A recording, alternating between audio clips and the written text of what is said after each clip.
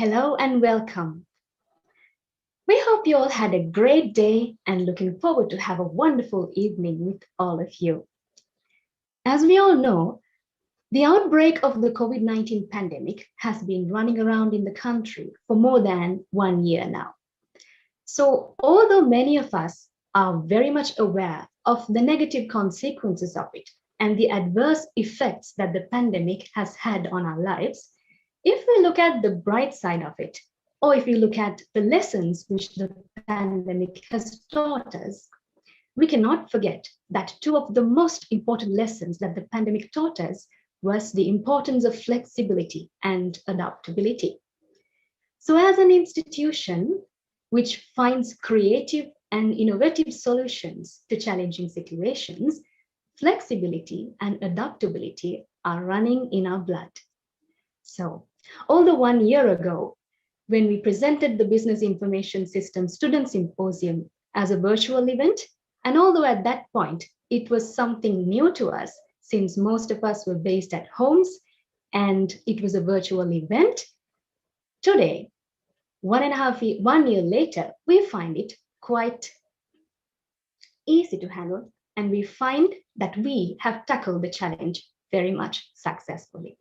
So ladies and gentlemen, looking forward to have a fruitful evening with all of you. Thank you very much for gracing the second Business Information Systems Student Symposium today. In order to officially commence the events, I would like to most cordially invite the chair of the symposium, Mr. Nilanta Prasad, to deliver the welcome speech. Over to you, sir. Thank you, Sandhini. So good evening to all of you. Most distinguished keynote speaker today, Dr. Dinesh Hamangoda, General Manager Sales, Hemas Consumer Brands, Honorable Guest of Honor, Professor P.D. Nimal, Dean of the Faculty of Management Studies and Commerce, University of Sri Jayawardanapura, Honorable Head of the Department, Dr. Mahesh Fernando, Department of Information Technology, Faculty of Management Studies and Commerce, University of Sri Jayawardanapura, all senior professors, academic members, all the honored panel members, students, and all the other invitees. It gives me immense pleasure in welcoming all of you to the second Business Information Systems Students Symposium 2021, organized by the Department of Information Technology of the Faculty of Management Studies and Commerce, University of Sri Jayawardanapura. So just to brief about the department, Department of Information Technology offers Business Information Systems degree, bridging the gap between the business and information technology professionals. Capabilities of our students are not limited to research, but also to improve information systems development skills which meet the requirements of the current business world. This event showcases research and application development projects of the students who have completed their final year research and application development project courses with a higher result. Moreover, this is an opportunity for the final year undergraduates to earn a publication during their studentship while receiving an expert opinion on their research and application development work. This event will allow current students to improve their skills and knowledge towards research and information systems development areas while making a platform for students to share their visions and ideas and operationalizing them for the benefit of the country and world at large. We believe that this event would help students to excel in research and application development projects in the future. On behalf of the organizing committee, I feel honored to welcome you all for taking a keen part in this event. I'm sure that you all will feel enriched with knowledge after completion of this event. I ensure that this event will be knowledgeable and the next few hours will be enjoyable and fruitful for every one of you. Thank you very much. Thank you very much, Nilanta sir. Ladies and gentlemen, that was the chair of the symposium, BISSS 2021, who presented the welcome speech to all of you. Now we are prepared to listen to another very important personality who was behind all the organizing effort of this event. He is none other than the person who spearheads the Department of Information Technology. I would next like to most cordially welcome the head of the Department of Information Technology, Dr. Mahesh Fernando. Over to you, sir. Uh, Thank you, Sadhini. I believe that I'm audible. Yes, sir, you are audible. And Right. Okay. Good evening to you all. Uh, Professor P.D. Nimal, Dean, Faculty of Management Studies and Commerce, University of Sri Jayawardanapura. Dr. Dinesh Hamangoda, our keynote speaker today, General Manager Sales, Hema's Consumer Brands, all senior professors, academic members of the department, as well as all the academic members of the Faculty of Management Studies and Commerce, and all the other faculty members from other faculties. Invitees, alumni members, students from all 4 years, and presenters of Business Information System Students Symposium 2021. It's my pleasure to address you all in the second Business Information Systems Students Symposium.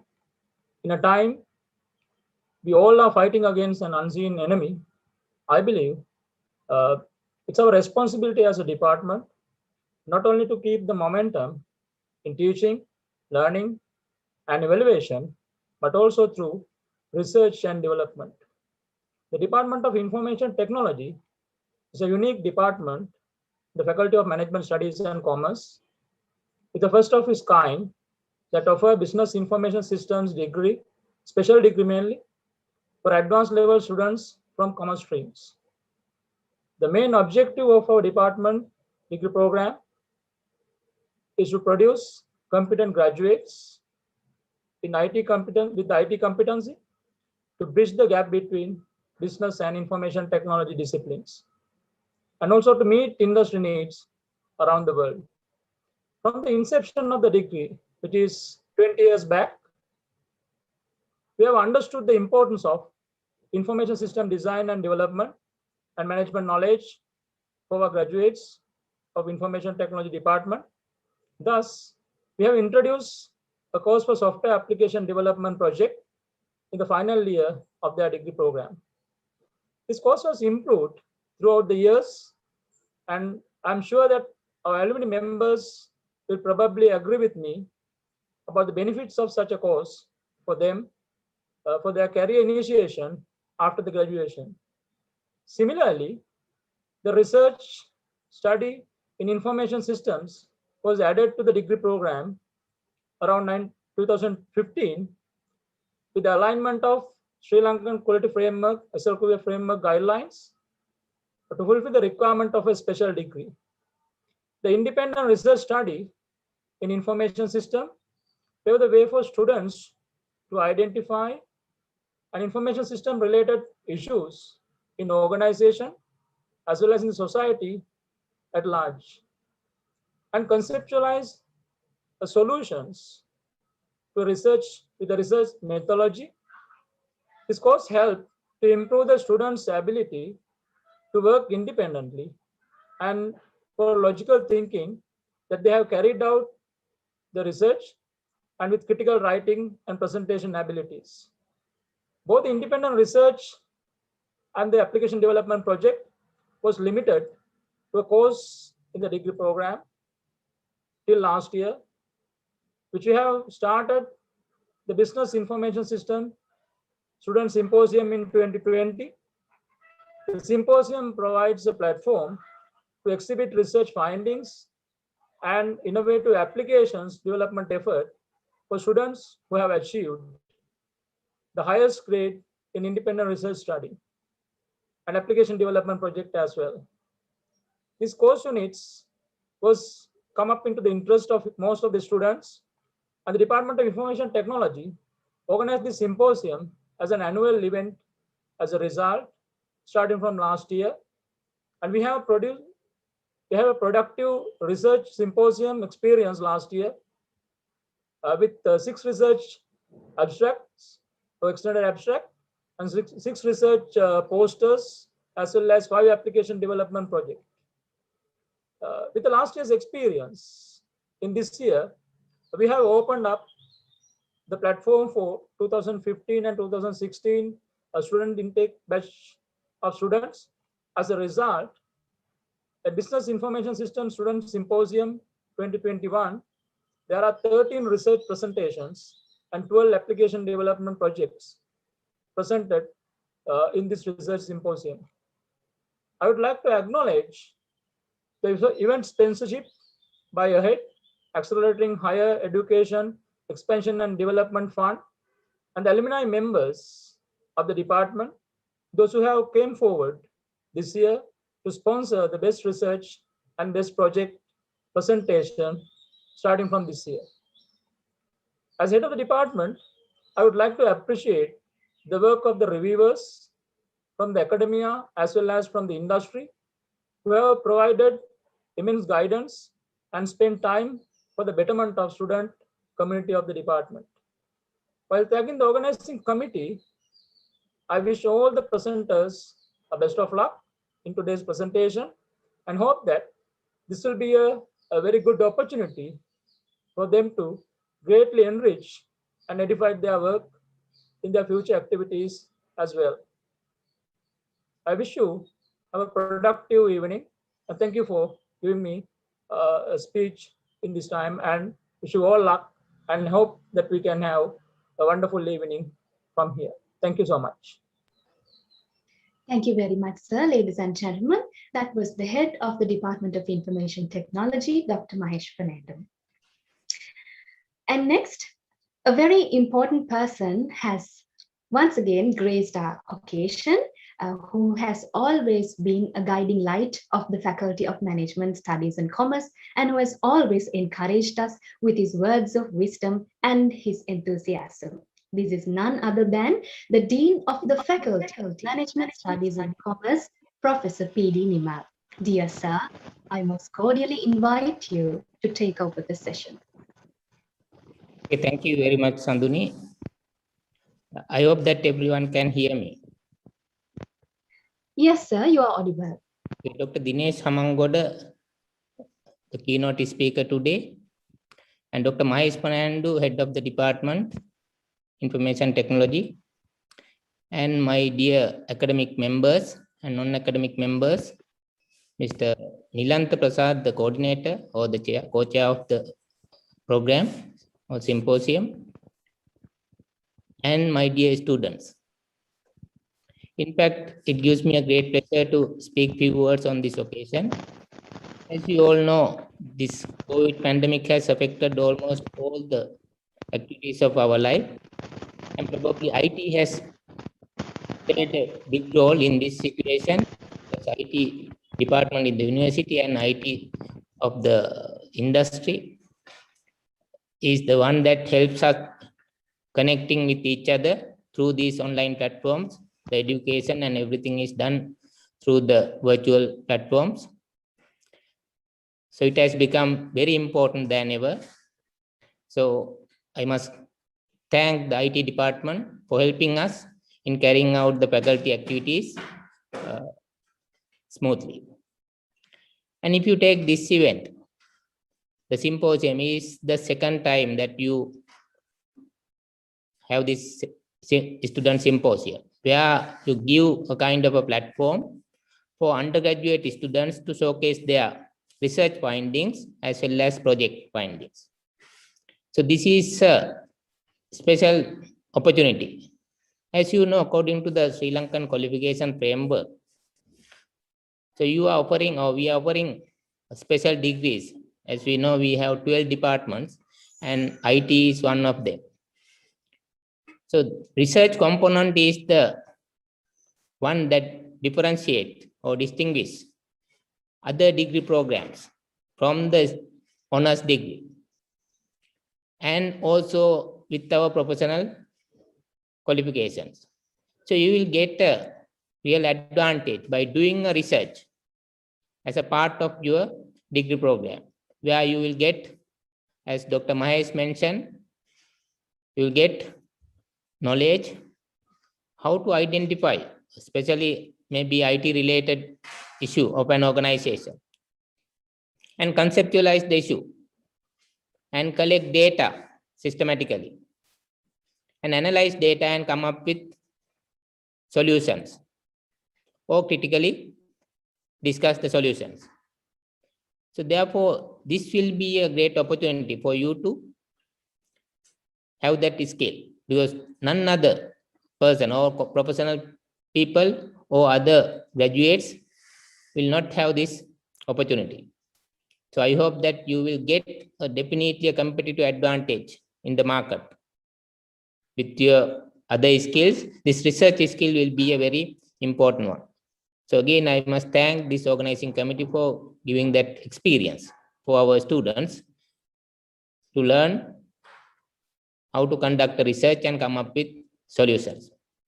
And also, as you know, you are now in the final year. So everybody is looking forward to joining with the industry. So remember, you may end up with a very good performance in your undergraduate degree program. Maybe end up with the first class degree or second class upper degree. Still, remember, that will be very useful. That will be very useful when you enter into an organization. Your CV will be very much attractive with the first class or second upper degree. So you will be evaluated by your degree performance as well as interview performance. Then you will be recruited. Remember, after recruiting you, people will not worry about your qualification. Your seniors or supervisors will not worry about your qualification as such, but they will evaluate you on your performance as well as your attitudes. So you have to develop, or you have to be aware to work for the organization as it is your own organization, and contribute as much as possible. At the beginning, do not go after other benefits. Work as much as possible and work with people in a friendly manner and support others as a team. They will be the measures that your superiors or supervisors will evaluate you.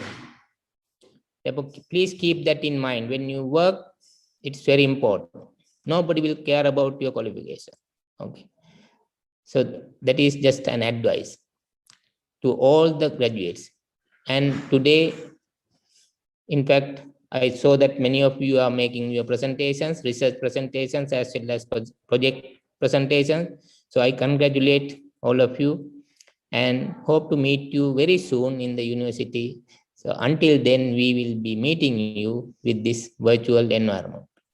So wish you all the best. And I wish you the department also. And thank you very much for giving me this opportunity.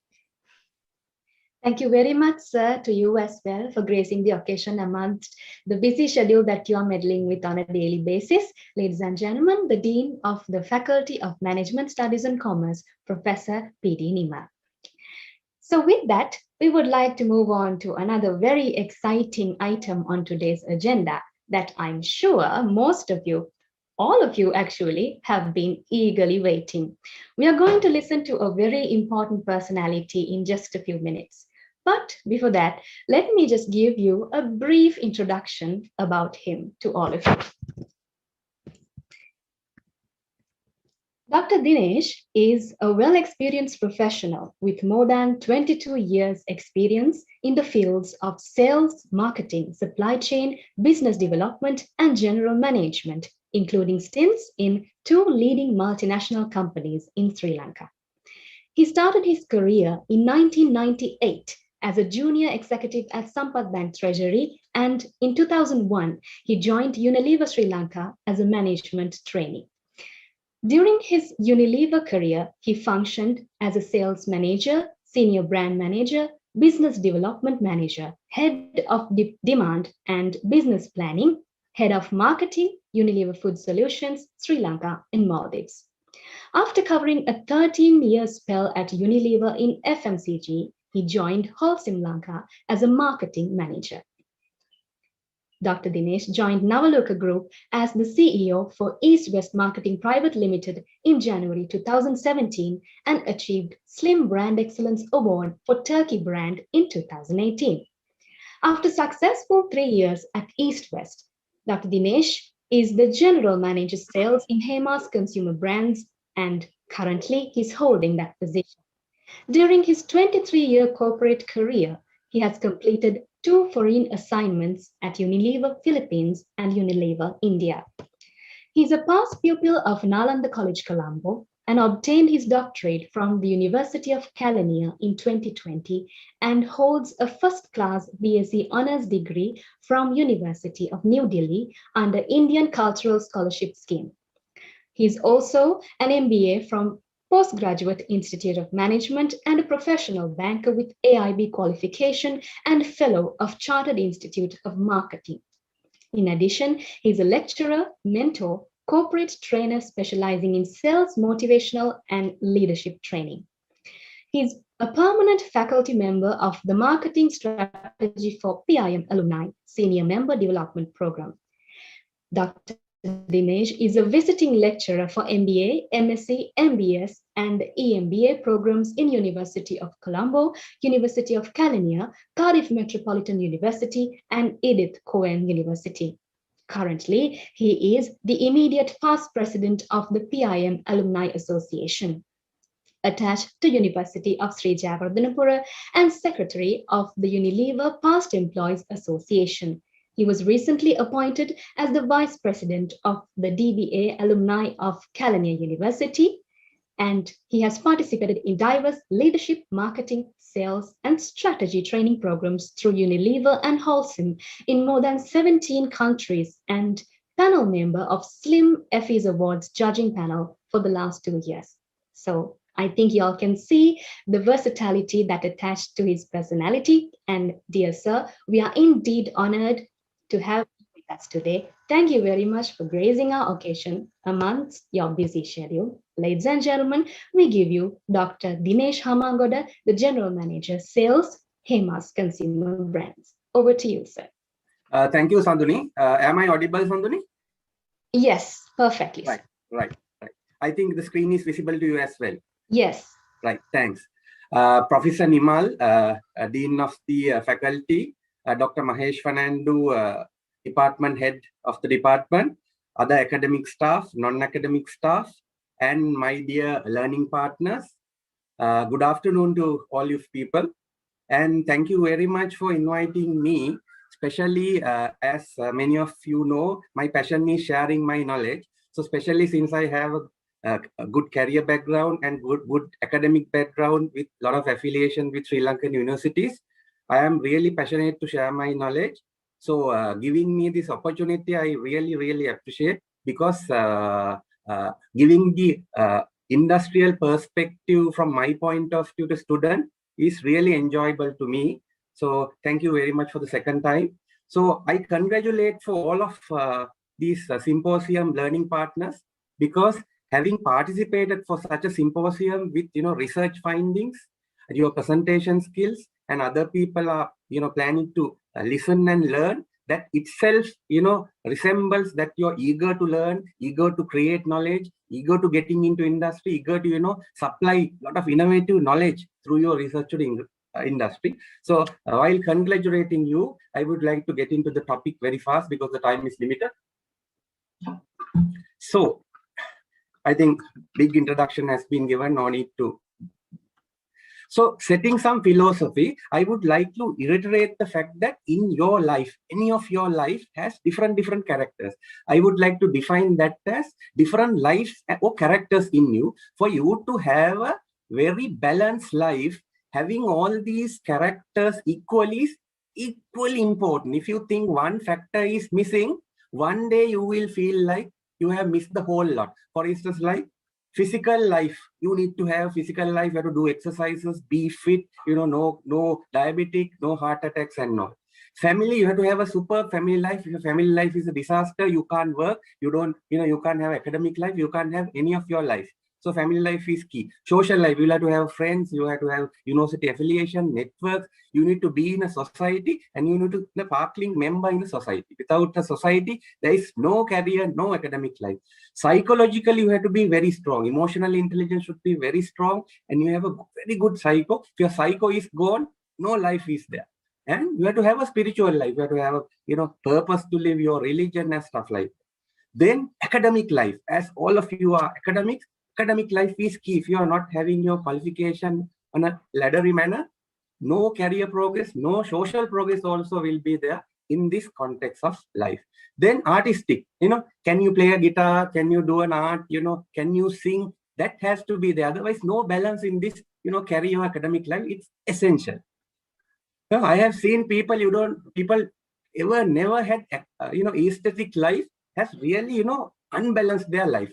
Career is the final one, which is one of the most important thing. So if you think one of these factors are missing within you, there's a big question mark. All of these factors should be there. Somebody may be saying, family life shouldn't be there.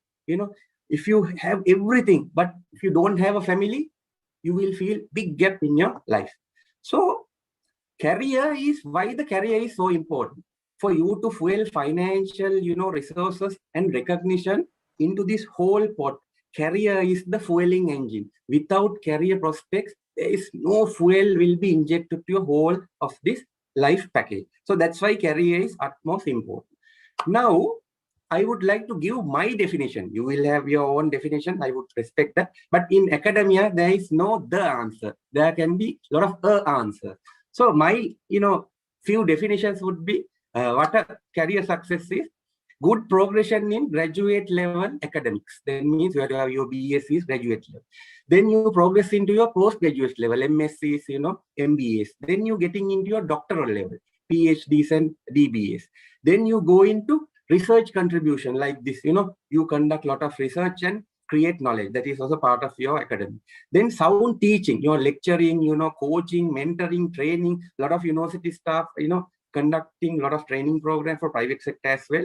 And you have a good collection of publication as an academic. You have journal article published, a lot of ranking, a lot of citation. Yes, superb academic life. Contributing to academic convention symposium like this. Yes, you have participated a lot of conventions, a lot of, symposiums, and you have presented. Good academic success. Leadership for academics association. President of medical association, president of some other, academic association or a forum. You are the leader of, economic forum for such one thing. So that means a very good academic, symptoms of academic success.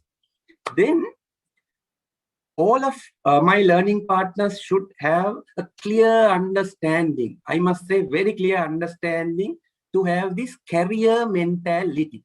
Because many of the young guys, because I am interviewing many people on a daily basis in all my jobs, this is my 6 jobs with 2 multinationals, many, even senior people still haven't understood what is the meaning of a job and a career.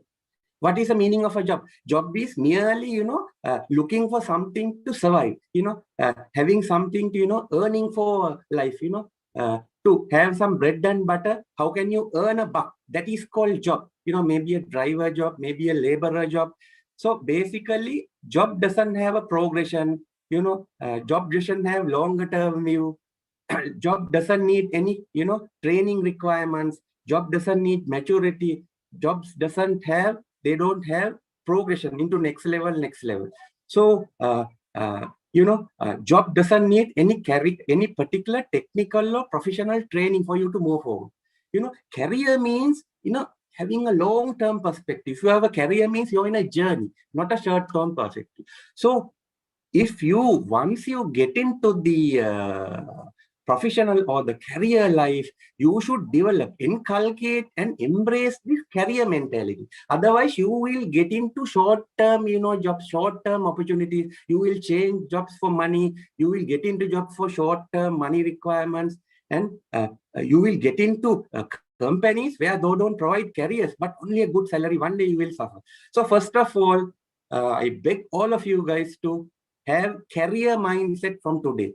I don't need a job. My priority is not money. Money will follow you when you have a good career. So career. Then what is your professional and career success? Some people think getting into a big conglomerate and becoming a junior executive, you have achieved your career. No. So I'll give you some symptoms, some, acid test for you to check whether you have really, understood the word called professional and career success. Impressive progression in your career. Impressive progression means, are you continuously being promoted? You're getting awards, lot of achievements in the job, you're delivering results, you're delivering growth, you're delivering market share, highly paid, you're paid high salaries, 5 million salary, 2 million salary, like, becoming the best employee, you have saved a lot of cost in the industry, in your company, leading large teams, higher designation, general manager, chairman, work for few blue chip companies, have you turned around the company or have you bankrupted a company? Acquiring professional qualification in between. Those are the building blocks for you to, who will guide you for your long-term career succession. Maybe MBAs, maybe CIMs, FCIM, and gaining different, industry exposure. Have you been stuck to one industry? You have different, industry exposure. That means career. Stuck into one industry, one job is not a career. Yeah, you're getting into a comfort zone only. And different positions, marketing manager in one company, general manager in one company, head of finance in one company. Have you got that different, culture experience, different exposure in different companies, different culture? Have you got exposure in another country? For you to become a chairman or a managing director in a blue chip company in Sri Lanka, foreign exposure is must. You should have worked in a foreign country for you to come back and, take over here. So have you got that foreign exposure? And adding value to the industry. Have you chaired an association? If you're in tax association, have you shared, lot of, value added to the industry from your discipline? If you're a marketer, have you added a lot of marketing insight to the industry? You can remember Professor Udita Liyanage had a lot of value to the industry. So he had become a, professional and academic giant in the industry. So, most sought after career, you are a most sought after career professional in Sri Lanka. Headhunting, calling you, ask for big salaries, being an iconic career professional with a good brand image, like Mr. Aravinda Pereira, Dr. Hans, huge brand image, Mr. Kishu Gomez, Diane Gomez, those are business icons, good brands. Being a successful consultant, our companies are calling you for consultancy. That means you have got professional and career success. I think I have set the context for the speech. So I have noticed few pitfalls. I am not saying weaknesses. Excuse me if I am, uttering some bad, non-useful words, non-motivating words. Few pitfalls I have noticed during my 22-year career with most of the universities, private and local. Most of the students, I do career coaching, I do lots of, engage with students in different levels. And people who have recently recruited for public and private sector, I have a lot of association. I have seen common issues, why they can't make this academic success into career success. So if you can crack it today, maybe your discipline, maybe IT or marketing or finance, it doesn't matter. But if you crack few of these, I would ensure your career will be a superb success.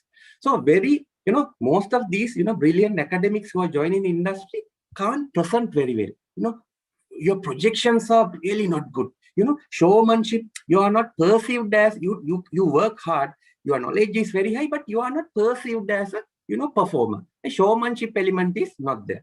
And most of the people have high ego. Low demonstration of, the concept called empty. Once you get into organization, you think you don't know anything. You have to, like a sponge, you have to grasp everything. So if you think your pot is full, you can't fill the pot with knowledge. So you have to empty the pot. A lot of graduates think, no, my pot is full. So long delays in adaptation. They take a lot of time to adapt because leadership skill is very low. And a lot of people in the very instant get a huge cultural shock. They can't adapt. Another thing is, these, high career guys, academic guys joining industry, they don't want to take risk because they think they know. And sometimes ignorance becoming a blessing. If you don't know anything about the subject, you take a risk and you succeed. So since academic know more than other people, they tend to take risks. If you're a marketeer, if you know the marketing risk, segmentation and positioning, you don't take a risk and launch a product. You think, I mean, according to my theory, this proposition may not work. So people who doesn't know marketing may launch the product and he may succeed. So sometimes you will have to take few calculated risks. And these people are highly presentation biased, documentation biased, analysis biased, strategy biased, and very low bias to execution. They don't want to execute. They don't want to plan and give the plan to somebody else. And low results bias. They don't want to create the plan and strategy and tell the boss, I have done the strategy and plan, let somebody else to execute. And a lot of time I have seen, realize the practical gap. What you know and what can be done as a big gap. So they don't understand what you know and the practice has a huge gap. Once they realize, they have jeopardized the whole career. And in practice, the tactical knowledge, sometimes the tacit knowledge, most of the time, matter than the explicit knowledge, the book knowledge. So to get the tacit knowledge, you will have to slowly work with your peripherals and peers and get that knowledge. So they think the explicit knowledge is highly effective, but tacit knowledge most of the time matters. So low interest in learn from peers because their ego is a little bit high. They don't want to, they don't join as management trainees. They think they are, they know everything. So getting stuff from peers, they have a weak point. And I have seen the passion factor is not that great. They think they know everything, but they don't put maximum. Their passion, the eager to get into the subject is very low. And networking, I would say getting with people, get along with people with outside networks, I have seen very low. Some other pitfalls. So you have to understand, even though you have gathered a lot of knowledge in the university, a lot of knowledge can't be practiced because you have to go through a lot of exceptions. Mostly application theory directly into Sri Lankan context is not that easy. Because Sri Lanka companies are not process driven. So all what you need from Kotlers and all the theories, 5 force factors, stuff like that easily can't be adapted because Sri Lankan companies are haphazard.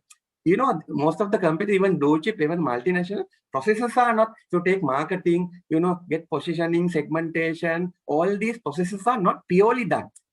You all take shortcuts because the processes are not done. Because you guys go there and try to execute the whole process and asking the bosses why the whole process is not there.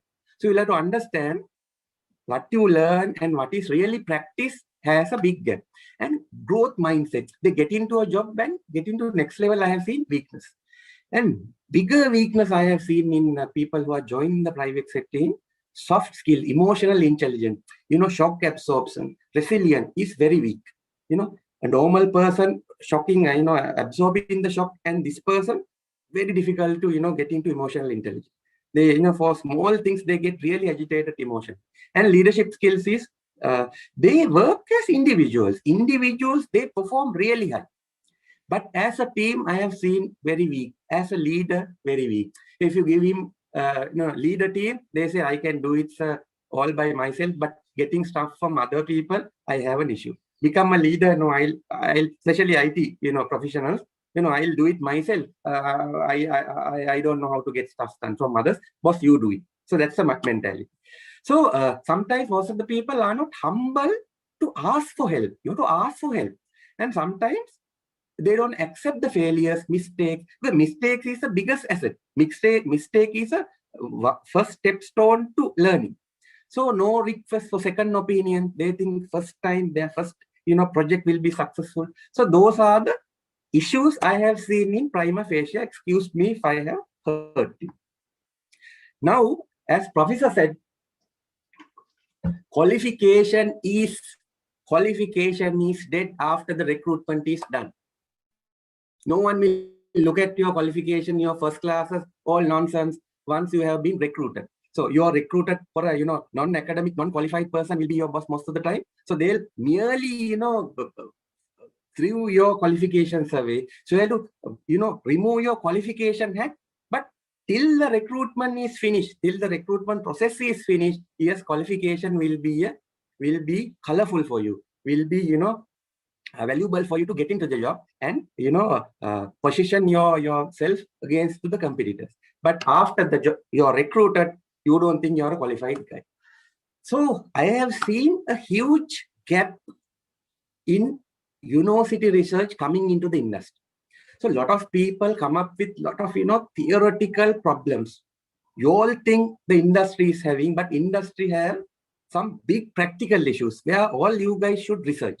So don't go into desk research type, highly academic type, which no practitioner can even touch. Perception about certain people, how the perception of brand manager will affect to the branch manager. Yes, that can be useful, but is that a burning problem in the industry? Is that highly researchable? Is there a researchable need?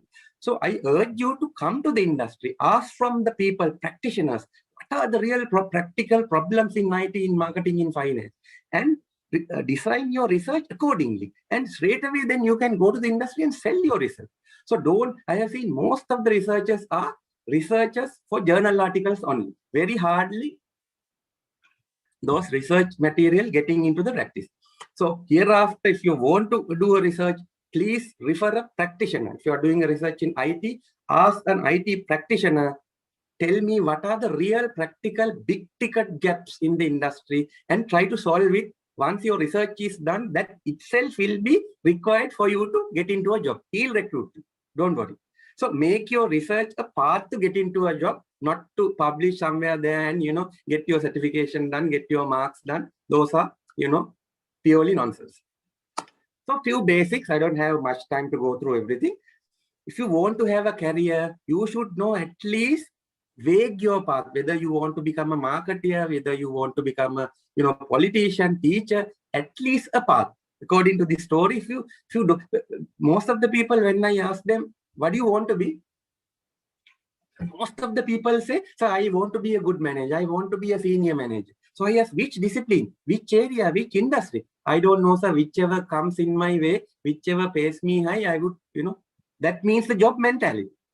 So select an area, a specific area where you would end up.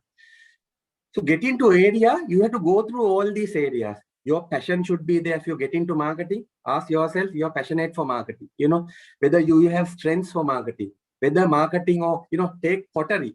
If your passionate area is pottery, will there be future economic development for that? Future opportunities will be there for pottery. If that is no, don't choose. So if the area is growing, if your particular area is socially accepted, I have seen so many people, getting into different passionate areas. Halfway through their agency, people are not recognizing me. When I get into school, put my little one into the school, my principal asked me, my job is not that acceptable. So halfway through, you regret. And things that you can enjoy. So consider all of these factors before selecting a discipline. Maybe logistic, finance, marketing, or whatever. Have a checklist whether all these elements are fulfilled. Suppose you have a high passion, but you don't have a strength. You want to become a popular singer, but you can't sing. Don't get into the singing. So singing, very passionate, you can sing, but no growth opportunities, no salaries, high salaries are paid, don't get it. All these sections should be there if you want to enjoy a good career. Merely because you like it, don't get into it. This is a very big, concept that I have developed. If you want to become successful in the career, don't try to become masters in all areas. You will never achieve that. Try to select in your context, maybe IT, have your context IT as the core subject that you want to master. So if you master that, no one in your company can challenge.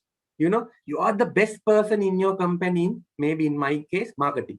So peripherally, you can have peripheral knowledge, some sound appreciation about sales, some good appreciation about HR, good, sound knowledge and logistic or finance. Because once you become the managing director, when brand managers present something, if you're in finance, you should know a little bit of, marketing, little bit of HR if you become a managing director. But it doesn't mean for you to become a managing director, you need to master HR. Never. No managing directors, no chairman, no general managers in this context, in this world, had masters everything. You can master only one or two subjects. So take I have mastered sales and marketing. But I know logistics. I know very good sound understanding about finance. So that's why you go through MBAs. I can ask very, very, stingy, very strong strategic questions in finance. So that you have to have that appreciation, but don't try to master. So this cross-functional exposure will drive you to the general manager.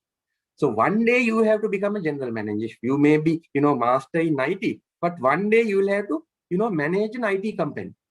So keep this model in your head. Try to master one, have peripheral other factors. I think I have few minutes. So better you have to dream your dream job. I will stop since the time is not there. The best,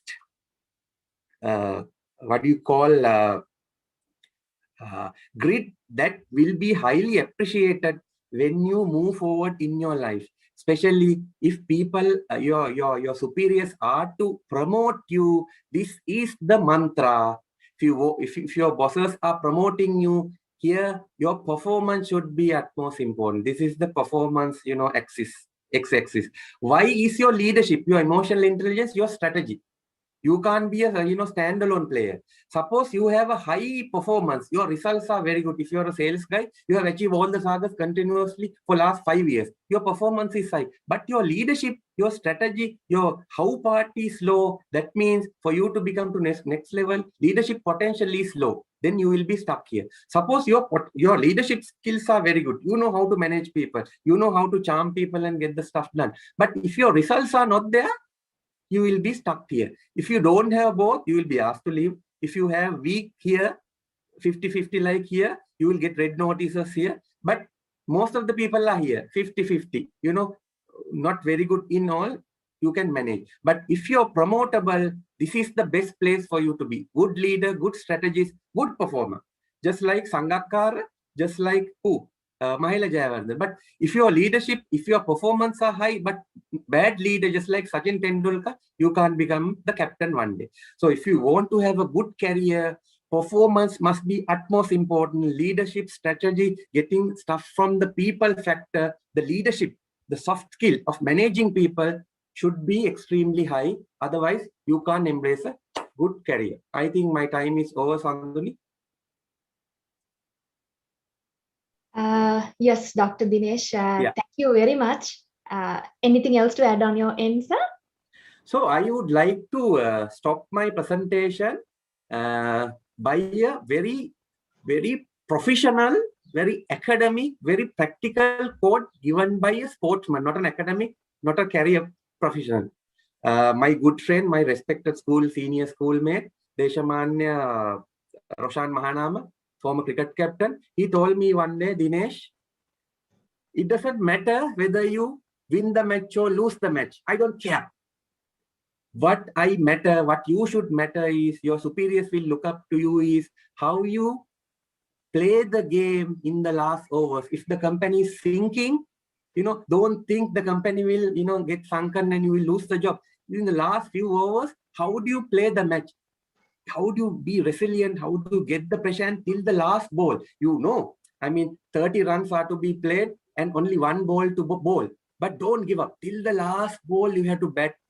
That is the, breakthrough success of a career professional. So whether you have a nice picture or a bad picture, your bosses will look up to you. Whether you're playing the match, how do you play the game matters a lot more than the performance. So with that comment, I would like to finish off.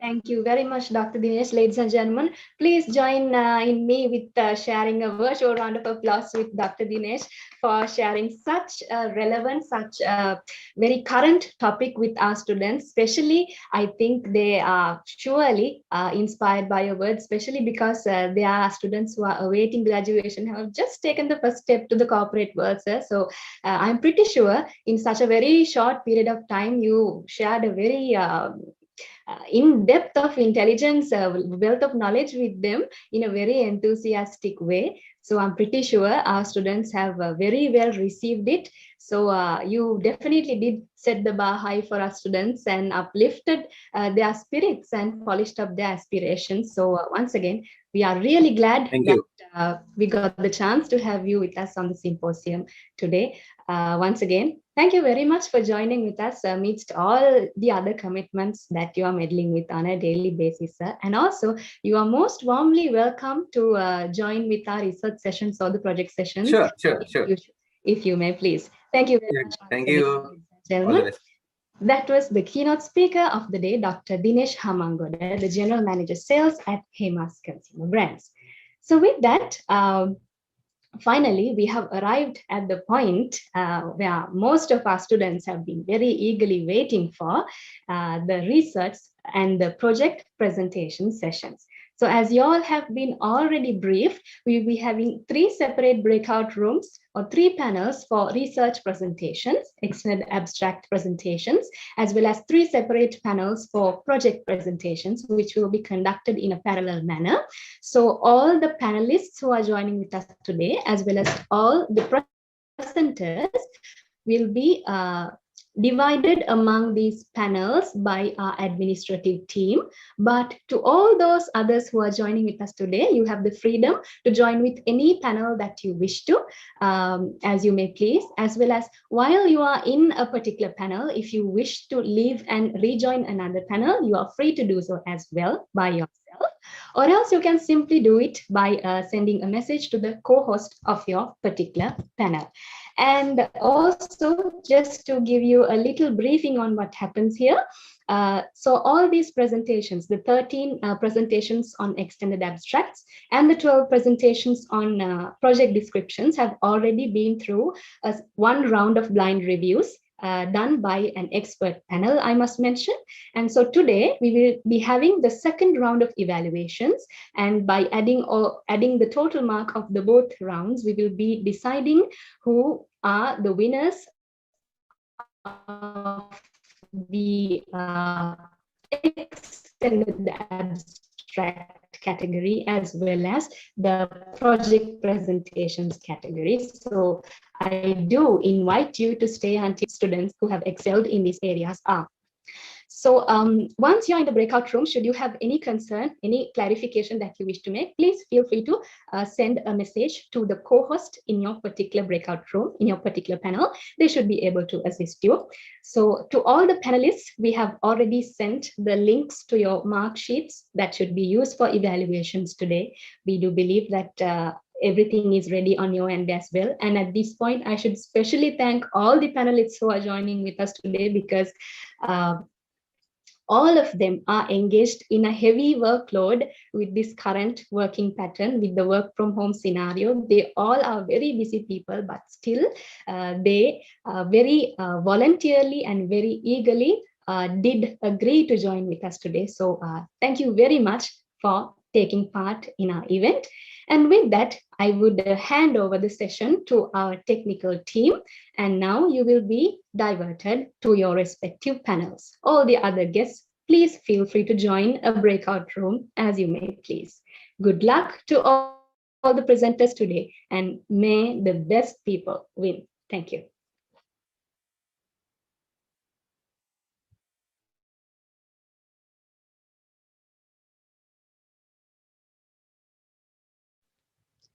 Good evening, everyone.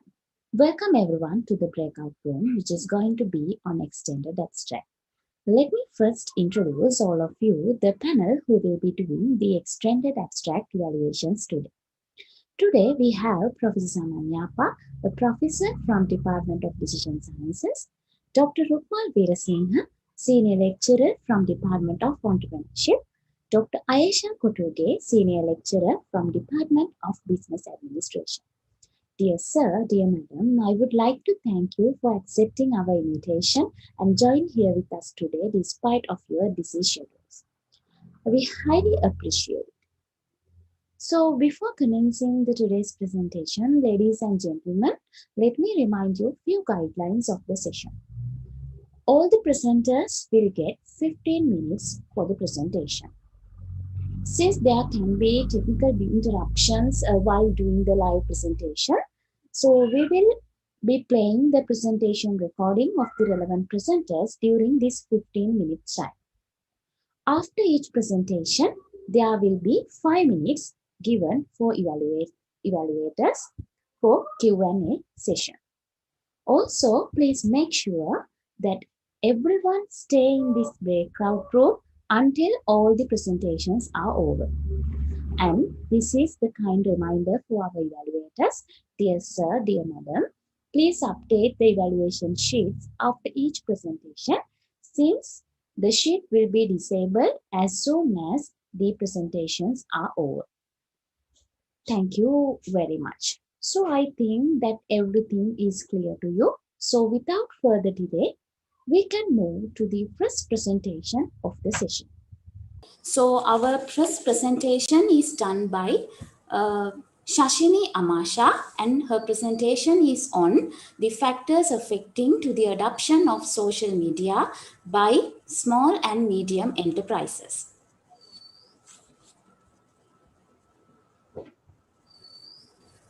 Good evening, all. I am Shashini Amasha.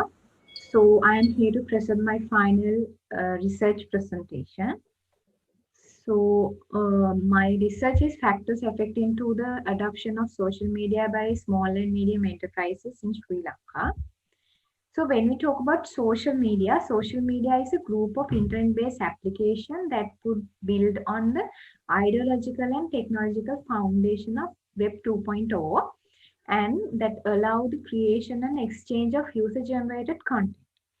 So there are several types of social media, like social networks like Facebook, microblogs like Twitter, reviews and ratings like Yelp, communities like YouTube, collaborative projects like Wikipedia, virtual game worlds like World of Warcraft, virtual social worlds like Second Life.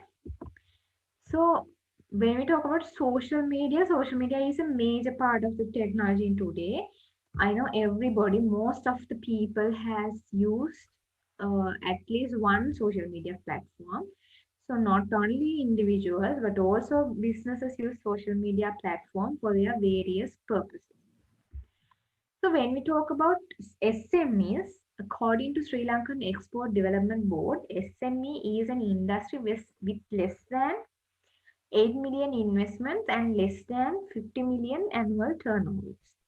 So according to Durkin, Magwan et al. And Al-Shaji et al., many SME practitioners have proved that by having effective usage of social media, businesses can get more opportunities, maintain issues of trust and commitment with stakeholders such as customers, employees, suppliers, and competitors, etc.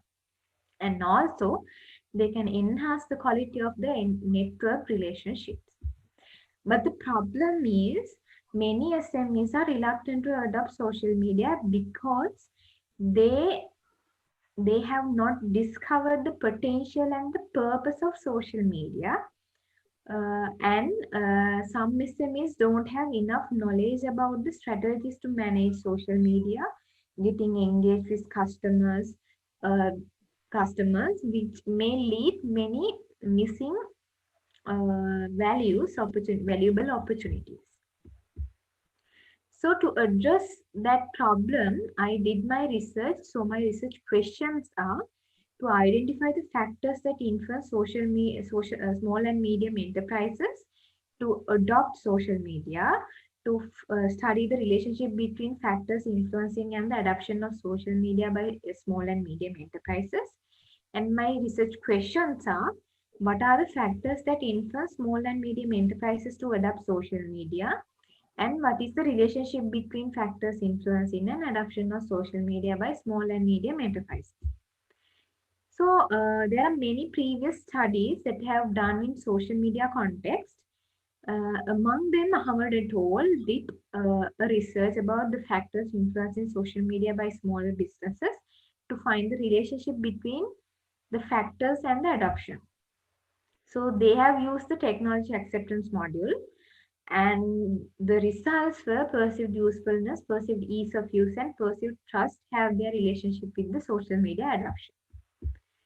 So this is the conceptual framework that I adopt from Muhammad et al., which was developed using technology acceptance module, and they have extended that model using perceived trust. So these are the definitions of my constructs. So perceived usefulness is the degree a person thinks that by using a specific system to enhance their job performance. Perceived ease of use is the degree to which a person believes that using a particular system would be free of effort. A belief, the perceived trust is a belief that someone or something is reliable, good, honest, effective, and so forth. So my hypotheses are, I have three hypotheses. The first one is perceived usefulness has a significant influence for the adoption of social media by Sri Lankan SMEs. The second hypothesis is perceived ease of use has a significant influence for the adoption of social media by Sri Lankan SMEs. And third hypothesis is perceived trust has a significant influence for the adoption of social media by Sri Lankan SMEs. So I use model testing and by using the technology acceptance model, and I use quantitative method. And my primary data collection, I use a questionnaire, basically a Google form. So my population was all the SMEs in Sri Lanka, and my sample was 90 social media adapted SMEs, which I got from quarter sampling and convenient sampling. For the data analysis tool, I use Smart PLS3, and I did the pre-processing data analysis and found and remove unengaged values. So this is my questionnaire, which I adapt from previous literature. So this is my result. So firstly, I got the descriptive data. So I did descriptive analysis. First, I asked how many years they have started their business. So among my sample, 50% of SMEs have started their business like within 0 to 3 years. Then I asked how many times they access to their Facebook account. So like 36.7% of SMEs visit their Facebook account every day. So then I asked how many hours they use their Facebook account, their company Facebook account. So 34.4% of SMEs use 0 to 5 hours. So these are the industries of my sample belongs to. And after doing that descriptive analysis, I did reliability analysis. Firstly, I did indicator reliability. Except one item, I got every item above 0.7. But according to Chan and Idris, outloading above 0.6 is also acceptable as having indicator reliability. So then I didn't remove any item. And then after that, I did internal consistency. So then I found that composite reliability and convex alpha is about 0.7. Then I did reliability analysis. Then I did validity analysis. Firstly, I did conversion validity analysis. So I found that AVE is greater than 0.5. And I did discriminant validity analysis. So then I found that my indicator loadings are higher than all of its cross loadings. So this is the research model that I have drawn using Smart PLS3. So after those validity and reliability analysis, I did hypothesis testing. So first two hypotheses, so I found that one was below 0.05 and two were greater than 0.05. So my results of hypothesis were like perceived ease of use towards adoption of social media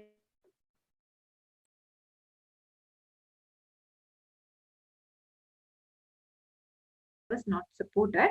Perceived trust towards adoption of social media was also not supported. Perceived usefulness towards adoption of social media was supported.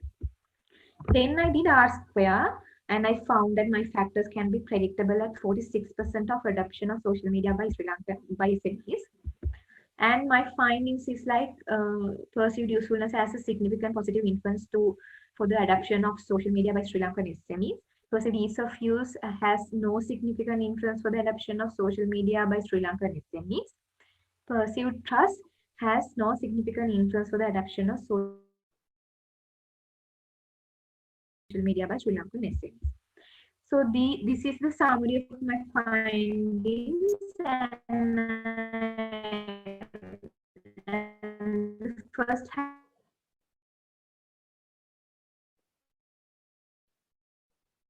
perceived usefulness result in higher level of social media adoption by SMEs.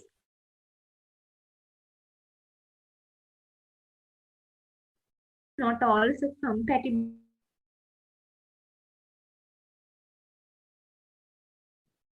result in higher level of social media adoption by SMEs, and also they found that a higher level of perceived trust result in higher level of social media adoption by Sri Lanka by SMEs. So my research can be used as for the material for future studies to expand the knowledge using technology acceptance module in social media context.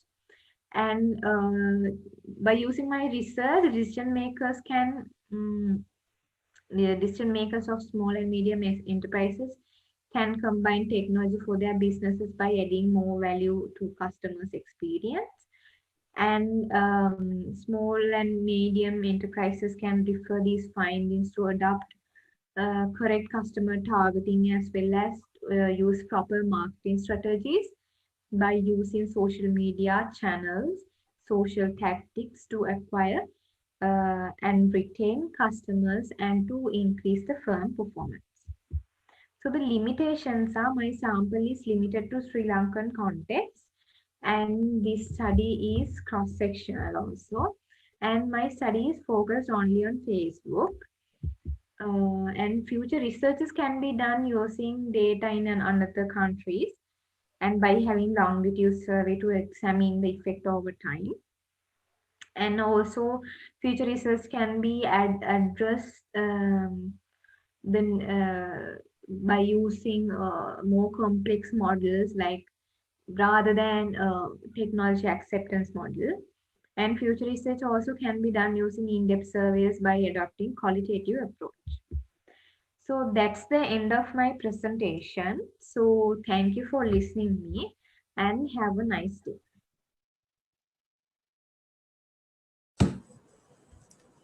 So I think Shashini is here with us. So with that, I invite our evaluators for the Q&A session.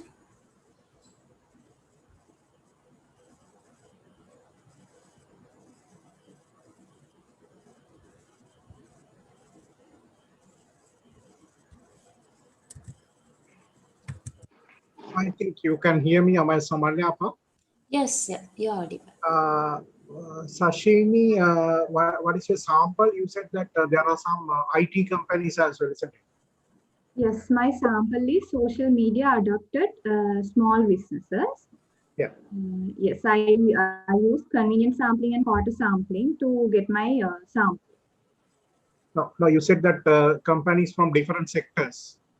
Yes, so basically I send my questionnaire to different people, the people that I know, and also I contact the external department, external degree program entrepreneurship, and found some contacts, and I send them to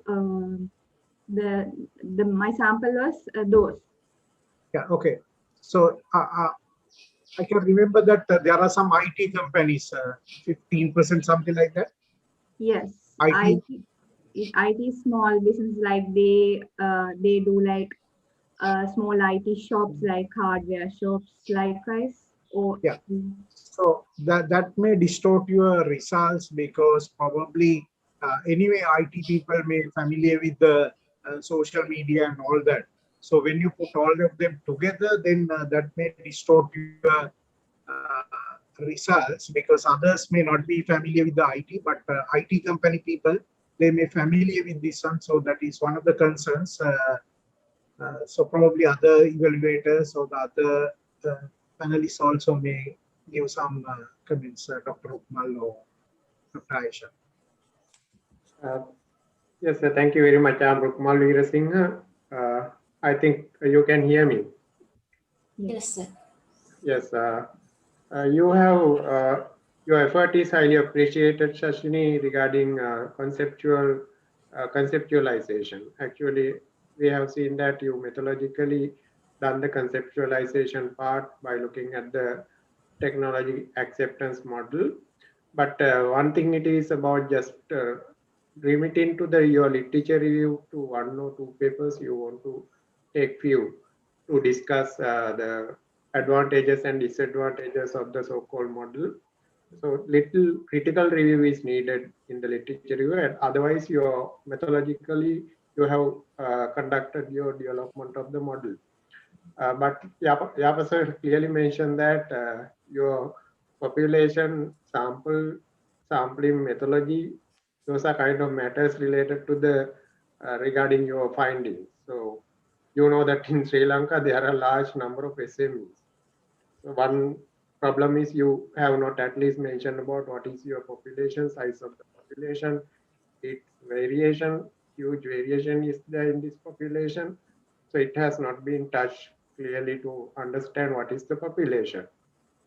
As a result of the large population, this is not representative sample. Just taking 90 organization, again, those are different categories. Those are in different categories. Therefore, limiting your population, if you did it, limiting your population to one geographical area or one industry, as the officer clearly mentioned, it would be better. Otherwise, you know that taking 90 sample and trying to tell about all Sri Lankan SMEs uh, spread at every district and provinces, that is not feasible thing. That is the one of the biggest issue regarding your data. If that input is not good, the outcome is also questionable. So that is the problem with me. Otherwise, all the things that you have done, validity testing, reliability testing, um, developing the conceptualization, those are very strong, very strong. You have done the contribution in that part, but data, collecting the data with the proper sample is very important to come to a conclusion. I think in future you will think about your studies in that way. Okay, thank you very much for giving the opportunity. Thank We'll you. move to the Aisha. Thank you, Dr. Ukmal. Actually,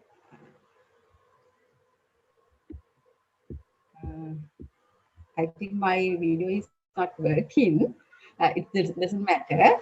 Actually, I am highly appreciate your presentation and work that you have done. It's currently important study, but I also 100% agree with Professor Samanyapa and Dr. Ukmal, because I also concerned about your population and sampling. When you talk about your population, you said you are concerned about all the SMEs in Sri Lanka, but when it's come to the sample, you mentioned you are consider only SMEs who are adapted that social media.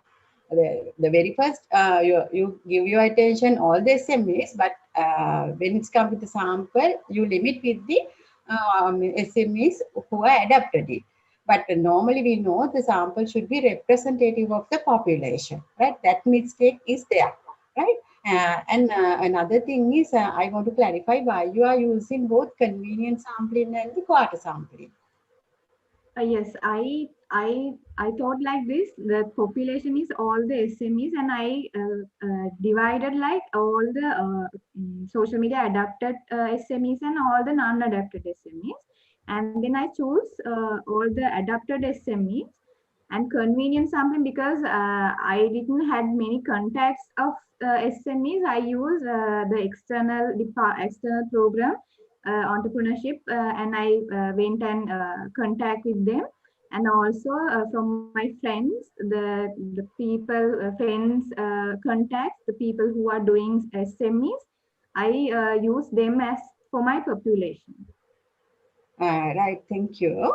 The thing is, when you use quarter sample, as you mentioned, there are two groups, adapted and non-adapted. The both should be there, right? That's why we use quarter sample. If there are too many starters, we can go for the quarter sampling as a stratified sampling, right? That mistake is there. I think you are in the learning process. These mistakes you can overcome in your future studies as well. Right. Thank you very much. Anyway, I wish you all the best for your future career and the other activities. Thank you. Thank you.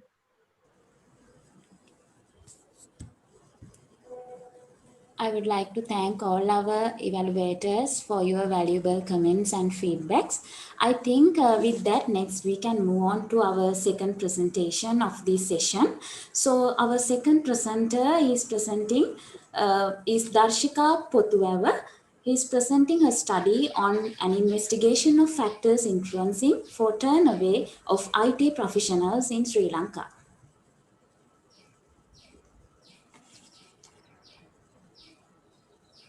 Good evening, everyone. I'm Darshika Pothuava, and my research is an investigation of factors influencing for turnover of information technology professionals in Sri Lanka.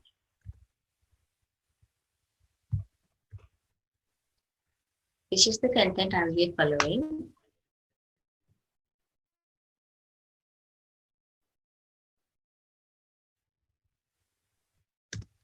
Starting off with the introduction, a brief background.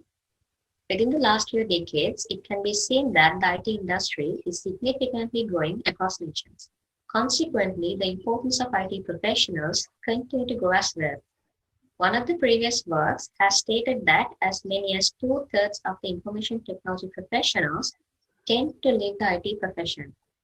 Moreover, that turnover itself is a serious problem for organizations, and turnover is even more crucial. Unlike turnover is a considerably different phenomenon which is not well understood nor much researched. This is even more so in the Asian context. Therefore, there exists a knowledge gap. So this study investigates what are the factors that may cause turnover in the IT sector in the Sri Lankan context.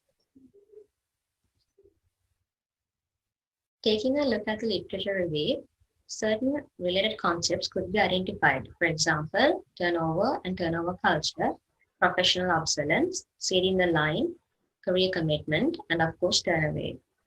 Distinguishing turnover and turnover is where the IT professionals move to another company while remaining in the IT area. And turnover is where they abandon the IT area by moving to another functional area within their company or in another company.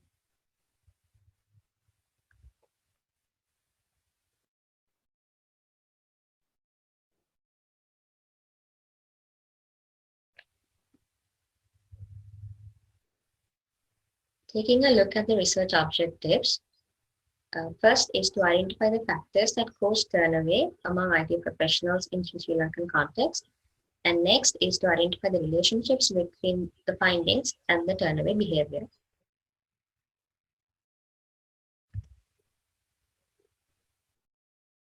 Moving on to the research design and methodology. Considering the available literature, it can be seen that they have used both quantitative methods as well as qualitative studies. And for this research, given the exploratory nature of the research purpose, a qualitative approach is adopted without following existing theories or predetermined hypotheses.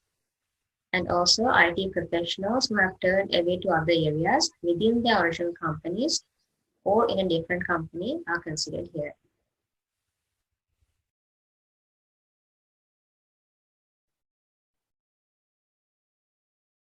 Potential individuals were selected based on referrals and the snowball technique, and the interviews were guided by a semi-structured questionnaire. The interviews were recorded and transcribed, followed by a data-driven thematic analysis. The figure summarizes the design and methodology.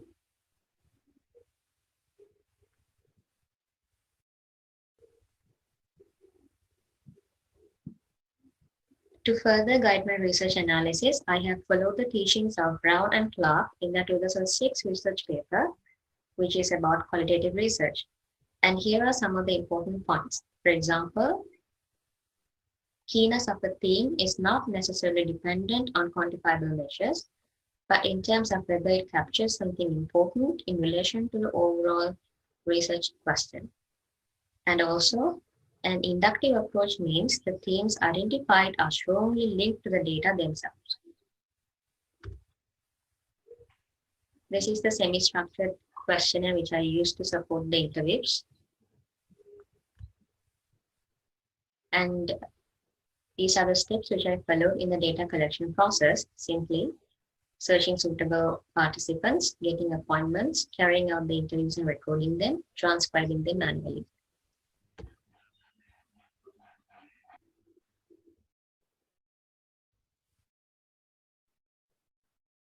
This is a summary of the background of the interviews in terms of each interviewee's current position, how I contacted them, the venue of the interview, and nature of the interviewee.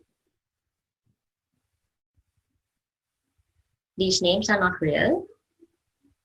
And as you can see, as planned, initially there were 6 planned interviews, but the final interview could not be conducted due to practical shortcomings.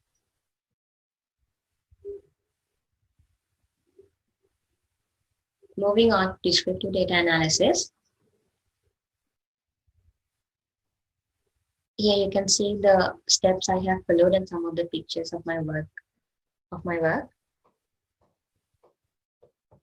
In this stage, the transcriptions were read repetitively to properly be familiarized with the data.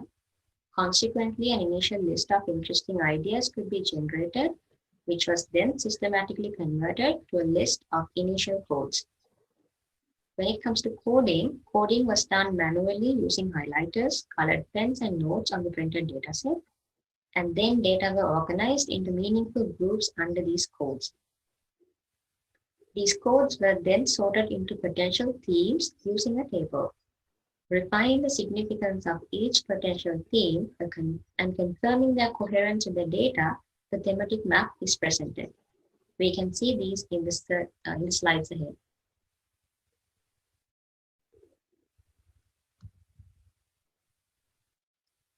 This table depicts the current and previous positions of each interviewee. As you can see, all of them have previously worked in completely information technology related professions. And when looking at the current profession, you can see they are in completely different areas. For example, Johan is an assistant superintendent at customs. Sanjay is a manager at a telecommunication company. Tusita is a pre-sales consultant. Rajiv is a marketing and sales executive. And Abdul, another different scenario. During the time of the interview, he was planning to turn away, but later I got to know that he couldn't really turn away. Despite that, his interview was considered into his research.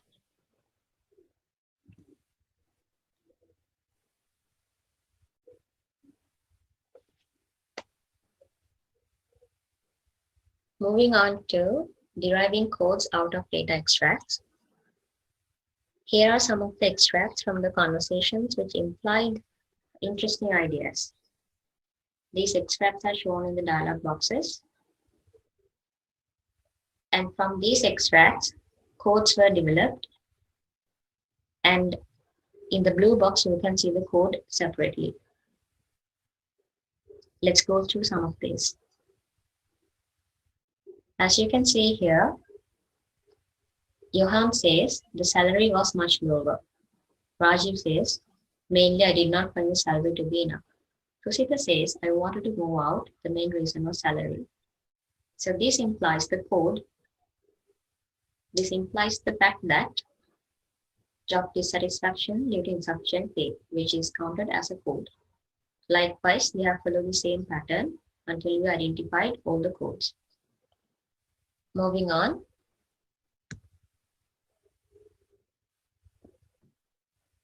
Tusita says, when you're in the middle, both the parties are going to pressure you. You will have to be sandwiched between the two. So it's very hard and you're taking these issues home. I didn't receive the job satisfaction I needed. Likewise, Sanjay says, I don't like tight deadlines. Most of the time, when I was in IT industry, I was having very tough, tight deadlines. For example, everybody asked me to deliver it yesterday, not even today. That is what I don't like in IT. So these amount to the code, job dissatisfaction due to exhaustion. Next, we have two codes together. Emergence of new opportunities from the organization and emergence of external opportunities. Emergence of external opportunities. For example, Rajiv has said, they have identified my talent in marketing and offered me this opportunity.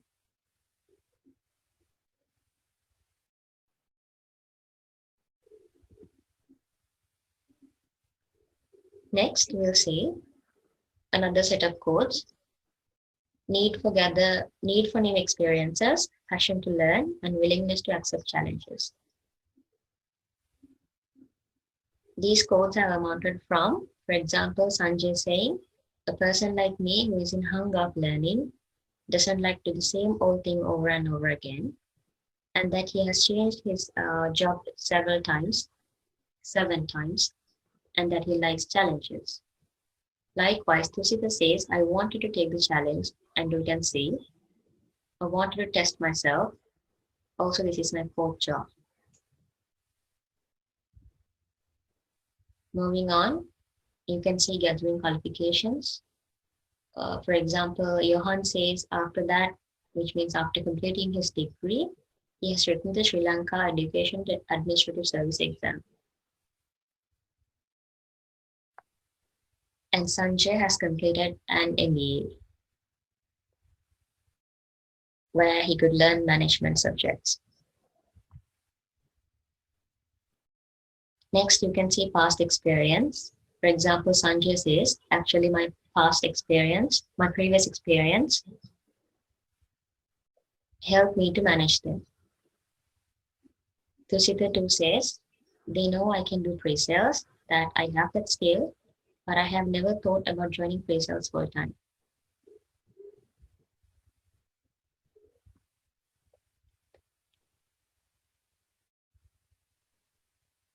Reaching an important area.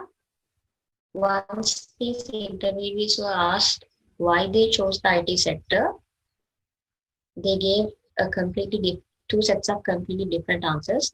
One is availability of employment opportunities. You can see Johan says, because there are many employment opportunities than for others. Rajiv says, most of the job vacancies are from the IT field. Abdul says, nowadays and in the future, systems will be linked with IT, so the job market is high.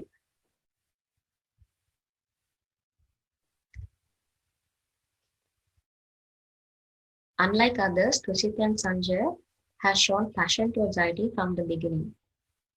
For example, Tusita says a reason to do maths for his A-levels was because he wanted to do coding. And Sanjay says, even though he did bioscience from grade 9, 10, 11, he was working in computer science out of his own interest. So this amounts to passion towards IT.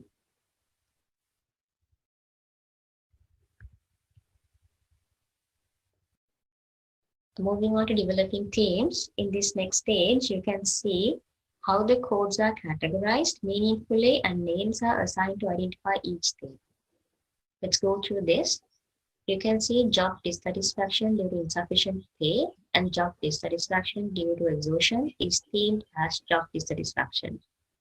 Next, emergence of new opportunities from within the firm and from outside is themed as new opportunities. Next, need for new experiences, passion to learn, willingness to accept challenges is themed as desire to gather new experiences and face challenges. Next, you can see gathering qualifications as intentional prior preparation, past experience as past experience itself, and lastly, but most importantly, availability of employment opportunities and passion towards IT is termed as reason to choose IT.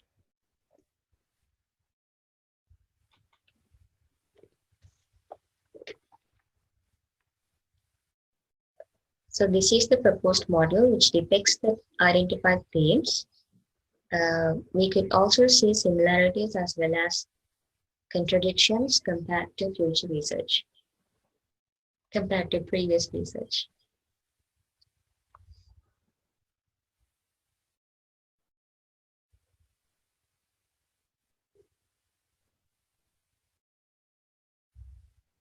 First, a strong indication of job dissatisfaction due to insufficient pay and exhaustion was obvious. The causes for dissatisfaction are not discussed further here as it is a separate research area which is beyond the scope of this research. However, job dissatisfaction in the IT profession could be seen as a major reason to leave the IT profession in this study. Some authors have agreed with this, while some have disagreed. Next, some professionals have turned away while remaining in their respective organization with the emergence of new opportunities from within the organization. For example, according to authors such as Reich and Brown, they have said that organizations value these ex-IT professionals. Going into details, the need to gain new experiences, the passion to learn, and willingness to accept challenges too have diverted their career paths in different directions. In several instances, participants have emphasized the fact that they like to take the challenge and broaden their experiences. Sometimes they have intentionally prepared themselves prior to actually turning away.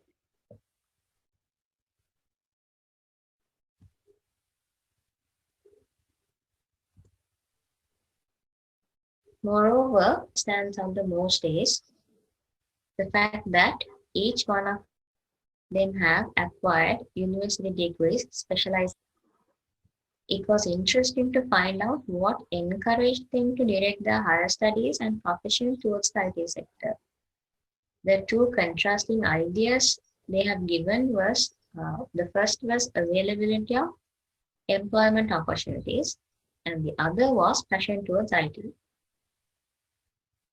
So what we can say is perception of availability of employment opportunities encourages individuals to join the IT sector despite their actual passion towards IT. Expectations of attractiveness seen prior to actually working as an IT personnel and how well one realizes them later during his IT career can be quite complicated to be clearly understood beforehand. Consequently, lack of actual interest or passion towards IT can eventually result in the individual leaving the IT profession somewhere down his career path. It shows that, or in other words, the reason to choose the IT sector can have a significant impact on professionals to turn away later. Finally, moving on to the conclusions. There are several managerial actions. For example, managers can address job dissatisfaction issues that lead to, and as for theory, reason can be seen as an influential in finding. So summing these up, these findings contribute to enhance the literature on the subject. On the other hand, it aids to improve basically the quality of IT career management and IT staff management in ways beneficial as well as organizations. Taking a look at the limitations here, due to practical shortcomings, interviews have to be foregone. Moreover, one interviewee was during the time of the interview, but later he could not actually undergo the change. To research, I would recommend leader to test and enhance as well as to make the literature. Some of the references I have put below. So we have reached the end of. Thank you very much.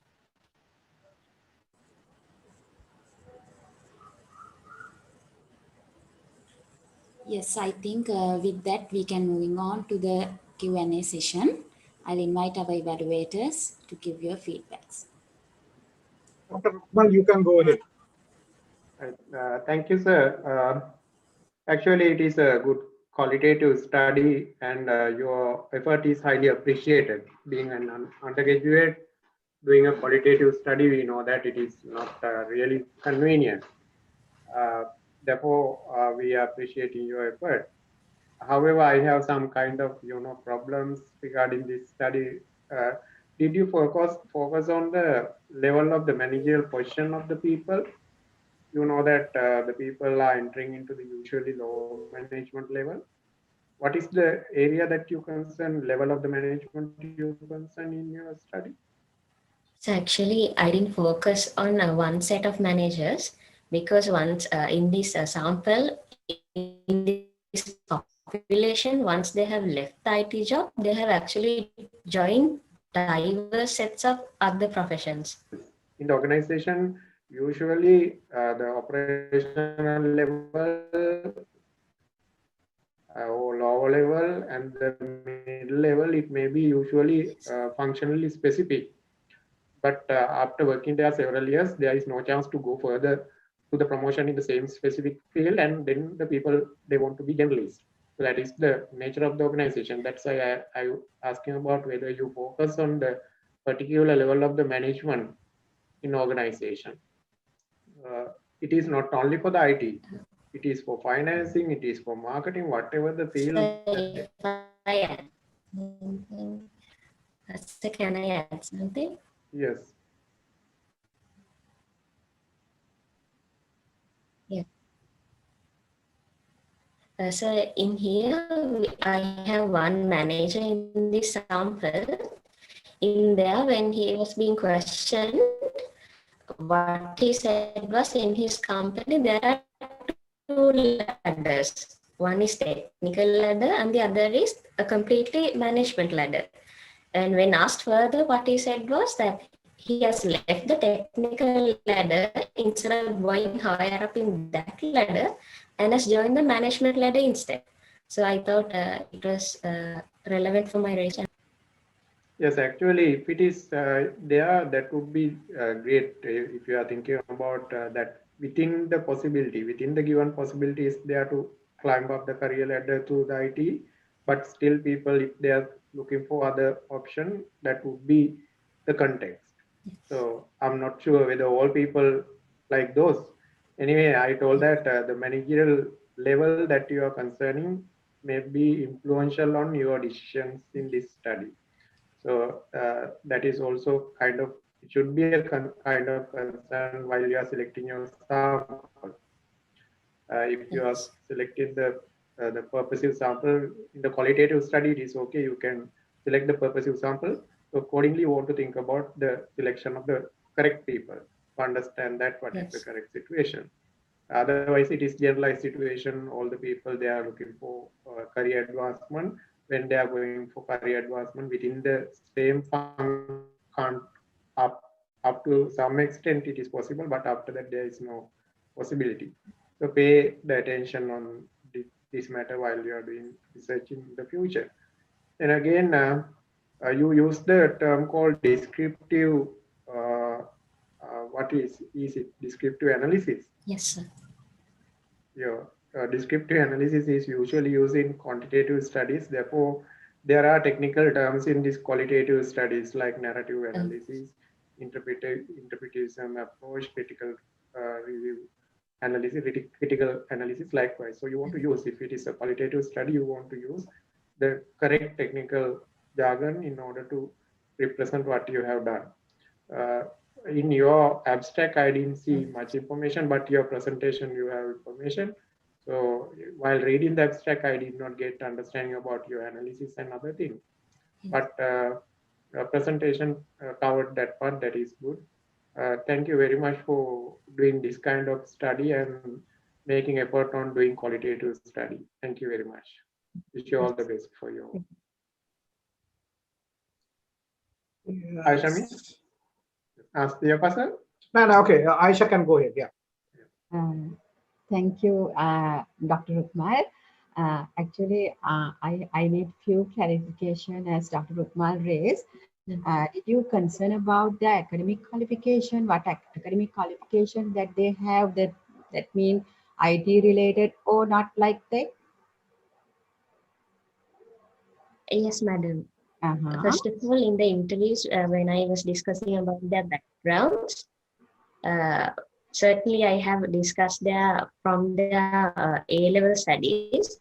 Most of them have conducted their A-level studies in mathematics and biostream, and then have taken university degrees in the IT stream, some in private universities and some in local universities. Degrees are specializing in IT. So that was the Right.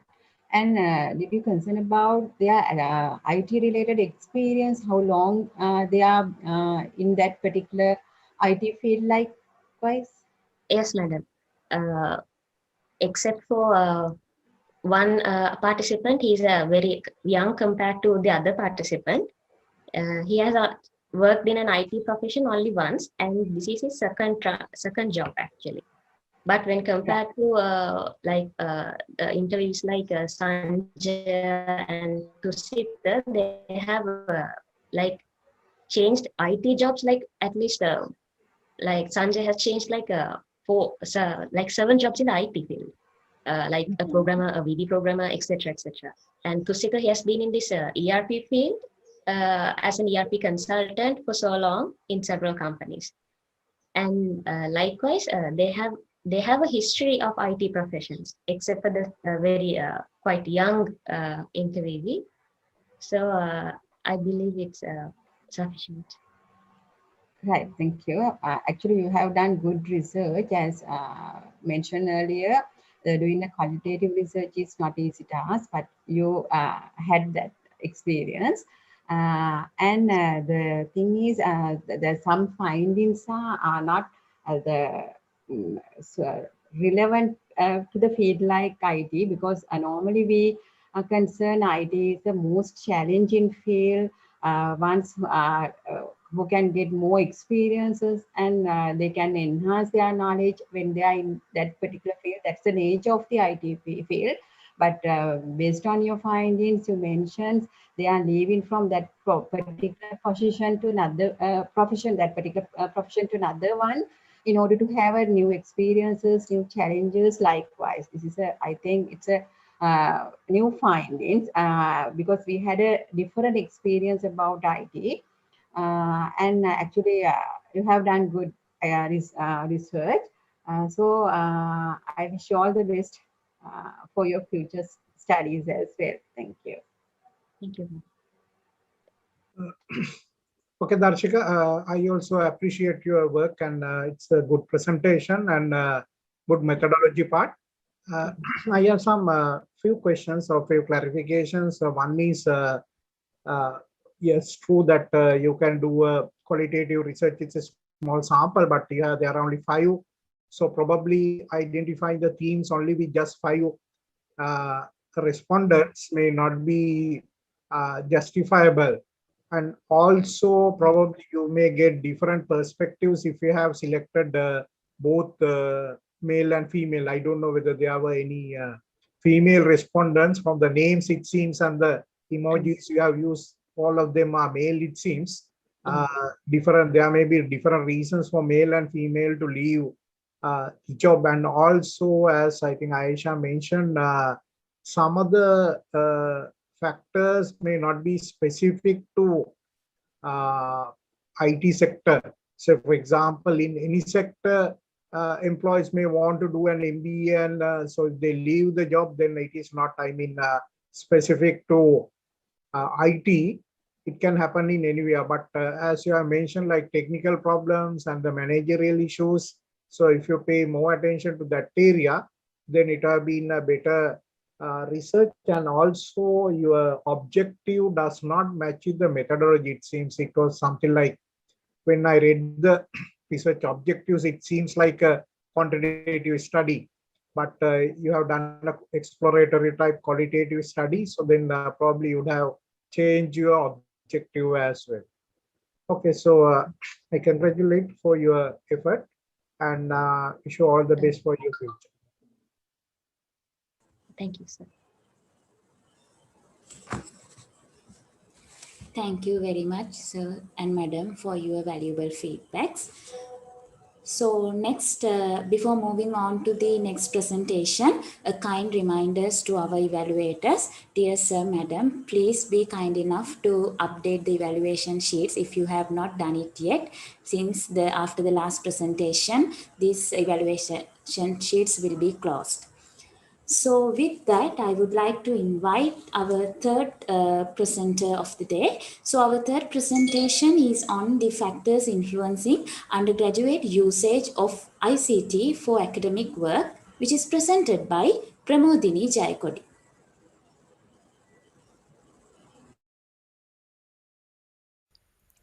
Hello everyone, greetings. Today I'm here to present my research on factors influencing undergraduates' usage of ICT for academic work. Let's move on to the background of the research.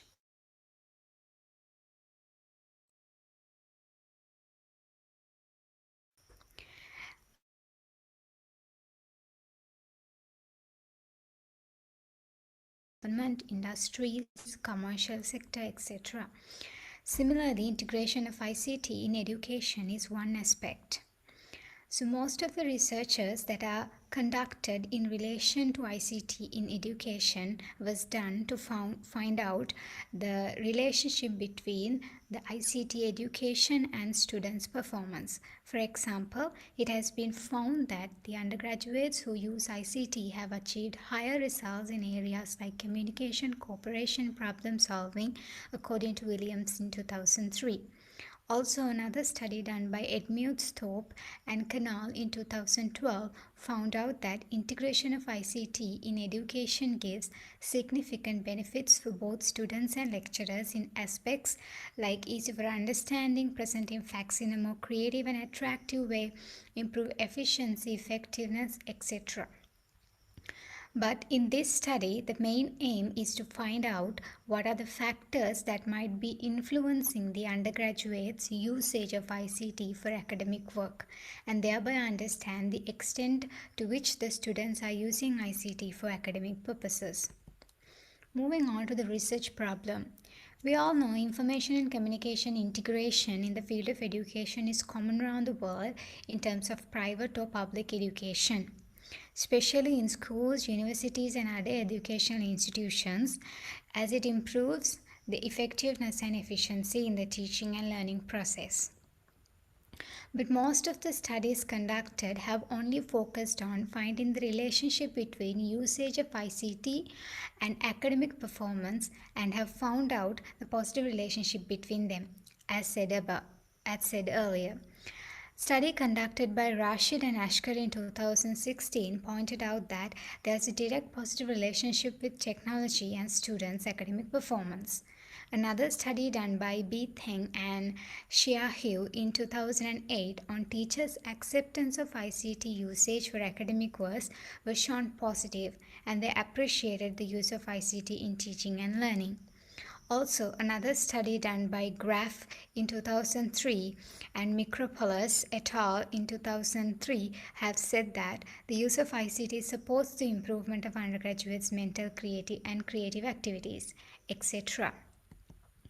Also, some of the studies have focused on attitudes of the users and other background factors influencing ICT adoption. For example, research done targeting secondary schools of Kenya found out the users' perception of ICT usage in schools and concluded that ICT adoption in both public and private schools are very low due to user complexity, perception, inadequate ICT literacy, lack of physical and psychological readiness, etc. And also, another study conducted on 18 schools in Hong Kong claimed ICT integration in schools strongly depend on the school leaders' vision, understanding the role and impact of ICT in curriculum, their goals and objectives of ICT integration, plus many more other factors like history, culture, background, etc. to be the factors that are influencing the attitudes or influencing the ICT usage for academic work. Hence, this study was conducted with the aim of identifying what factors might influence the undergraduates' attitudes towards adoption of ICT in their academic work and thereby understand the extent of ICT usage for academic work and the relationship between the identified factors and the ICT usage.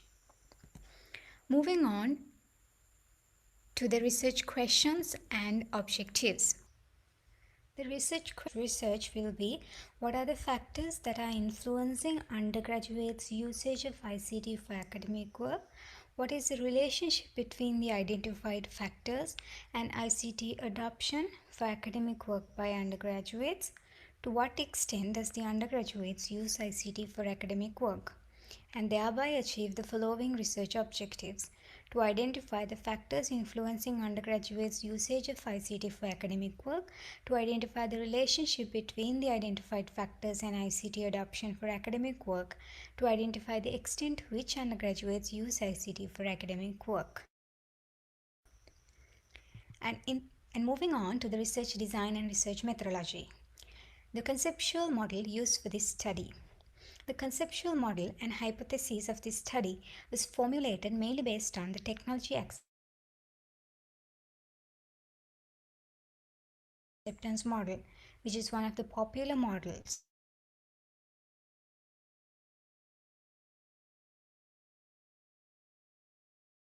Use new technologies from end users' perspective.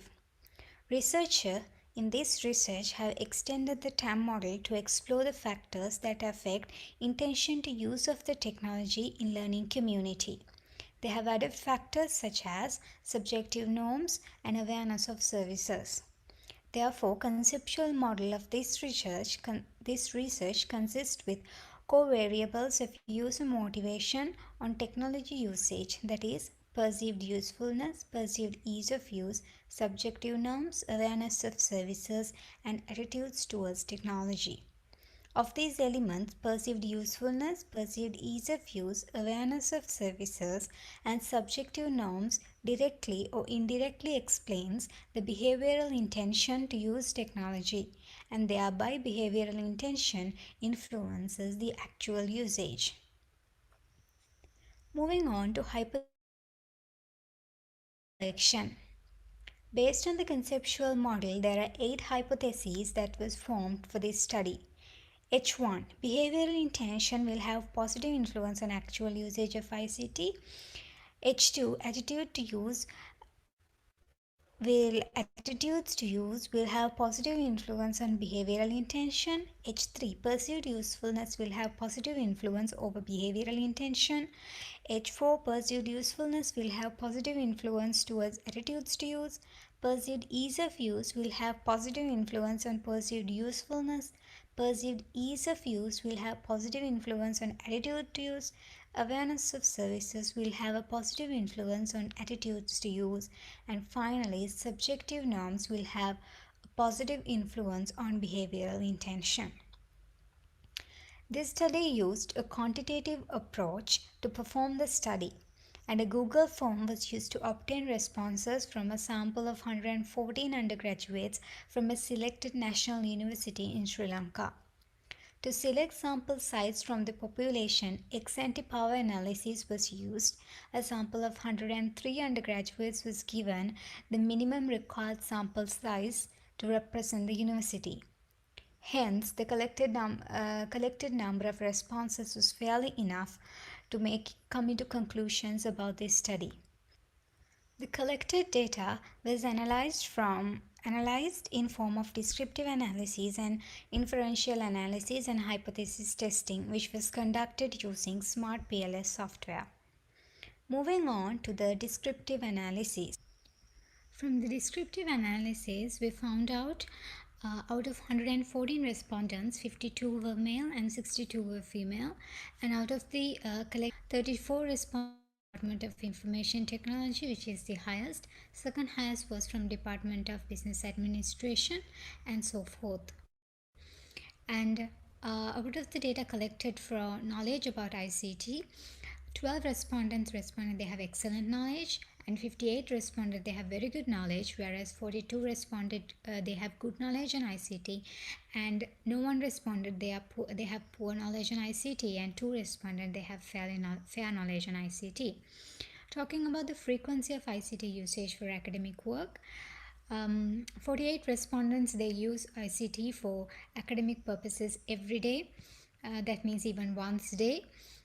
And 54 responded that they are using ICT for their academic work several times a day, and only 12 responded that they are using ICT only several times a week or less. So majority of the respondents are using ICT for academic purposes daily or several times a day.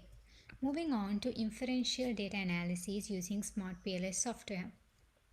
Based on the data collected after running the PLS algorithm for the first time, one questionnaire item's autoloading value was less than 0.7, which is awareness of services 1, which was 0.683. But since the autoloading value is almost 0.7 and it is above 0.6, the questionnaire item was used in this research according to which is supported by the research done by Chen and Edris in 2017, hence established the indicator reliability. Moving on to the validity, reliability, and hypothesis testing, the findings of the study was backed by this reliability, validity, and validity indicators found in the descriptive analysis, inferential analysis. Results in the table 1 indicates that all of the values of Combrage alpha and composite reliability are more than 0.7, thus internal consistency reliability and indicator reliability was established.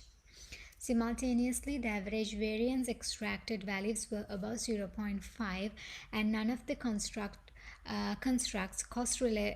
cross relations exceed the square root of each construct AVA. Therefore, convergent validity and discriminant validity was established. You can see for the results. This is the result that we mentioned earlier. Moving on to hypothesis testing. The next step after establishing good convergent and discriminant validity was to assess the structural model to test the proposed relationships. As can be shown in the table 2, the results showed that the undergraduates' use ICT for academic work was significantly influenced by behavioral intention, attitudes towards usage, perceived ease of use, and awareness of services. These results provide support for H1, H2, H5, H6, and H7. Contrary to research expectations, perceived usefulness and subjective norms did not have an effect on behavioral intention. Hence, H3, H4, and H8 were not supported in this study. Findings and discussions. Findings and discussions are discussed under two categories: factors affecting undergraduates' attitude towards usage of ICT for academic work. Findings of the study revealed that perceived ease of use and awareness of services to have significant influence on attitudes towards undergraduates to use ICT for academic work, which is inconsistent with previous literatures done by Theo et al. 2009, Theo Beng and Lee, Kazim and Obno in 2011. It was also found that perceived usefulness and subjective norms are not significantly influencing behavioral intention, which is inconsistent with some previous researchers done by Theo et al. 2009, Theo Beng 2010, and Silha. This findings implies that undergraduates do not consider the beliefs and practices of people who influence their behavior much and the perceived usefulness of ICT when deciding the use of ICT for their studies. Hence, further research can explore the reasons behind this insignificant influence of perceived usefulness, while the university administration can take measures to improve perceived ease of use and awareness of services or technology when formulating strategies to improve ICT adoption among the undergraduates. Talking about the extent of ICT usage by the undergraduates for academic work, the extent of ICT usage was found to have significance since descriptive analysis resulted 47.4% of respondents use ICT for studies several times a day and 42.1% use every day, which is a significant amount in total. And the remaining 10.5% respondents to use ICT for educational purposes several times a week or less. This shows that based on the sample of data collected, majority of the undergraduates use ICT for academic work every day or several times a day. Conclusion. This study was formulated to find out what factors might affect undergraduates' attitudes to adopt ICT for academic work and the extent to which they use ICT for academic works. None of the respondents were in poor knowledge of ICT based on descriptive analysis data, and majority of them use ICT for academic work several times a day, daily, or at least several times a week.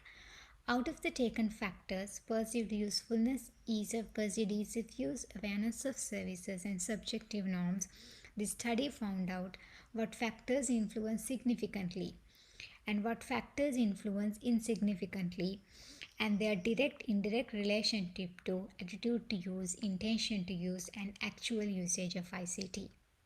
The limited sample size and limited number of factors considered in the study and less diversity in the study area can be limitations of this study, which can be improved in further researches done in relation to attitudes of undergraduates towards ICT adoption for academic work. Example, there are so many factors that can be addressed and studies in this domain, such as language of learning, type of university, ICT support, peer support, availability of resources, etc. Practically, the university can take the above findings when formulating strategies to improve ICT adoption for studies among undergraduates. Thank you.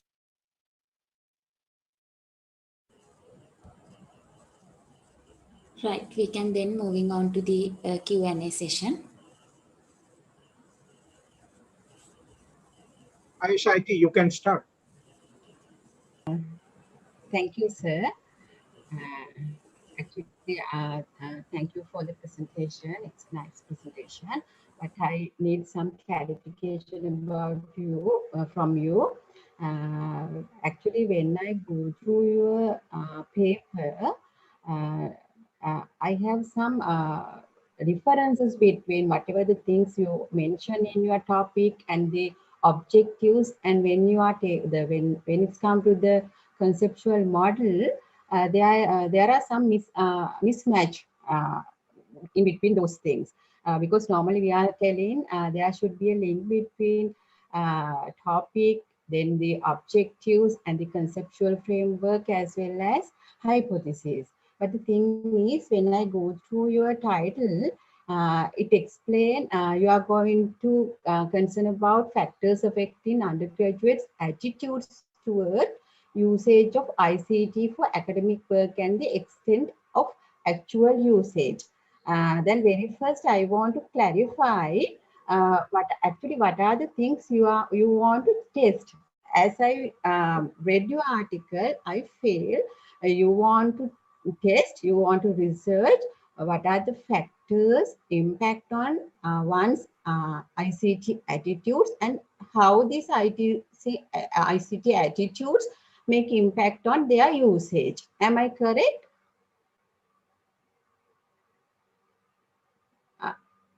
Your mic is, you have to unmute your mic. Yes, madam, that was the expectation. Firstly, to identify the factors that affects the attitudes and thereby understand how it affects the behavioral intention and then the actual usage. But the thing is, intention is not reflect from your objectives as well as topic, right? That's concern I have. But when it's come to the conceptual framework, you talk about many things, behavioral intentions, and there is some independent variable which are not make influence on ICT attitudes, but directly to the intention, right? Because of that, I have some confusion about the how those things match each and everything, right? Normally, we are telling the objectives should be reflect your topic, and conceptual model should be tally with that objectives, and the hypothesis also developed based on those relationship, right? That's a one question I have, right? Because you are not talking about behavioral intention, but I know the original TAM model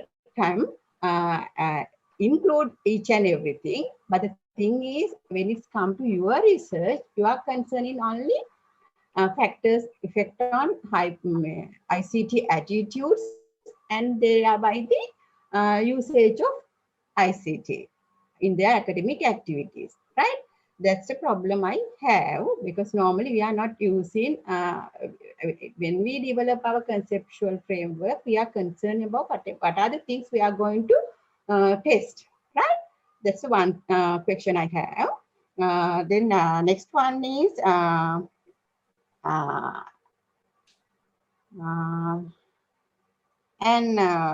actually the hypothesis also, then there is a one hypothesis. It mentioned you are going to check whether there is a relationship between subjective norm and the attitude. But there is no relationship between that. No subjective norms you relate with the behavioral intention in your model. Yes, madam. I actually, there's no... when you discussion, you mentioned about the relationship between subjective norms and the intention, attitudes likewise in your discussion. But this is not reflect in your model. This kind of problems I had in relating to your model. Can you go through your... in your discussion? Yeah. Madam, I have as hypothesis 8, which is talking about subjective norms and behavioral intention. Yeah. But when it comes to discussion, you talk about subjective norms and the attitudes. Right? That's the one problem I have. And when it's come to the discussion, right? When it's come to the discussion, in the discussion, normally we have to have explain our findings, as well as we have to link our findings with the previous literature, right? Whether the findings align with the previous literature like that, that part also missing with your article, right? These are actually take this as a positive comments, right? When you are doing your next research and when you are develop your next research paper, you have to have concern about those things. Thank you. Thank you.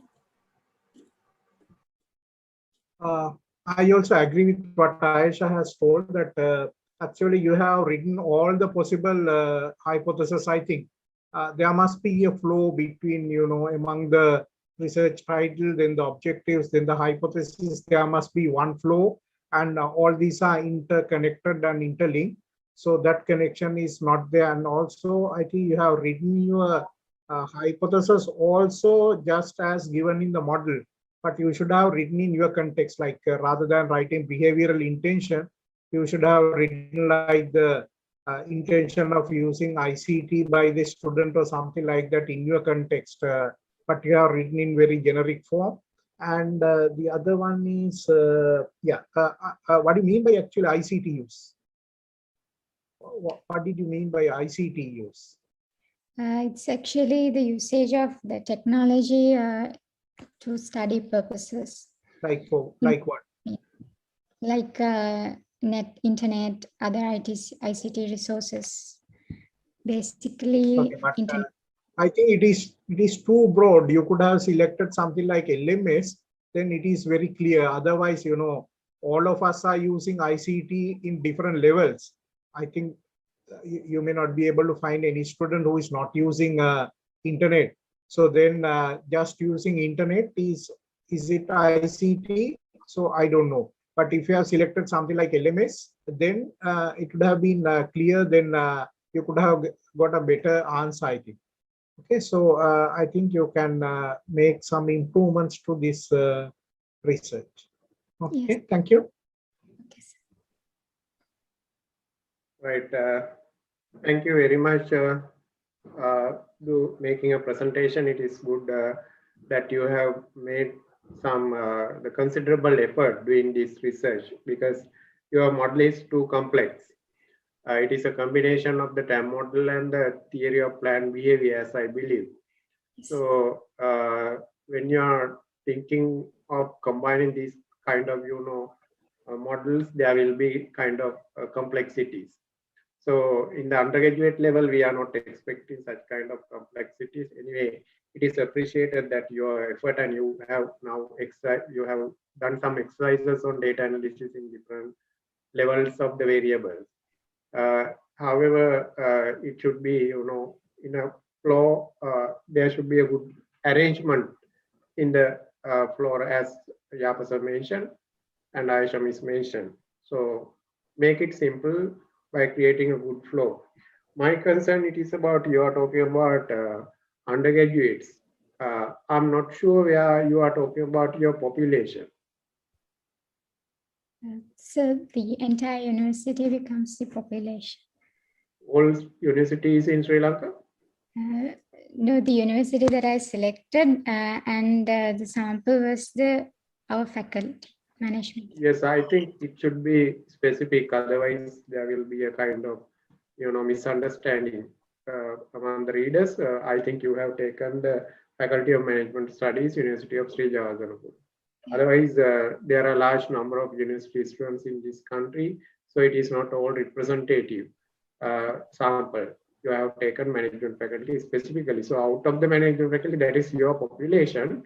So out of the management faculty, you have selected the sample. It is about 100 and how many? 114. 114. So is that the sample sufficient sample size calculated through statistical method? Yeah, it was 103. Yes. So you got more than that. That's great. So it is methodologically done, but definition of the population is very important while you are selecting the sample. And sample frame is also from where you find the sample frame. So ex-ante power analysis. Okay, right, good. You want to mention that it may be good way of presenting that you have followed these methods. Is it random sample or it's convenient sample? Sample size, if it is large, it is okay, but you want to justify all these matters. The other matter, it is about questionnaire. As Samanya mentioned that I was also in a problem that how did you measure the ICT use? So if it is, how did you prepare this questionnaire? Is it self-developed? No, sir, I got the questionnaire items to the independent variables from previous researchers and adopted them to my research. Oh, yes. How, as Samanya mentioned, what are the questions you use to measure the ICT use? Let me check.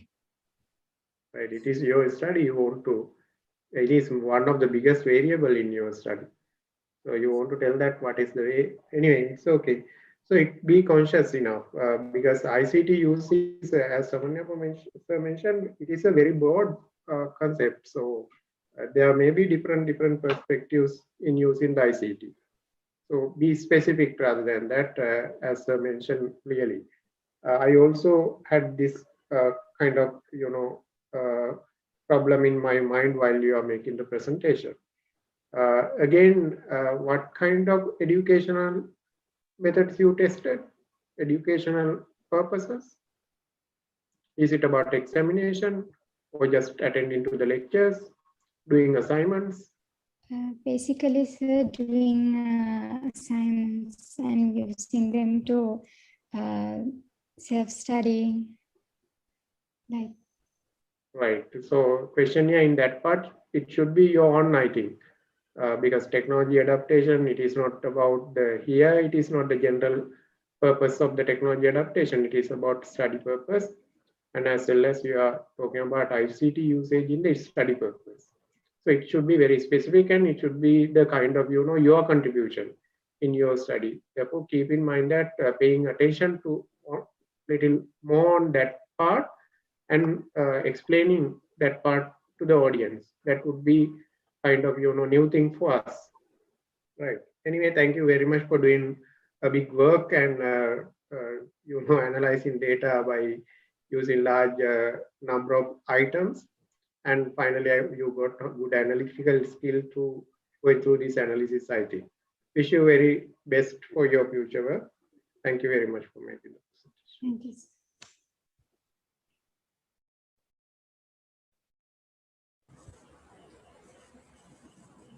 Are there any more comments or feedbacks?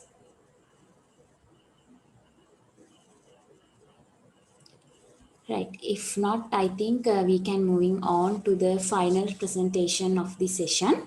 So our final presenter of the day is Pavitra Vijayasinghe, presenting her work on factors influencing online health information seeking behavior among management undergraduates in a selected national university, Sri Lanka.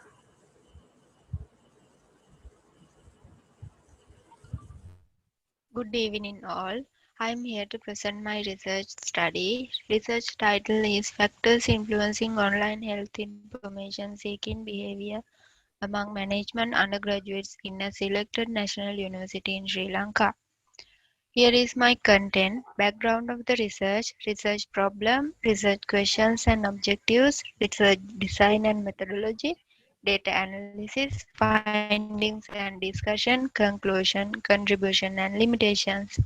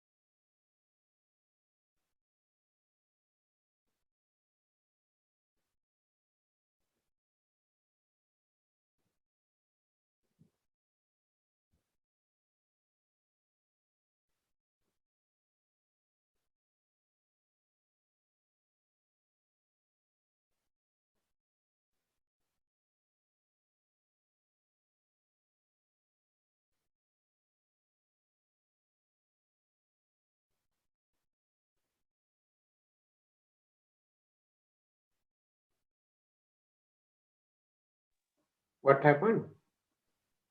Did this one disconnected? Yes, so I think there is an issue with the video sharing. Let me share my screen.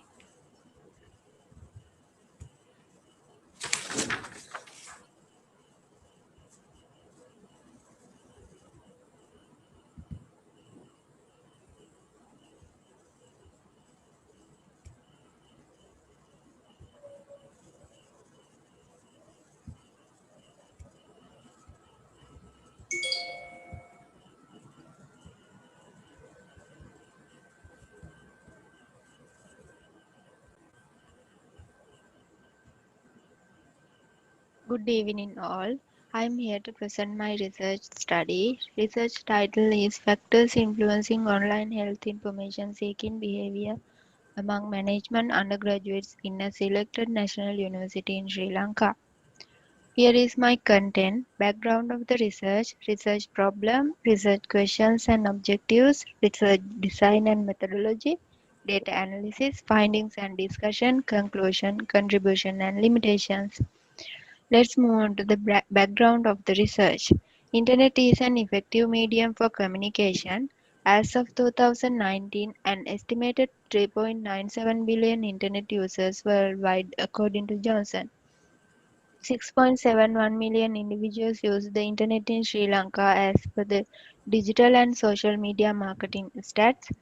And since the internet is an effective medium for communication, an increased number of people use the internet to search different kinds of information such as educational materials, access to online databases, health related information, and so on.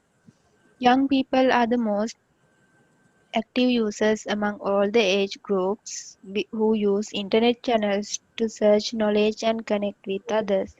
So when it comes to health information, young users need skills in using health information available online and utilizing that information for health decision making. Therefore, the purpose of this study is to identify the factors influencing online health information seeking behavior among management undergraduates in a selected national university in Sri Lanka. Let's move on to the research problem. With the advancement of internet technologies, a large percentage of the students is adapting the internet technologies for their daily life. According to Jones, emails and instant messaging are the most common communication platforms.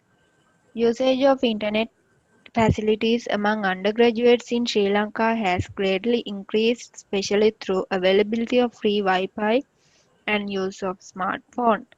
Although there is a high usage of internet, use online sources to solve undergraduates' health issues by using online health information is very lacking. So this research gap will be filled within this research study. Based on this research problem, there are two research questions, and based on that research question, there are two objectives. First one is to identify the factors influencing in online health information seeking behavior of management undergraduates. Second one is to identify the relationship between the factors and the online health information seeking behavior of management undergraduates.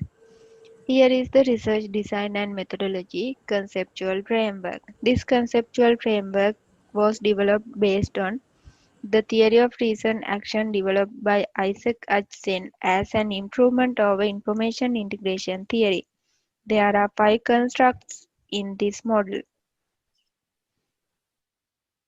and based on the conceptual model, there are 4 hypotheses. First one is there is a positive relationship between behavior intention on online health information seeking behavior and online health information seeking behavior. H2, there is a positive relationship between e-health literacy and online health information seeking behavior. H3, there is a positive relationship between attitude towards intention to seek online health information and behavior intention on online health information seeking behavior. H4, there is a positive relationship between subjective norms on intention to seek online health information and behavior intention on online health information seeking behavior. And this is the quantitative cross-sectional survey. Population is all the management undergraduates in selected national university in Sri Lanka, and the sample size is 91 management undergraduates. According to ex-ante power analysis tool, under 0.05 probability level. Sample population selected through convenience sampling technique. Online questionnaire was used to collect data from the target sample, and all the construct was measured through the items adapting from the previous literature. All items used 5-point Likert scale where 1 represents strongly disagree and 5 represent strongly agree. First part of the questionnaire is to get some basic understanding on the respondent, and it collected information such as responders' gender, self-rated health status, and the department. From the second part onwards, it collected responses to confirm each construct. The questionnaire was pilot tested on 10 management undergraduates to refine the questionnaire. And let's move on to the data analysis part. First one is verifying data characteristic. Smart PLC3 was used to analyze the data, and the data was screened to ensure the accuracy of the entering scores. Next one is descriptive analysis. Here, most of the respondents are female, 64%, and most of the respondents are from information technology department, and the percentage is 43%. And more than half of the respondents are stated their self-rated health status as good and the percentage is 53. Most of the respondents access the internet with smartphone and laptop computers, and they use internet several times a day, nearly uh, half of the respondents. And here are some sources of online health information. Uh, social websites and the YouTube. And the barriers that hamper access to health information sources are lack of time, lack of reading culture, and unreliability of the resources. Here is the conceptual model that used to analyze the data. And this is the reliability analysis. There are two parts, indicator reliability and internal consistency. Indicator reliability is assessed by examining the outer loadings of the measurement items.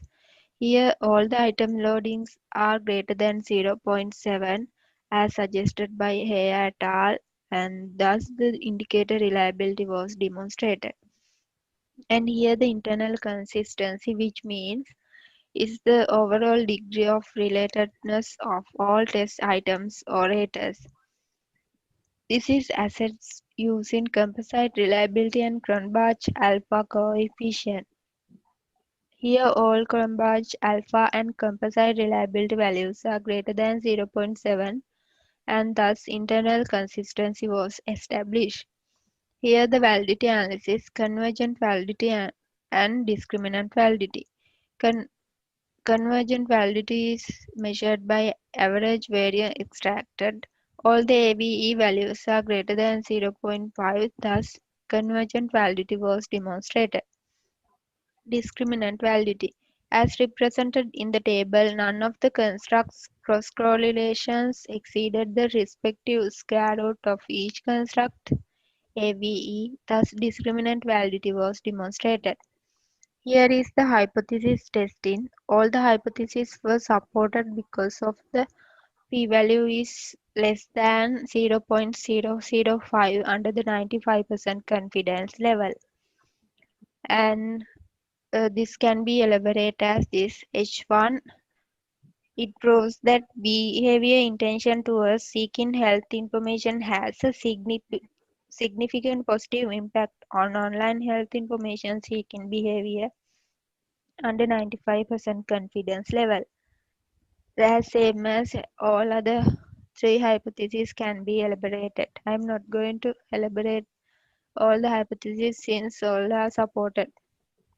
And here the findings and discussions. As per this research analysis, all the hypotheses are accepted, and thus the findings based on my analysis are: if the intention to seek health information online is increased, online health information seeking behavior is also increased. This is compatible with the study of adjacent. If the level of e-health literacy is increased, online health information seeking behavior is also increased. This is compatible with Pon and Chong study. If the subjective norms towards online health information seeking is increased, intention to seek online health information is also increased. This is compatible with study of Ahmad and Khan. If the attitude towards online health information seeking is increased, intention to seek online health information is also increased. This is compatible with Chia et al. Study. Here the conclusion, all the hypotheses are accepted, so the factors affecting online health information seeking behavior are attitude towards online health information seeking, subjective norms, intention to seek online health information, and e-health literacy. Here is the contribution as theoretical contribution and practical contribution. In the theoretical contribution, there were no proper study in the Sri Lankan context on online health information seeking behavior, especially among management undergraduates, and this research study addressed this gap. Sri Lanka, which is a country high in literacy rate and rich with the undergraduates adapting to new technologies day by day, the study focused to identify their online health information seeking behavior. Also, this contributes to extend the application of the theory of reason action model and online health information seeking behavior in Sri Lankan context. Practical contribution. These findings can be used by clinicians to plan e-health intervention, as well as by IT developers to design and develop e-health strategies for younger groups, especially university students in Sri Lanka. This study highlights the sources of online health information mostly used by the younger groups, so healthcare providers can get more understanding about how they can spread their health services through these identified sources. Further, this study also highlights the barriers that hamper access to online health information, and this also lead to take the relevant decisions related to e-health services. Here is some limitation of this study. The focus of the study being only on a single university, Sri Lanka limited the study rather collecting responses from all the universities in Sri Lanka. Limited time frame. Since responses were collected through the online Google form, researcher couldn't interact with the respondent directly. Direct responses may lead to the more trustworthy responses as this is health-related study, limited to only TRA model. And here are some most important references. And thank you.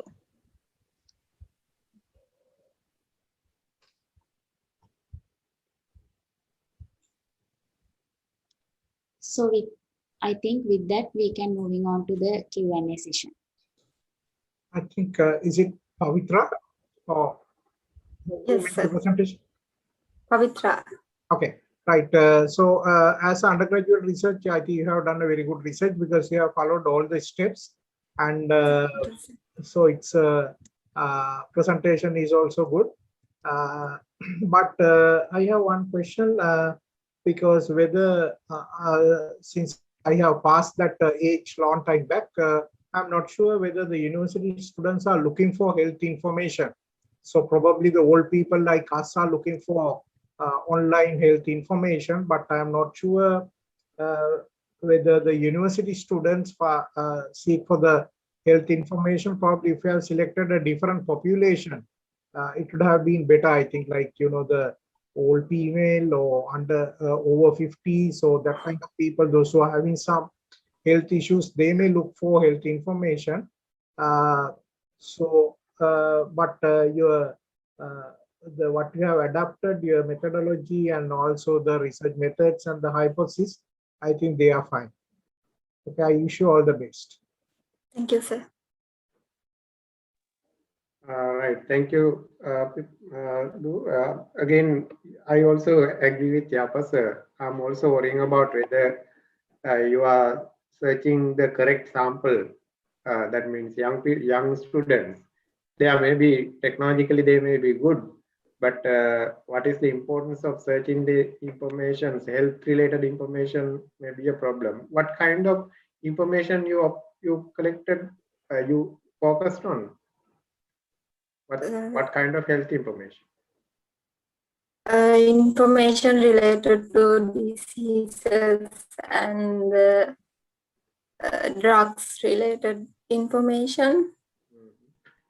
What kind of questions you asked? For the questionnaire, right? Yes. If it is not, remember, it is okay, but think about that is kind of, you know, contextual. So when we are looking for this kind of, you know, study, it should be contextually matched. If it is not matching with the context, the people who are readers in this research may have some kind of, you know, problem, as someone has actually asked from you.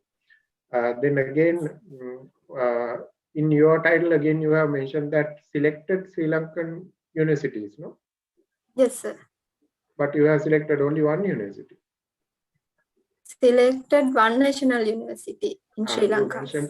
You mentioned selected one national university. All right, okay. I found that it is about, mismatching. You can say that University of Sri Jayawardanapura, if it is specific, because university is specific now, you are using even the management faculty, no? Yes. Management. Yes. So your population, it is about management faculty, University of Sri Jayawardanapura. I'm not sure whether the name cannot be used, but it is the very correct way to determine your population. If you say that Sri Lankan universities, at least there should be other universities to represent there.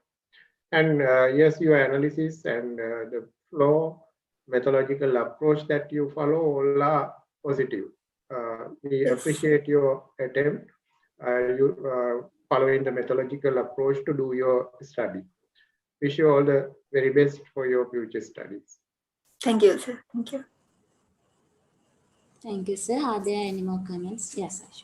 Actually, Pavitra, I also have the same problem that Professor Yapa and Dr. Rukmal had. I also have, I concerned about the actually whether the university students are seeking health-related information. As Professor Samanyapa mentioned, if you select all the generation for your study, actually whatever the findings you got will be benefited for a lot of people, right? As we know, and when you go through your descriptive analysis also, it says in the side of health concerns, they are in a good level, right? Because of that, there is a problem whether they are keen about seeking health-related information. And the other side, what kind of information are they seeking? As Dr. Rukmal mentions, I don't know what kind of questions you are raising to assess that particular dependent variable, because we are using internet or whatever the things via online. We are seeking a lot of information regarding health, right? Sometimes we are to the internet and look, sometimes young people, they may concern about how they lose their weight and how they can slim like that. But whatever the thing, basically the elderly people, they are highly concerned about their health. The most probably we are using internet to channel in doctors, get their advisors, likewise. The very first, you have to have narrow down what kind of health information you are going to test, what kind of information they are seeking, right? Because this is very big, it's a very broad area, right? The people can look different sort of information. Then very first you have to narrow down it, right? That's the one thing I concern. Actually, when I go through your paper, the other thing, everything done in a good way, right? And I wish you all the best. You have done good work. Thank you, madam. Right? Thank you, Pavitra. Thank you very much, madam. So this is for the evaluation panel. If you need another few seconds in order to enter the marks, we can provide that time.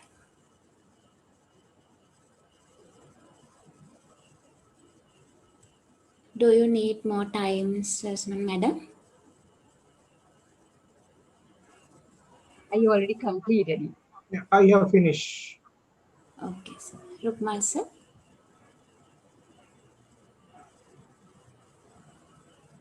I also finished. I'm not sure whether it is taken. How it can be ensured. No, it will be. We don't have to send it, no? Yeah. It's automatically get updated, so I'll check it from our end. Okay. Thank you so much. We have written anyway. If you need, you can ask. Okay, thank you so much, sir. So with that, we can mark the end of this research session 1. So once again, I would like to thank very much for our evaluation panel.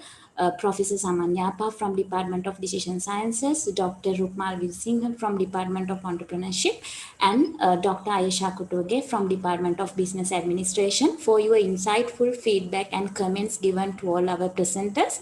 At the same time, I would like to thank our other academic members as well as all the audience members who have engaged with us throughout all this presentation.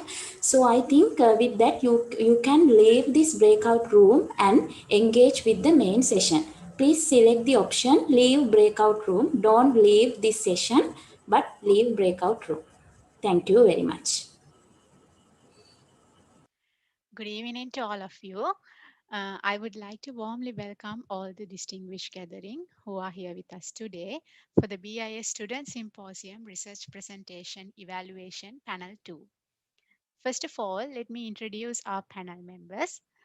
In this session, we have Dr. Janaka Fernando, Dr. Dushan Chaminda, and Dr. Sumudu Pereira to evaluate the research presentations of the students of Department of Information Technology.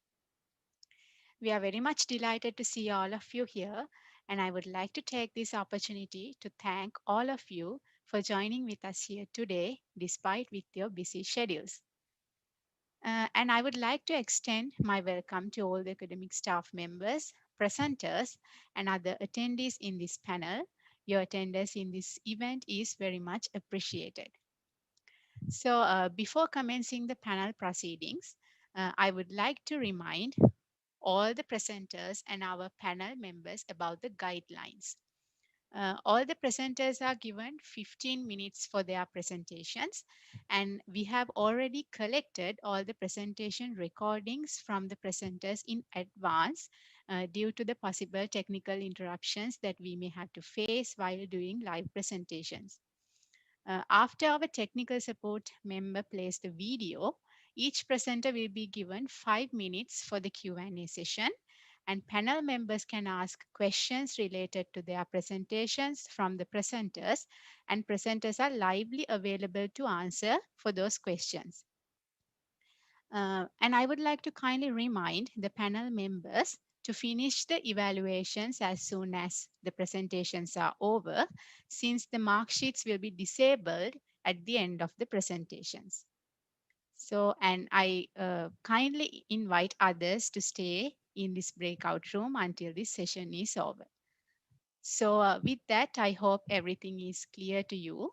And by congratulating to all our presenters, I would like to invite our first presenter, Savindi Vaduge. Her research title is A Study on the Relationship Between Technostress, Role Stress, and Productivity in the Sri Lankan Banking Sector.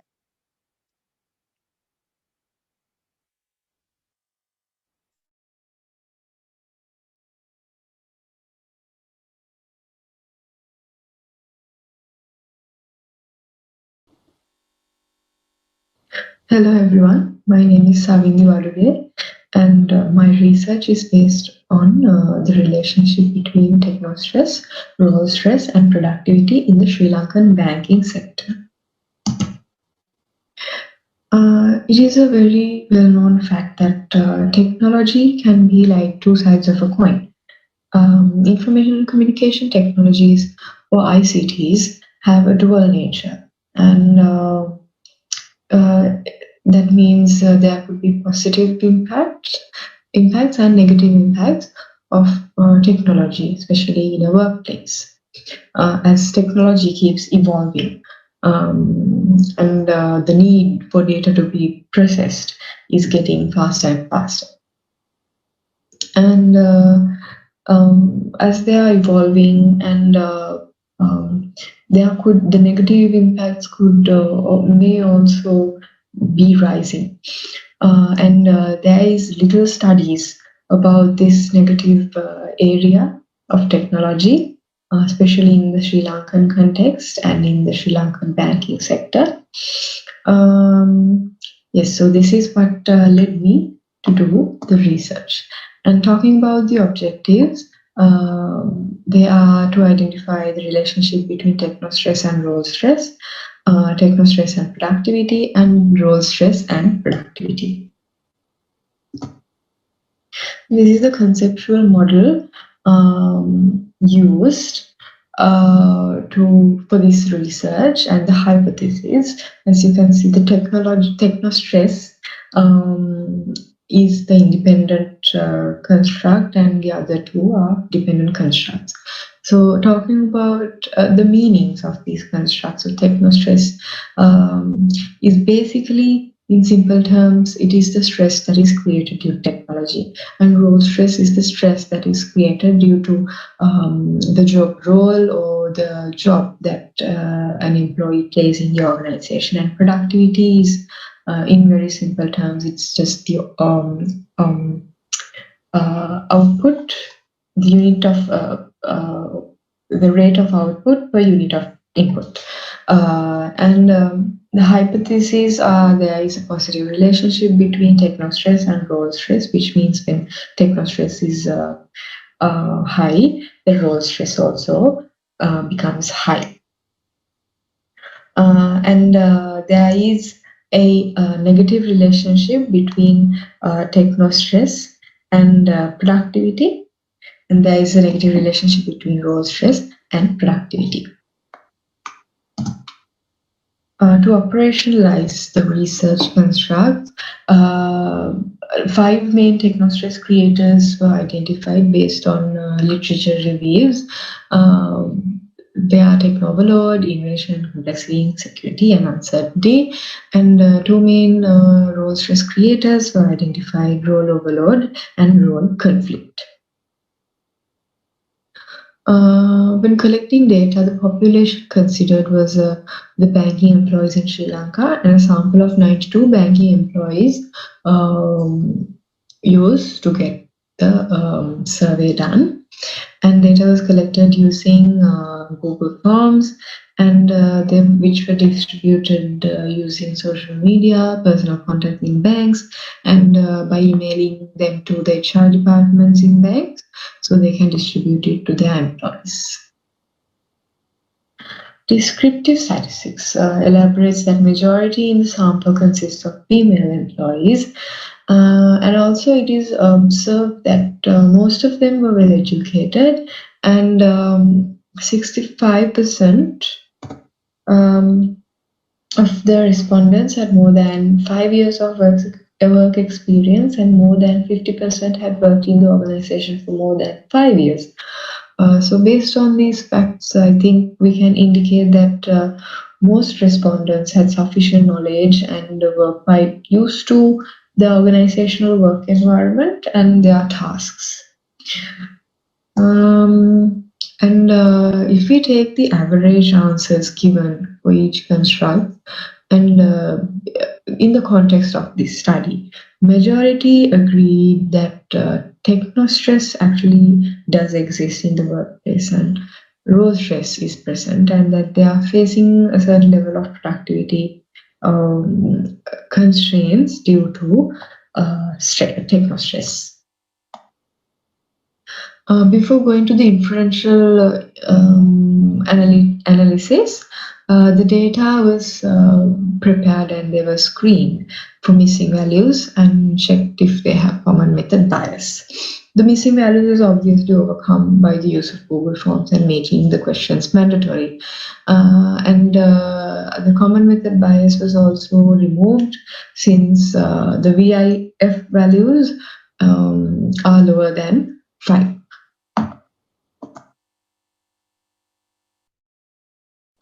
This is the research model with outer loadings and the coefficient of determination values. And we can say that indicator reliability, construct reliability, and conversion validity was established in this study using appropriate and validated methods.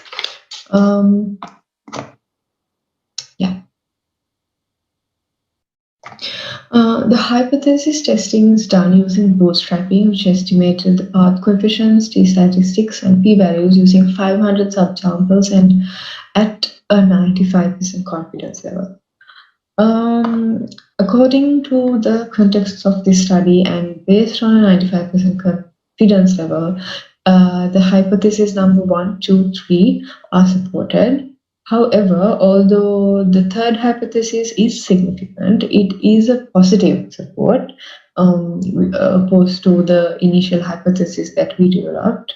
And it means that role stress has a positive effect on productivity. Yeah. So the coefficient of determination values, basically they explain the relationship,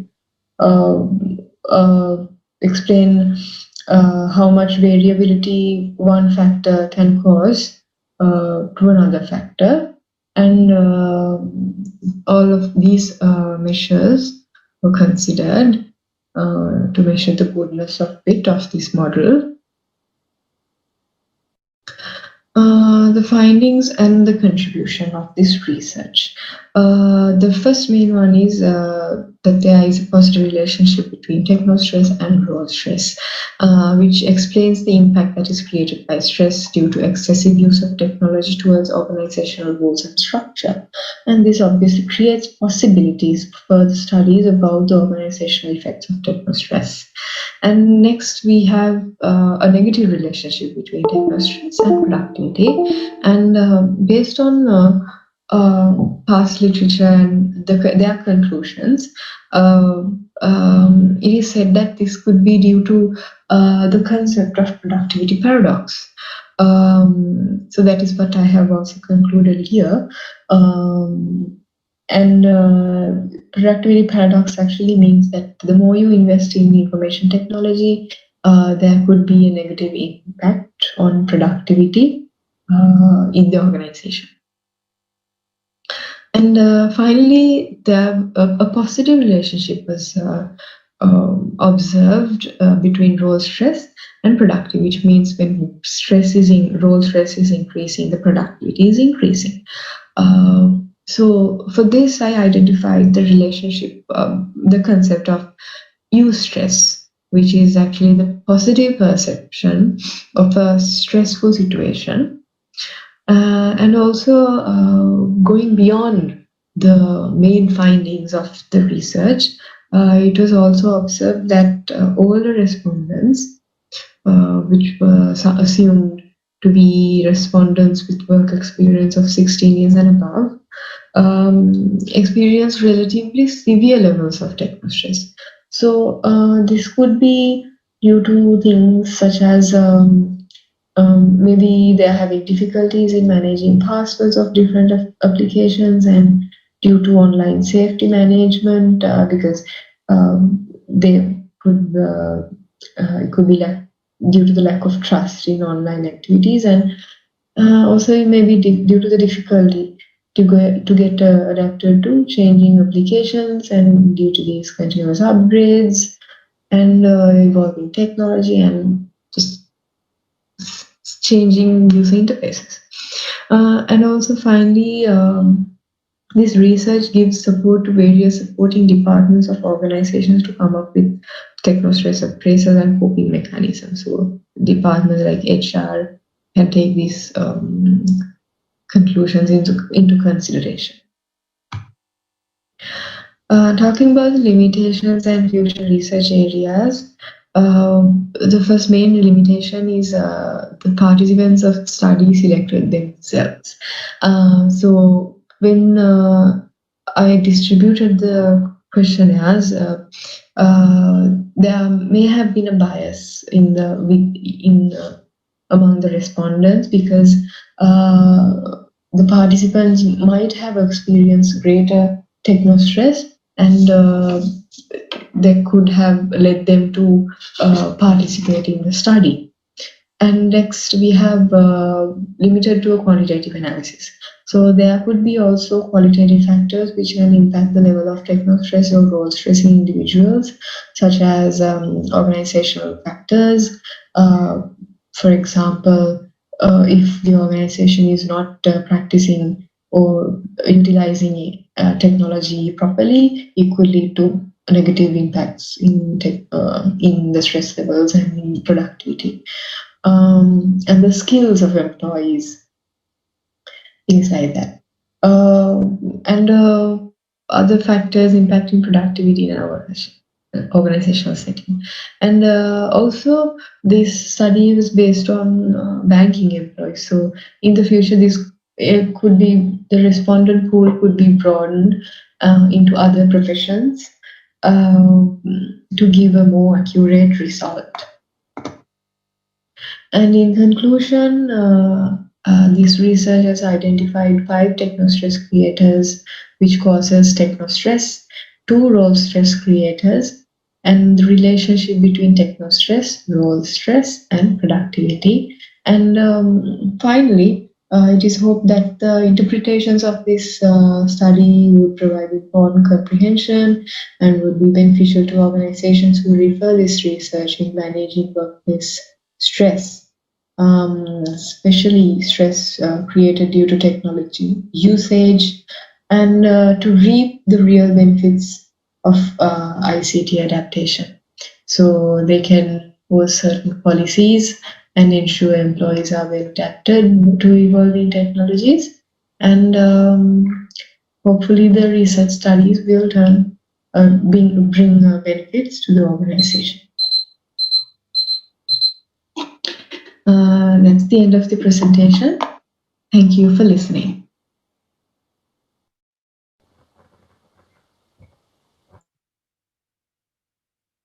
So with that, Savindi's presentation is over. So now I open up the Q&A session. So our panel members can ask questions related to her presentation, and Savindi is available to answer.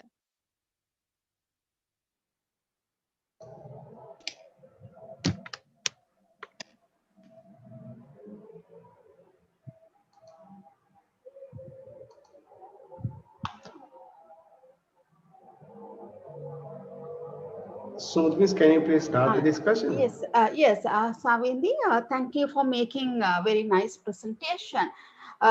First of all, when I was looking at your paper, so what I have realized, and you have studied the relationship between technostress, role stress, and productivity in the Sri Lankan banking sector, right? So, and when you say Sri Lankan banking sector, also when I was looking at your paper and in the methodology, it says that you have selected 92 responses, no, based on the convenience sampling. So, I mean, when you put something like, you know, topic as Sri Lankan banking sector, to, I mean, like, you know, I mean, the question arises whether the sample represents the Sri Lankan banking sector also. No, I mean, that is one concern from my side.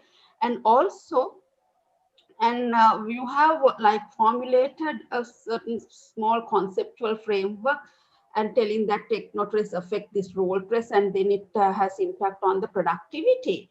And to formulate this sort of hypothesis, I think you have to do thorough literature review.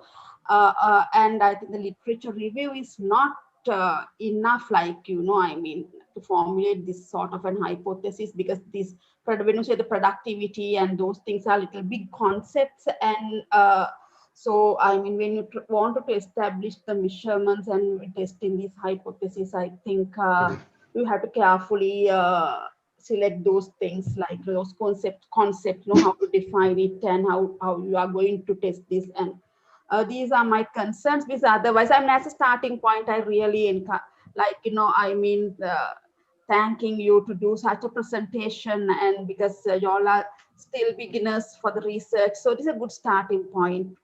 Thank you. Thank you so much for the feedback. We'll definitely consider it for the next one. Okay, good luck. Thank you. Dr. Janaka. Would you like to go first? You can make your comments first. That's fine. Okay. Savindi, thank you very much. And actually, as Dr. Sumudu mentioned, it's a nice presentation. And also, I also agree it's a really good start. But when I go through your paper and when I listen to your presentation, you more focus on these technical parts, techniques, and the estimations of numbers. But let me ask a question. How did you really measure this technostress, these variables? Can you briefly explain what are these concepts and how did you measure them? Yeah, so basically, I did a literature review. I went through past literatures which are talking about this technostress concept, and I did a comparison. Most of them, they measured this concept of technostress using these things called technostress creators. So some literatures would have different creators, and I just checked what the majority was talking about, and I just came up with these 5 main technostress creators, and I used that and built a second order model to measure this technostress concept. And same goes to the concept of role stress. I came up with 2 creators of this concept of role stress, and that is how I measured after these coming up with items for each of these sub-constructs. Yeah. Again, the answer is technical. Can you, for me, I'm not familiar with the technology and what the technostress you're talking. Can you tell me a simple, briefly explain what is technostress? So in simple terms, it's just the stress that is created due to technology, and it could be due to different reasons. So according to this research, it could be due to the complexity of technology, could be due to the insecurity that employees get due to the usage of technology, maybe like the fear of being replaced by technology, or the fear of being replaced by people who are better at using these computers. Or it could be due to the invasive nature of technology, like the inability to have their work-life balance due to the overload, the information overload, and things like that. So I think that's what I was expected at the beginning. So you have the idea, and when I look at your analysis, of course, this technostress is qualitative, and then you can construct using various indicators. And also role stress, it's another concept similar to what you mentioned, may be created by so many factors. Yeah. Right. So what you have done, you have used few construct and capture and construct a number for this role construct. But what about productivity? How did you measure productivity? So actually, I didn't go too much into the output and input and things like that. So based on the past literatures, I just came up with the items that is measuring this concept. So basically the question. So this is how I measured it using the responses to these questions. Okay. So what is the definition of productivity? Because for us, it's not a construct, it's a very clear defined variable. So how did you measure productivity? Yeah. Again, I didn't measure it in very, mathematical terms or like that. That's why I asked all these questions, because when you apply concepts, now, of course, if it is a qualitative factor like technostress and role stress, of course, we can't quantify. Then we need a lot of indicators, and then we can assign numbers and indicators and construct them. But you don't need to do it for productivity, because it's very much clear. If it is labor productivity, land productivity, or whatever, there are clear definitions, and those are quantitative variables, and you don't need to construct them. And you mentioned as a limitation at the end, because productivity depends on so many factors, right? Yeah. And so you have not considered key factors here. And so that is the main problem. And did you talk to at least one employee regarding this before you share this questionnaire? Actually, I just gave it to the HR and just mailed it through the various personal contacts that I have. I didn't directly go and speak to them. Okay, as an early researcher, that's why I told you it's really interesting, and you have really followed the methodology based on the literature. That's the way you should do research. And but I really like to give a recommendation. When you do this kind of research, this is not numbers. There should be realities in this sector.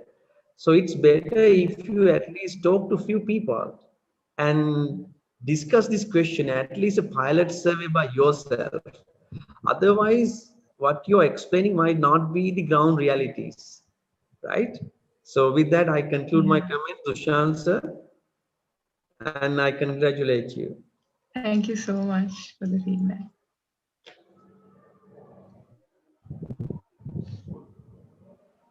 Thank you. Yes, thank you, yes. Savindi. Can you hear me? Yes, sir. Savindi, can you hear me? I can hear you. All right, thank you. So, congratulations. I agree with Dr. Sumudu and Dr. Janak. I was also making my notes in some of the major areas they have highlighted, so you can take them on board and maybe take them on board and work on them when if you're going to take this study further, whatever the study you're going to undertake in the future. So I'm not going to reiterate on these points. And something that sort of took my attention when you first started by saying that technology is something evolving, with the reference from 1987. Your first slide had a reference from 1977, but the point you were trying to make was something very current and updated one. So when you're bringing this argument to the current world, it is important that you need to have some updated latest references. If you're referring to a theory that's instrumental to your research, which was developed in 1970s or 50s, that's fine. But you're talking about a trend like technology evolution. You understand that something that was said in 87 is not valid anymore. Maybe the fact is valid, but your substantiation of the point has to be something current. And also in your, as Dr. Janaka mentioned, in your conceptual model, you had this technostress or something, which seemed to have 6 other elements. You said creators. To me, I understood them as dimensions of your main concept of technostress.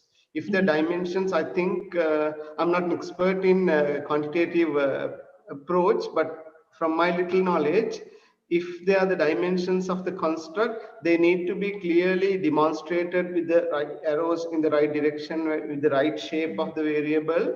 You need to present them, which I did not see in your presentation or in your extended abstract. Because if you're following a particular methodology, it's important that you follow the basic rules and accepted norms within the approach you are adopting.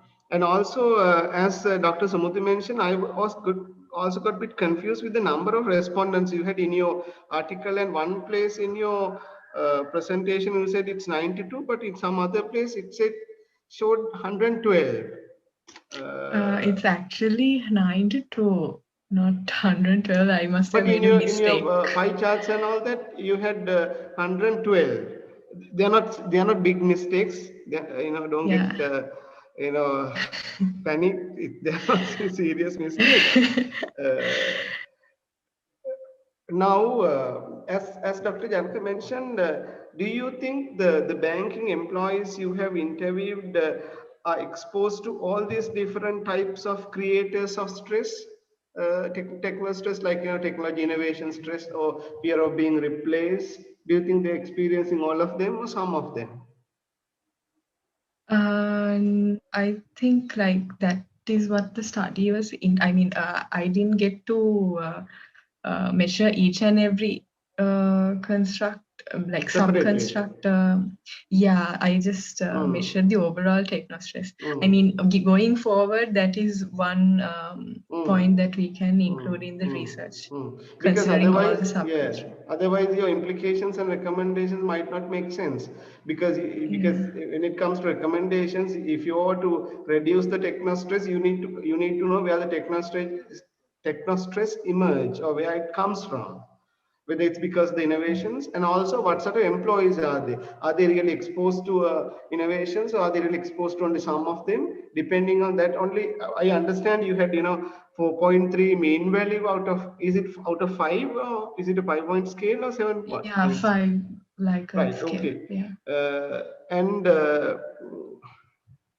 the other thing is the concepts, the relationships you have seen. I wasn't sure whether this role conflict is a mediating variable, or is it another independent variable, or how do you elaborate this relationship between variables? Whether one impacts the other, and because with the way you have put it, this middle one, the role conflict, appear to be sort of a mediating variable. Yeah, I just referred the literatures and I came up with the model. I didn't like Well, is this come model up with a new. is this model directly taken from another source? Yes, actually. Okay, if that is the case, please go back and see how they have conceptualized the relationship between variables. Because if you put something in the middle, theoretically, graphically, I can't understand from the way you have put it. Theoretically, it might play the role conflict, the role stress, as you put in. It might play the role of a mediating variable or a moderating variable. If that's the case, then you will have to do some different types of analysis, as I understand. So think about these things, and good luck with your research. Well done. Thank you. Thank you, sir. Thank you. Okay, thank you very much for your comments. And I would like to ask, Savindi, thank you very much for presenting here today.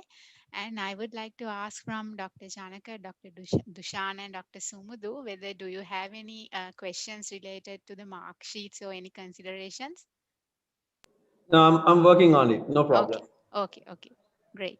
So then I would like to invite our second presenter, Sanduni Pramodya. So she will be presenting about factors affecting the behavioral intention to use e-learning among undergraduates in Sri Lanka.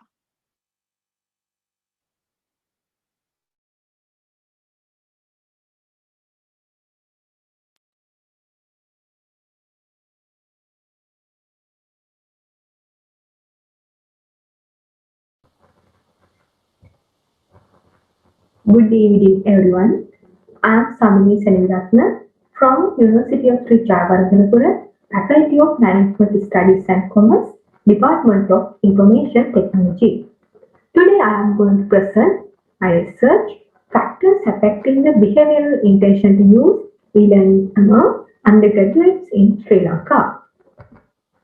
This is my content. I will be discussed. Introduction. Historically, students face many challenges and difficulties when acquiring the knowledge. But most of those problems have been solved after the invention of new technology in the education field. E-learning is one such improvement in technology which is very useful in all education fields. Definition of e-learning. E-learning is the provision of learning materials through electronic media. They are internet, extranet, satellite, broadcast, audio or video, interactive TV and CD-ROM. Advantages of using e-learning. Information accessibility. Learning content can be accessed at all times from anywhere. Further, special needs of learners are satisfied through the information accessibility. Nowadays, global COVID situation University students can't participate their lecture physically, but they can participate their lecture using e-learning system. Next advantage is adaptivity and adaptability, efficient interaction, cooperation and collaboration, reducing cost. E-learning is a cost-saving method of study for the learners, ease of managing and tracking learner activities, promoting teaching quality, and self-paced learning and learner-centered environment. Those are advantages of using e-learning system. Problem statement. E-learning is a very effective tool for university studies. Most countries that have developed e-learning systems have very productively utilized it as an instrument for educating and learning exercises. In any case, when all is said and done, developing countries have not yet adaptively received such advancement. Even in Sri Lanka, it can be noticed that university undergraduates utilize just a limited set number of advancements regarding embracing the e-learning systems. As a result, students, universities, and lecturers disadvantaged at not making maximum out of e-learning. And this situation must be changed. Research objective. The intended objective of the study was to identify the relationship between factors that affect the behavioral intention to use e-learning system among the undergraduates in Sri Lanka. Methodology. Conceptual framework of the study. Technical acceptance model, developed by Davis 1989, has taken as the base for the conceptual model of this study. According to that, behavioral intention to use depends on performance expectancy, social influence, work-life quality, and effort expectancy. Hypothesis. Hypothesis 1. Performance expectancy positively and significantly influence students' behavioral intention to use e-learning system. Hypothesis 2. Social influence positively and significantly influence student behavioral intention to use e-learning system. Hypothesis 3. Work-life quality positively and significantly influence student behavioral intention to use e-learning system. And hypothesis 4. Effort expectancy positively and significantly influence students' behavioral intention to use e-learning system. Design of study. A quantitative research will be carried out in this study, which provides statistical results through empirical and systematic examination on the static achieved based on the scope of the study. Google Form used to collect data from the undergraduate state university in Sri Lanka. Population and sample. The population of my study consisting of about 100,000 university students who are undergraduates of State University in Sri Lanka. I have limited my study to the Faculty of Management Studies and Commerce of University of Sri Jayawardanapura, where 12,000 students. It has 12 departments where I use cluster sample technique to select my sample. According to EX and power analysis, the required sample size was 84. However, to increase the reliability of the finding, I have collected data from more than 100 respondents. Next, I am going to data analysis. Verifying data characteristics. The Smart PLS tree was used to analyze the data collected through questionnaire. The data was screened to ensure the accuracy of the entire scores. Descriptive data analysis. According to the above table, we can conclude that the percentage of using e-learning by the male undergraduates, 51%, is higher than that of the female undergraduates, 49%. As well, the majority of the undergraduates using e-learning platforms are from the Department of Information Technology, 38%, and fourth year, 37%. Next, I am going to explain reliability and validity. Reliability is the degree to which measures are free from error and therefore yield consistent results. Validity is the ability of scale of measuring instrument to measure what it is intended to measure. Reliability analysis. Reliability analysis mainly divided indicator reliability and internal consistency. Indicator reliability, auto loading in the report. Loading for all items were found to have more than 0.7. All items loading were found to have more than 0.7 and thus indicator reliability was demonstrated.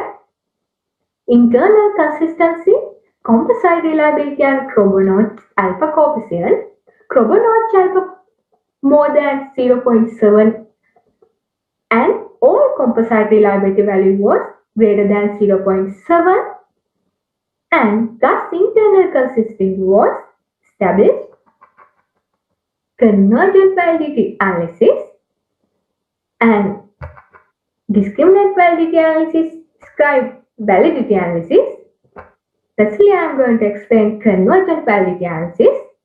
Refers to the degree to which two measures of construct that theoretically should be related are in fact related. Average variance extracted is used to evaluate the convergent validity for each construct. A common rule of thumb is AV is greater than 0.5. All AV value was greater than 0.5 and thus convergent validity was demonstrated. Discriminant validity analysis. Discriminant validity refers to the extent to which a construct is truly distinct from other constructs, is assessed using Werner and Lacker criteria. Construct demonstrate discriminant validity when the latent construct shares more variance with its indicator than with any of other constructs of the structural model. As represented in table, none of the construct cost correlations exceed the respective square root of each construct's AVE. Thus, discriminant validity was demonstrated. Next, hypothesis testing. I use 95 confidence level accepted. Hypothesis, path coefficient, P statics, P value, and hypothesis after the analysis. This table shows. Hypothesis 1, performance expectancy positively and significantly influence student behavioral intention to use e-learning system that are accepted.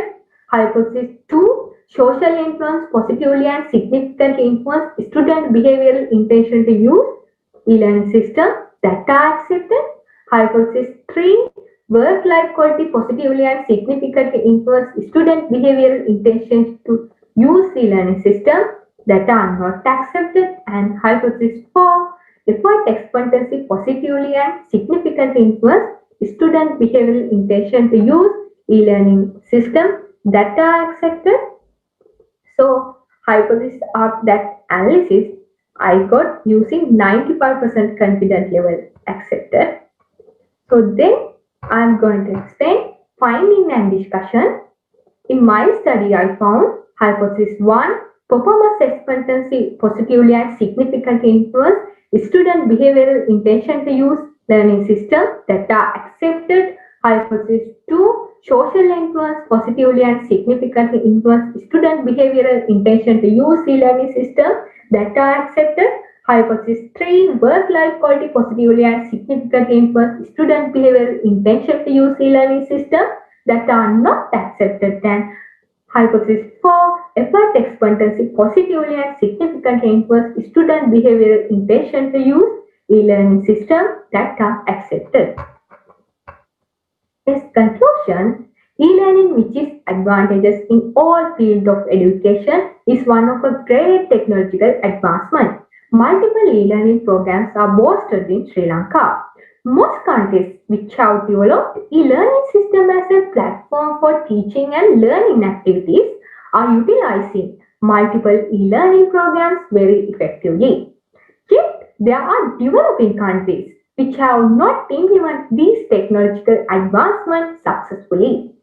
It is important for them to get in touch with e-learning. Therefore, it is of great importance to identify the factors that affect the behavioral intention to use the e-learning system among undergraduates in Sri Lanka. Contribution of the study. This research leads both theoretical and reality. In theoretical view, a great interpretation of the factors that affect the student behavioral intention to use e-learning systems are offered by the conceptual model tested in the context of Sri Lanka. Although we can find many studies regarding the e-learning usage among undergraduates in Sri Lanka, we can find no study on the factors affecting the behavioral intention to use e-learning system among them. Furthermore, a research based on performance expectancy, social influence, effort expectancy, and behavioral intention to use e-learning has not done it in Sri Lanka. Those points can be highlighted as the contribution of the study. Limitation. This study focused on single university in Sri Lanka, restricted its scope, and Google Forms research could interact with the respondent directly. Recommendations. Future studies can see the learning effectiveness of university students where e-learning systems are in use and enriching the learners' educational skill and performance, convenience, and inspiring the colleges to adopt e-learning based activities by the lecturers and instructors, and preparing the professional technical staff after step to maintain e-learning and support users. The recommendation. This is my references for this article. So, wind up my presentation. Thank you for listening. So now I would like to open up the Q&A session for Sandhuni Pramodya. Sudhami, sir, would you please start?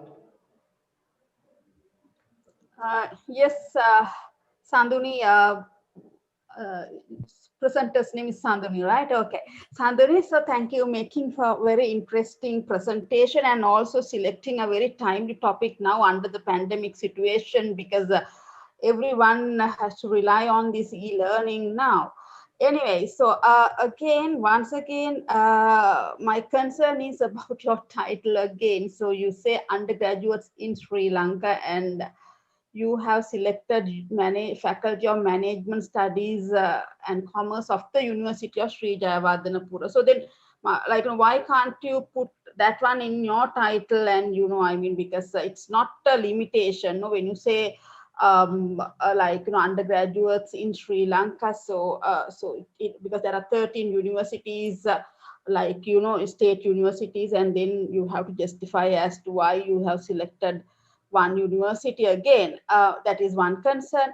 And also, so when you're selecting this conceptual framework, you have used this Davis model, that is technology acceptance model, and to test your hypothesis. This is as a conceptual framework. And again, you have to provide more justification as to why you use this particular model. No, I mean, to test whatever your hypothesis. And also now I have seen that this work-life quality is not a significant factor. No, I mean, in behavioral intention to use e-learning, and I mean, the three became significant. And you have to explain the reasons for why, for your results. You rather just you report your results. This is this and that is that. And I mean, so you have to further explain why it is significant and why it is not significant. Provide a little more reasons. I mean, that will be more useful in recommendations, and come up with your conclusions. I think Dr. Janaka can provide more information about this model and I mean the statistical test. So I mean, thank you. So I'll invite Dr. Janaka to comment on this. Thank you very much, madam. Thank you, Sumudhu, and thank you, Sandhini. And actually, when I look at this presentation, I wish I'm audible, right? Yes, Can you you hear are. me? Yes, Yes, you okay, are. sir. Thank you, sir. Now, listening to these two presentations, the students have more focus on statistical exercises than doing a research. That's what I observe from these two presentations. And the concepts and also the research problem and also justifications, those are significantly missing. Let me ask few questions, Sandhini. Actually, as a starting point, this is a good research. I should appreciate that. But with that, you should understand how you can proceed. That's why I want to ask these questions, right? So, can you explain again your title, behavioral intention? What does it mean, and how do you define it? So actually, behavior intention to me, student how to intention use e-learning systems, existing learning method in the future. So what are the, That is that's intention. my hope to behavior intention. Yes, sir, intention. That is intention. Why do Yes. you call it is behavioral intention? Yeah, how to behave student with, how to interact with e-learning.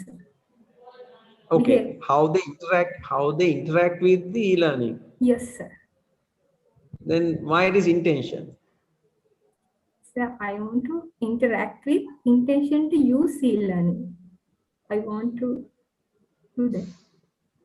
I get confused because now if it is behavior and I don't know, is it a technical term you use in your domain? Behavioral intention can't be, right?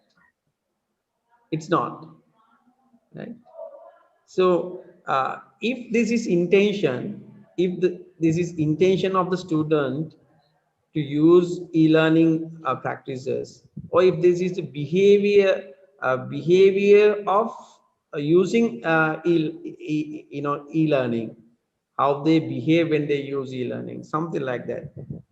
It's not clear to me. Can you explain that one? So I want How to do you know measure that. this one? Just tell me, how did you measure, then I can understand. So actually I read the previous article and I got that conceptual model for that my research. So that's why I take, and I want behavior intention to use depends that performance expectancy, social life and work life quality, performance expectancy likewise. No. How did you measure that one?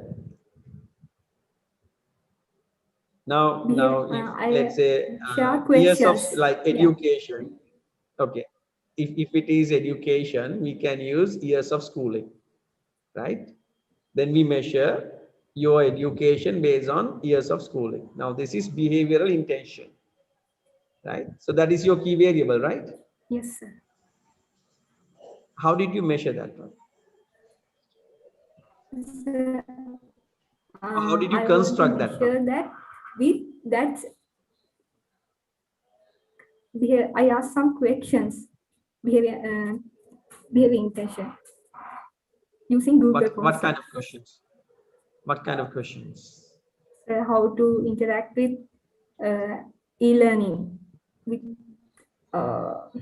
student. What is e-learning?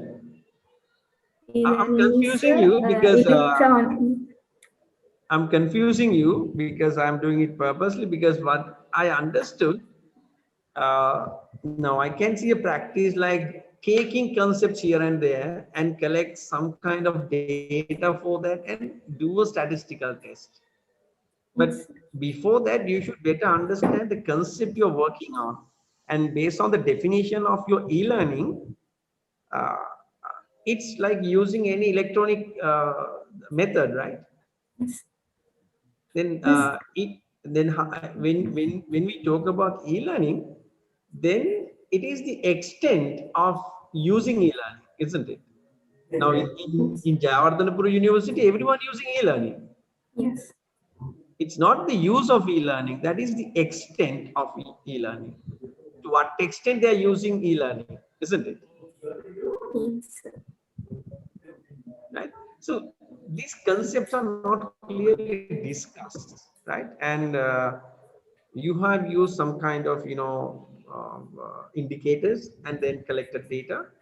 And statistical exercise is okay. You have used a model and validated them, things like that, right? And the next question, now, when we talk about intention, it should be a choice, Yes. whether you use it or not. Yes. Isn't it? Yes, sir. Yes. Oh, yes. But Student use for it, our undergraduates, yes. otherwise, like now in University of Sri Jayawardanapura, it's not a choice, Yes. isn't it? Yes, sir. It's not a choice. Did you think this kind of factors? Because now when you talk about a particular research domain, you have to clear the variables you're working, and especially you have to look at their definitions and the simple meaning, right? Then only you can use indicators to construct them, right? So and I have a strong like, I don't like using University of Sri Jayawardanapura as it is in your research, because now even I raised this question in a previous conference as well, because then it's going to be a kind of a report, not a research, right? And you're saying IT students using more, like they have more access to e-learning than others. Yes, sir. So I don't think it's good. Like ethically, it's good mentioning names of the departments and the names of the faculties, right? Then that's not your context actually. You can simply mention I collected data from a university in Sri Lanka. Because for the reader, if I'm thinking the behavioral aspects of e-learning, for me it doesn't matter whether it's university A, B, C, or C, right? It doesn't matter for me, right? So I don't think you need to mention university names without like I don't know, taking like approval, right? So my message, it's good as a starting point, but before focus on this technical and data analysis part, you should clear what the context you're working on, right? So that's my advice, and wish you all the best. Thank you very much. Thank you very much, sir, Shan, for sir? your Yeah, valuable thank you. advice. Thank you, Dr. Janaka. Thank you, Sandhuri. Yes. Very, I mean, clearly you presented what you have done. My question and my comments and my feedback, they're all similar to what Dr. Janaka said. I need to emphasize on the conceptual framework you have chosen, because you said you have used the TAM model, the technology adoption model, which was developed by Davis in 1998. Yes. But please double check if you have taken the Davis's model as it is, or some modified version of TAM model by scholars later on. Because in the original model, what they say is that somebody's intention to use technology, which is very futuristic. As Dr. Janaka very correctly mentioned, this intention to use, the behavioral intention or the intention to use, is a futuristic action one would take, right? So we are not able to ask the same set of questions, the purchase intention or behavioral intention, from a set of respondents who are already using it, right? You could have asked this from Jayawardanapura students or your respondents before they actually make that action. That is the original conceptualization of Davis. So the original model says that somebody's intention to behave in a certain way, in your case, use of e-learning depends on 3 factors, according to original model. That is perceived usefulness, perceived easiness, and perceived entertainment. That's what the Davis said. And Davis's original argument was derived from the theory called theory of planned behavior, which was developed by Adjacent and some others even before that, right? So this is sort of evolution of theories, and what you seem to have used is even a modified version of what David has developed in 1998. So you need 1998, whenever it was. So when you're presenting your ideas, you need to say that I was interested in studying students' intention to use e-learning methods. If they are already using, you can't ask them questions about their intention, because intention has already happened. There is no intention anymore. Now in marketing we use this. We don't then say purchase intention, we say repurchase intention. Or in tourism we use, because this theory of planned behavior, theory of TAM, they are heavily used theories. If in tourism we don't ask intention to use if the traveler has already visited the country. What they instead do is they have sort of reworked on it. But if they are using this concept in tourism, what they say is your intention to revisit the same country, or your intention to recommend the destination you visited to others. So those are the 2 behavioral variables they are taking. So as Janaksa asked, what you should have clearly identified or thought through is what exactly you wanted to know about students. Was it the extent to which they are currently using or adopting e-learning, or was it their intention to use or intention to reuse? So have that clear idea from practical sense. So when you exactly understand what you wanted to measure, you can then identify or find something from the literature, whether I'm talking about Davis's exact original conceptualization, or some later concept, or something that was developed particularly to e-learning concept. You can then directly take from the relevant literature. So have a deep thought on what you wanted to measure. That is your dependent variable. And even your independent variables, either you have to go by the original conceptualization of Davis if they are relevant. If not, you can go through the literature and identify the relevant variables that you think would have an impact on students' use of e-learning, and take the other variables out, because you need to take only the variables that are relevant to your context.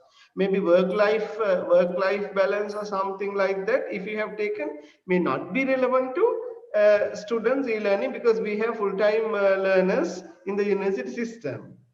Other than that, maybe you can take some other variables. There you have to say that this conceptual model was developed in light of, in relation to Davis's theorization, but you have not taken it as it is, but you have some inputs from there. That's how you say that we are developing these conceptual models in relation to, if you are not directly taking them. Right? That's how you have to conceptualize and present your argument. Then you can clearly say that I'm not taking this stuff arbitrarily from here and there. I have thought through what is happening in practice, and to understand this, I have taken the relevant theoretical concepts, and I have clearly shown the relationship between them. Right? So something like perceived ease of use, I think, is still valid, as Davis conceptualized, because student, even us, find it bit difficult or challenging to use e-learning systems because our perception of the easiness of use. So therefore you can take that variable as it is from the original theory. Hope I made sense. Good luck with your future research if you're going to undertake. And it's a great initiative. Thank you. Thank you very much, sir, for your valuable feedback. Thank you, Sandhuni, for presenting here today. And you can use those valuable comments for your improvements. So with that, Sandhuni Pramodya's presentation is over. So I'm going to invite our third presenter, Sandhu Nishan, who is going to present about factors influencing customer behavior towards online shopping, evidence based on undergraduates in Sri Lanka.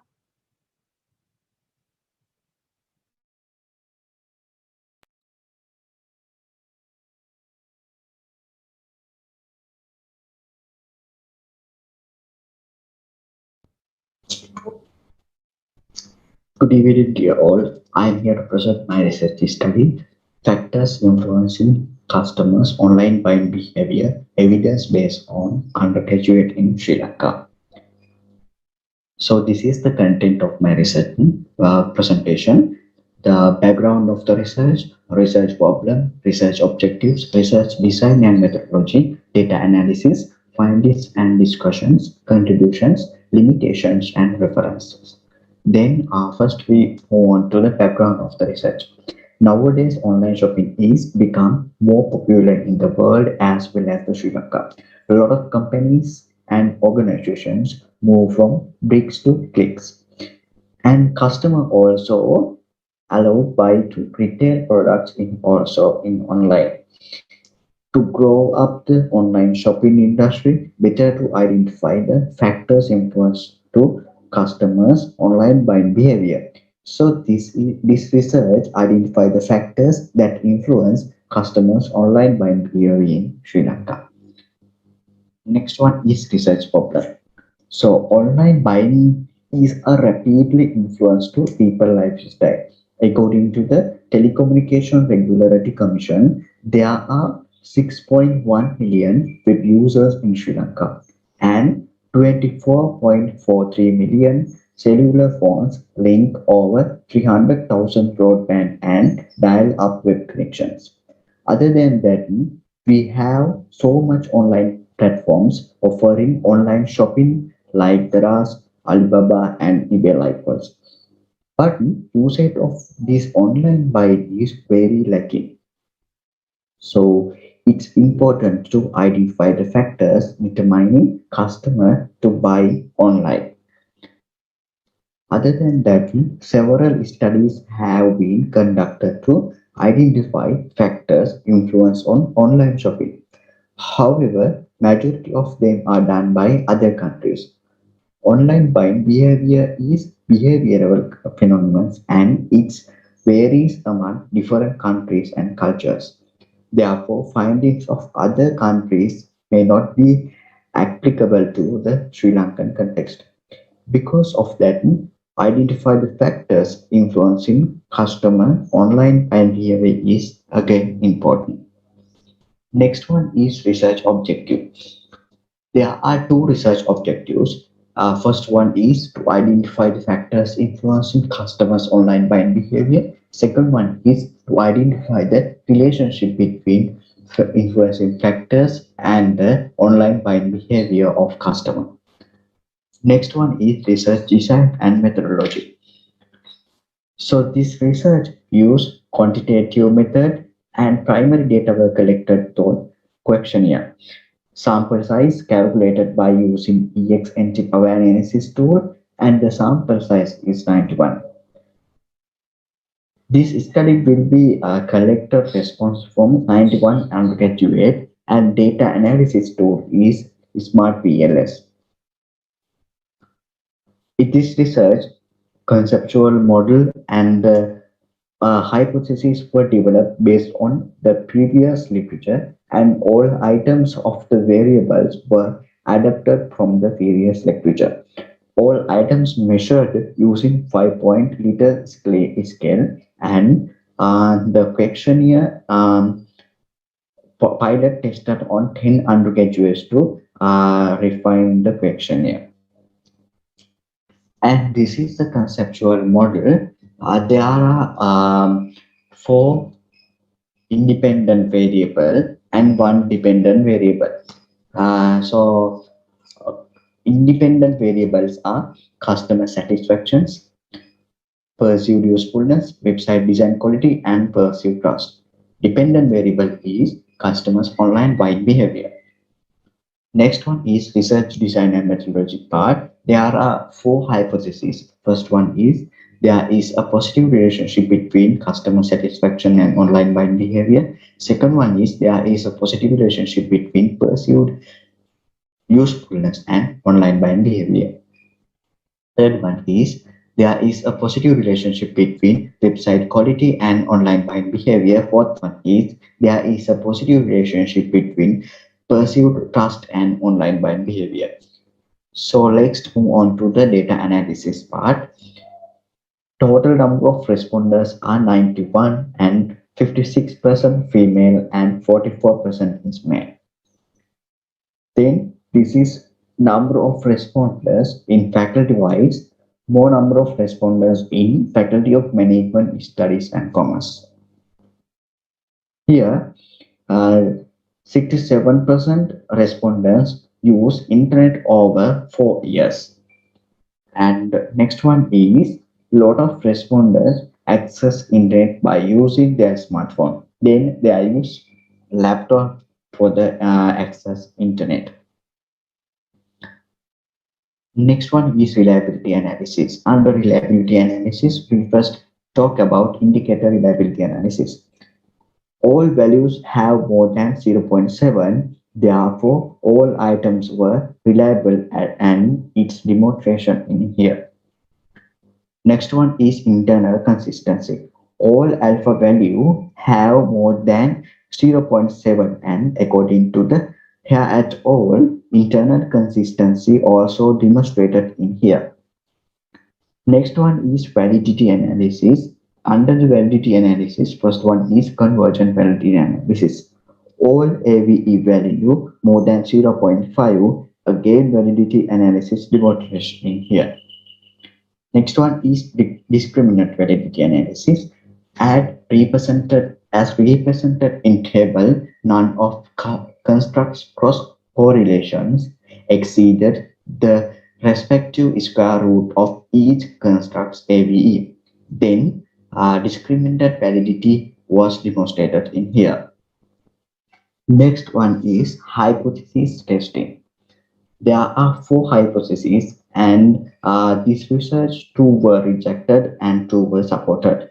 Hypothesis 1 is there is a positive relationship between customer satisfaction and online shopping behavior that are not supported. There was not enough evidence to say customer satisfaction is impact the online shopping behavior because of p-value greater than 0.05. And next one is there is a positive relationship between perceived usefulness and online shopping behavior that are supported. Perceived usefulness would have a major impact on online shopping behavior because p-value less than 0.05. Third one is there is a positive relationship between website quality and online buying behavior. They are not supported.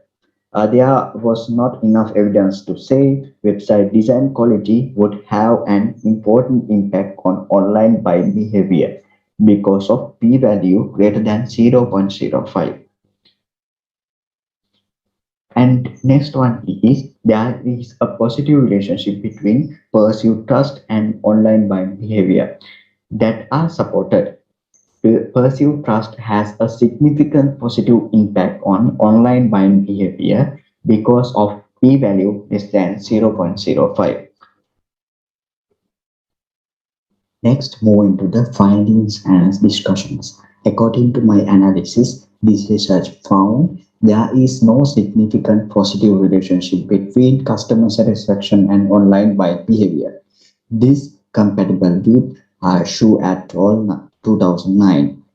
Next one is there is no significant positive relationship between website quality and online buying behavior. This also compatible with Lim et al. 2016. Third one is there is a significant positive relationship between perceived usefulness and online buying behavior. So if the perceived usefulness is increased, online buying behavior also increased. This compatible with Java and Chelsea 2015. There is a significant positive relationship between perceived trust and online buying behavior. So if the perceived trust is increased, online buying behavior also increased. This is also compatible with Ahmed in 2018. Next one is contribution part. There is there are many studies about customer buying behavior, but there was limited studies for the factors affecting customer buying behavior in Sri Lankan context. So this study was carried out to address that issue on this topic and identify the related factors. Sri Lanka is developing country and technology grow up rural regions also, and university students adopting technology very fast day by day. Then this research importance to identify factors affecting customer buying behavior. Other than that, this research identify the factors as customer satisfaction, perceived usefulness, website design quality, and perceived trust. Next one is limitations. The population of this research is all people in Sri Lanka. Then population is very large and get sample is very difficult.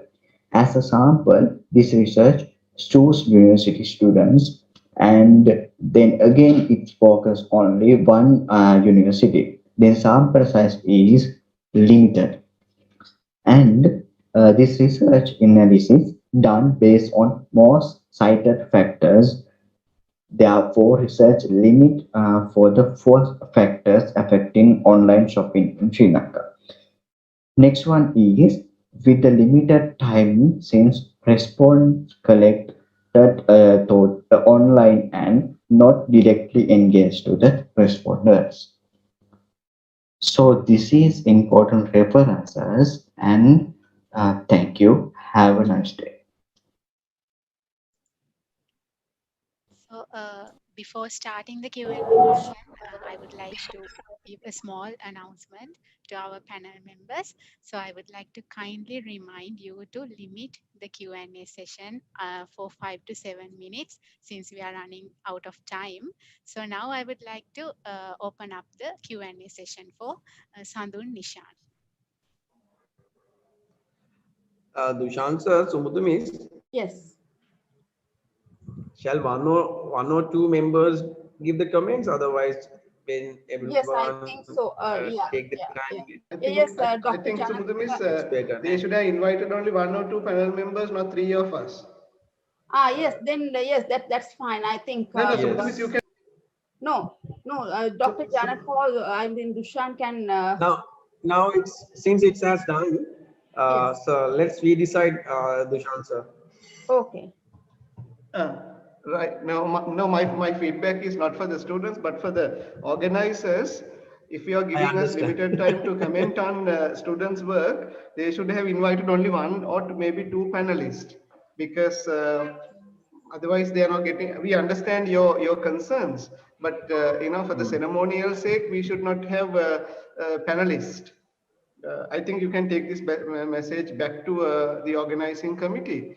Now, Sandun, my comment to you is similar to the comment I have given to Sandun in terms of conceptualizing, because you have some variables taken from the TAM model, some taken from the other variables. That is, again, conceptual and theoretically, someone can question your study. And the other thing is, since you have studied about online behavior in Sri Lankan context, I'm not very sure why suddenly undergraduates came into the scene. I understand that they are fast adopting technology and using mobile phones, and they are tech savvy. But are they really Sri Lankan university students? Do you think, like students in other countries, do you think Sri Lankan students are involving online purchases like their parents or other working family members do. If your intention, because when you're conceptualizing study, I think you have to conceptualize based on your dependent variable. If you're interested in exploring the online behavior, buying behavior of a particular consumer group, you need to make sure that you're studying it in a valid context. Maybe working executives or Dushan something. sir, Yes. let me disturb. I also have only one question related to the same. Yeah. Did you check how many transactions they have done, these undergraduates online? How many online transactions they have done? Do you have that information? No, sir, I don't have that information. So that explains, sir. Yeah. Otherwise, your research would sound like we are not trying to undermine your work. We totally, appreciate your work, Sandun. But someone can see it as a convenience-driven research study. I have some friends in the university from whom I can easily collect data, because there are some other areas, other group of people in the market who are sort of adopting online buying. That's another area to think about. So another variable you have chosen, satisfaction. What satisfaction are you talking about there? Satisfaction with what? Customer satisfaction. Customer satisfaction towards what? When the customer buying online something, what is the satisfaction about it? Satisfaction, how do they know about the satisfaction? Because you're measuring the online purchase intention as the dependent variable. And when you're asking about their intention or behavior, are you trying to say that their level of satisfaction has an impact on the intention?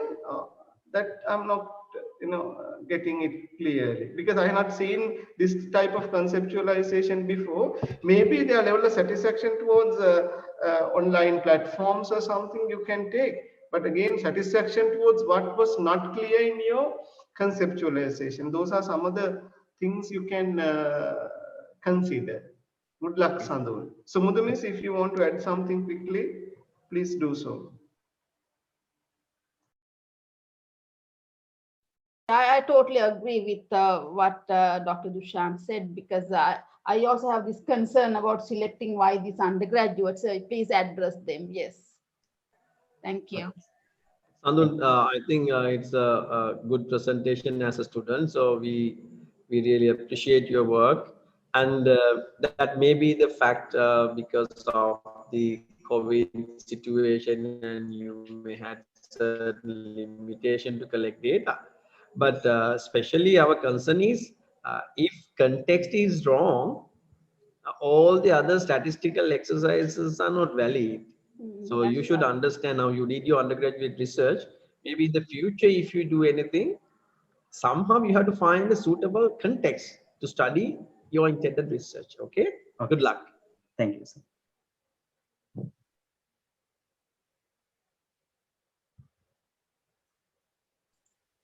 Okay, so thank you very much for your valuable comments. So with the end of the Sandhu Nishant's presentation, we are going to move for our final presentation from Ravindu Herat. He will be presenting about evaluating factors affecting the adoption of mobile commerce in agriculture, special reference to Galagedara AGA division.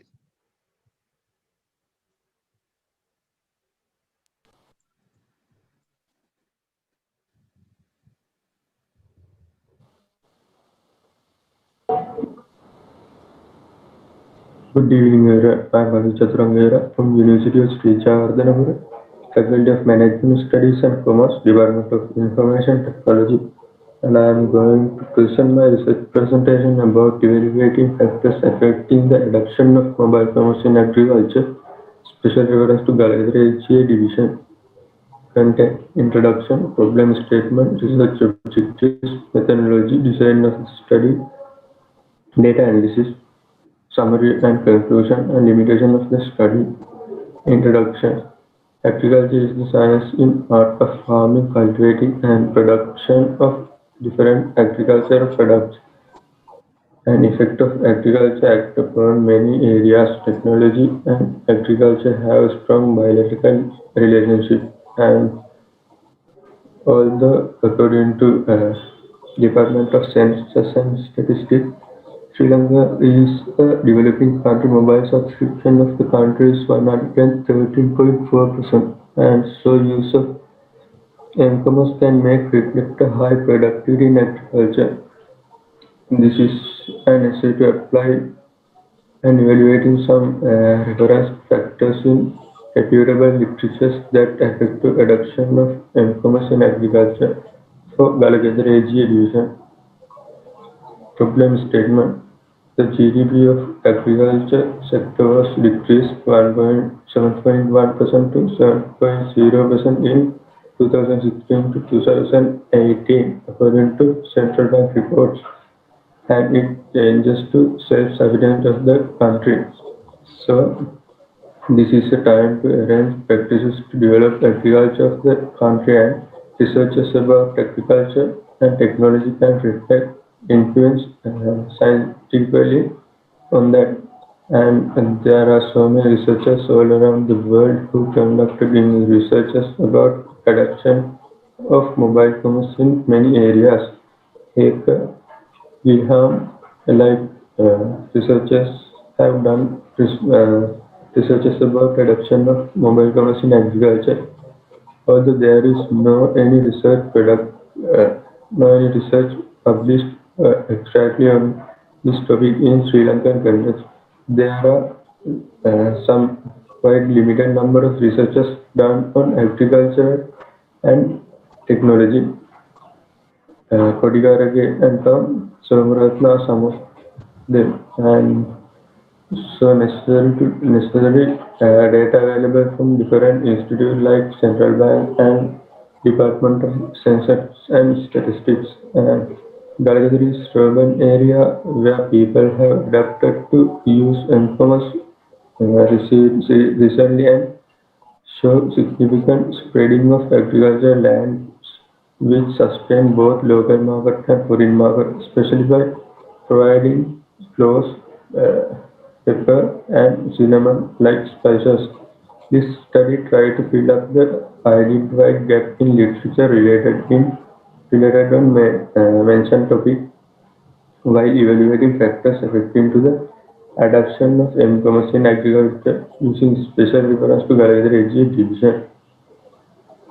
Research objectives: to identify the factors affecting on adoption of mobile commerce in agriculture in Galadhar. This study was limited to this area due to financial and time constraint.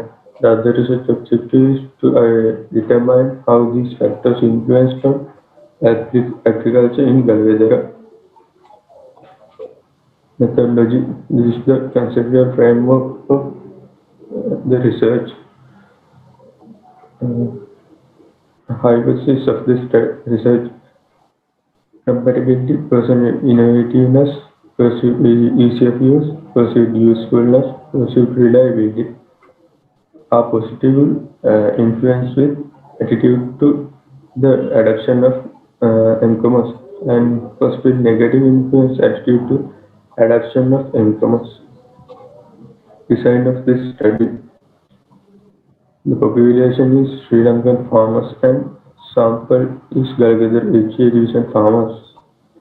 Able to collect 103 sample using convenience sampling method. Use quantitative method and primary data collection with questionnaire survey, and use smart PLS for data analysis.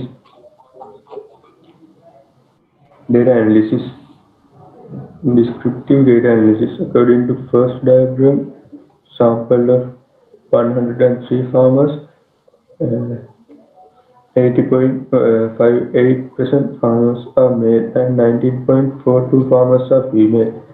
In male farmers, 62.65% have internet access and 37% 37.35% farmers have internet access. In female farmers, 65% have internet access and 35 are not have internet access. And according to the second chart show the positive relationship between number of farmers and age groups. Advanced data analysis and the in first diagram value shows after running the PLS algorithm function with corresponding item according to the Chan and Idris above 0.6 of outloading value also allowed to consider, and the table shows all the constructors of the study used for about 0.7 internal consistency, and those all established for all constructors.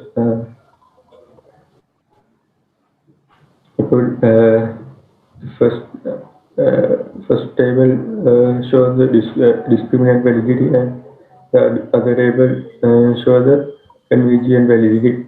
In first table, according to here, none of the constructors correlation should exceed the square root of each constructor AVE to confirm under discriminant validity. So all true as the discriminant validity.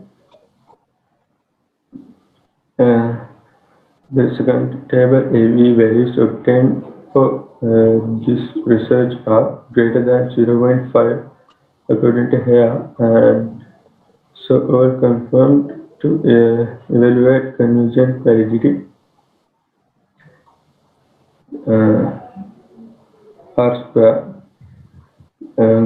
coefficient of R square of the attitude of m-commerce is calculated as 0.644, which means all independent variables influence 64% of variance of attitudes to m-commerce adoption. Hypothesis testing. Each hypothesis analyzed and checked in relation to its relationship, path coefficient, t-statistic, and p-values. Also categorized as supported or unsupported based on having p-value above 0.05, which was taken based on 95% confidence level and 5% margin of error. Summary and conclusion. This study determined how these constructors influenced on adoption of m-commerce regarding agriculture in Gallagher by hypothesis testing, and this revealed that comparably perceived ease of use and cost are supporting constructor, and perceived usefulness, perceived innovativeness, perceived reliability are as unsupported constructors for adoption of m-commerce with agriculture in the study area. The selected variables were highly influenced and maintained strong relationship according to the literature review. So sometimes in applying some general theories and technologies to this area, it's better if can adjust according to above findings about the farmers' perspectives and achieve objectives properly, and management related people who wish to use m-commerce for farmers' very productivity and profitability can build up positive perceptions of farmers about usefulness, reliability, and innovativeness of using m-commerce to develop agriculture in this study area. Although unsupported variables are there in adoption of m-commerce in agriculture, planners can use it as equipment to increase the adoption rate of m-commerce speedily to enrich the agriculture. Limitation of the study. The questionnaire survey have conducted among the farmers, and there may be many factors that can affect the respondents' perception, such as physically or mentally condition, stress, confidence level, etc., which are different from each respondent to respondent. So that affect harms from wild animals who destroy farmers' work, fungus diseases to their plants, and drought conditions which were in environment because it arises irrigation problems to supply water from the agricultural lands.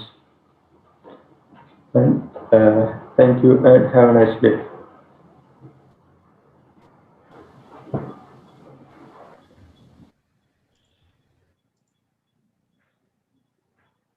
So now I would like to open up the Q&A session for Ravindu Herat.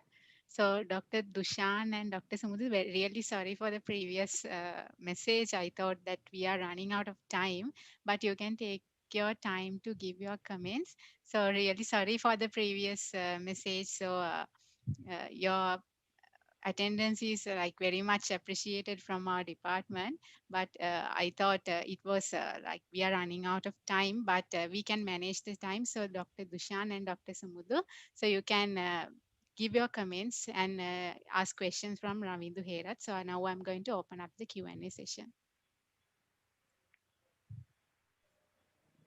Right. So your topic is about this adaptation of this technology in the agricultural sector. Is that what, Ravindu? Ravindu, no? Sorry. Yes, you are Ravindu, right? Yeah. Yes, Ravindu. So why you selected this Galagedra GA division for your study? Because of time constraint and finance constraint. Okay, so but that is not a good reason, like, you know, to select a particular area, not to do your study. Like, you know, you have to provide more justification as well. And also, there is cultivation in this area. Mostly cultivate paddy and the other vegetables, other foods are mostly cultivated on this area mostly. So, like, is there any tendency that farmers like to use this technology in the agricultural sector in that area, or what's the motivation behind, like, you know, you to undertake such a study? Sorry? No, I mean, is there any tendency, like, have you seen any tendency, like, the farmers use sort of a technology, like, in the agricultural sector in that particular area? What motivated you, like, you know, to do that sort of a study for that Galagedra area? That is because to that finance and time constraint problems, and that in that situation I have to do in this area. Okay, I think I will invite now Dr. Dushan to go ahead with the questions. Yes, Dr. Dushan. Dr. Janaka, would you please go ahead? I don't have any comments to make. Thank you, Sumudhu. Janaka has. So then I can make a couple of points. If yes, Dr. Janaka, I think he may have lost his connection. Right. Yes. Okay. So again, what was your name? Ravindu. Ravindu. Interesting study. If you have made it more context specific, as Sumudhu madam suggested, because you know the farmers using technology is is a need, dying need of the society, because a lot of the agricultural businesses and farming things would seem to fail because of the lack of adoption or fear of adoption of technology. Systems are not integrated because technology is not properly penetrated among the farmers. So this study would have been very useful if you have justified that. Even when Sumudhu madam asked you about the Galagedara area, you can say that Galagedara is sort of a sample agricultural area where farmers, a lot of farming happens in terms of maybe paddy or whatever. Then you have access to internet, you have this, and in this area has been identified as one of the areas with high mobile phone penetration or something, and therefore in this area farmers' intention to use mobile phone or whatever this e-technology activities using TAM model would give really good insights for maybe for agricultural department or telecommunication companies or some other policymakers. That is how you need to sort of justify your research. Why do I need to do research? That is what was missing in your case. Maybe you have a reason. You have not sort of articulated it properly in your article or even in your presentation. And again, Ravindu, your dependent variable mobile phone usage, again, you need to clearly say whether whether people use or not. Is that what you measured? Or whether you measured the intention to use mobile phone. So these stuff for agriculture, factors influencing the mobile phone e-commerce. So your mobile commerce usage, as Janaka asked before, were you measuring the extent of current usage or their intention to use? Ravindu, if you can hear me, can you please tell me what is the exact thing you wanted to measure? Is it the current usage level or their intention to use in the future? Current usage. Current usage. Okay. So then you are not taking your study directly from the TEM model, because TEM model, the technology adoption model, talks not about the current usage but about somebody's intention to use it in the future. As I understand the original theory, and if you are deviating from the original theory of adopting technology, then you have to have a justification, Ravindu, because current usage and perceived enjoyment, and because you have directly taken from the TEM model the independent variables. First three, perceived enjoyment, ease of use, usefulness. The social influence and the social security, the last two variables seem to have come from some other area. So clearly you need to say it in your research. But had this come with a proper justification, your study would have been very useful one, even for these are the type of research we need in the society, so that agricultural policymakers can make policies around this and encourage farmers to use more and more technology, so that is like the mudalalis in between, retailers or rice mills or some intermediaries in between may not be able to rip off the farmers and consumers. They can't take undue advantage because the technology comes in between and connects the farmers with the market. That is what happened. So that is how I think you need to paint the picture or articulate or present your idea, so that your research becomes really insightful and useful one. Are you getting my point, Raidu? Yeah. Yes. So when you're presenting it to maybe agriculture department, just assume that you're presenting it to them. This is how you have to say it. Yeah. Right, but it's a very good attempt, very good start, and good area. Thank you and good luck. Thank you.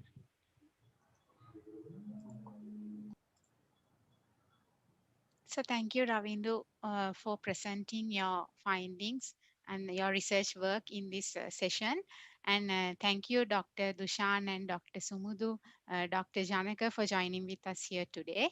So with this, the presentations of panel 2 discussions are over. So since some of the other sessions are still conducting, I would like to invite all of you to join with another session by choosing a different breakout room. So you can click leave room option in here, and once you directed to the main session, they will be heading you to another session. So once the parallel sessions are over, please be kind enough to join with the main session to join with the announcement of the winners. And I would like to kindly remind all the panel members to update the mark sheets since it will be closed at the end of the presentations. So thank you very much for joining with us here today, and we'll meet again on the main session.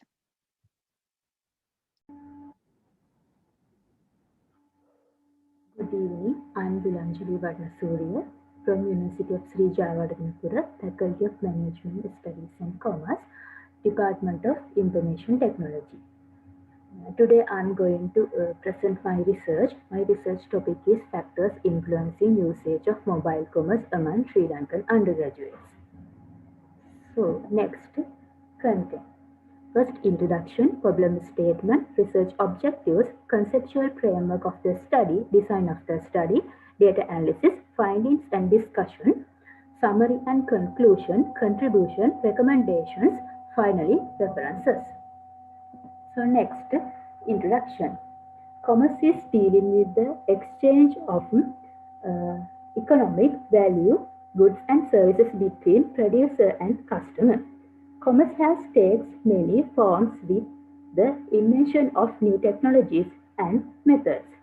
E-commerce is a means of conducting business using one of many electronic methods, usually involving the internet, computers, or both. As a result, the change is from commerce to e-commerce and now to m-commerce. M-commerce, which stands for mobile commerce, is defined as buying and selling of goods and services through wireless handheld devices such as cellular telephone and personal digital assistants. Mobile commerce services offered for consumers can be categorized as mobile banking, mobile money transfer, mobile ticketing, mobile marketing, and mobile purchasing. Next, problem statement. In previous studies on mobile commerce, there are negative and positive effects on the influence to use mobile commerce on usage have been identified. According to the literature review, it is found that each research had only considered about their local context. In Sri Lankan context, it is very difficult to find research which are carried out in relation to mobile commerce usage. There is only very limited number of research we find in Sri Lanka on this topic. According to this study, tries to fill up the identified gap in literature while concerning the Sri Lankan undergraduates and their mobile commerce usage when it comes to the Sri Lankan context. So next, research objectives. First one, to identify factors influence on usage of mobile commerce among Sri Lankan undergraduates.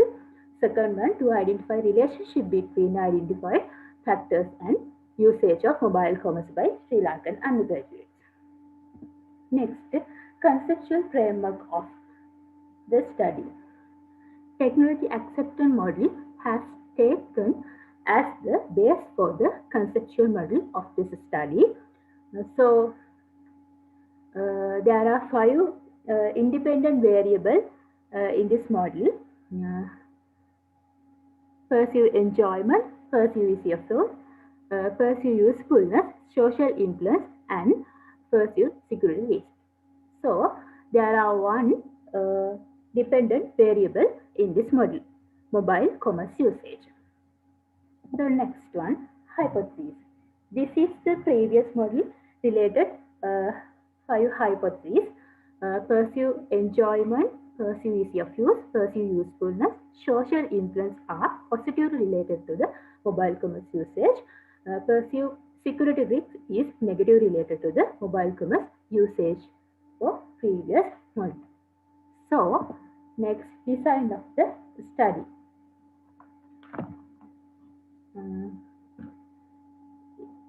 In this research, use quantitative method. Primary data collection is questionnaires. Population is undergraduates and University of Sri Jayawardanapura, and sample is 91 students and faculty of Management Studies and Commerce. Sample technique is cluster sample. Sample size calculated by ex-ante power analysis tool, able to collect 100 sample. Use smart PLS for the data analysis. So next, data analysis. This is the descriptive data analysis part. So questionnaire consists of 3 demographic questions. There are gender, department, and year of study. So first one, you can see gender. Then the female population is higher than male population in this gender. So department pie chart, you can see Department of Information Technology is higher than other departments. So next one, year of study. You can see year 4 is higher than other year of study. So the total response is 100 students for all demographic factors. So next, reliability and validity. So then reliability is the degree to which means are free from error and therefore little consistent result. So validity is in the ability of a scale or measuring instrument to measure what is it intend to measure. So reliability analysis, there are 2 types: indicator reliability. So first one is indicator reliability, the reliability of any single items on average. So outer loading according to the Hayes recommended value of more than 0.7. So you can see outer loading for every items. So indicator reliability was established on this study. So next one, internal consistency, overall degree of relatedness of all test items or weights. So converge alpha more than 0.7 and all composite reliability value was greater than 0.7. Then internal consistency was established on the study. So the next one, validity. So validity also 2 types: convergent, first one convergent validity. Average variance extract is used to evaluate the convergent validity for each construct. So common rule, AV is greater than 0.5. So you can see this also demonstrate all construct. So next, discriminant validity. Discriminant validity refer to the extent to which a construct is truly distant from other constructors is assigned using Fowler and Lecker criteria. So next one, hypothesis testing. So this hypothesis testing p-value less than 0.05, 9 to 5% confidence level. So in this research, 2 construct accept, but 3 constructs are rejected. So then you can see the next R square. Then you can see 0.5 to 0 in the R square. Higher R square value indicate that the data points are closer to the 50 value. Then can predict 52% of mobile commerce usage from the construct. The next one, findings and discussions. In this research, so I found the relationship between perceived ease of use and mobile commerce usage is accepted. H2, the relationship between perceived enjoyment and mobile commerce usage is rejected. H3, the relationship between perceived usefulness and mobile commerce usage is rejected. H4, the relationship between perceived security risk and mobile commerce usage is rejected. H5, the relationship between social influence and mobile commerce usage is accepted. So next, summary and conclusion. The finding of the study, there is a negative and positive factors relationship between mobile commerce usage in Faculty of Management Studies and Commerce in University of Sri Jayawardanapura. Conceptual framework for this study was consist with 1 dependent variable, mobile commerce usage, and 5 independent variables. There are perceived ease of use, perceived enjoyment, perceived usefulness, perceived security risk, and social influence. According to hypothesis result, 2 hypotheses was accepted and other 3 hypotheses were rejected. So next one, contribution. There are no many articles regarding the identified factor influencing and relationship between mobile commerce usage among Sri Lankan undergraduates. Through this study, research about the present status of the mobile commerce among our undergraduate students. Mobile commerce also can get idea about the positive and negative factors influence on usage of mobile commerce and relationship between identified factors and usage of mobile commerce. The next one, recommendations. Continuously provide proper mobile commerce awareness to the undergraduates and enhance the confidence of using mobile commerce. Include the facilities and technologies that can improve awareness and usage of mobile commerce. Next, provide well support facilities and respond quickly to email inquiry regarding to e-commerce related problems. Next, develop mobile commerce website and enable the understanding related with mobile commerce system. So next, these are the references on my research. So thank you.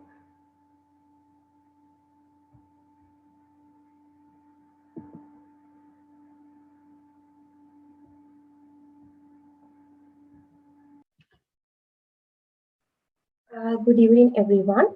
So I'm going to present my research, that is barriers affecting the development of green software in Sri Lanka. So let's discuss some concept related to the my research. most of the organizations and also the most of the industry, all of the industry, they wanted to contribute to environment in friendly manner. So they came up with a new concept called green concept. So when it comes to IT industry, they also wanted to contribute to environment, and they also come up with the new concept like such as green computing, green IT, green system likewise. So under green computing, this research mainly focus on the green software and the software engineering. So green software is a software which has direct and indirect positive impact to the environment, human being, society as well as the economy. So green software engineering is the processes or the practices that we going to follow when we developing green software. Let's discuss about the research problem. So software industry people thought they could easily adapt or the practice the green software engineering. However, when it comes to real world, it was a bit difficult. There are a lot of challenges when they developing green software. So when it comes to the IT, when it comes to the Sri Lankan context, actually that barriers not vary with the other countries. Apart from that, there are extremely limited number of researchers done based on this area in Sri Lanka. So therefore, I conducted my research to find out what are the barriers affecting the green software development in Sri Lanka. So mainly, there are two questions and two objectives. So my objectives are to identify what are the barriers that are affecting the green software development in Sri Lanka, and to find out the relationship between those barriers and the green software development. So let's talk about the research methodology. This is a quantitative research approach. I use the quantitative research approach to conduct my research. So in literature, I identify a lot of barriers, and here I chose the five barriers because most of the researchers, they highlighted these factors in their research. So therefore, I selected those factors to my research. So those are power consumption, resource, requirement engineering practices, green software development knowledge, and the government support towards the green software development. So based on my factors, I developed the hypothesis. There are 5 hypotheses. H1, there is a positive relationship between power consumption and the green software development. H2, there is a positive relationship between resource and the green software development. H3, there is a positive relationship between green software development knowledge and the green software development. H4, there is a positive relationship between green, requirement engineering practice and the green software development. And the last one, there's a positive relationship, H5. There's a positive relationship between government support and the green software development. So let's discuss about the research design. So this is a descriptive type research, and approach is quantitative research approach.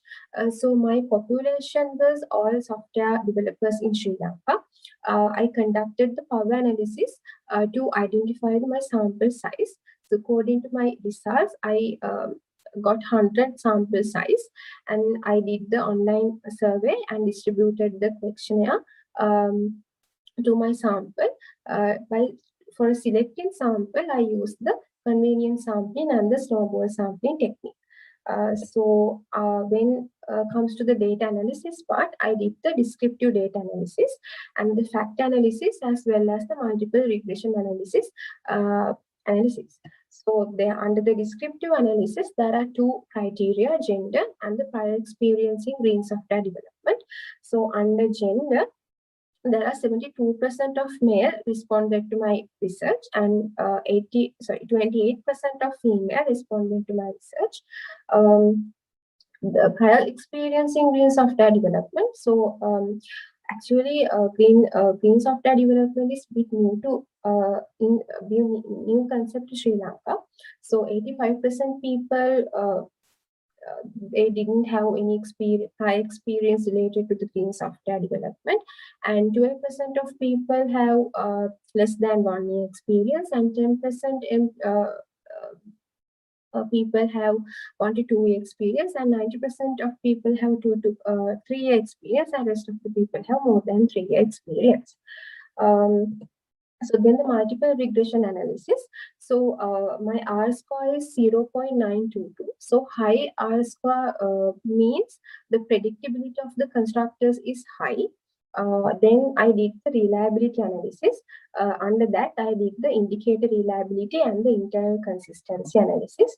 So under indicator reliability analysis, the rule of thumb is the outer loadings of the item should be above the 0.7. So you can see the outer loadings for each item about the 0.7. So we can conclude our data set establish the indicator reliability. Then the internal consistency. So you can see the converge alpha coefficient should be, rule of thumb is it should be about the 0.7 for each factor. So you can see according to my data set, the converge alpha coefficient about the 0.7 for each factor. So internal consistency also established in my data set. And the validity analysis, under that I did the convergent validity and the discriminant validity. So the convergent validity, the rule of thumb is the variance, the average variance AV value should be about the 0.5. So you can see my AVE for each factors above the 0.5. So the convergent validity also established, and you can also see discriminant validity also established in my research. Then the hypothesis testing. So my p-value is 0.05 under 95% confidence level. So according to that, there are 5 hypotheses, and 3 hypotheses were supported and 2 hypotheses were not supported according to my data set. Then let's discuss about the findings. According to my data set, power consumption would have a positive effect on the green software development. That result compatible with the previous researchers' results as well. And then the second one, resource. Based on my data set, there were not enough evidence to prove that the resource would have the positive effect on the green software development. And then based on my result, requirement engineering practices would have a positive effect on green software development. That result is also compatible with the previous researchers' results as well. Then the green software development knowledge. So according to my data set, it would have positive effect on the green software development in Sri Lanka. That result compatible with the previous researchers' results as well. Then the final one, government support. Based on my result, there were not enough evidence to prove that government support would have a positive effect on the green software development. So when conclude my result, there are 3 hypotheses were accepted. There are 2 hypotheses were not accepted. So green software development knowledge, requirement engineering practices, and power consumption would have a positive effect on the green software development according to my result. So then move to the practical implication. Actually, by identifying barriers affecting the green software development, then the IT organization or the software organization, they can come up with the different strategies and the tactics in order to come up with the overcome the barriers. So then they can contribute to the environment, society, human being, and also the economy as well. And also they can increase the profitability as well, because when they develop in green software and when they follow green software engineering practices, actually save the energy, then it will lead to save the cost. So it increase the profitable as well. So that's the practical implication of my research. Then the limitation. So basically, my population was all software developers in Sri Lanka. But if we can, I concluded my questionnaire for software developers only. But if we can get the results like software stakeholders, such as software quality assurance engineers, project managers, business analysts, the people who have engaged with throughout the software development cycle, then that result would be more accurate. So the conclusion, I did my research to find out what are the barriers affecting the green software development in Sri Lanka. So in past researches, there are a lot of barriers there, but however, I selected 5 barriers based on the most researchers study through their research. Then I conducted my online survey and distributed to questionnaire and get the results and analyze the results. And then I come up with, according to my data set, there are 5 hypotheses and 3 hypotheses were supported and 2 hypotheses were not supported. So at the end, I can say, according to my data set, green software development knowledge, power consumption and requirement engineering practices would have the positive effect on the green software development. So that's end of my presentation.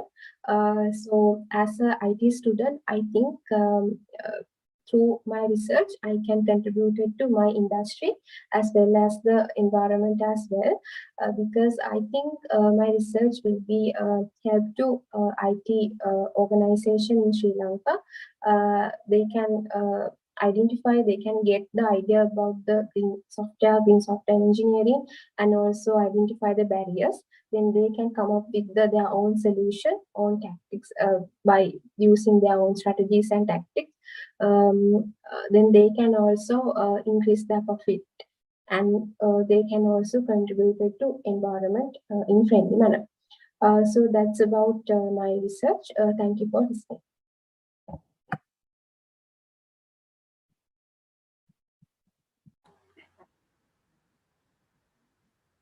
Good evening, everyone. I am Nuwan Taranga. Today, I am here to present about my research study, which is factors influencing customers to switch mobile internet service providers in Sri Lanka. Let's take a look at the background of the research. Internet service providers are leading companies in the telecommunication industry, and they are providing facilities to connect users with the internet. Switching behavior can be identified as the process of being loyal to one service and switching to another service due to dissatisfaction or any other problems. According to Akbar and Praves, customers are not loyal to one specific telecommunication company. They are always be subjected to change. In the global context, there are so many studies to prove that customers are changing their mobile ISPs frequently. Even though it's a global situation, it could differ in the local context. However, it was difficult to find a proper study to understand that customer switching frequency in Sri Lanka. Therefore, I did a pre-survey to make sure that. Here I have mentioned some result of the pre-survey study. With that, I have concluded Sri Lankan ISP customers are also frequently changing their service providers. Let's build up the problem statement. When an internet service provider provides a high level of overall service quality, customer must be loyal to that particular ISP, and they should believe that the company is genuine, and possibility to change the ISP should be very low. However, regardless of internet service providers cater customer need at a higher level, customer satisfaction and loyalty of ISP will be subjected to change according to Speiler, plus it can get on 2007 and Tycon and Quich 2015. With that, I have identified research gap. In the global context, much of the research has been focused on switching behavior of service industry customers, including mobile phone users, ISP users, telecommunication customers, banking customers, online customers, and etc. However, very little attention has been given in literature to find out the factors for ISP customer switching behavior in Sri Lankan context. So current study will be identified factors which are influencing customers to switch mobile internet service providers in Sri Lanka. These are my research questions. What are the factors that influence customers to switch between different mobile internet service providers? And what is the relationship between identified factors and customer switching intention? Research objectives are same with the research question to determine factors that influence customers to switch between different mobile internet service providers and to identify relationship between identified factors and customer switching intention. Let's look at the research design and methodology. First, research approach. Problem in this nature are usually handled by quantitative study using the survey method. Therefore, the research was conducted using the quantitative research approach. Uh, in this study, data were collected from people who are really experiencing the situation. Thus, the study context aligned with the natural study setting. Uh, when we came into population and sample, the study focused on Sri Lankan peoples who use mobile internet service providers to connect to the internet. For the purpose of identifying the representative sample, undergraduate from University of Sri Jayawardanapura was selected using the random sampling technique. According to EX and power analysis calculation, minimum of 97 respondents sign up to interpret the findings through the data analysis.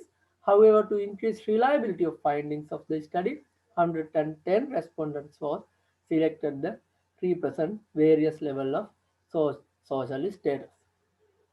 Data collection techniques, data collected using an online survey method using Google Form, 7-point Likert scale measure used to measure the responses about the constructs. Data was analyzed using smart PLS data analysis tool. This is my conceptual framework. A conceptual framework developed based on Bansal and Taylor service provider switching model was used for this study. 5 most frequently identified factors was used as independent variables of the conceptual model considering the previous research findings. In order to meet the research objectives, 5 research hypotheses were formulated. First one, in higher the internet service quality of ISP will lower the switching intention of customer. Higher the switching cost will decrease the switching intention of ISP customers. Higher the call rate will decrease the switching intention of ISP customers. Higher the trust will decrease the switching intention of ISP customers. And finally, higher the attractiveness alternative is will increase the ISP customer switching intention.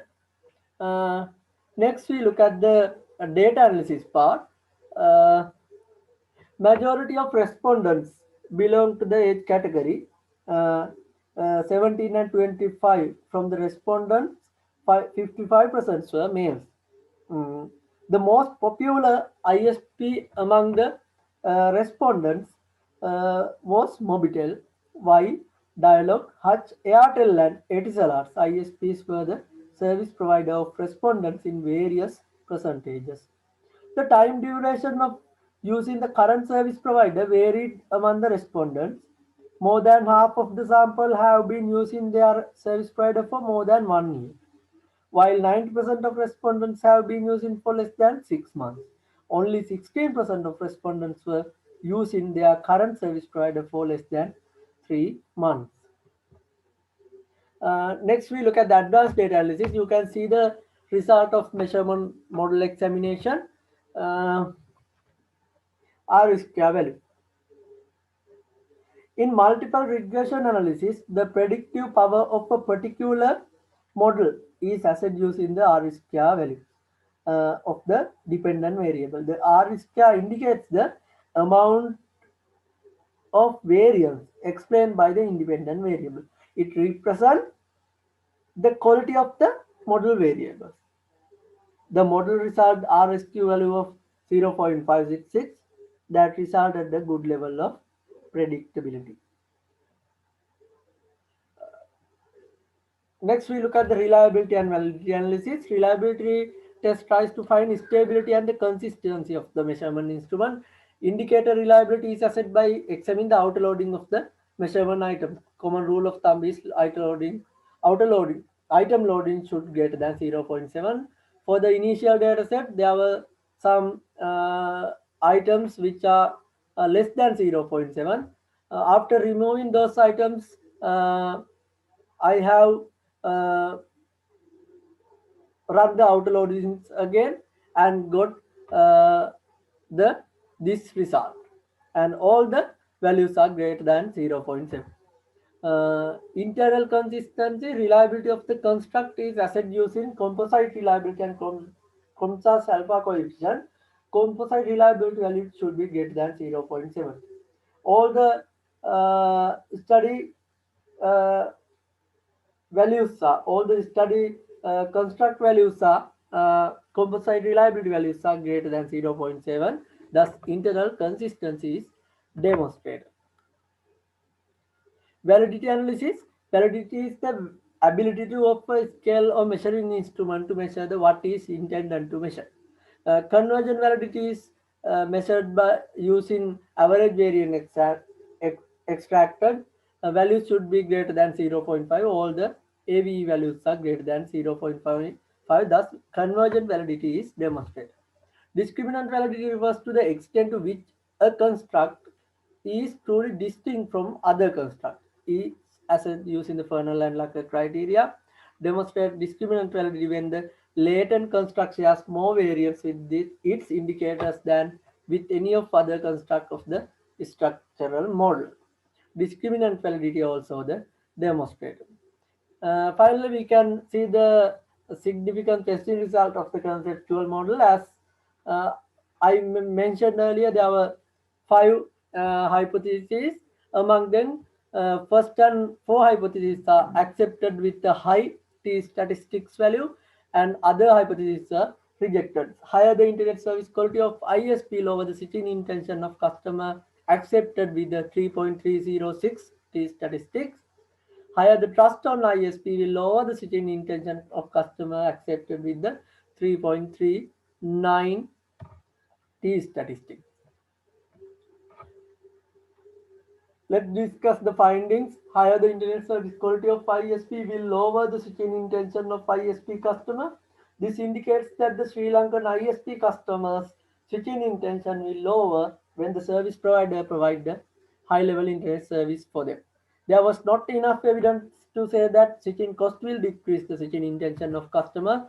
There was not enough evidence to say that the higher call rates would decrease the switching intention of customer. All above findings are consistent with the Bansal and Taylor 1999 research result. Service quality, switching costs have strong positive relationship with switching intentions. Higher the trust would decrease the switching intention of ISP customer. This indicates that the customer who trusts their ISP at a higher level would have lower level of switching intention. There was not enough evidence to say that higher the attractiveness of alternative will increase the customer switching intention. This indicates that the Sri Lankan ISP customers switching intention would not increase by high attractiveness of alternative. Above findings are consistent with the research result of Benjamin Oghoja.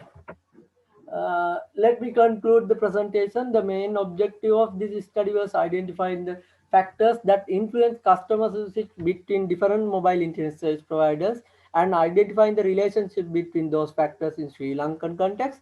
To fill this important gap, a research model that developed through integrating theory of planned behavior and service provider switching models was adapted. Among the 5 hypotheses, first and fourth hypotheses are supported and others are not supported.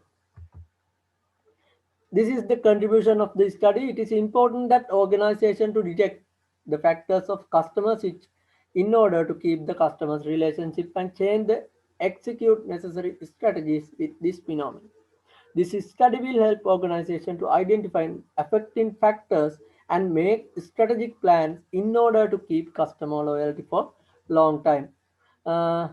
With the result, Researchers have given some recommendations. Internet service providers need to take necessary action to increase customer trust on their service. In order to keep customer retention, service quality should be at a higher level. Service provider can their prices and other variable strategically. There was some limitation of this study. The sample was collected only from mobile ISP customers. In Sri Lanka, there are many customers who use fixed internet service providers. Those customers was not considered in this study. The limited number of respondents also was seen as a limiting factor of the study. Limited number of factors have tested in the conceptual model. To get a broader idea about customer switching intention, future researchers should be use the moderating variables such as network coverage, customer status, usage cost, and brand image.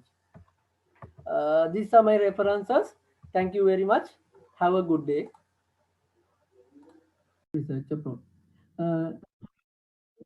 Study data were collected from people who are really experienced in the situation. Thus, the study context aligned with the natural study setting. When we came into population and sample, the study focused on Sri Lankan peoples who use mobile internet service providers to connect to the internet. For the purpose of identifying the representative sample, undergraduate from University of Sri Jayawardanapura was selected using the random sampling technique. According to EX and power analysis calculation, minimum of 97 respondents sign up to interpret the findings through the data analysis.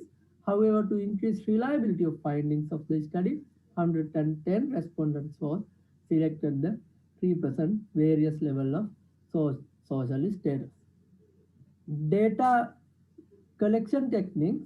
Data collected using an online survey method using Google Form. 7-point Likert scale measure used to measure the responses about the construct. Data was analyzed using smart PLS data analysis tool. This is my conceptual framework. A conceptual framework developed based on Bansal and Taylor service provider switching model was used for this study. 5 most frequently identified factors was used as independent variables of the conceptual model considering the previous research findings. In order to meet the research objectives, 5 research hypotheses were formulated. First one, in higher the internet service quality of ISP will lower the switching intention of customer. Higher the switching cost will decrease the switching intention of ISP customers. Higher the call rate will decrease the switching intention of ISP customers. Higher the trust will decrease the switching intention of ISP customers. And finally, higher the attractiveness alternative will increase the ISP customer switching intention. Next, we look at the data analysis part. Majority of respondents belong to the age category 17 and 25. From the respondents, 55% were males. The most popular ISP among the respondents was Mobitel, while Dialog, Hutch, Airtel and Etisalat ISPs were the service provider of respondents in various percentages. The time duration of using the current service provider varied among the respondents. More than half of the sample have been using their service provider for more than 1 year, while 90% of respondents have been using for less than 6 months. Only 16% of respondents were using their current service provider for less than 3 months. Next, we look at the advanced data analysis. You can see the result of measurement model examination. R-square value. In multiple regression analysis, the predictive power of a particular model is assessed using the R-square value of the dependent variable. The R-square indicates the amount of variance explained by the independent variable. It represents the quality of the model variables. The model result RSQ value of 0.566 that result at the good level of predictability. Next, we look at the reliability and validity analysis. Reliability test tries to find stability and the consistency of the measurement instrument. Indicator reliability is assessed by examining the outer loading of the measurement item. Common rule of thumb is outer loading. Item loading should greater than 0.7. For the initial data set, there were some items which are less than 0.7. After removing those items, I have run the outer loadings again and got this result, and all the values are greater than 0.7. Internal consistency, reliability of the construct is assessed using composite reliability and COMSAS alpha coefficient. Composite reliability value should be greater than 0.7. All the study values are, all the study construct values are, composite reliability values are greater than 0.7. Thus, internal consistency is demonstrated. Validity analysis. Validity is the ability to offer a scale or measuring instrument to measure the what is intended to measure. Conversion validity is measured by using average variance extracted. Values should be greater than 0.5. All the AVE values are greater than 0.5. Thus, conversion validity is demonstrated. Discriminant validity refers to the extent to which a construct is truly distinct from other constructs. Is assessed using the Fernald and Luckett criteria. Demonstrate discriminant validity when the latent construct shares more variance with its indicators than with any of other construct of the structural model. Discriminant validity also the demonstrated. Finally, we can see the significant testing result of the conceptual model. As I mentioned earlier, there were 5 hypotheses. Among them, first and 4 hypotheses are accepted with the high t statistics value, and other hypotheses are rejected. Higher the internet service quality of ISP, lower the switching intention of customer, accepted with the 3.306 t statistics. Higher the trust on ISP will lower the switching intention of customer, accepted with the 3.39 t statistics. Let's discuss the findings. Higher the internet service quality of ISP will lower the switching intention of ISP customer. This indicates that the Sri Lankan ISP customers' switching intention will lower when the service provider provides the high-level internet service for them. There was not enough evidence to say that switching cost will decrease the switching intention of customer. There was not enough evidence to say that the higher call rates would decrease the switching intention of customer. All above findings are consistent with the Bansal and Taylor 1999 research result. Service quality, switching costs have a strong positive relationship with switching intentions.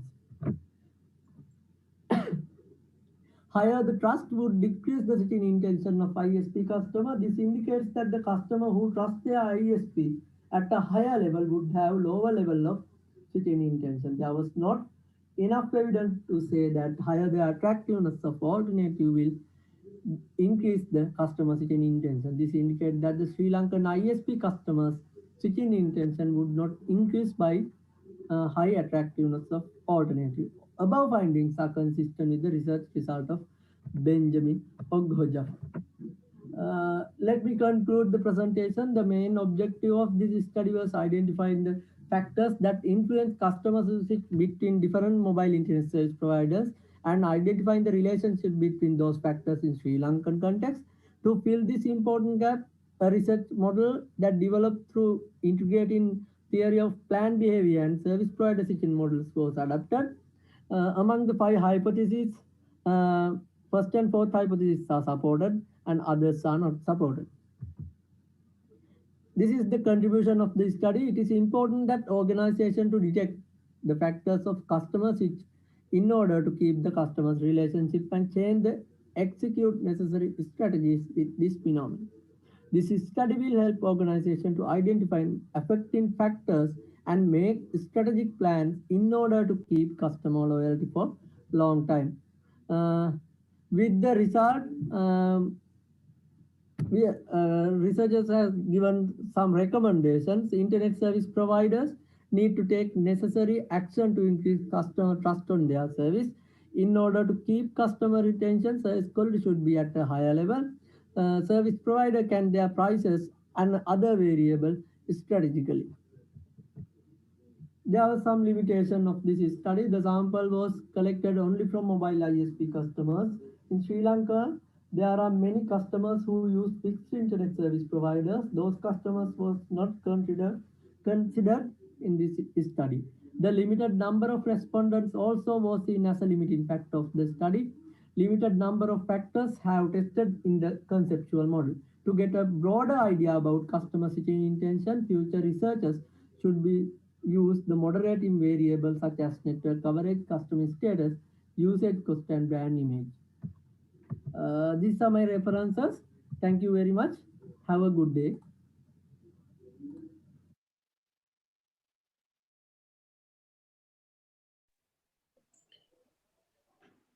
Thank you very much. What's your name? Nuan. Yes, Nuan, madam. are you there? Yes, madam. Yes. Okay. Sandhani, can I ask questions yes, from miss. Nuan? Go ahead. Yes, miss. I have a few comments.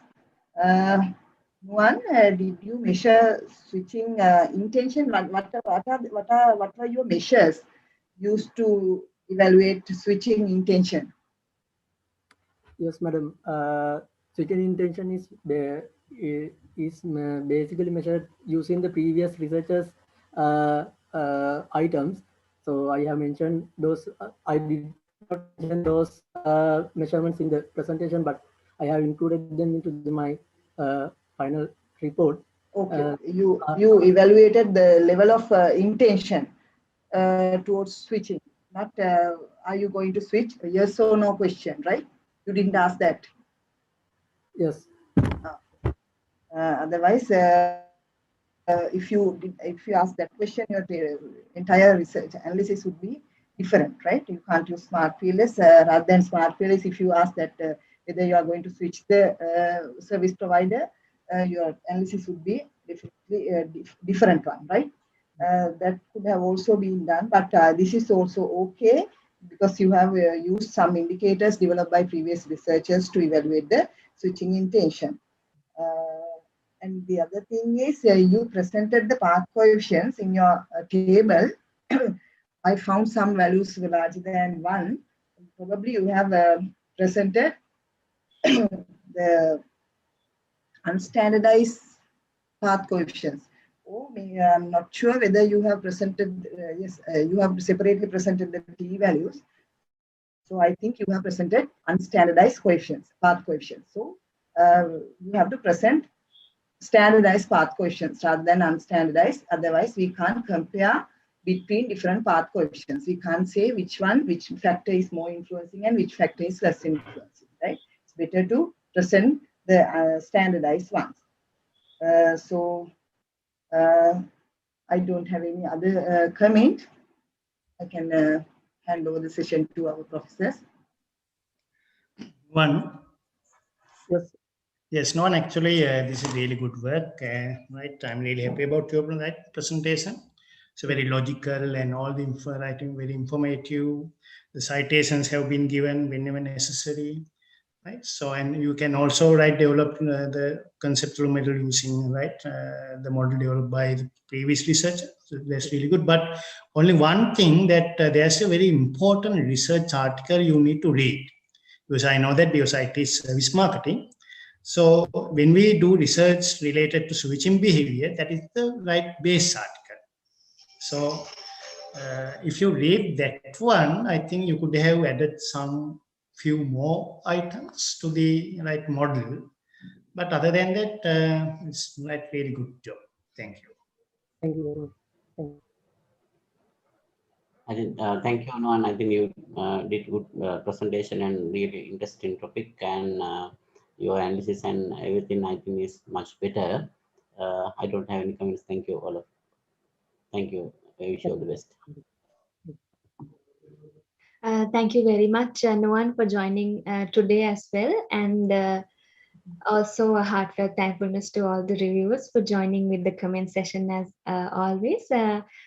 Madhushika, if you're ready, we can also, before moving on to Madhushika, I would like to give us several minutes for our reviewers to finish the evaluation for EX12 nuance work.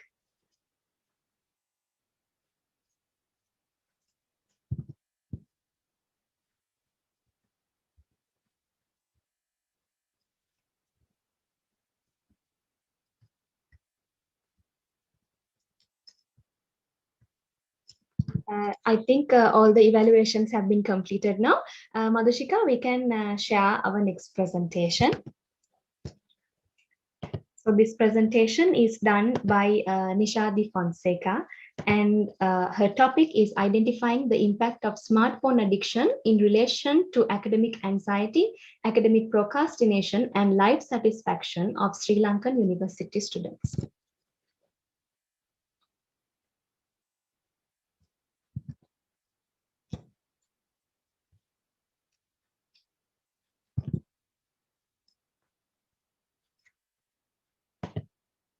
Good evening, everyone. My research topic is identifying the impact of smartphone addiction in relation to academic anxiety, academic procrastination, and life satisfaction of Sri Lankan university students. So let's move to the introduction. Smartphones are becoming an essential part of human lives within all ages around the world. According to certain studies, it is said that people feel inseparable from their smartphones. Smartphones can keep people connected anywhere at any time with the availability of the internet. Especially among the younger generation, smartphones are very famous. According to some article, in Sri Lanka, around 95% of those who are walking on the street, standing at a bus hall, awaiting to be called for an appointment at the doctors, etc., seem to be either scrolling through their phones or have them stuck to their ears. Even when they get into the bus or vehicle, scrolling or the conversation continue without a moment break. According to Statistic Office Sri Lanka, is showing a move from personal computers, especially desktop, to smartphones and tablets. According to Singer, the Sri Lanka's largest phone retailer, said that their smartphone and tablets sales in the first 3 months of 2018 has increased in 35%. When it's come to the university in Sri Lanka, almost all the students have got a smartphone, usually for the academic purposes, and the connecting with the other students. Smartphone is a must-have device among the students. So here is the research problem of my research. What is the impact of smartphone addiction in relation to academic anxiety, academic procrastination, and life satisfaction of university students in Sri Lanka? As mentioned in the introduction, there are a large number of smartphone users can be seen today. This number is going to be increased as the time flows. Smartphones can connect everyone anywhere at any time due to have access to the internet. When using smartphones, most of the students tend to addict to it. This will become worse when university is providing free Wi-Fi for the students. They are constantly checking their phones without realizing or not that they have spent a lot of time on it.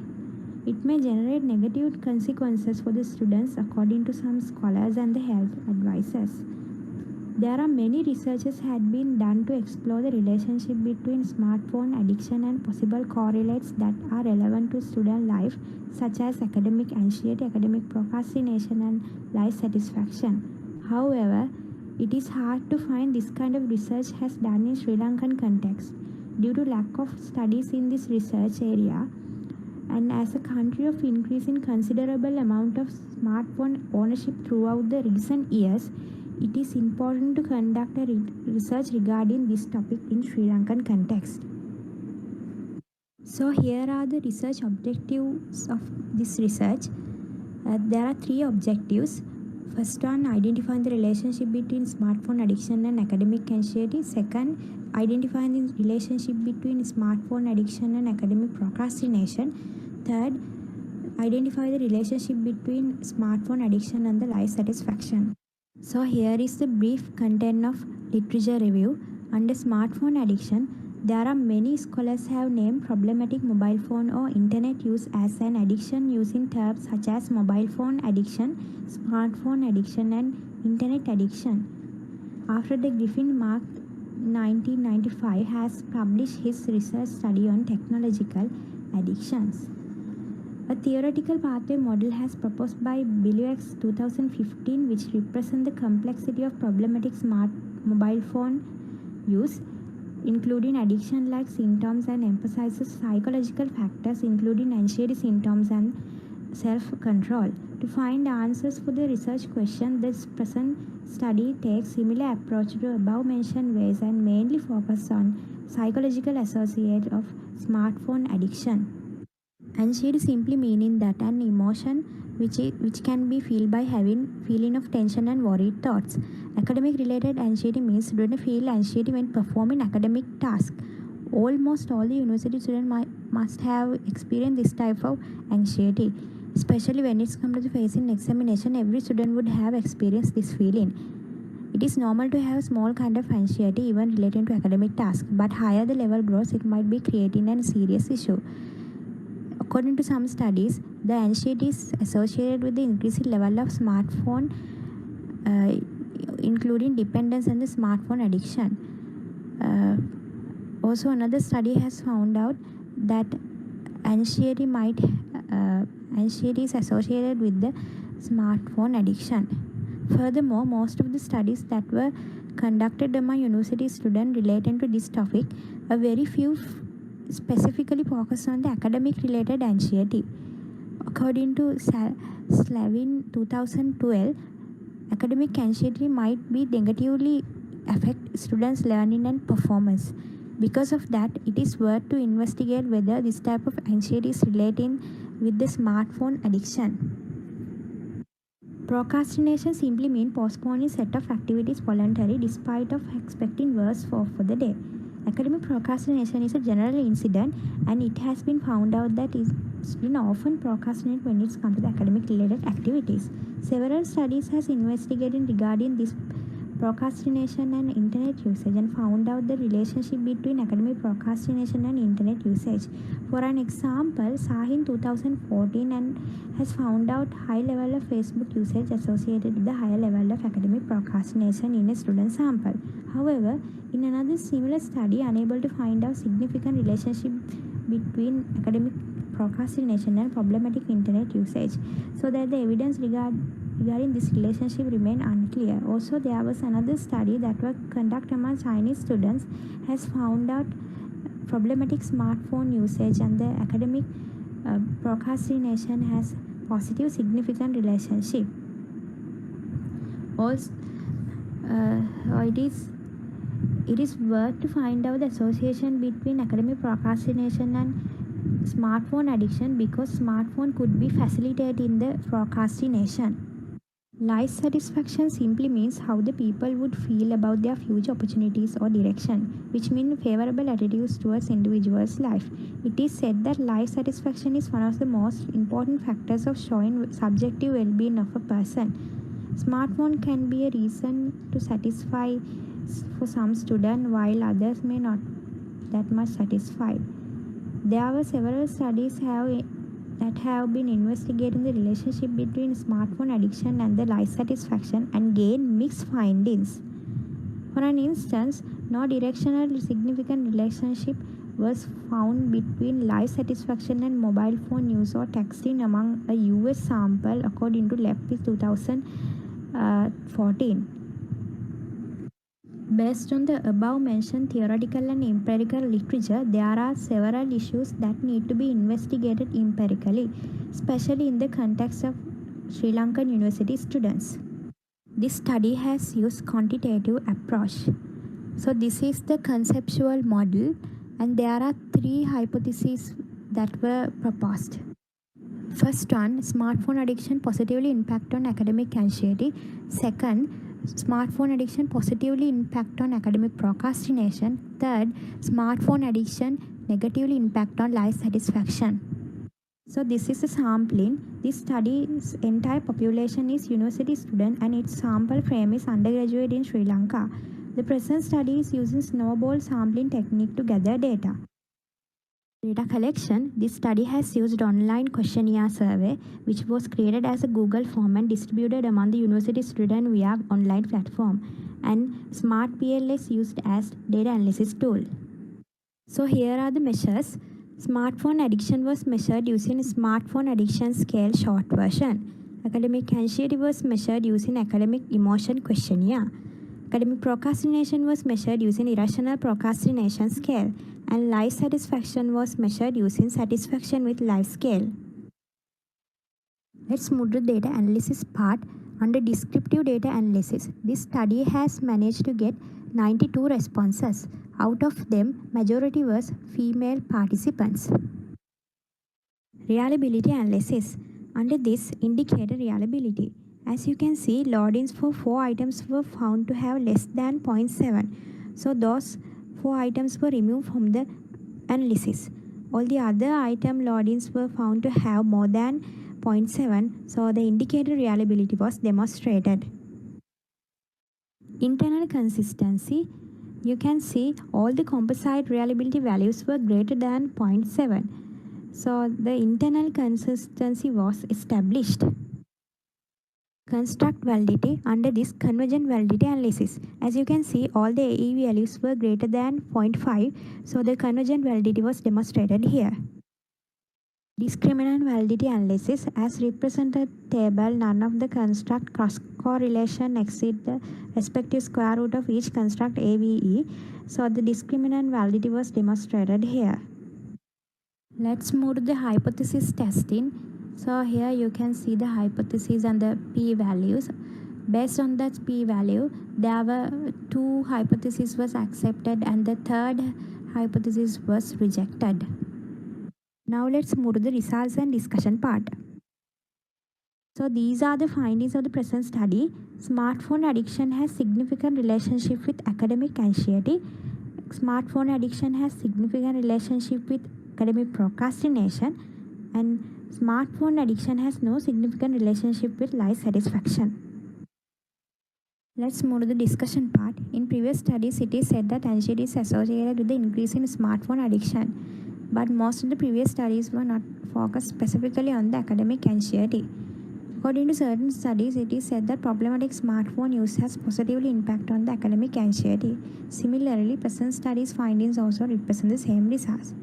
The same study that were conducted in 2018 has found out that smartphone addiction positively and significantly impact on academic procrastination. Although there were previous studies regarding academic procrastination and internet usage, and their findings remain unclear.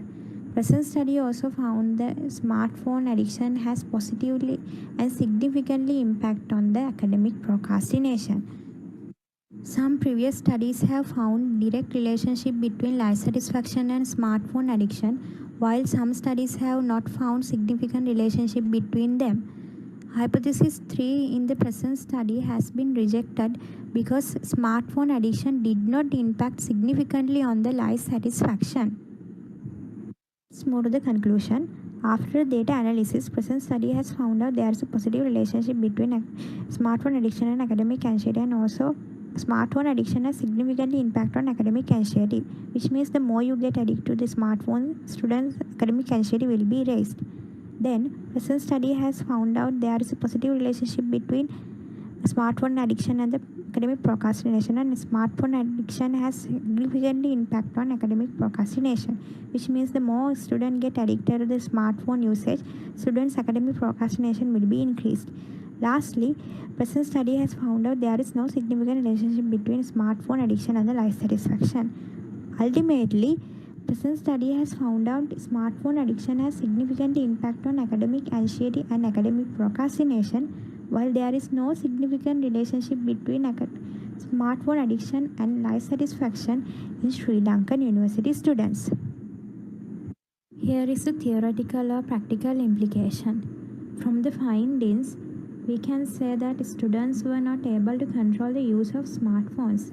To overcome this situation, more training and guidance may be useful in regulating smartphone use, how to benefit from the smartphone time management skill, and providing skill to overcome the mental health issues such as academic anxiety. For the future research, it can use new method for exploring the smartphone addiction, since there are some applications to time track in the mobile phones, so that responses might be different than the present studies. These are some of references.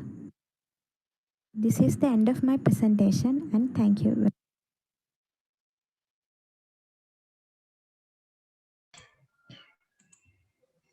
Okay, Nisadi. Can you hear me? Yes, I hear. Yeah. Yes, Nisadi, actually, this is again really good research. Actually, this is not important only one organization, right? It's important, that at macro level to take policy level decisions, right? That's the impact of the research. And I have only one comment. Actually, I'm really happy about the oral presentation. Everything is there. And but why you have claimed that there are a lot of similar studies undertaken in other countries? Yes. But not right. Why you again do the same study here? It's because the researchers I find out in other countries were like China, and there was another one in South Korea likewise. So those countries were more technologically advanced than Sri Lanka. So okay, yes, that's enough. So those things should be incorporated in that part to justify why. So Sri Lanka, we have different social background, right? Cultural impact. So if we study the same problem in our context, the findings would be different. So it's interesting to study this in our context because our context is different. That is how you can justify why you study the same thing in Sri Lankan context, right? Anyway, it's a really good work. Congratulations.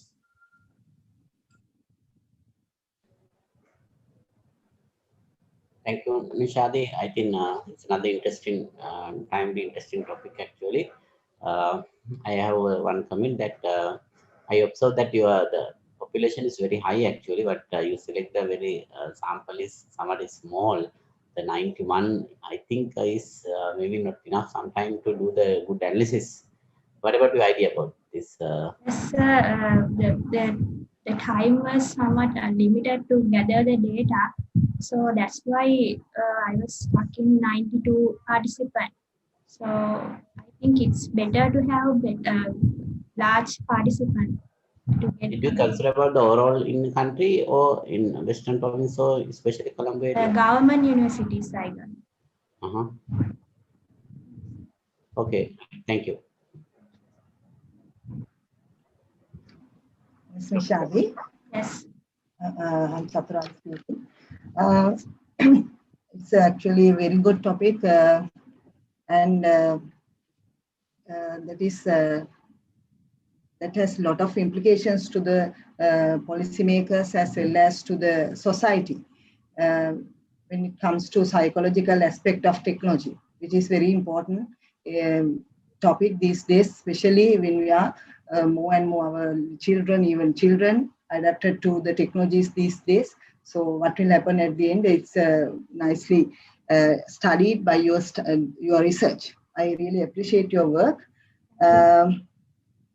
I have very few comments. You have presented your hypothesis results using 95% confidence, word called 95% confidence level, right? Yes. Normally, we present results using 5% level of significance. Confidence level word should be used when you are presenting confidence intervals only, right? Other places, you cannot say it is confidence level, right? 5% significance level means the rejecting null hypothesis percentage is, rejection percentage of null probability is 5%, right? So you need to correct that one.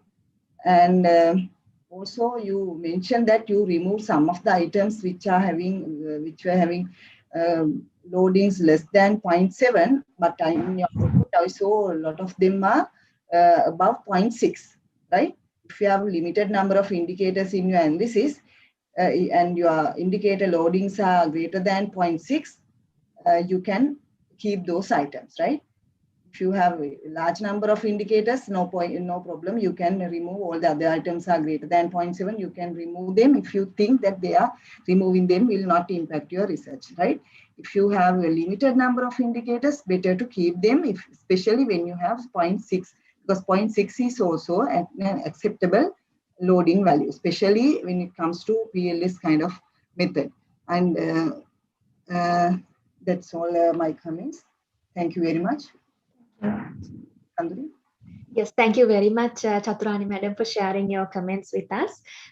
So we would now like to give a few minutes for our review panel to complete the evaluation process before proceeding on to our last presentation for the day.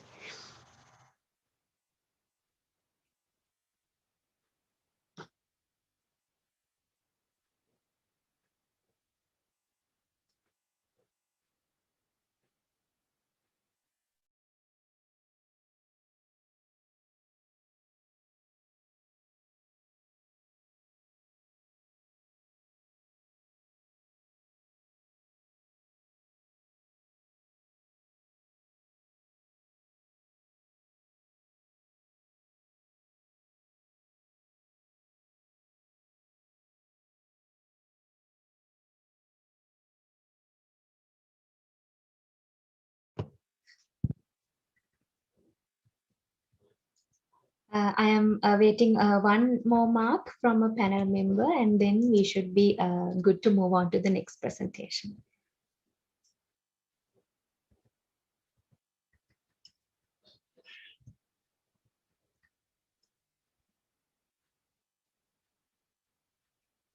Right, I think we have received all 3 marks. Thank you very much, Madam, Sir, for your cooperation. So with this, we would like to move on to the final presentation of this panel for the day. Thank you, Varuna, for waiting patiently until your turn. So next, ladies and gentlemen, let's move on to Varuna's presentation, which is based on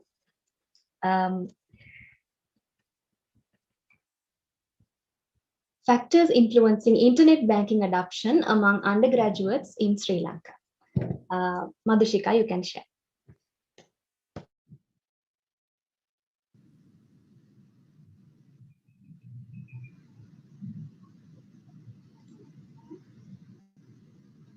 The title of my research is Factors Influencing Internet Banking Adoption Among Undergraduates in Sri Lanka.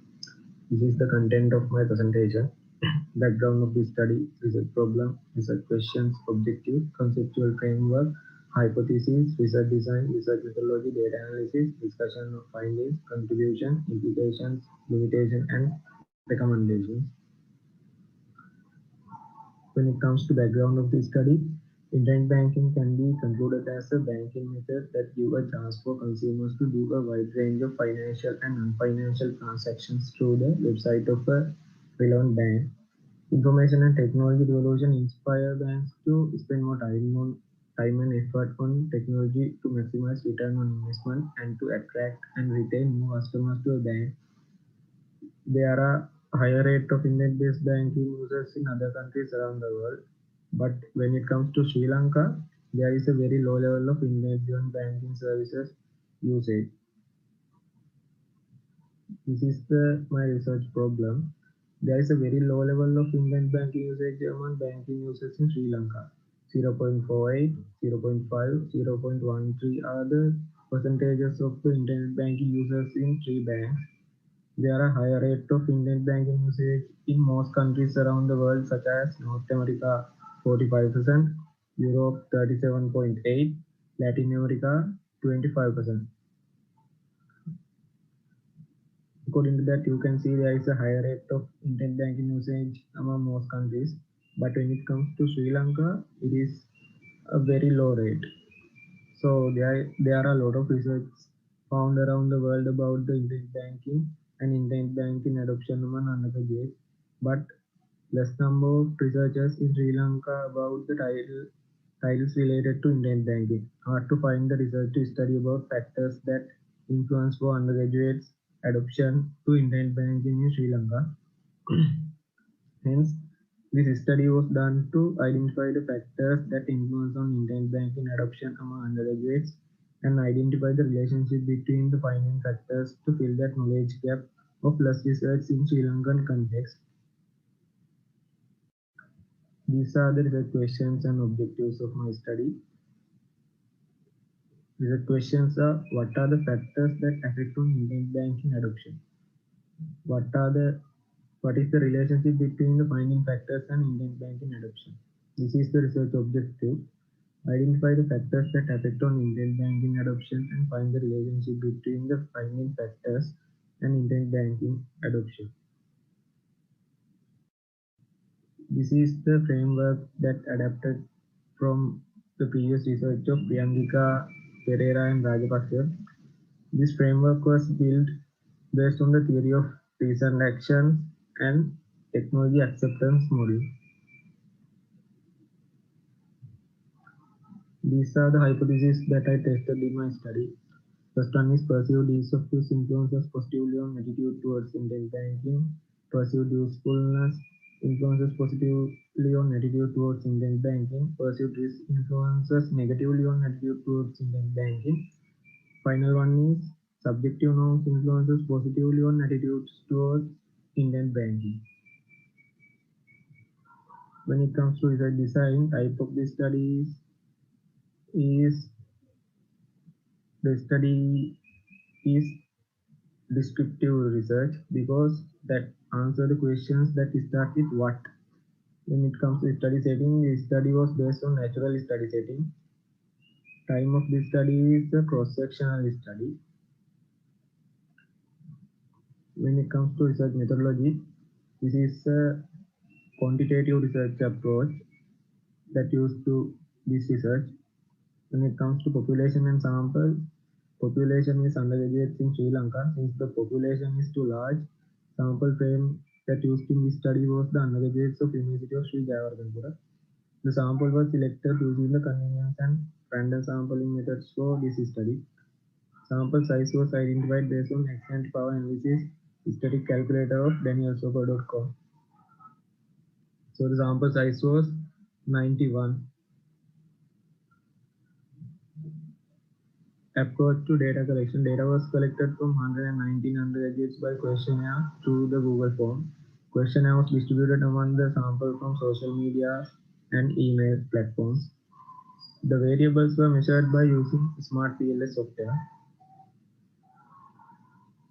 The gender of the respondents is 46% to female and 53% male. This is the faculty of the respondents. Years of internet usage of the respondent. When it comes to data analysis, indicator reliability is measured investigating the outloading of the measurement item. In my study, only one item has the outloading value of less than 0.7. To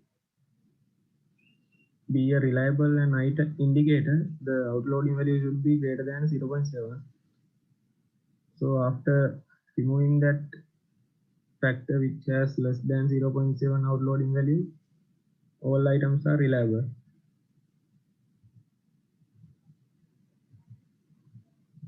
When it comes to internal consistency, since all values under convex, alpha and composite reliability are greater than 0.7, internal consistency was established in this study.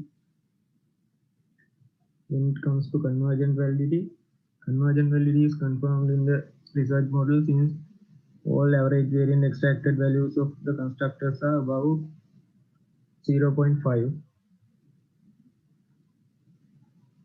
Since none of the construct cost correlation exceeded the respective square root of each construct average variance extracted value, discriminant validity was established in this study.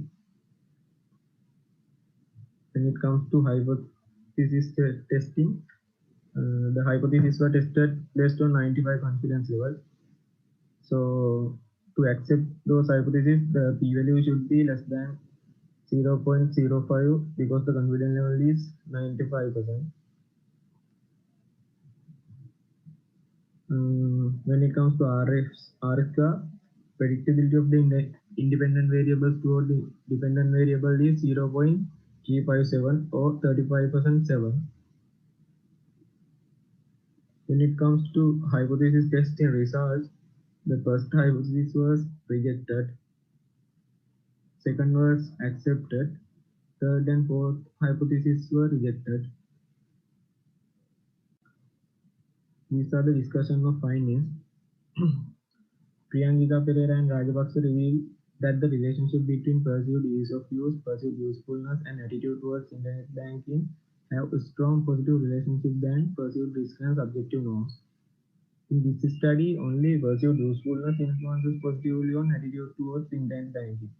It is consistent with previous findings. The perceived ease of use, perceived risk, and subjective norms not positively influence on attitude towards internet banking. They are inconsistent with previous findings. When it comes to contribution, this study was investigated about the factors influencing internet banking adoption among undergraduates in Sri Lanka. Hence, attitude towards internet banking, perceived ease of use, perceived usefulness, perceived risk, and subjective norms were analyzed. As a result of the analyzing, it was proved that the only perceived usefulness influences positively on attitude towards internet banking among undergraduates in Sri Lanka, and perceived ease of use, perceived risk, and subjective norms not positively influence on attitude towards internet banking. These are the implications of the study. There are a lot of research in most countries related to this study, internet banking, but when it comes to Sri Lanka, there are a small quantity of articles related to undergraduates internet banking adoption. Hence, my target was to fill that knowledge gap. Banks can also get idea about affecting factors for the internet banking, and they will be able to make their decision to achieve their goals related to internet banking. These are the limitations of my study. There are 15 universities are registered under UGC, but data was collected from only one university, hence it is important to understand the situations of the other universities as well. And also, limited number of respondents, also a limited factor for the study. If the sample size is large, the accuracy of the data is increases. The online survey technique was suitable for collecting information from the people who have internet facilities. So if anyone can use other methods, it also increases the accuracy of data. These are the recommendations for future research. This study was based on undergraduates who are in the age group of 18 to 28 in Sri Lanka. Hence, according to this study, it shows the factors that affect on adoption of the internet banking among young generation and the relationship between the identified factors among young generation. So there is a gap to fill what factors affect for the internet banking adoption among other ages like middle age and also elder ages. And also future researchers can use this study as guideline for their study, and they can use the theories those used in this study for them and to fill their research gaps. This is the reference list that I use for this presentation. Thank you.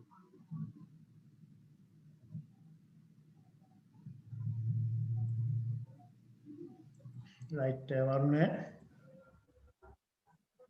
Hello.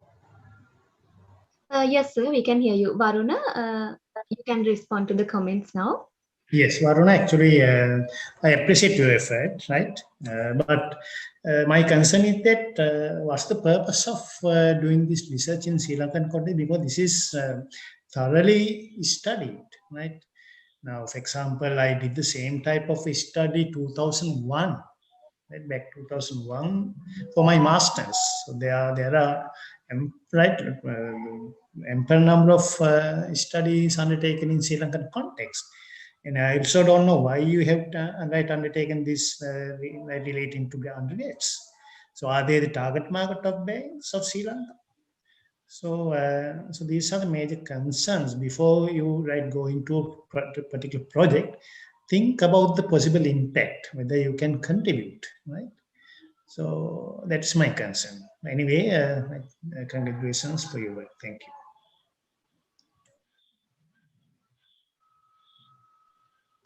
Thank you very much, Lalit sir, for sharing your comments with Varuna. So I'm sure, Varuna, you can absorb those comments in a constructive way to improve yourself in future studies. As well as I would like to turn to Sudak sir and Chaturani madam as well. Yes, thank you, Sandoni. I think I like to appreciate that Varuna the work is a good topic actually. But I have a question that Varuna you mentioned about in Sri Lanka, somewhat the internet usage is very low, but you mentioned about other countries may be high. What about the Asian region? I mean, that's India, Nepal, and Pakistan. Did you find any information about? Actually, I did not find information from those countries, but as I remember, the India state also similar than Sri Lanka in 2018. Those are the. Okay, thank you, Varuna. Wish you all the best. Okay, thank you. Yes, Varuna. Thanks for your presentation. However, as mentioned by Professor Lalit, I also agree with that comment. This is a kind of popular topic and it has been done before, even to the Sri Lankan context, intention towards using internet banking. However, I appreciate your study, the way you have collected data and analyzed, and you have found very good findings. But I have some doubts about some points. You got somewhat different result from literature, basically because of some errors you made in hypothesis testing. I think you got how many hypotheses you supported with your data?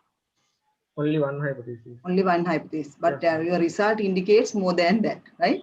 You have not interpreted them correctly. Mainly hypothesis 4, subjective norms, right? Subjective norms, you have hypothesized, I think one directional hypothesis, that means positive relationship, I suppose, right? Yes. On H4, subjective norms, you got a positive, you hypothesized a positive relationship, but your p-value is 0.077, right? That is actually two-tail hypothesis value, two-tail p-value. You can divide this by 2, definitely your p-value will be less than alpha. If your alpha is 0.05, and also if you can consider p-value, your alpha value as 10%, then you can also support the first hypothesis H1, perceived ease of use, right?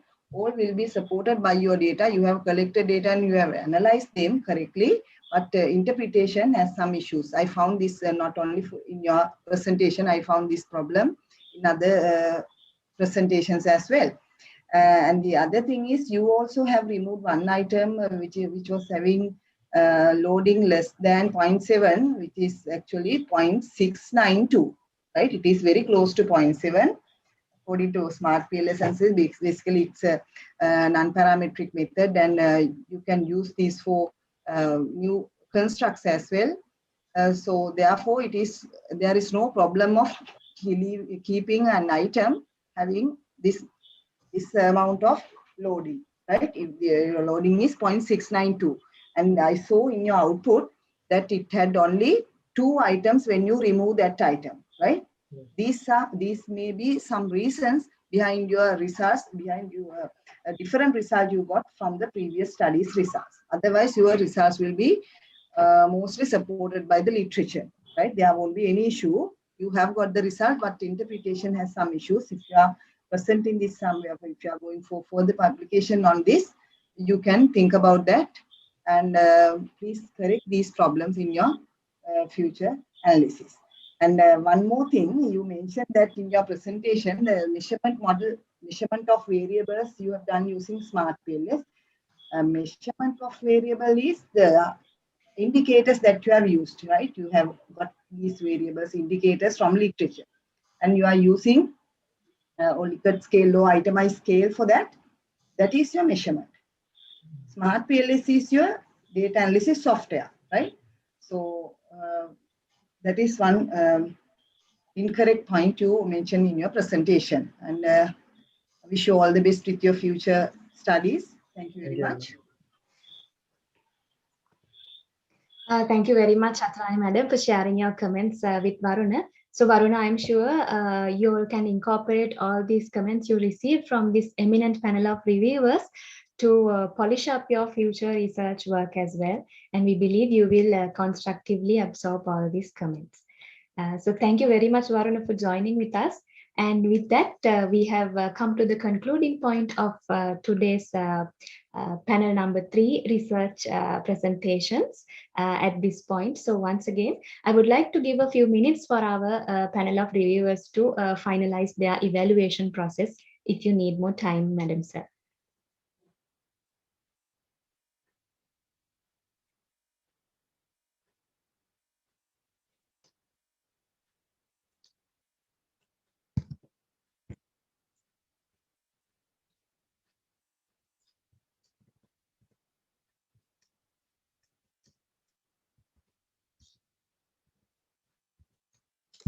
I think all the evaluations have been provided by all 3 of you, as I can see on the mark sheet.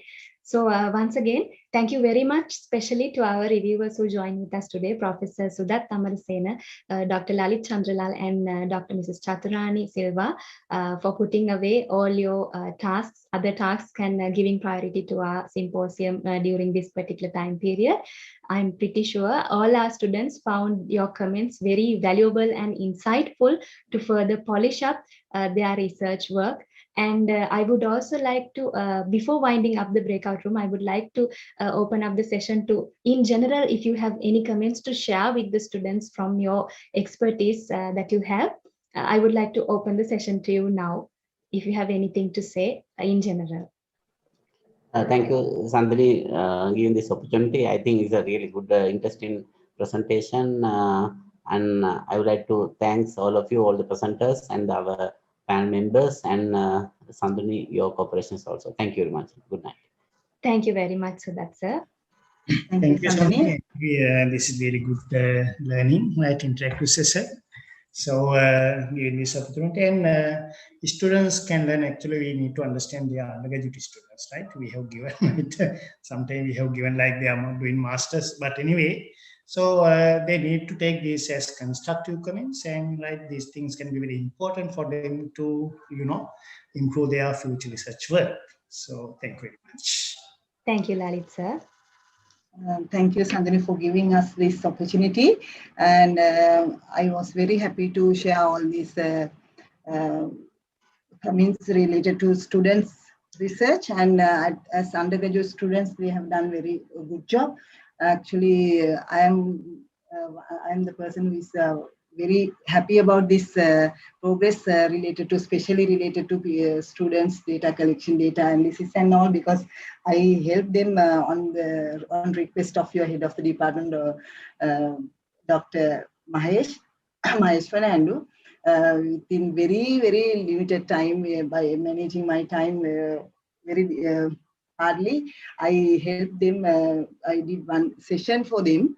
I hope that is the major reason for the students who actually they have not done much mistakes, right? They have done very small things only, but they have checked the models very correctly and analyzed the validity and reliability. So I'm happy about these things particularly related to their data analysis. When it comes to topics, I would like to say that the students have selected most of the students have selected very timely topics, which are going to have very good implications to the society and to the companies and policymakers as well. Thank you very much for organizing this kind of a session. Thank you very much, Chaturani Madam. Your comments, all three of your comments mean a lot to us. And also, Chaturani Madam, yes, we remember how much time and effort you put into teach about these data analysis techniques and all the processes to our students. So thank you so much once again for all the efforts that you have put forward. So with that, we would like to wind up this panel to finish this breakout room, and we can join with the main sessions. So dear students, we kindly request you to stay until the end, because in a little while, we will be able to finalize today's results and announce who has won the best extended abstract, the award for the best extended abstract, as well as the best project presentations. So do stay tuned with us until the end. Once again, thank you very much. We hope you enjoyed, and we hope a fruitful discussion was created within this panel. So we wish you all the very best for your future careers. And thank you once again for spending time with us today. Now you may leave the breakout room and join with the main session. Thank you. So good evening and welcome everyone to the breakout room, which is going to be on systems development project presentation. So this is one of the parallel sessions for the agenda today. Like we mentioned to you all at the main session, if anyone of you are in the requirement to switch back to another breakout room where extended abstracts or project presentations are going on, you can select one of the breakout rooms from the list and join now, so that you'll be redirected to the required parallel session you want, and we will give some time for that. And also, we would like to remind you that we have already subjected all these project work to one round of evaluations where blind evaluation was done by an expert panel, and following that particular first round of evaluation, today here we are meeting for the second round of evaluations. We will mainly focus on the presentation aspect of these projects. So let me first introduce all of you to the panel who will be doing the evaluations on the project presentations today. We have here with us Mr. Hiruna Disanayaka, who is currently the Director, Engineering Excellence at IFS, and also Mr. Suranga Gunawardana, Senior Consultant Software Engineer at Mazarine Private Limited. So dear sirs, we most cordially welcome you to the breakout room for the system development project presentations. And once again, thank you very much for joining with us here today. Despite your very busy schedules, we highly appreciate it. So to remind you all about the flow of these presentations and evaluations, each presenter will be allocated with 15 minutes precisely to do his or her presentation, and we have already collected the presentation recordings from the presenters in advance. So because due to possible technical interruptions that we may have to face while doing live presentations. So, and after our technical support member plays the video, 5 minutes will be allocated for the questions and answers for the evaluators.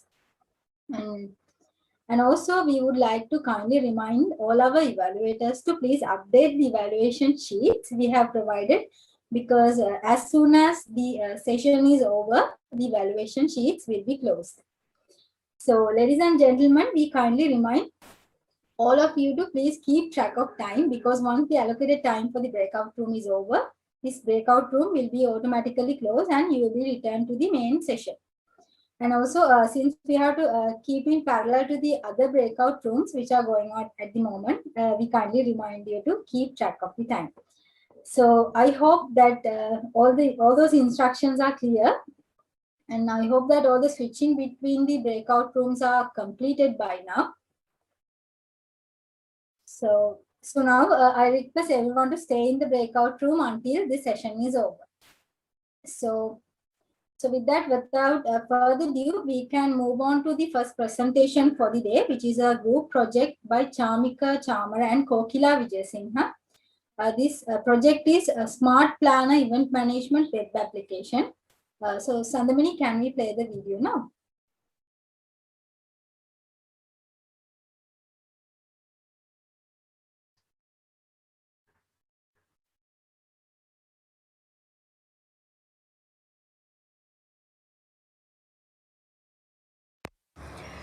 Hello everyone and very good evening to you. We are here to present our project Smart Planner, which is an event management web application.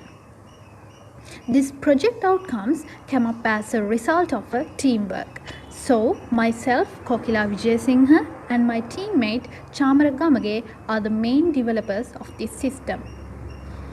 Today, our presentation will start with a brief introduction to the business domain and to the overview of existing system functionalities. Then we move on to discuss on system analysis. After that, we move on to discuss on system development technologies.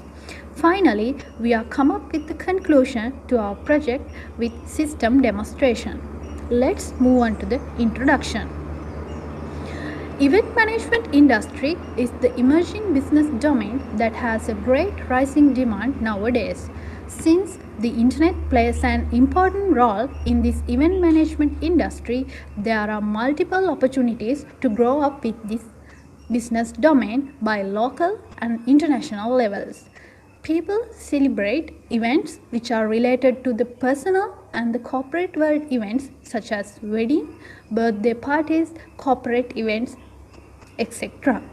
Planning those events have always been a long process that involves a lot of time, money, effort, stress and high risk. Because of that reasons, people tend to hand over those responsibilities to another party. Therefore, planning agents, event management companies, websites and mobile applications are come up as a solution. If we look at the overview of existing system, currently most of this kind of event management applications were manual or semi-automated system. Event management companies are the person who plan the whole event. Customers can contact that companies and give their requirement to organize the event accordingly. That is very costly because service charge of that companies are very high. There are many websites related to the event planning and management, but that available websites basically providing static information regarding event planning and vendors who are available to get services. Mobile applications are one of the developed for available within specific countries or region. Also, using those applications only could plan one event per time. Let's move on to the system analysis. According to the current system analysis, there are a few major problems identified. They are not having ability to plan more than one event using one application, not having a common online platform to communicate between planners and vendors directly. Most applications are currently specific and not available globally. Not having the ability to get details about previous events that were organized by service providers. Not having a platform to connect with previous customers and share experience with new customers. Not having a way of rating vendors regarding their service quality. This proposed system is going to be a web application which is available and accessible from anywhere in the world. The main objective of this system is to provide facilities for the event planners to plan more than one event as their requirement and making sure that their event go smoothly according to their plans. Also, this aim to create platform for vendors to trade and advertise their product and services. Let me move on to the requirement analysis. There are three main users of this application: the vendor, the administrator, and the planner. So there are three basic modules: admin module, planner module, and vendor module. Each module consists of functions regarding the each user interaction with the application. Also, when developing a smart planner, non-functional requirements such as performance requirements, safety requirements, security requirements, and some quality attributes like reliability, availability, maintainability, reusability, accessibility were considered. Let's move on to system design and development technologies. System development was done under agile software development methodologies since this system was developed as a series of versions and iterations occurred across the all activities of this system development life cycle. Also, here we employ multi-layered architecture which is comprises of 3 layers such as presentation, business and database.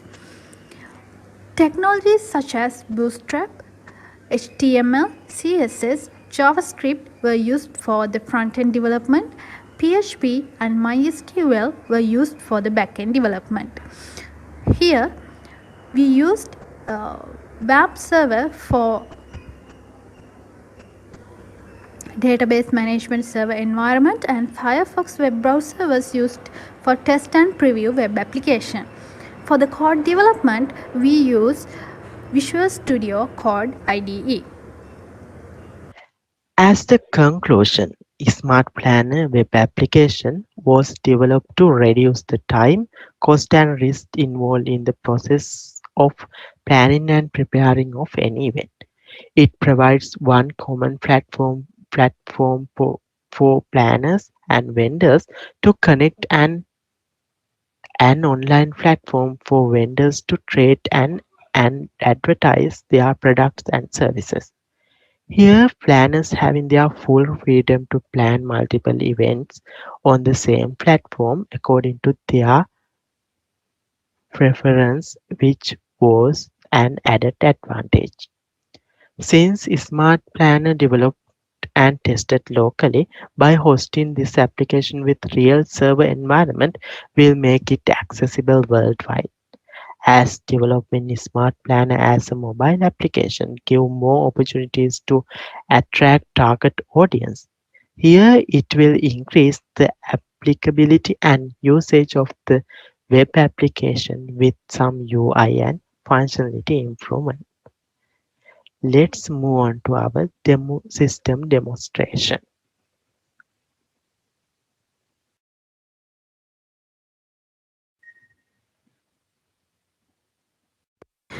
Welcome to Smart Planner.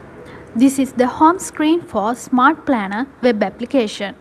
As we said, there were 3 main uses for this system such as admin, planner and vendor. According to those users' requirements, the main functionalities of this system was provided. In this home screen, there were 2 main options such as sign in and sign up.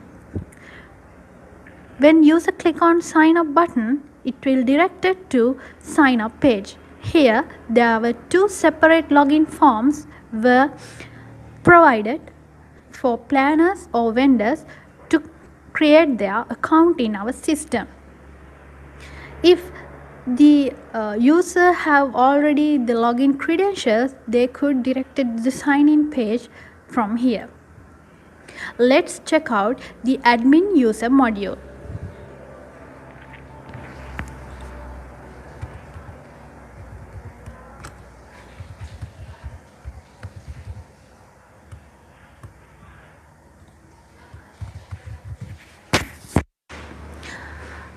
This is the home screen for admin user module.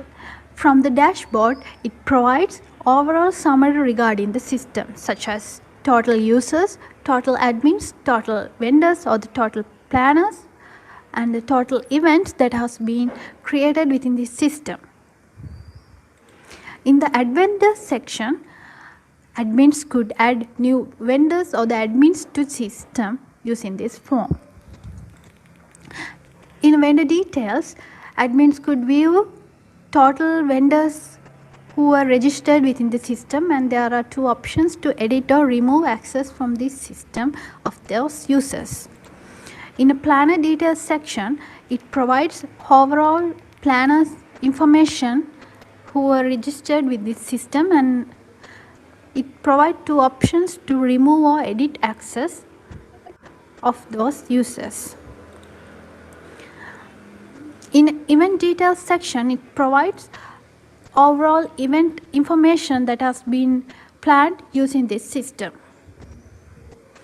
Finally, the admins could log out from the system. Let's check out the planner module. This is the home screen for planner user module. From the dashboard, planners could view the total events that they were planned using this system. In the add events section, planners could create new events according to three main categories such as wedding, birthday party or corporate events. In the event details section, planners could view the events that has been created previously, and they could add new tasks or view or delete the event from the system from this portal. In here, the task section, planners could add new tasks to their events, and further they could search on the event name for view the previously added task to their event.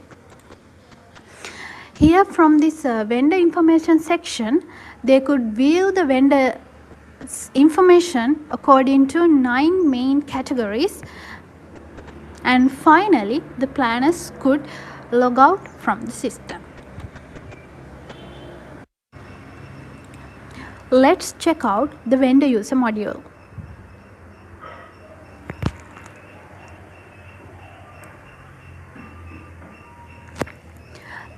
This is the home screen for vendor user module. From here, vendors could view the total customers that they were handled and the total events that they were handled. From the vendor details section, they could view the other vendor details who were registered within this system. In the event details section, vendors could view the events that they were provided service previously. From the customer information section, it shows the customers' information who had the services from the vendors. Finally, the vendor could log out from the system. This is the end of our system demonstration. Hope you all get clear idea regarding our project. So, thank you for everyone.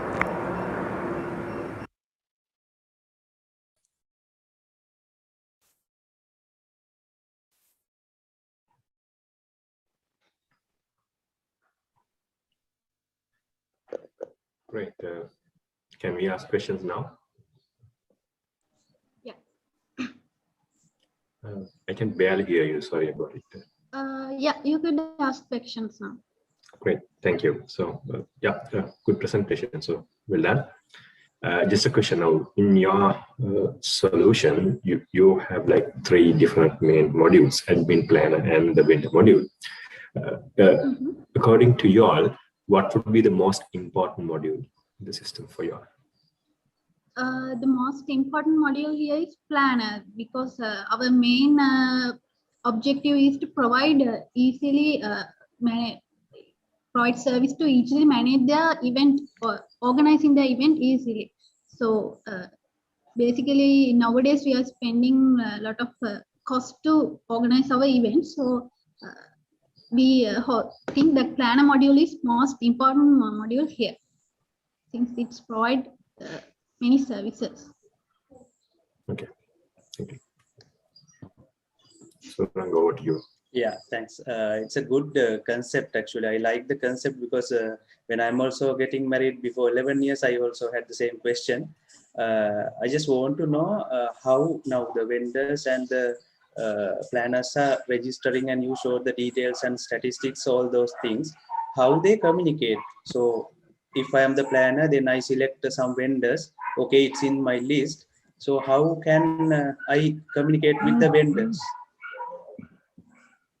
Here, we are not providing the communication platform within within this platform now, but we provide the details to contact the vendors.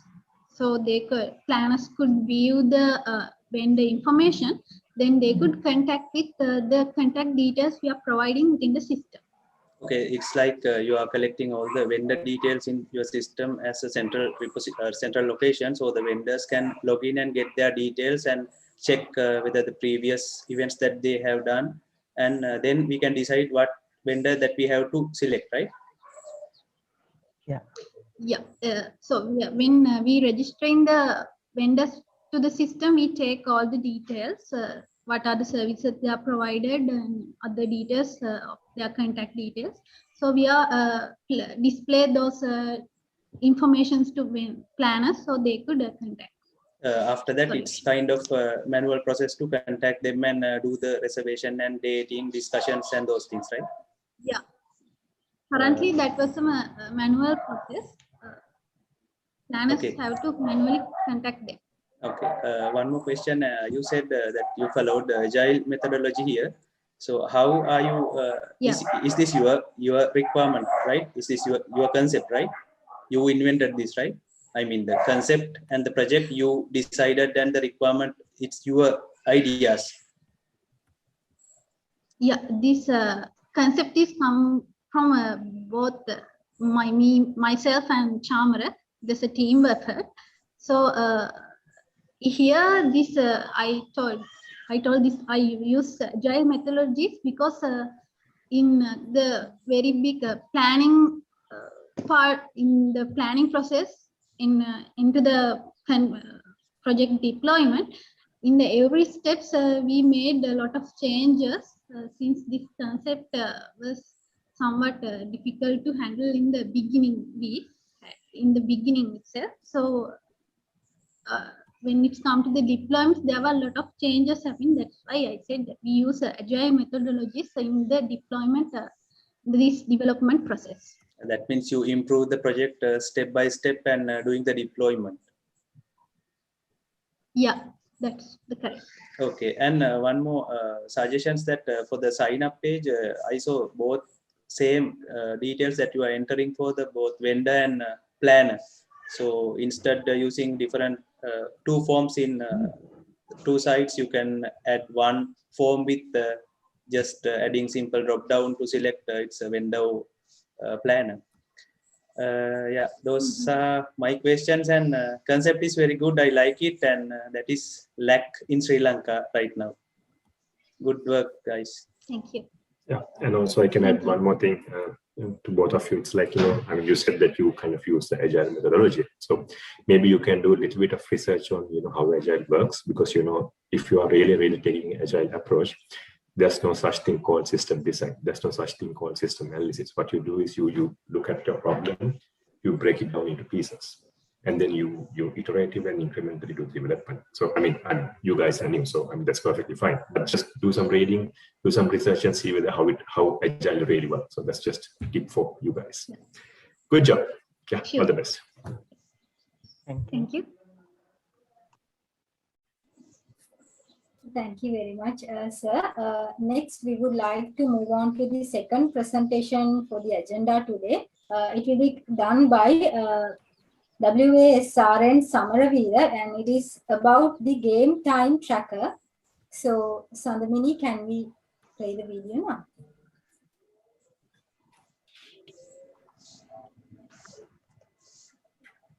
Good evening, everyone. My name is Nishavi Samaravira, and my project is Game Time Tracker. First of all, let's move on to the introduction. When I'm conducting my undergraduate level research on factors influencing game addiction of undergraduates, I could find out a problem. Yes, it is most of game players do not have any measurement on their game playing time. Therefore, some of them can be highly addicted to playing video games. As a solution to that problem, I developed Game Time Tracker system. Then let's see how it differs from other existing systems such as Smart Time and Save My Time applications. Actually, main difference is the purpose of this software, because the purpose of Game Time Tracker is to control and manage the game playing time of individuals and help them to protect from game addiction. Okay, then let's move on to the system analysis. Under that, you can see 5 main modules with various functions. Then you can see some hardware and software requirements here. Then let's move on to the system design. Under that, I develop various diagrams to describe about the game time tracker. Among them, now you can see the use case diagram. Then you can see 2 activity diagrams here. And next one is the sequence diagram. Then you can see the data flow diagram. And finally, you can see the class diagram and the deployment diagram based on the one-tier architecture. Now let's move on to the system development. Under that, I used waterfall model as the software development process model. Next one is the database. Here I think ER diagram is the best one to explain about the database. Here you can see there are 5 tables of ER diagram and the user table is the main and important table. There has a relationship between all these tables. Then you can see the structure of database development. Here you can see the 5 entities which I mentioned previously with their attributes and data types. Then here you can some data, and now you can see the real database with their 5 tables and some data. And I used MySQL and MySQL Workbench applications to develop this database. Then let's move on to the user interface design. Here I used Adobe XD software to design all these user interfaces. Then let's move on to the project coding. Actually, Game Time Tracker is a standalone system. Therefore, I used JavaFX, CSS, Scene Builder, and Apache NetBeans 11.1 as the IDE to develop this software. And especially, I used MVC architecture to develop a clean and clear code. Here you can see the separate files for controllers, models, services, and utilities based on the Model View Controller framework. Then let's move on to the project testing. This is another important and most time-consuming phase, because Game Time Tracker is a standalone application and therefore I had to use manual testing. Therefore, I developed test cases as these 2 slides. Then let's see some benefits of Game Time Tracker. Basically, this system tracks the game playing time automatically, and every user can create their own accounts and they have facility to reset their passwords. Therefore, unauthorized access is eliminated. As well as Game Time Tracker provides accurate and reliable data and reports. Basically, this system helps the users to save their time, and this system helps the users to save from game addiction. However, there are some limitations. This system doesn't have ability to identify the game post time because of huge differences between various gaming applications and their security restrictions. Then let's see some future enhancements. Here I am going to develop a mobile application for this system in the future. As well as I can add online games into this system in the future. And the facility of automatically identifying the games which are installed into the devices can be developed. Likewise, this system can be further improved for giving a better experience to the users. Now let's move on to the demonstration.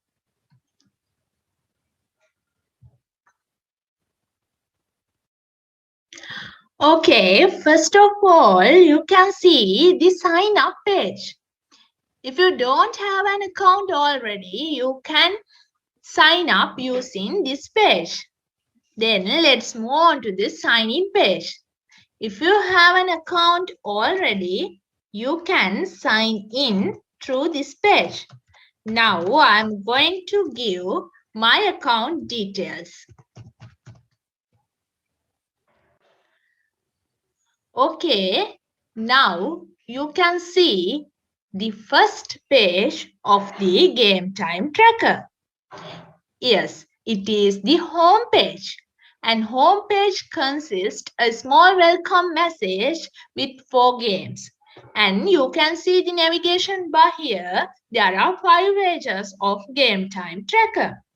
Then let's move on to the second page. It is the games page. It consists all the games which are added to your account. Per page, you can see only 8 games. And you can go through these pages using next and previous buttons. Then I'm going to click off one game here. Now I am clicking on Batman game. Here you can see a small picture and the game name and the playtime history as a table. And there are 2 buttons. If you want to play that game, you can again click on play button. And if you want to remove that game from your account, you can remove by clicking this remove button. Then let's move on to games page again. In this page, you can see in the top of this page, there is a button to add game. When you click on this add game button, you will be redirected to this add game page. And you can add new game through this page. Then let's move on to the third page. It is playtime page. Here you can see the all your history as a bar chart and a pie chart and a table. By clicking on print details button, you can print a history table. Here you can see one of a preview of this table. Then let's move on to the fourth page. It is the help page. It gives some instructions to the users. Then let's move on to the final page. It is settings page. Here there are 2 parts.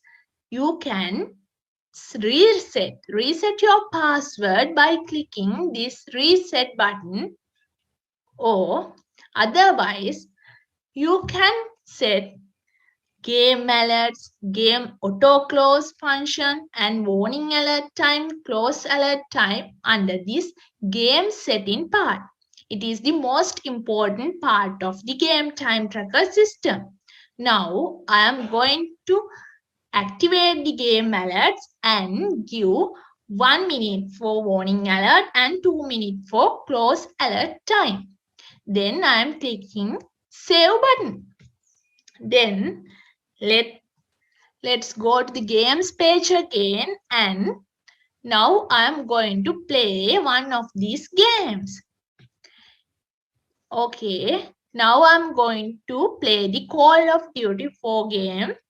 Here you can see the game is opening.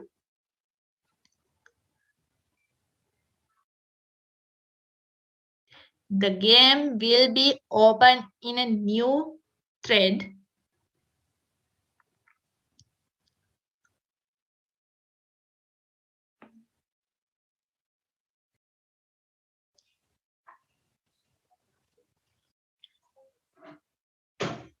This will take some time. Yes, the game has opened.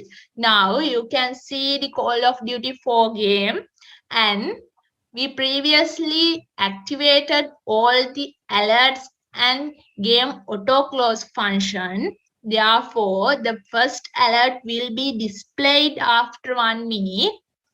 Let's see. Yes, you can see the first warning alert is displaying. It is yellow color and it says you are playing this game more than 1 minute.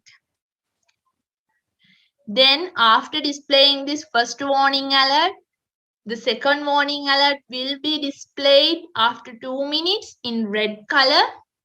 And after displaying the second warning alert, the game will be automatically closed because I have previously activated that game auto close function.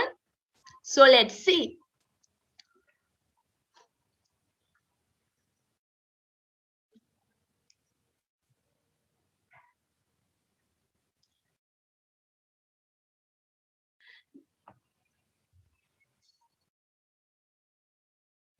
After 2 minutes, we can see here, you can see now the second warning alert in red color.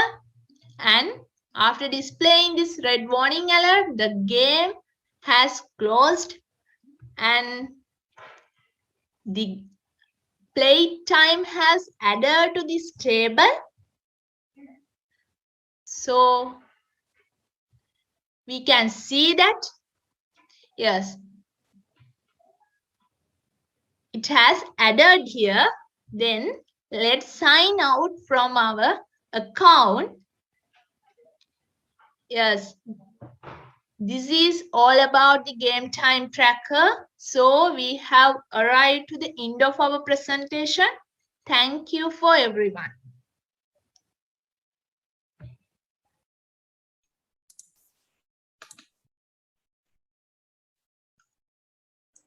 Maybe Sir Surang, you can go first. Okay.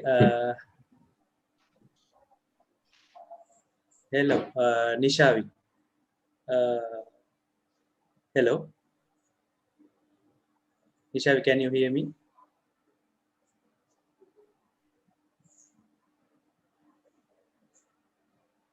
I think she's freezing, no? Nishavi is in the meeting, sir. We'll check you and let you know. Give us a second. Okay.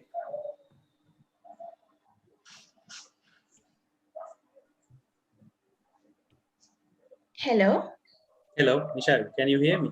Yes, sir. I can hear you. Yeah, it's a impressive project concept. Can you please tell me the behind, what is the main concept behind that? How you identify the executable and that part? How?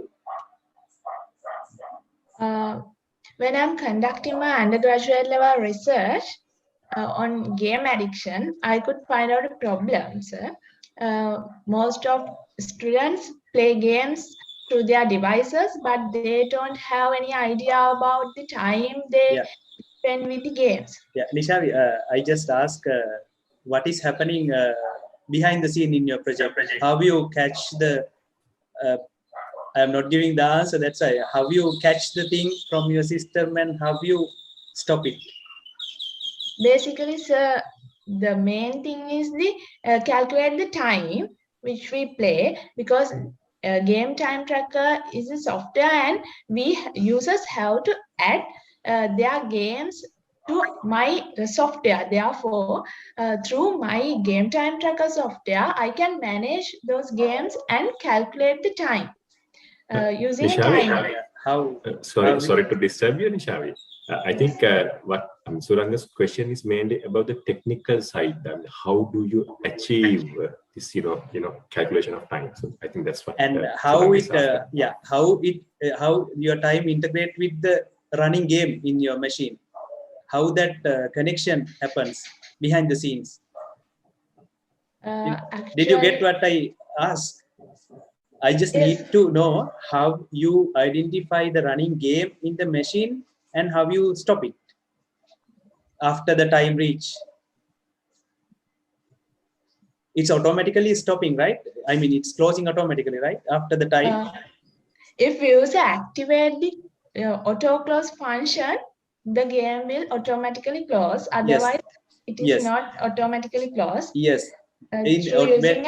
The closing a game is I use exit function to automatically close the game, and I develop a timer using. There are some applications also in this existing situation. There are many applications to calculate the time of different applications. Therefore, I based on those applications and I learn from these applications, and then I develop a code to calculate the time. So it's like you are closing the window which is open. Yes. You just close it, right? Yes. So when we play it again, we can't play from where we stopped, right? It will play from the beginning, right? Yes. Yeah. Okay. Hiruna, over to you. I think this is a really, really good concept, Nishal. So well done on that. And maybe I'll just continue where Suranga stopped as well. Now, let's say, playing games is kind of a kind of a tricky thing. Most of the games eats a lot of resources in the computer. So let's say, you start a game, through your application, and the game crashes. What will happen in that case?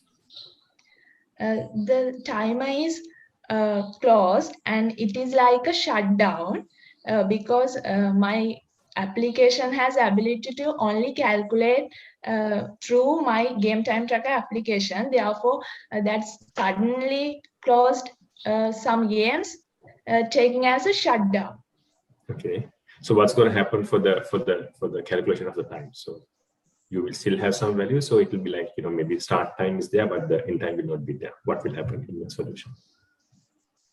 The system calculate small second also. So it will automatically close because of any technical failure. If the game has closed, the open play time, for an example, only small 1 second also calculating for this game time tracker software.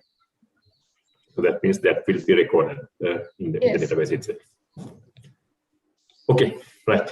Thank you. Yeah, okay. One more thing, Nishavi, just for this is not related to the marks that you are getting.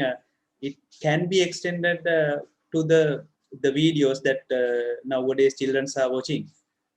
So this is extensible project, as I can see, and for the as improvements, you can try to identify the executables which are running background threads, and then you can stop it without closing the window. So there might be a chance you can pause the game and start from that point as well. Those are some suggestions, and in presentations also, in this kind of small presentations, it's better not to add that detailed diagrams and those stuff and market your thing, because your thing is interesting. So better to market such things. Those are for your future presentations. Yeah, and also maybe another additional thing that you could do would be like maybe you can just set your solution in a way that maybe it runs as a thread. Like you don't need log in and then start playing the game. Rather, you register, and then once you start playing, it will automatically run on the background and start calculating time and everything. So maybe another thing that you could do as well, because normally if you have to play a game, or maybe if you have to watch a video, we don't need to go to an application and then start that video from the application itself. So once you get registered, maybe it will start calculating as well. So just thoughts, but good job. Yeah. All the best. So thank you, Mr. Suranga and Mr. Hiruna. I'm pretty sure that Nishavi will incorporate those feedbacks in her future work. So, and also I would like to kindly remind all our evaluators to please update the evaluation sheets we have provided, because as soon as the session is over, the evaluation sheets will be closed. So having reminded that, we would like to move on to our next presenter for the day. This is Danuka Pereira, who's presenting with web-based voting system. So Sandhamini.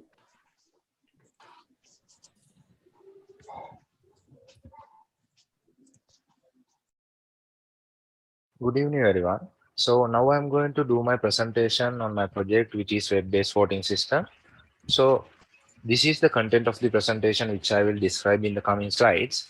So if we move into introduction, usually an organization consists of different departments and associations. So if we come to an organization, organization is a group of people where it consists of people, and an organization cannot survive without the power or power of the majority of the people.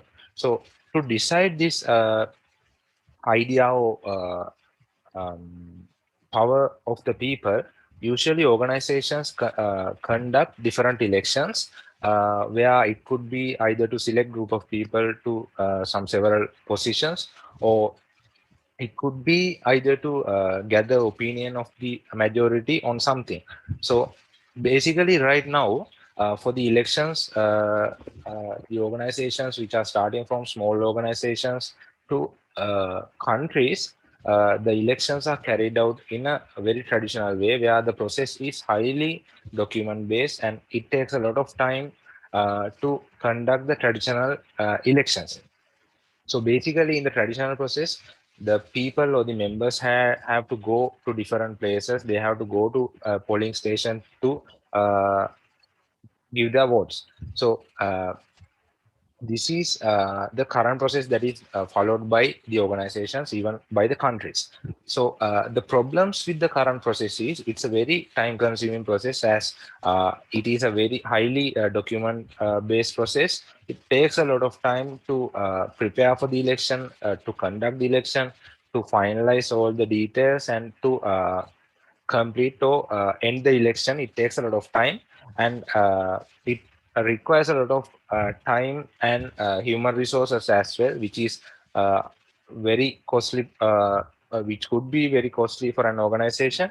And as the other problems, the result manipulation could be there, because since everything is done by human, there could be result manipulation incidents, and the results generated by the election could be inaccurate, because as in the end this is done by human, there could be human errors while calculating the votes. And as I mentioned, this is a highly resource requiring process, and this is a very inefficient process, as this is based on a lot of documentation. The voters, the candidates, the administration, they have to manage a lot of documentation from the beginning to end. This is a highly inefficient process. So the proposed solution for this traditional voting process is a web-based voting system, which provides higher usability and convenience to the users, and reduces almost all of the paperwork and documentation required, which were used in the traditional process. So the solution, the uniqueness of this solution is, as there are several products which are available in the market, but those doesn't provide an all-in-one solution. So in this product, in this solution, we can mainly do the elections, and even as an optional usage, this can be used to conduct surveys as well. Plus, we have report generation tools, chart generation tools, likewise a lot of different features with this product. So basically, the proposed solution can reduce almost all of the documentation work, and it will increase the convenience of the members and efficiency of the process. So after doing the system analysis and user requirement analysis, it's identified that the users required if there is a system to manage the elections, that kind of a system should consist of the mentioned requirements. So that kind of a system should be able to do or conduct votes for different positions, or it could, and as an option, opinion gathering also can be used, and it should show the results or show the data in charts. It should generate reports as in the future or in a later period to get any decisions. The reports can be useful, and the notification management and automated results calculations should be there. And additionally, the user account management should also present in this kind of a system. So these were the user requirement identified during the system analysis process. So, and these are non-functional requirements which are compulsory, or it's better to have this kind of features or these requirements covered within any system in the present industry when we develop systems. So the system, the security should be high, it should be time saving, the results or the data should be accurate, and the usability should be high, the data protection and security should be high, and the performance, it should be as user expects. So it will increase the usability of the system, and it will increase the positive impressions toward the system. So based on the user requirements identified, the system is defined under few modules, which are election management modules, modules for candidate and voters registration, notification management, result management, reports and charts generation. So the system covers all of these modules using its different features. When it comes to system development, for the development, waterfall methodology has been used, and as the technology stack for the front end, HTML, CSS, JavaScript, Ajax, Bootstrap, and jQuery libraries has been used, and for the backend, PHP and database has been used, MySQL. As the IDE, VS Code has been used, and locally this is developed in LAMP server environment. And if we move into production, based on the cost, availability, and uptime, AWS servers will be a better option. And if the client or the company require, they can set up these in on-premises servers as well. So we'll quickly move into demonstration of the system. So this is the login page which is available through the system. So here you can see, you can inquire from the admin, and there is a specific feature where a user can download a file which describes what kind of data they need to submit in order to conduct an election using this system. So once you download that, it will have specific formattings that they should submit their data, and they can follow those guidelines and provide their data to the system admin. So if we log in as the system admin, here in the dashboard page, the admin can get a high level understanding of how many elections are there, how many is pending, how many registered users and registered associations. And as you can see in this chart, it shows how many users are registered in each system. And in the calendar, you can see what is the date for each election. So this is basically the dashboard page which provides the high level understanding of the system. And if you move into elections, it gives the ability for the admin to create, update, delete, end and start the elections. So by entering those details, the necessary details, and selecting the association, the admin can easily create an election. So as you can see, this one election is already it's over, and the second one is already started and it is in progress. So if you can see under that, there are 4 positions under that election, and under each of those positions we can see different number of candidates available. So it has the ability to update these details and delete those details as well. So basically the admin can fully manage an election. They can send notification based on starting and ending. They can calculate the results. They can edit, update. They have the superuse authority on the elections. And in addition to that, admin can, when it comes to managing associations, they can add any new association. They can edit. They can delete the associations.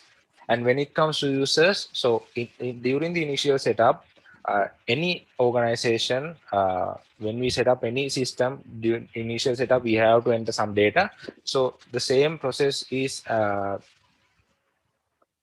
in this system as well, where we can register the user. So if I demonstrate one user registration, this will register the user, and an automated email will be sent to that user saying that this is your auto-generated password.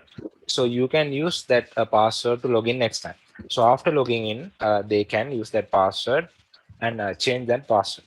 So when initially setting up, an organization can register all of their users within the system, and then based on the users registration to different association, those users can be allocated to different associations. So here also we can see the admin has the authority to delete the users, upload.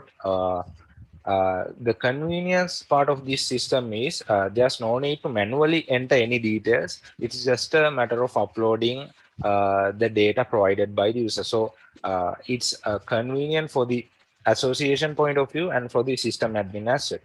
And when it comes to results, as you can see, for the one election results is already calculated. So here the admin has the ability to calculate the results once the association announce them. So if the association wants to hold for few period until the things settle in, they can end the election, they can wait few hours, and then they can publish the results. So this is the features available for the admin. And if we log in as a user, the user's UI will be a bit different than the admin. So the dashboard, again, they can get a high level understanding of the elections. And when it comes to elections, as you can see, there are two elections, which is one is already finished and another one is started. So this we can view the results. And if we enter into a started election, this is the voting view. So I can click the candidates I want and submit my vote.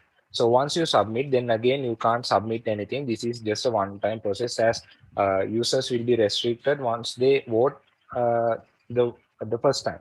So that's the common procedure followed. And in addition to those, users can view the election results. So once we click that results out button, we will be directed to here. And when we click the view results button, the results will be shown. And if the user want to get any PDF details for this, we can get those details in PDF as well, as you can see right here. In addition to that, for any need, if we need reports to take any decisions in the future, those can be taken for all the completed elections. So as you can see right here, I'm downloading one report for the system, and this we can see the numbers available for each election. So in addition to election part, the users has the ability to change their profile pictures, change their password, change their details. So basically, this is what's provided for the system. And in addition to that, here you can see all the notifications are sent to users when election is started or election is ended. Every notification is being sent by the system. So this is what's provided through the system. And as the future enhancement, it is planned that to use a real-time database as users requested that it will be better to monitor the data or the voting details while the election is going on. And the other one is, the plan is to integrate this web-based system plus provide a mobile application, which will be much more easier, much more convenient to the users. And the last one is, as most of the systems in the present world are advancing their security, instead of using email password authentication, the biometric use authentication will be integrated to this system as well. So if we move into conclusion of the system, so basically the current traditional voting process is a very inefficient and highly document based process. So even us face these issues because during the last the pandemic situation, we had to go to polling stations to give our vote. So if it is required for an organization to conduct an election, no matter what's the environment situation, what's the current situation is, the traditional voting system will be highly inefficient. It will be highly time consuming. it will be highly inconvenient for the users. So basically, a system like this will be very useful for the users. It will be highly convenient for them, where they can give their votes, they can monitor the elections from wherever they are. They can use their laptops, they can use their mobile phones, and they can cast their votes. So basically, the web-based voting system will reduce almost all of the document-based processes in the traditional voting system, and it will increase the efficiency and increase the accuracy of the results, and reduce result manipulation and any inaccurate results generated while following the traditional voting process. So this is the end of my presentation. Thank you.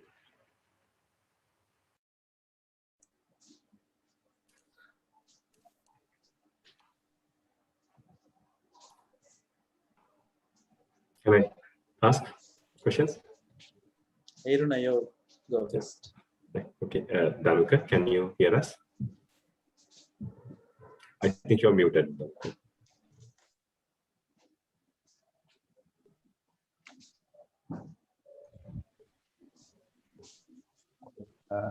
Can you hear me? Yeah, can hear you now. Okay.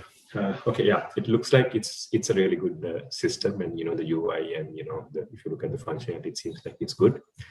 I'll maybe shoot a different question now. Let's say you really want to sell this system to a to your university, or maybe to a vendor, and you just go there and you do a demonstration, and the guy who's about to pay you to buy the system ask a question. Okay, now I can use a Google form and maybe create a simple form to get some votes, and with the authentication and everything. So what is more in your system compared to that? How do you answer that question? Yes, so actually my idea was there are systems which we can use to get the same functions like SurveyMonkey, Google Form, same thing. But my idea was, if there's a need, what I identified was there's a gap that there should be a specific system to achieve this objective.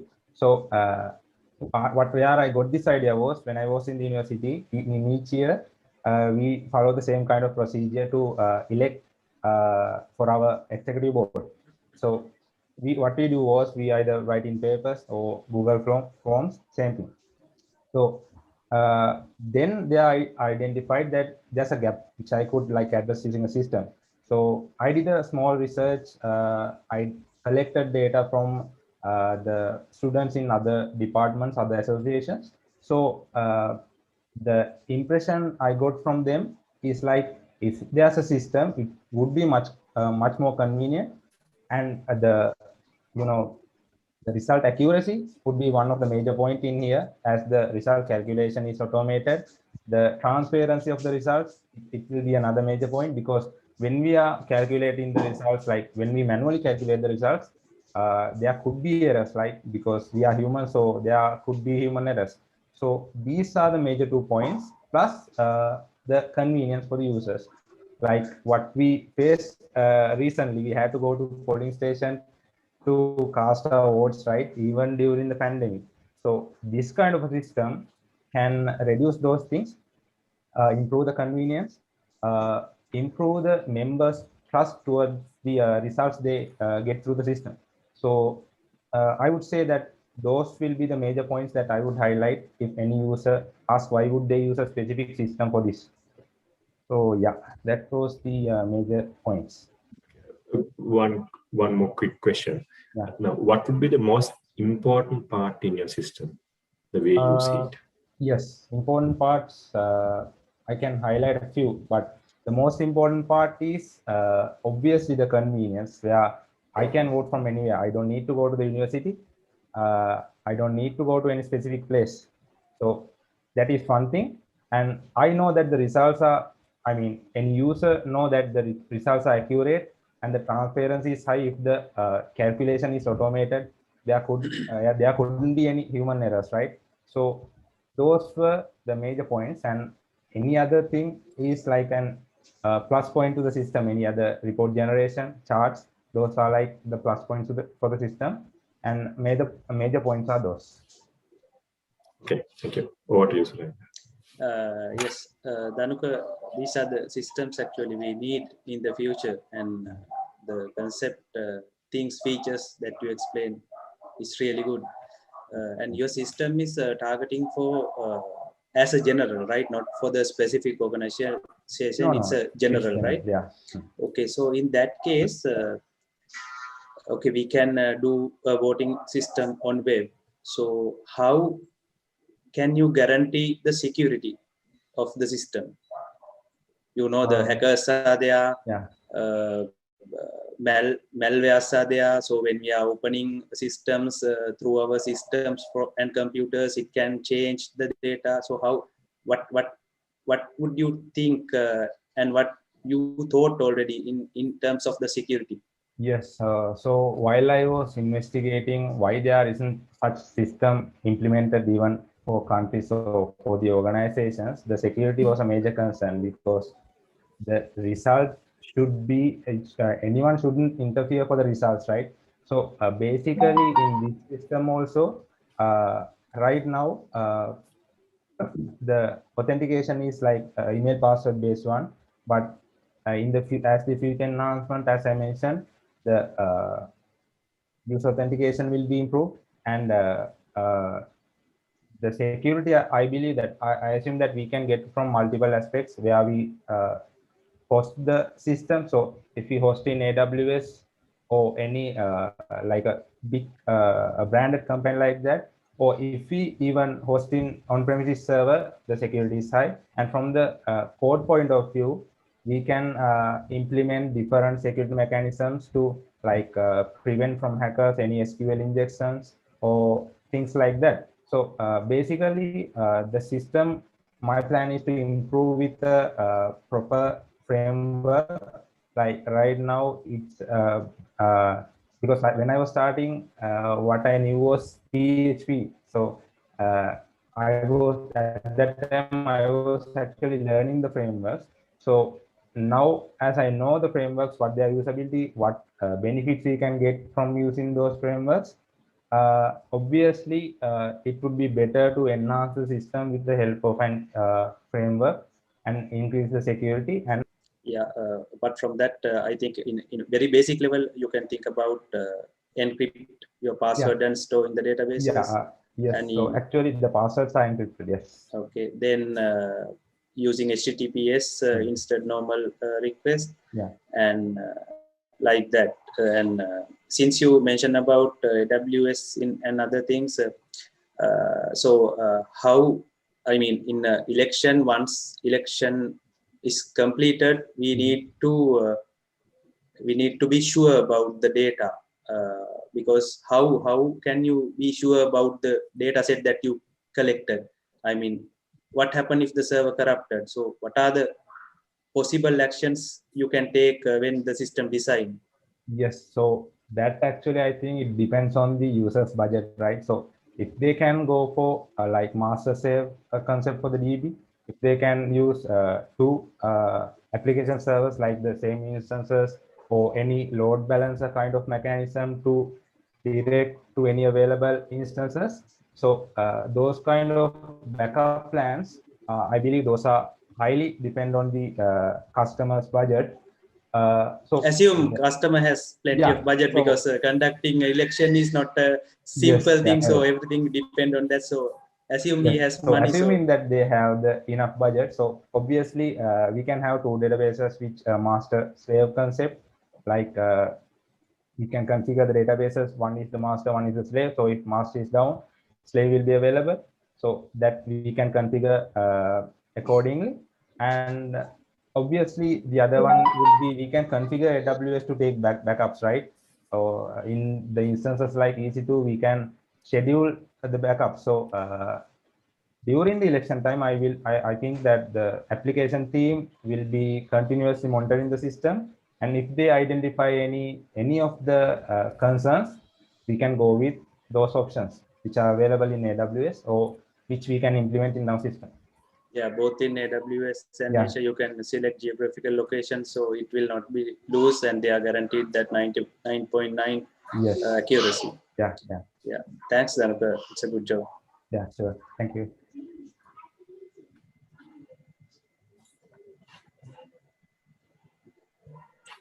So thank you very much, our panelists, for giving our students very valuable feedbacks on reshaping their project work. So with that, we can move on to the final present for the project parallel session.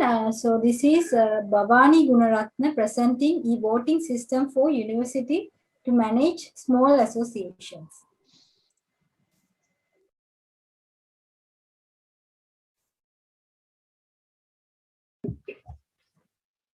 Good evening, everyone. So I am here to present my project, that is e-voting system for university to manage the small association. So let's start. So let's discuss about the overview of the system. Actually, I developed my project for our University of Sri Jayawardanapura.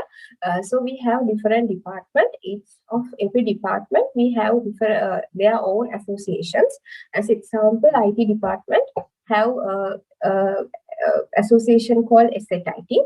And then apart from that, we have a lot of clubs like a sport club, government club, ISEC, Rotaract. There are a lot of clubs and societies there. So annually, we select community members to manage the organization or the association activities. But the thing is, currently we don't have any systematic process for that. Currently we do in manual way. So it will lead a lot of problem. Such as people who stay out the polling area will not be able to cast their votes. And then the existing paper ballot system require a lot of paper materials and the human resources. The other one is the time consuming and high cost, and the accuracy of the voting process will not be at a considerable level when using a manual system, because one person can vote more than one time. And then if the count vote is manually, it will be lead human errors, therefore results also not accurate, and also there can be election fraud also can happen. So those are the problems. To address those problems, I developed a web-based e-voting system. So main objectives of my system are people can cast their votes anytime at anywhere, to ensure data accuracy results during the voting process, and to minimize time and cost during the voting process, and to provide the user-friendly and interactive interface and more accuracy result with the evidence. So let's talk about the functional requirements. So my system consists with 6 modules. I will explain all these modules when I do the demo part. Then the non-functional requirements. So I focus on the security requirement as well, because we need to restrict the student or the voters who have vote more than one time. And also if the poll is end, voters can't vote to that ballot. So there are some restrictions there. And also consider the reliability, usability, performance, and also the efficiency. Then move to the resource requirement. So you can see what are the hardware requirements in developer perspective and the user perspective. And then the software requirements in terms of development perspective and the user perspective. Then move to the system design. So you can see this is my PR diagram. And then this is the use case diagram. And let's talk about the system development. So for a backend part, I use the PHP, and for a frontend, to develop the frontend, I use the JavaScript, HTML, and CSS. And my database management system is MySQL, and I use Visual Studio Code as an IDE. And to develop interactive interface, I use the Bootstrap framework. So let's start the demo part.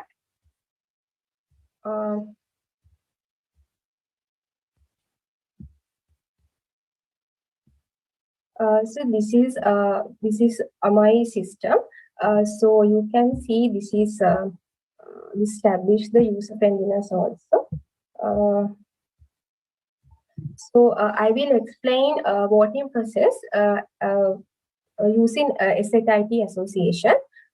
So if we wanted to conduct ballot for our association, what we can do is we can request a ballot from the system admin. So then the system admin create a ballot on behalf of us. So we log in as the user, and then this is admin panel. So first, he can create organization for us. So I already created an organization called SZIT. So the department is Department of Business Information Technology. Some organization, it consists with all of department students, like sport club, it consists the all department. So when we add the organization, we can select the department, or we can view the all department. Then after create organization, we can create poll for that. So here also I already created poll for that. So the poll name is SZIT 220, and this is a start name and end date, start date and end date. So department is Business Information Technology. You can add the poll, select year, department and organization. You can add poll here. After create poll, what we can do is we can add the position for that. So there are here I added 3 positions, and then a system admin can register the candidates to a relevant ballot and to relevant ballot. Yeah. So here I already add candidates. So I will show you how we add candidate.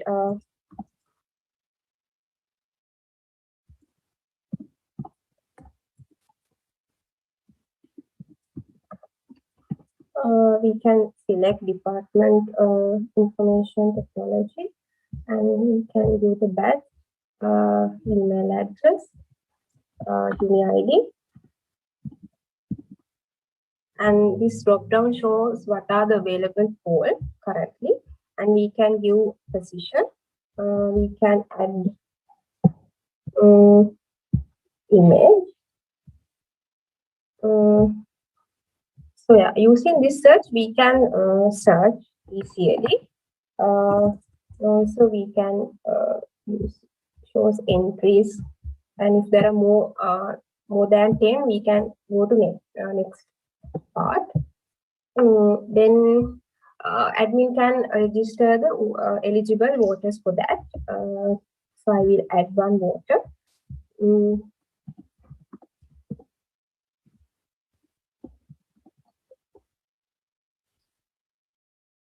We can view department or departments. So this is auto-generate password, and we can give username, and I will give my email address and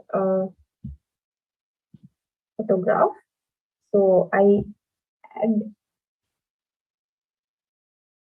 So after add voters, the system will be automatically send the relevant credential to relevant voter email account. So let me check my email.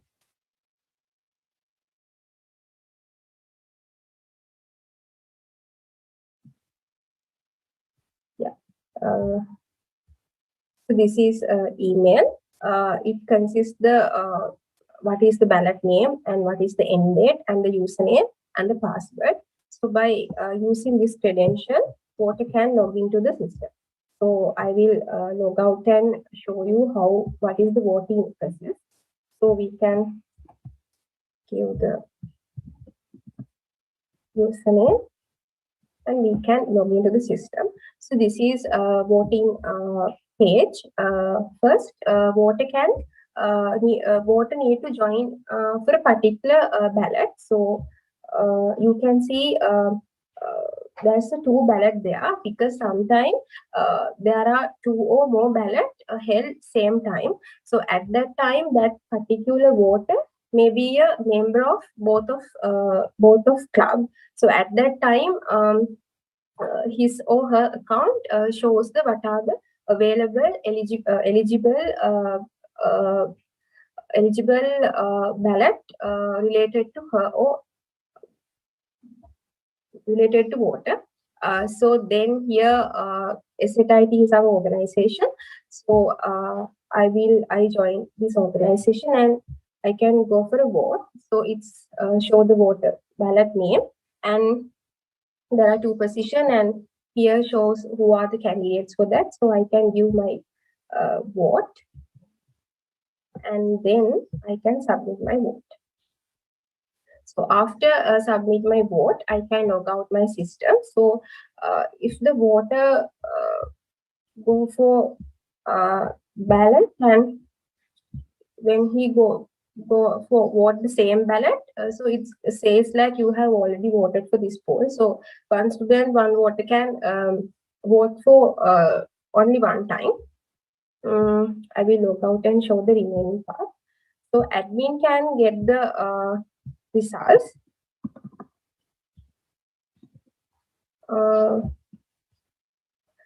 So admin can simply go to the result page and select the poll, and so this is results.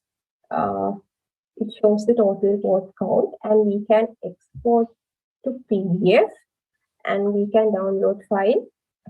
So this is a report module. We can get it as a PDF format. Then I will show you admin can add notice relevant to the particular poll. So I will go poll and select available poll.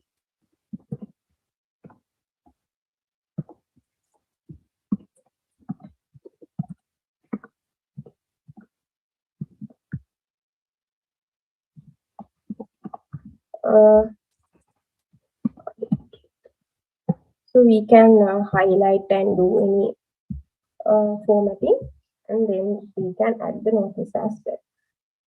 So these are the process relevant to the system admin and voter.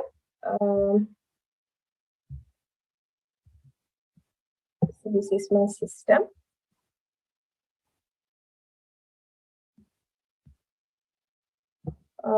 And then let's move to the presentation. So the future work. In future, I add more security features and such as email verification, and hope to use password encryption and decryption technique, and also provide more detailed reports to the system. So these are my future work, and then move to conclusion part. So I developed my system for my university. Currently, we have different associations, but to do the voting process, we don't have any systematic process for that. To address that problem, I developed my project, my system called web-based e-voting system. So this system mainly developed for our university. However, we can do customization according to the customer requirements, and provide efficiency voting system for business organizations as well, because a lot of business organizations they also have different organization, their own organization in their for their staff members. So we can get the requirement from them and customize the system, and we can give the effective product for the business organization also. In that part, we can earn also using this application. So I think as a IT department student, I can help to my association and the university to conduct our voting process in a smooth manner. So that's about my presentation. Thank you for listening.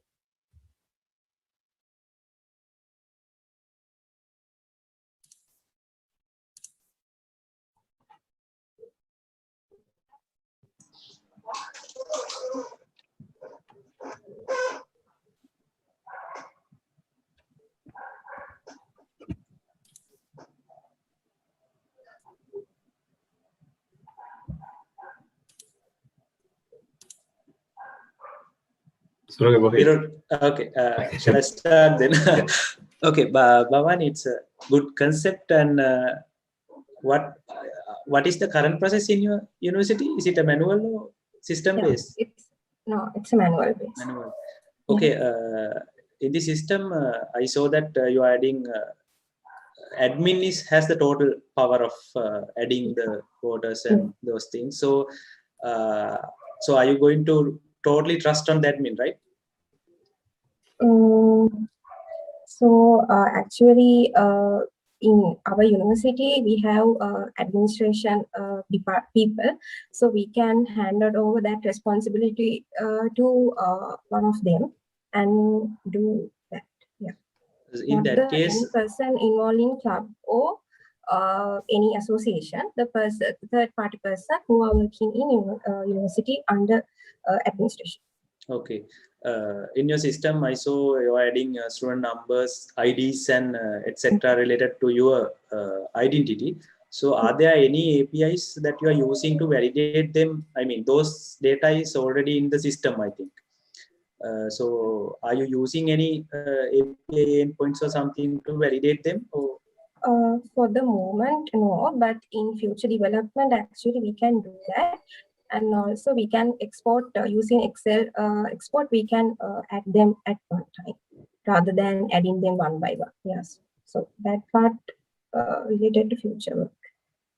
So another thing is what kind of validations you are using throughout the system?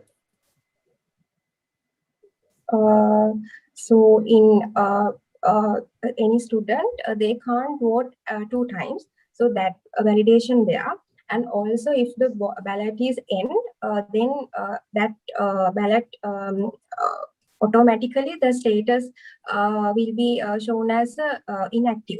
So at that time, student can't vote that. Apart from that, the password also come to relevant particular voters only. So at that time, that student can using that password and log into system and do their vote. So that kind of restrictions there. Yeah. Yeah, one of your screen, I saw that when voter is going to vote for chairman and who's the other one? I think president. Yeah, president, 2 positions. So, yeah. What do you think? Accidentally, if I press same name twice, or I can remember that couldn't happen, right? So. Yes, I put the radio button here, button there. So under position only we can choose one person. Yes, so it's also validating, right? Yeah. Okay, then another one last question. The system when we are going when the election is ongoing, the system load is very high at one time. Okay. So did you think about that? How to handle that when you are coding, or are you aware of such mechanisms or techniques when you are studying? I'm just asking if load is very heavy. Assume 11 o'clock, whole lot of people are accessing the system and they are trying to vote. So how that can be happen in the code? If you are not implemented, what kind of techniques that you can use?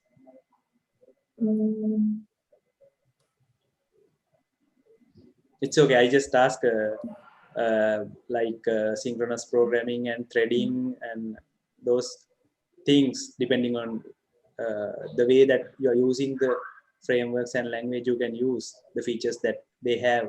And those are some critical things related to those kind of voting systems. Another thing is when you are telling, do we have some time? I don't know. Is it okay to? You have time. Okay.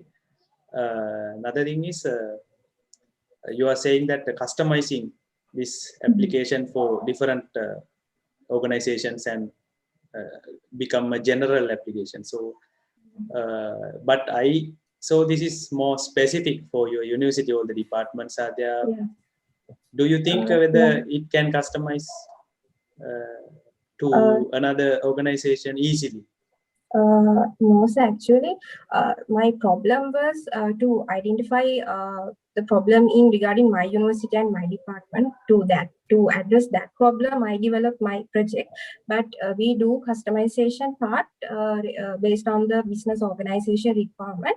But it's not easy. But we do that and do a lot of customization part, and we can improve process and we can install to that our system to other organizations as well. Yeah. Okay. I asked that because when I read your documentation, my question was why you are not implement it as a general. But when I see your demonstration, I saw why you are saying like that. It's specific for your organization, the university. But again, you are telling that it is you are planning to customize that. Think it is not easy. It's like implementing total separate system. I think Hiruna know more about the product. The customization things in his organization. What are you hearing? Yeah, maybe I can start from where you stopped, Suranga. So, I mean, let's say, I mean, I'll just touch on the same context now. Let's say, your system is really good, and your professors at Jayawardenapura University are really happy with the system, and a lecturer from Moratuwa who has seen the system was really interested. So he reaches out to you and say, like, look, Bhavan, I'll just, pay you, 2 million rupees, and can you just, develop the same system to us? Can you explain the things that you need to do technically to cater that? I mean, what comes on top of your head? Like, you don't need to go into each and every detail, but let's say you have your system, you know your system in and out. Now you need to change it to, facilitate to Moratuwa University. So what are the changes that you need to do? Can you explain few? Don't think about your existing system. So you think what you can do in the future. I think that's what Hiruna asked. Yeah.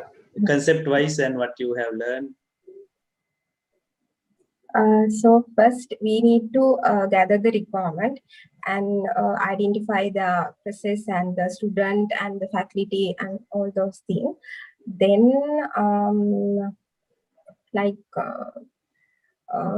customized part by identifying those requirements, and also improve the password encryption and try to secure the data more, and also time wise if there are rush happen when the most of people doing voting at same time. So at that time you mentioned like we do some technical framework to do that process smooth way, so we can do that part as well. So yeah, based on the requirement and how we can improve more, we can do that at that time.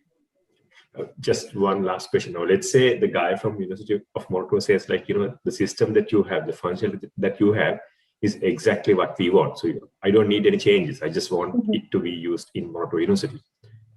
What are the changes that you need to do now in your solution?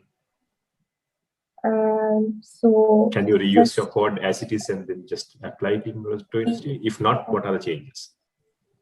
First, I need to remove my admin, our admin authority.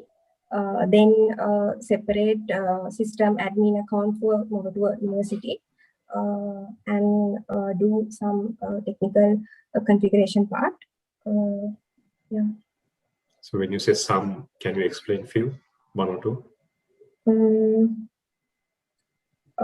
Server and host configuration part and DB configuration.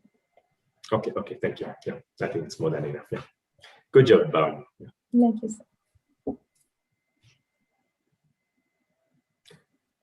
Okay, thank you very much, sir. Okay, ladies and gentlemen, so with that final presentation, we have come to the conclusion of the project presentation evaluation breakout room.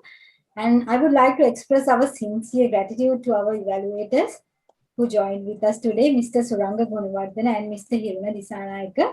So thank you very much for joining with us within a very short notice without any hesitation. You were very supportive to us during the entire evaluation process. I think all our presenters also got a very good feedback and comments from the panel of evaluators today, which will help them to reshape their future work. So once again, thank you very much, sir. So until we return back to the main session, since we have some time spared, we would like to open the session for the evaluators and the audience to give us some general comment regarding the project work done by our students. I think we have about 10 to 12 minutes. Thank you. I can start if that's all right. Yeah, go ahead.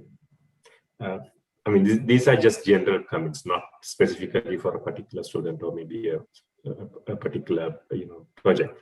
I mean, generally, like, now I mean, as evaluators, we have gone through your documentation. So what we expect from a demonstration like this is not the content that you have written in the documentation. Rather, we are more interested on looking at the system, the solution that you have provided, and to maybe interactively see what's happening in the system. So I think it's good if you focus a little bit more on the content, which you have not included in your documentation, because it's already there and probably they have gone through it anyway. So that's just one general comment. And also, I mean, in general, I think all of you have done a really good job. So you have spent some time on the solution that you have developed. So that's really good. And one important factor when it comes to doing a presentation is actually, I mean, you need to show, like, now, when you write your documentation, when you write your code, you show that you have some kind of knowledge on some technology or maybe some concept. But then, when you do a demonstration or a presentation, you should be able to prove that you have the skill, like, how can you map your, knowledge into a real practical solution. So in that case, like, maybe it's really important to have a kind of interactive session where, probably you just go through your system, just show it, and then, maybe the audience should be able to, ask you to do certain things, and, you should be able to do those things and, show. I think that's how it should be done, I mean, in general. So then, it will be a more fruitful session, and also you will get more insight, and also maybe, like, for example, Suranga was asking about some validation from, for example, like, maybe, if it would have been really good, like, we could see some validations, like, you would do something wrong and then you get a pop-up message or maybe a warning message saying that you can't do that. So then it makes more practical sense as well. So just some, few thoughts from my end. Suranga, maybe to you or someone else. Yeah, as general, I also like to say, I agree first with Hiruna, and as I earlier also explained, don't add, it's better not to add a lot of detailed graphs and those things in the presentations, and present what you have done. If it is research and development, it may be a very small concept, but present it in various aspects. So that is what we expect to see, not to see the diagrams and those things. We are not drilling into the database diagrams because we have those, we know those from industry, we know those things. But your concepts are very valuable, and how you think about the concept and how you try to improve that. That is the main things that myself focus on that. Another thing is don't specific to just to an technology that I can see some of them talk into I am using this, that is why that happens. Use the concept, know the concept, then technology doesn't matter. So because in your future, if you are in the development track or the QA track, even the BA and PM also, technical stuffs are changing, the tools and methods you are using is changing. So but the concept almost same, but they are also evolving. So keep those in mind and learn the concept very well and apply that into your project, and know what you present and the implementation. So this screen maps here, this is done, and this is done how, likewise. So keep the mapping, and since you are, most of them are individual projects, we know person himself or herself implementing that. So he or she needs to have a good understanding what she or he has implemented. That's what I said, like that. Yeah, that's all I also need to say. And good job, guys. Well done. And I think if we have time, and if the student needs to know something about from us, it's okay to ask anything right now about the industry or whatever the thing that you want to know. If you know, we can answer. And also, even like, when you were doing your projects, if you have come across challenges, if you have any questions around those things, just ask. Probably we might not have all the answers, but probably we might be able to help out as well. So I think that's a great opportunity for our students also. So students, if you have any questions or concerns, you can raise them now to our panel.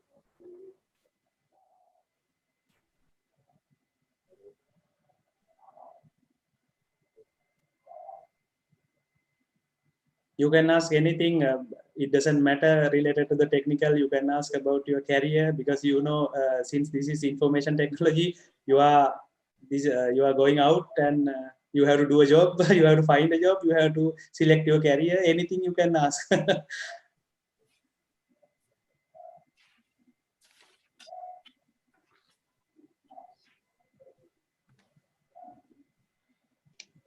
Hi, I have a question.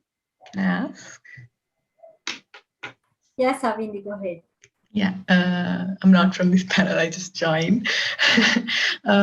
So I'm actually interested in front-end development. So I just wanted to know, I'm actually still learning about it.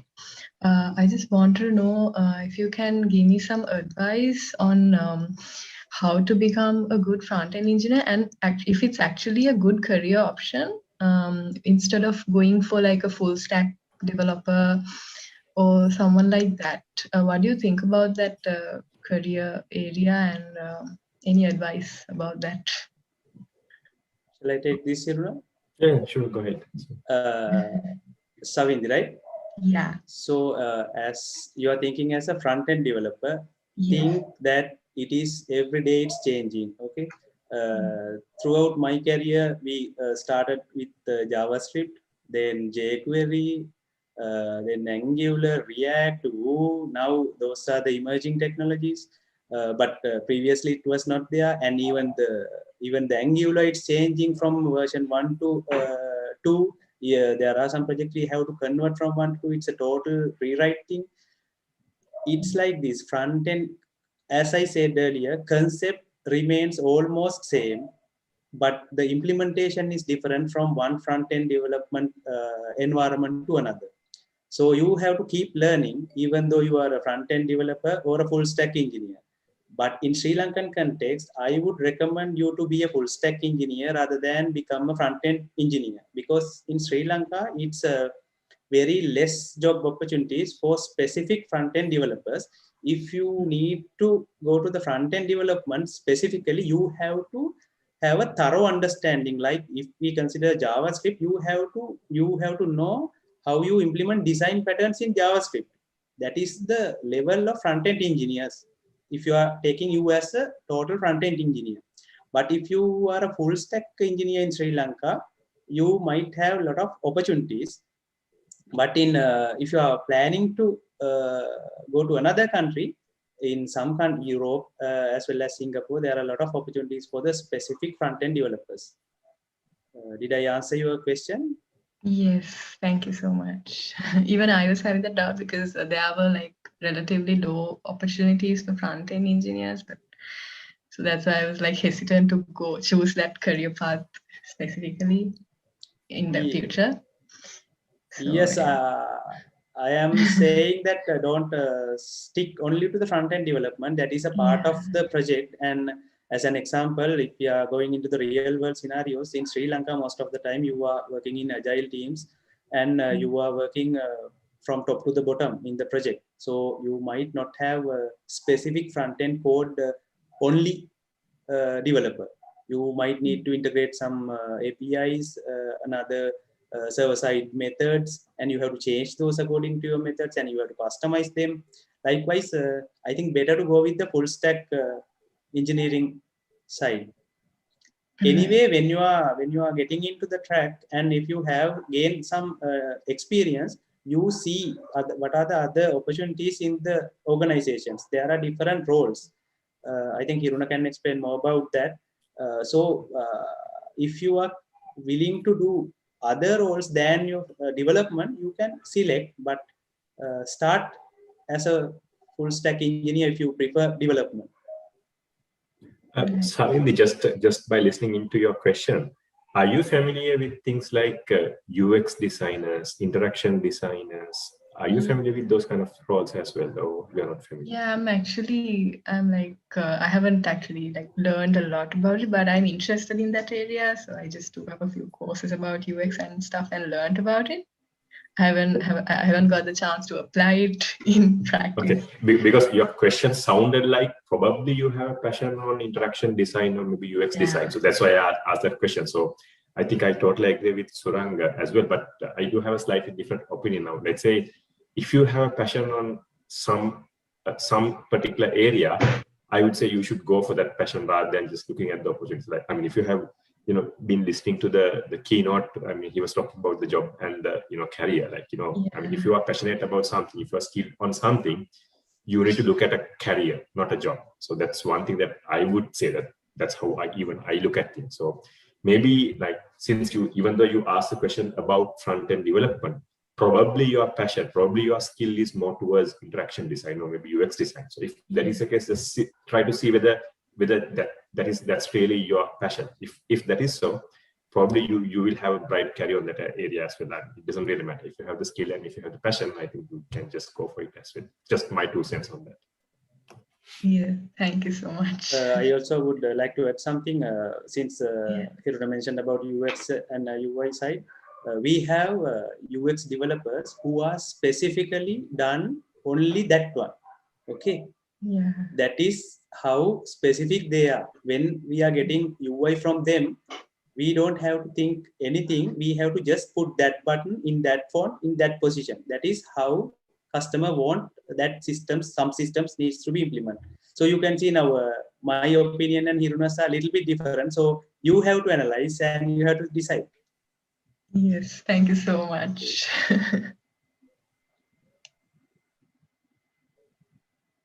Thank you so much, sir. Are there any more questions from our students to the panelists today?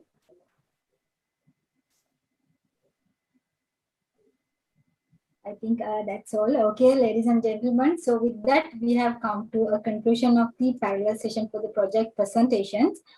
And once again, our heartfelt gratitude goes to Mr. Suranga Gunawardhan and Mr. Hiruna Disanayake. Thank you very much for joining with us for this evaluation process. I hope that the evaluation marks have been completed by now, sir. Yeah, it's done. Right. Thank you very much. Now you can go to the main session. You have to click on the leave room button. Please make sure you do not leave the meeting. Just click on the leave room button.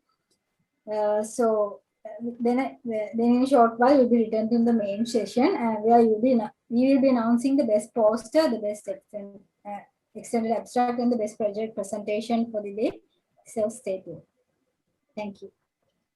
Good afternoon, everyone. I welcome all the panelists, presenters, and guests who are joining with us today. This is the parallel session 2 of the project presentations. First of all, let me introduce our panel of judges. Mr. Vajira Somaratna, Manager, Project at Zenith Business Solutions. Mr. Danushka Senadira, Software Architect at Calci Technologies. They are here with us today. We highly appreciate your presence and thank you for joining with us with your busy schedules. Before commencing the presentations, I will highlight some of the instructions you should know. All the presenters are given 15 minutes to do their presentations. We have already collected their recorded presentations. For today's sessions, we are planning to play these videos as the presentation. After the video is played, each presenter will be given 5 minutes for the question and answer session. Also, there's a kind reminder for our panelists. Please make sure that insert your evaluation marks during the respective presentations, because all the mark sheets will be disabled after the presentation is over. And please remain in this breakout room until this session is over. And I think all clear and we can proceed with our presentations. I congratulate all the presenters and let's proceed with the presentation. As the first presentation, I would like to call upon Poshini Sivaruban and Chaturi Delrukshi with the project title Online Seat Reservation System for Train Passengers. Over to you.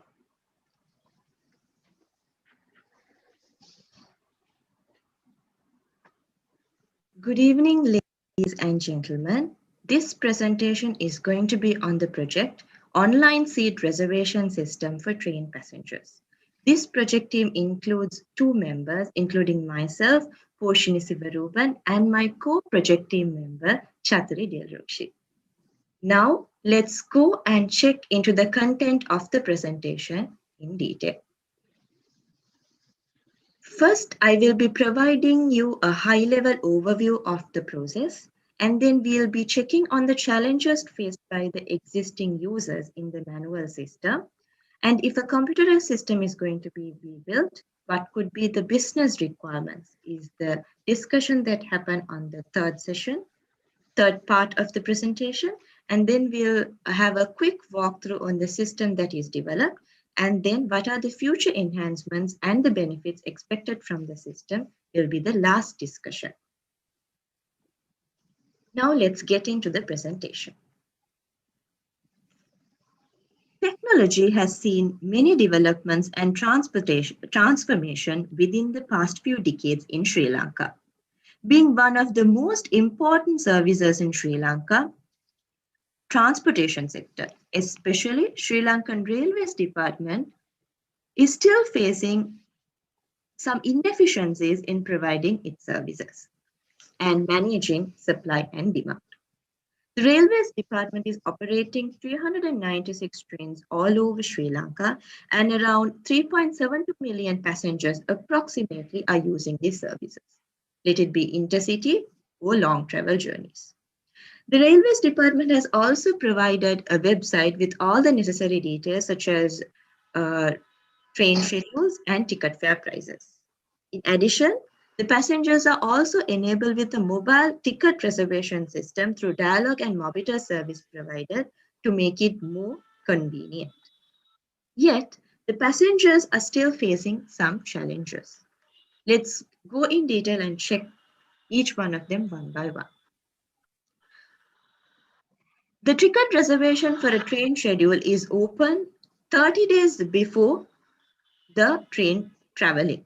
But yet, within 2 to 3 hours of it being open, all the reservations get filled and all the seats get booked. So let it be a mobile reservation, or even if the passenger is physically visiting the railway station, the passenger should make sure within the first 2 to 3 hours the reservations happen. Just waiting in long queues for a long time is not going to guarantee a reservation will be done for sure. And also, the faster the reservation happen, the more the cancellation also happen. So when a cancellation happens, the Railways Department has also make sure a refunding is given to the passenger, and also these cancelled seats are not reallocated accordingly. Among the passengers, 75% of them are warrant passengers. Yet they go through a complicated system for their reservation process, where they have to submit a lot of documents, and these documents go through a lot of people for approval. The differently able passengers are not provided with any special facilities in terms of reservation, as in they are not provided with any special seats allocated for them, or in terms of physically visiting also or doing a mobile reservation, they are still dependent on someone to do the reservation for them. Same as passengers, even the employees of Railways Department are facing some issues. They don't have a proper documentation system which maintains all the travel records and train schedule details. For example, sometimes during festival period or vacation period, the demand for train traveling could be very high. Though during those periods, the facilities, the train travel facilities and the number of trains are increased, these decisions are made based on experience and assumption, not through properly documented data. And also there is a risk of tickets being resold, which is illegal. The Railways Department is losing a lot of profit and revenue mainly due to 3 reasons. First one, the risk of tickets being resold, which results in a lot of loss of revenue. And also when tickets are being cancelled, and the Railways Department has to also provide a refunding to passengers, which is again a loss of money.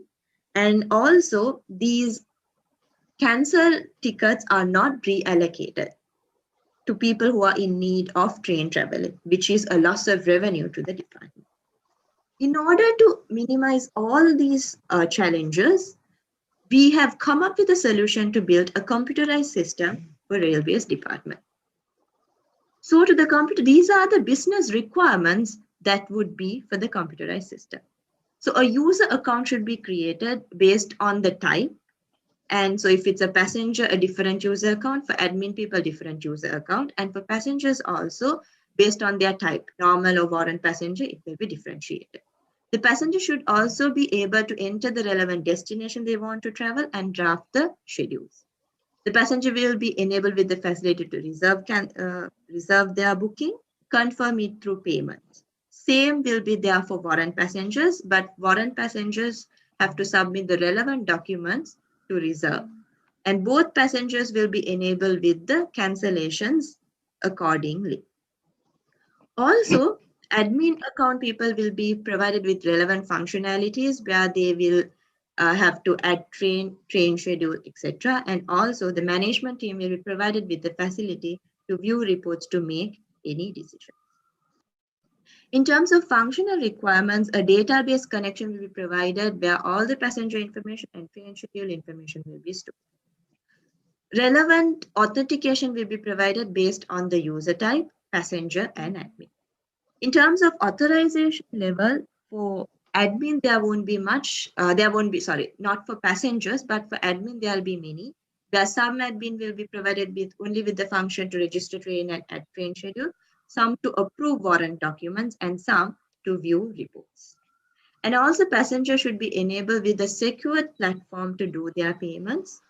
And as a proof for payment, an electronic ticket will also be provided. The system will also be enabled with relevant notification to be sent to passengers when any changes happen in train schedules or cancellation of any train schedule. Now let's have a quick walkthrough over the computerized system that has been developed. So this is the online train reservation system we have developed. So when a passenger visits the system, first they have to create an account. So they enter the name, NIC number, email address, and contact number details are also being taken to provide them necessary notification when any train schedules are amended or in cancellation of any train schedule. So after entering the relevant details, the passenger creates a user account by giving a password and register themselves. So after registering, the user can log into the system by entering their username and password, which is the NIC number, the username and password, and log into the system. Now the user is entering the relevant destination to which she is expecting to travel with the date and trying to draft the schedule. When the schedule appears, the user can select the relevant schedule and do the reservation. So here, if you see, all the user details such as user ID, the destinations are displayed. Now the user just have to enter the number of seats, amount, and do the reservation. Once the user saves and confirm, the user reservation will be displayed like this. So after that, in order to confirm the reservation, the user have to do the payment. So user will be entering the data and the cardholder details to do the payment. After doing the payment, a system notification like this will be displayed. So in the same way, the user can also cancel the reservation by going to cancel reservation option. So if you see, the reservation is already confirmed. User just have to click on the cancel button. And after loading, the relevant reservation will be removed from the system.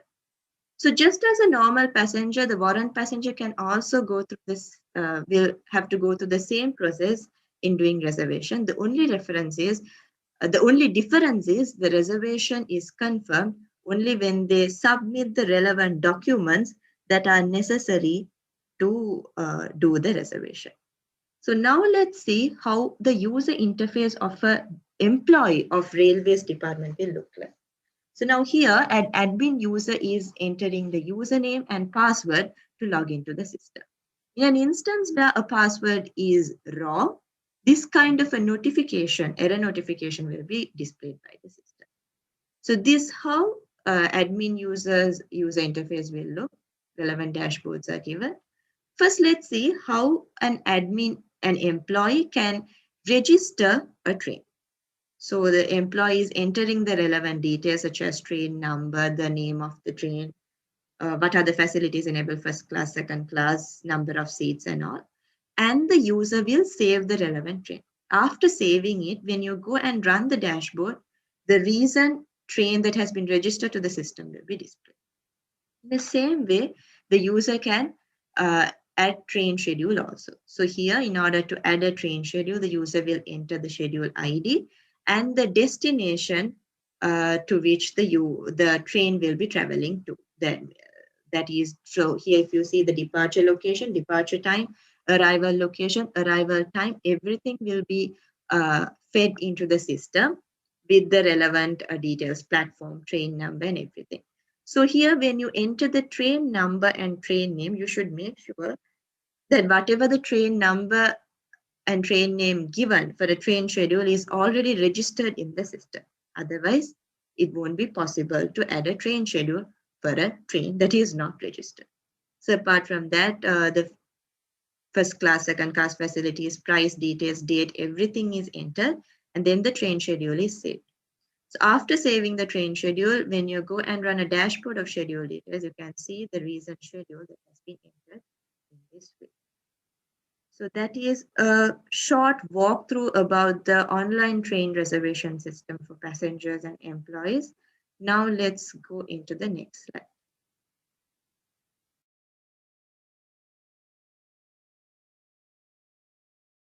So these are the future enhancement as a project team which we are expecting to make on the train reservation system.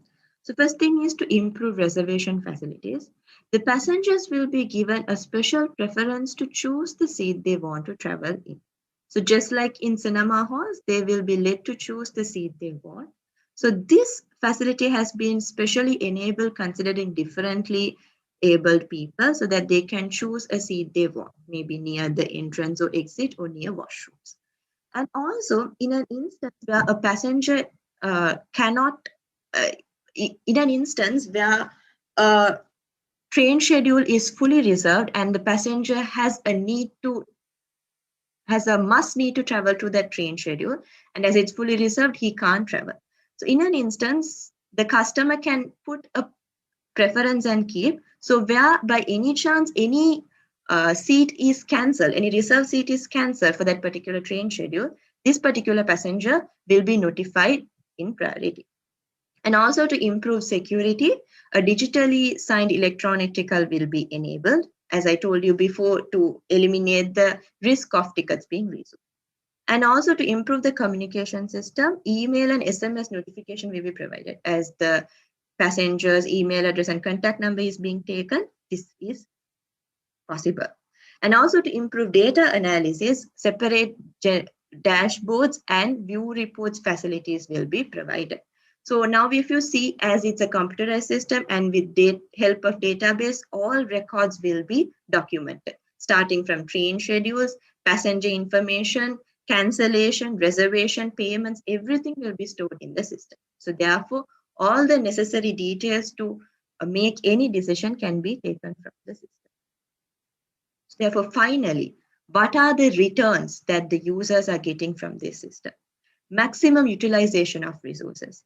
As all see now here, according to this system, no seats are going to go vacant in a train travel. And with seats being allocated, reallocated, and by minimizing the risk of tickets being resold, the department can earn more revenue. And by achieving maximum utilization of resources, more revenues, and effective communication system, obviously the system efficiency will be improved. And with all data being documented and maintained in a computerized system, decision making is definitely going to be improved. So that's all about the presentation. Hope you all enjoyed it. And if you have any questions, you can raise them now. Thank you. Have a nice day.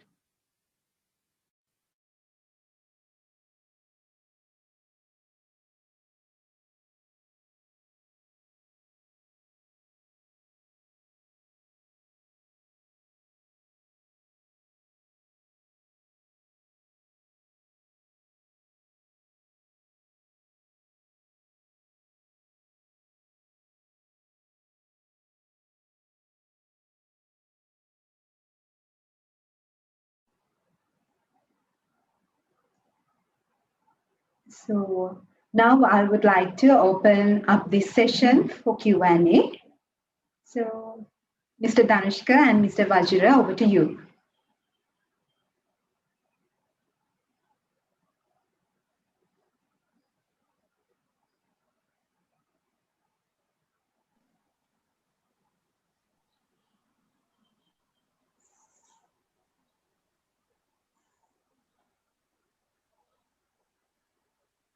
Okay, so at the beginning, I just want to share, like, you have done a good kind of a problem analysis thing. So that's super great. So I think you have been into the depth and you have analyzed what it is. So in the technology wise, the implementation wise, what are the identified challenges when you plan for this kind of a solution? Like because if we take this kind of a national initiative, so what kind of technological barriers you would expect in the implementation level? Yes, thank you, sir. Thanks for your acknowledgement on our presentation. So first of all, what I would say is in terms of barriers, when we develop a system and when we put into implementation, first of all, we should test and see. So sometimes when people reserve tickets for their seats and all, they might just put test reservations, but they won't go for a confirmation. So there we can't actually see whether how many people are using this system in a proactive way, giving 100% 100% involvement in the system. Sometimes they won't go for a confirmation as soon as they reserve a ticket, and sometimes they go for more cancellations. And in terms of that, getting more data from the system might get difficult, and also implementing it in stages wise. So first of all, we should create a system and we should get a sample of people, test it with them and see. So we should give them the whole experience of reserving and then doing a confirmation through payment platforms, canceling everything. And also when you come to payment platforms, we see a challenge in making it more secured system, because now if the problem is they have to do payments through their cards. So in that case, their card information, account numbers, everything has to go through a secured system. So making it more secured and protecting it from hacking and all will be a challenge. And for that, we might have to go for more testing and maybe white hacking and all, we might have to go for it. And in addition, I would say, those are the problems I would see in terms of implementing. Okay, so I think from my side, that's a good answer coming from undergraduates like you. That's great. So Danush, you can continue. Yeah. So I had same sort of a question when I went through the document and all that and the presentation. The thing is, there are a lot of systems that we implement, but in terms of usability, do you think this system will be user friendly, and does it address the actual sort of a problem? Yes, sir.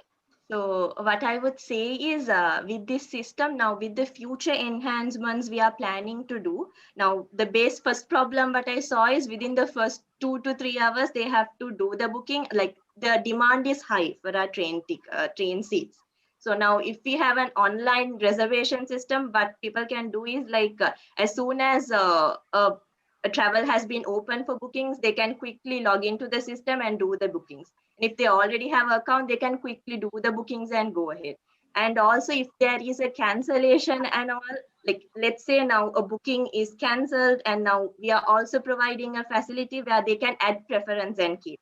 So if a booking is cancelled, they'll be notified because we are taking their contact details and all, contact number, email and all. So even if a booking is cancelled and they have add preference, means we'll give them prioritized notice. Like, okay, so this booking has been cancelled. So if you are still interested, you can go for this booking. And also we are planning to give them a view of how the seats are going to be in the train. So like in cinema halls and all, usually the viewers, the customers get to see the seats, how like what kind of a seat they want, how they can choose and all. So this also we are providing. So maybe in terms of differently able people and even normal customers, it will be easy for them to choose the seat they want. So, and with the email notifications, SMS notification we are planning to give, I think it will be more effective and an efficient system for rail reservation, for seat reservation. That is okay. solution. Okay. Thank you, sir. Hope you guys could implement it, actually implement it. Yes, sir. Sure, sir. Thank you. Yeah. Okay, thank you, everyone. If you don't have any other questions, it's time for you panelists. So I will give some time for you to add your evaluation marks to the shared sheets. Please do it right now. So after that, we can proceed with our next presentation.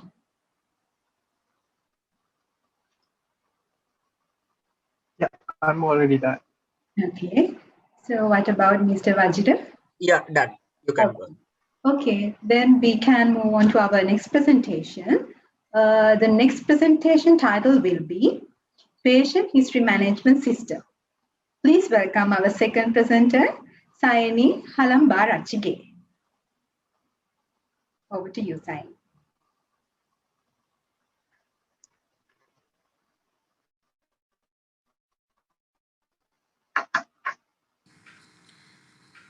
Good evening, ladies and gentlemen. My system today is called the Patient History Management System, and I am Sayani Halambarachige from the Department of Information Technology, University of Sri Jayawardanapura. For the Patient History Management System, I have selected the organization, the Family Medical Center, which is situated in the Gampaha district in Miriswatta of Gampaha. The stakeholders attached to the system are as follows. There are 2 doctors, the receptionist, pharmacists, and laboratory assistants. The problem statement is mainly based on the fact that the current system does not properly carry out the patient's history-related details in treating them, so that the doctors have faced various hardships in gathering patient-related details, which has created accuracy issues while over-consuming the time. Accordingly, the system addresses the following areas: saving of resources, especially the time resource, which is considered as the main area addressed, along with increasing the accuracy level, which is considered as the other area addressed by the system. Accordingly, for the system, following are the resources required for the client and the developer.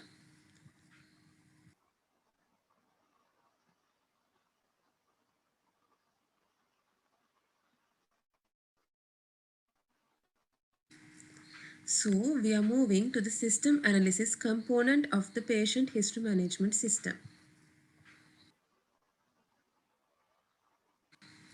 Accordingly, these are the tasks carried out by the system, registering patients, which is mainly done by the receptionist, recording visit details, personal details, medical and treatment details of patients done by various stakeholders attached to the system, including the doctors and the receptionist, important details such as medicine in the pharmacy, the availability mainly, recording and generating prescriptions mainly done by the doctors, proceeding with the issue of medicine and reports from the pharmacy and laboratory done by the pharmacists and the laboratory assistants, and maybe in certain situations by the receptionist, updating patient history details, receiving and managing feedback.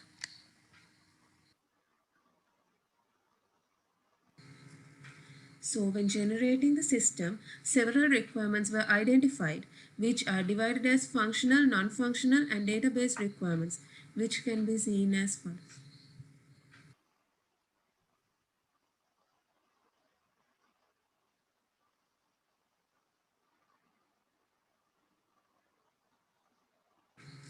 The patient history management system consists of several main modules, including the search module, channeling, appointment, patient, users, medicine, and medical reports module.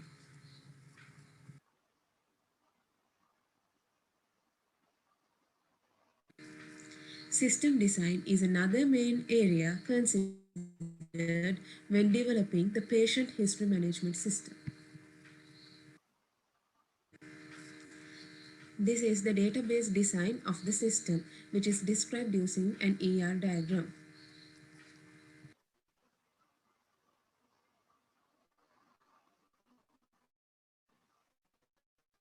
The process design will be explained using the two diagrams, activity diagram and the UML use case diagram.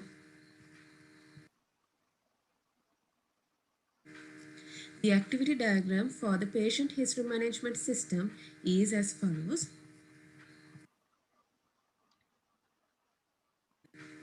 This is the UML use case diagram for the patient history management system, which will explain the process design along with the activity diagram shown before.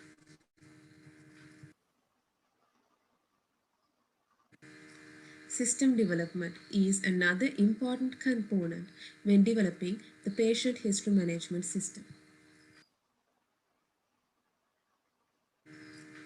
Being a web-based system, these are the programming languages used for the development of the patient history management system. They are HTML, CSS, under that Bootstrap framework, JavaScript, and PHP. AngularJS is one of the main frameworks used in developing the patient history management system, while MySQL being the database and Notepad++ being the integrated development environment for the system. When it comes to database development, following are the tables considered in the database of the patient history management system developed using MySQL. Channeling report, channel medicine, employee, employee type, medicine, patient allergies, patients, and report.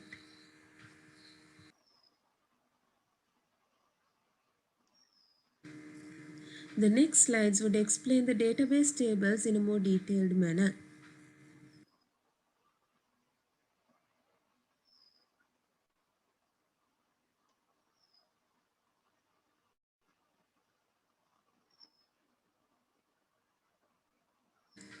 Testing and evaluation is another very important area considered when developing the patient history management system.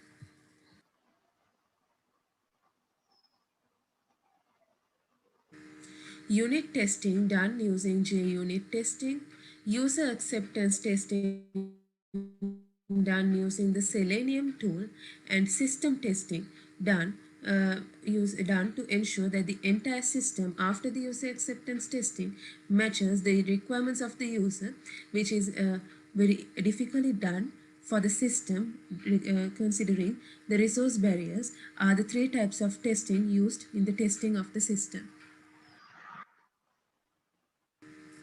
Conclusion and future work is also very important in the development of the patient history management system. Saving of time, increasing of accuracy and better security than before are the three main achievements of developing the patient history management system that the Family Medical Center can achieve. The Family Medical Center can gather the following benefits through the use of the patient history management system, namely efficient collection and recording of patient-related details, better accuracy in terms of patient's treatment history details, saves the time taken to examine one patient, thereby increasing the number of patients that they can examine a day, facilitates the ease of sharing of data and information within the parties of the medical center and providing better security to patient data and information to maintain the privacy of patients and their health conditions.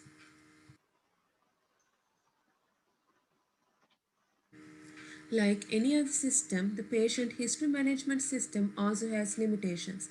These limitations include the system does not provide the ability for patients to book their appointments on their own, and the system limits interactions between the doctor and patients, which would have an impact on their relationship, which will in turn have some impact over the organization.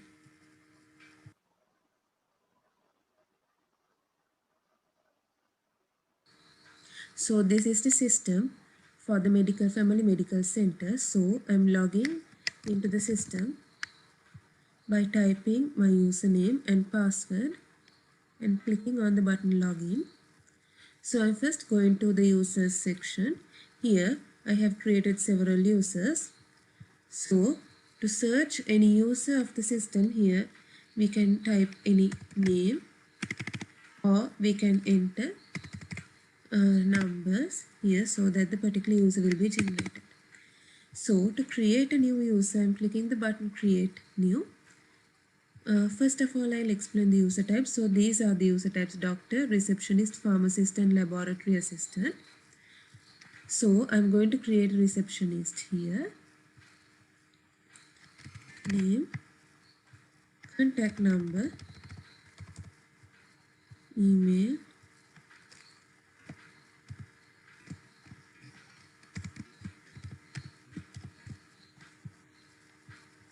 password, confirm password, and save. So the newly created user is recorded here in the system. So I'm moving to the next section, patients. Here, this is the database of the patients in the system. So accordingly, the patients are given a patient number. So I'll create a new patient here. So here, as you see, patient number is an auto-generated number. So I'm adding the patient name, date of birth, contact number, sorry, it should be a number, email,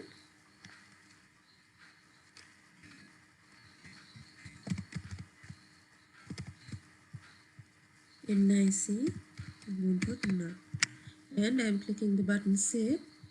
So here the newly created patient is added here, and this number is generated here for the patient.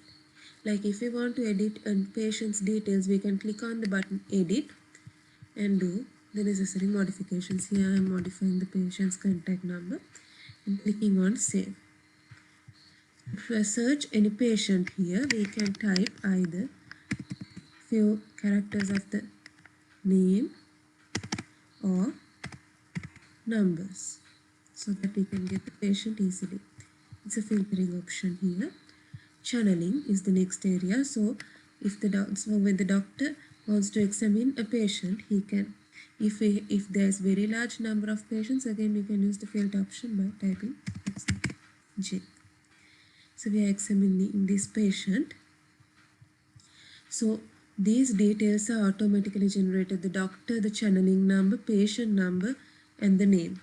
So I'm typing a description here. So I'll be typing this description.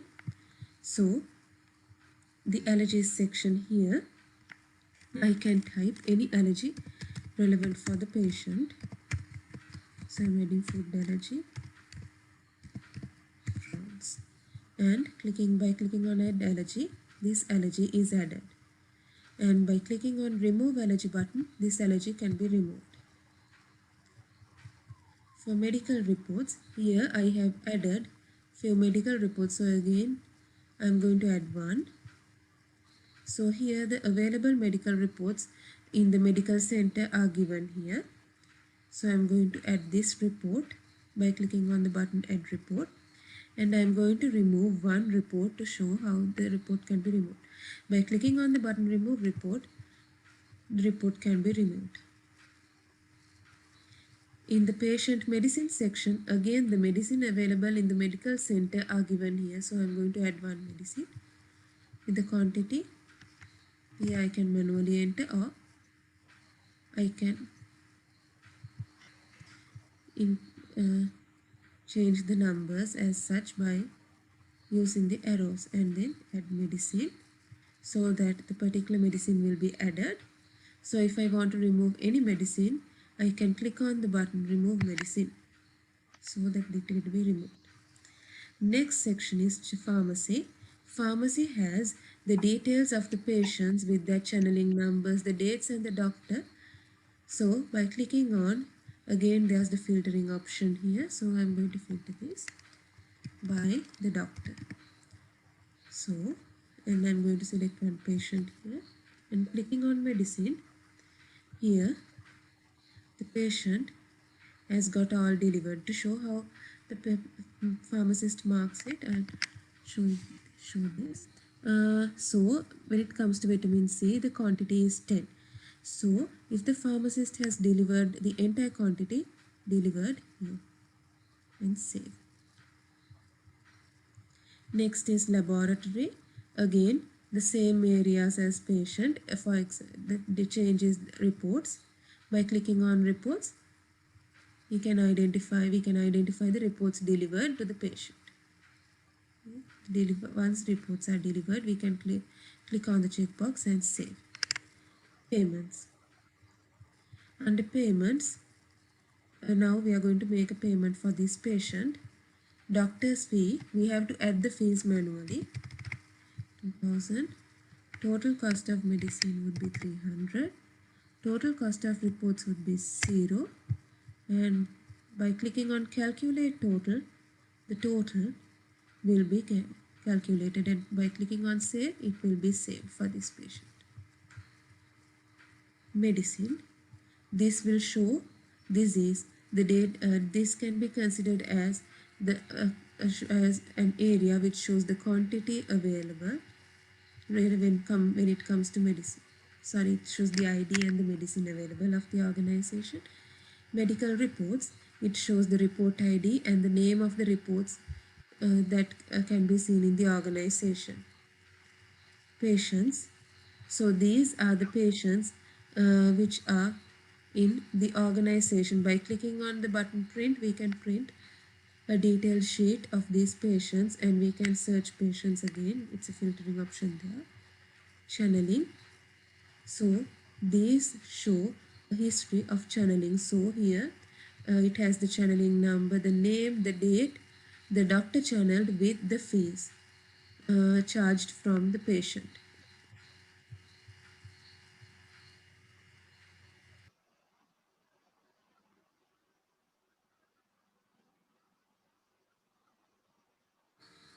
So this is the system for the family medical center. So I'm logging into the system.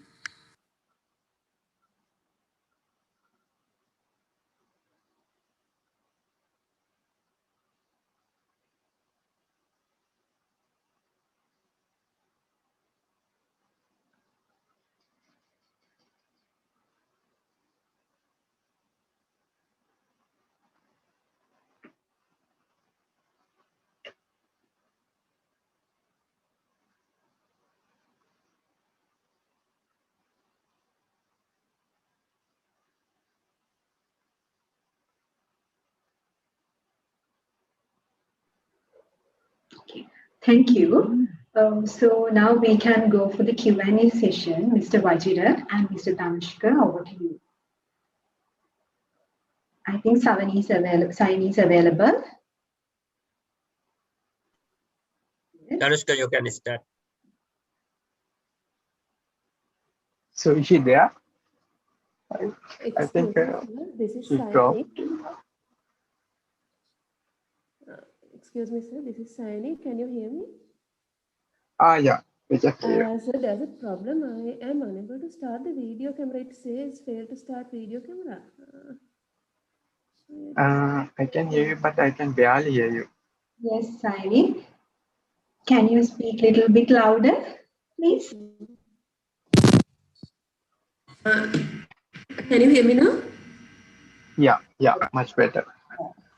The thing is now my video, my video camera, there's a problem. It says cannot start the video. It failed to start video camera. Please select another video camera in settings. It says. Can you give me a few minutes? So have you finished? Yeah, have you finished your presentation, or is there anything else? Sir, yes, I have finished, but when recording, when recording the presentation, due to technical issues, I was unable to add the final part. For the final slide, it says thank you, so I was unable to do a proper conclusion. So if you can give me a few minutes, I can do something for the camera. Can you give me 1 or 2 minutes for that? Radhika? Okay, Saini. I will try to fix it out. While you're fixing it out, you can give your conclusion. Right? You mentioned that you are unable to add the conclusion in your presentation. So you can give the conclusion, and then we can open the Q&A session. Okay, thank you. Okay, so according to my presentation, I hope you got a better idea of what my system is. It's mainly related to patient history management. That's the function's name. So it's the system is mainly for a medical center. That's why I used all 2 colors for the system, and it doesn't have much artwork. So I'm hoping to develop it by joining another stakeholder, which is patients, so that the organization would be moving to next level by making patients place their own appointments on their own, rather than contacting a second party from the patient's side, called the receptionist or called the receptionist. So that's what I'm hoping to do when it comes to the system as further development. So thank you very much for listening to my presentation. So I have to set up the camera for the Q&A, I guess. Okay, it won't be a problem, Saini. I guess, yeah. I guess if you don't have anything else to present, then there won't be a necessary of your camera. So yeah, Saini, right? Yes, sir. Yeah.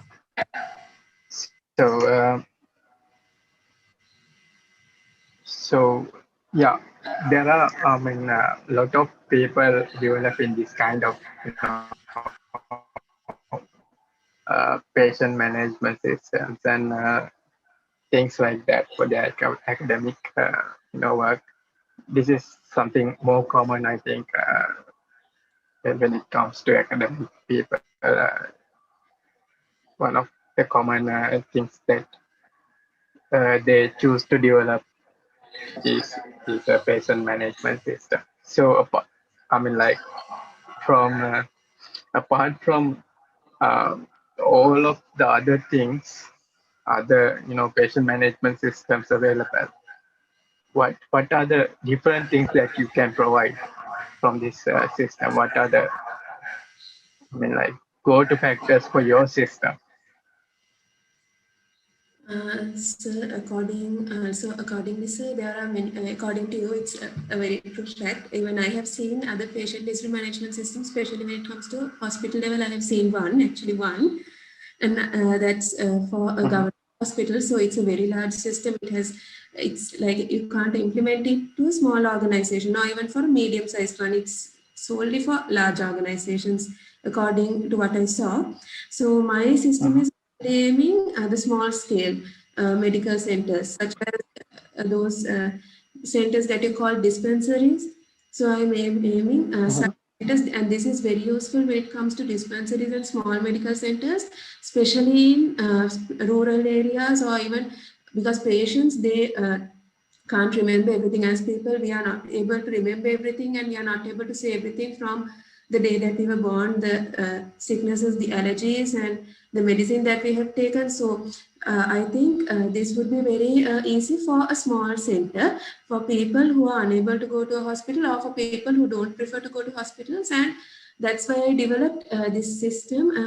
I aimed a medium scale or small scale center, and the organization that I have selected is also it was a small scale medical center, and now it has slightly grown up. They have changed places, so they moved out of being a small scale center. So I think that's why my system is quite different from the ones, most of the ones that are in the market, because they are mainly aiming large organizations such as large hospitals, private or government. They are for the large organizations, as I see. That's my system is about a small medical center supporting the doctors and the other parties working there, so that they can work in collaboration to provide better patient care for the patients. Okay, okay. So do you think this system would be more profitable if it is a centralized system rather than a standalone system? I think if it is centralized, it would be Centralized in the sense that say your system is like has multiple tenants or multiple dispensaries sort of thing, that they will be managed in a centralized way, so that the patient information will be shared among different medical centers. So I think it's centralized would be better than standalone, because like if according to you, centralized is like connecting medical centers, right? Sir? Yeah. So like if kind of, yeah. Yes. Definitely, like if now I'm living in Ragam and now I'm going on a trip to another place in Sri Lanka. For example, if I go to down south to Gaul, and the area is connected with this system. So like if I get sick and I go to medical center, and if that doctor can get my details from this doctor that I'm visiting to on a regular basis, that would be much easier for them to treat. Like I think that a centralized system would be better when it comes to patients, and they will gradually go to those medical centers rather than going to those that have standalones. That is my view. Mm-hmm. So what are the reports in your system, Simon? Reports in the sense? No, I mean like, do you generate any reports based on the information that you collect, patient information and stuff like that? It only the doctors have access to all details now. Currently does not generate such details, so that the doctor will be able to type the patient's channeling number or the patient or the patient number, and he or she can view it. So currently no reports have been generated. Only the doctor can see the entire history from the start of the visit to the medical center till now. Okay. Over to you, Ajay. Okay, so from my side, there are two questions I have noted. So the first thing is, now this is a health related system, right? So Yes, sir. for the health related systems, normally there are some global best practices and standards are also. So when you are doing this development or research, the background problem analysis, have you gone through any the legal aspect of this solution in with respect to Sri Lanka and even with respect to globally? So when it comes to legal aspect, mainly it is connected to the security of patients' information health related. Here I have given different access levels for different users. For example, the doctor has access to all information of the patient, starting from the illnesses, the allergies, the medicine taken, and to the person and identification details.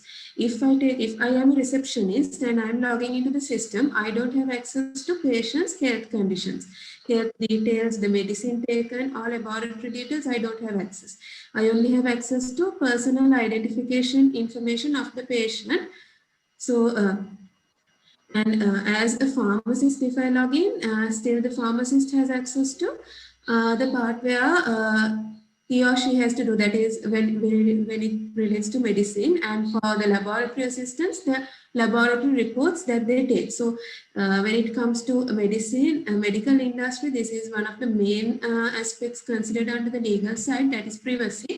So I have made the privacy aspect given prominence to it by adding different levels, user levels for each user in the system, for each stakeholder.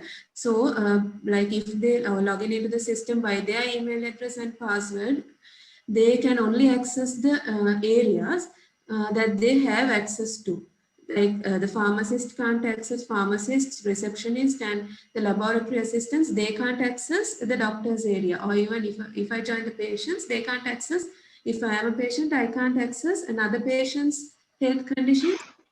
Okay, Shiny, like from the system-wise control is clear. Is there any from the backend side, data security level, is there anything special you have considered with respect to any, have you gone through any global standards regarding health systems or anything? So not very thoroughly. It's okay, it's okay. I just wanted Privacy to check aspects, your that's compliance or anything. yes. Okay. So the last question, when it comes to Alexa. usability. Sir? Hello. Hello.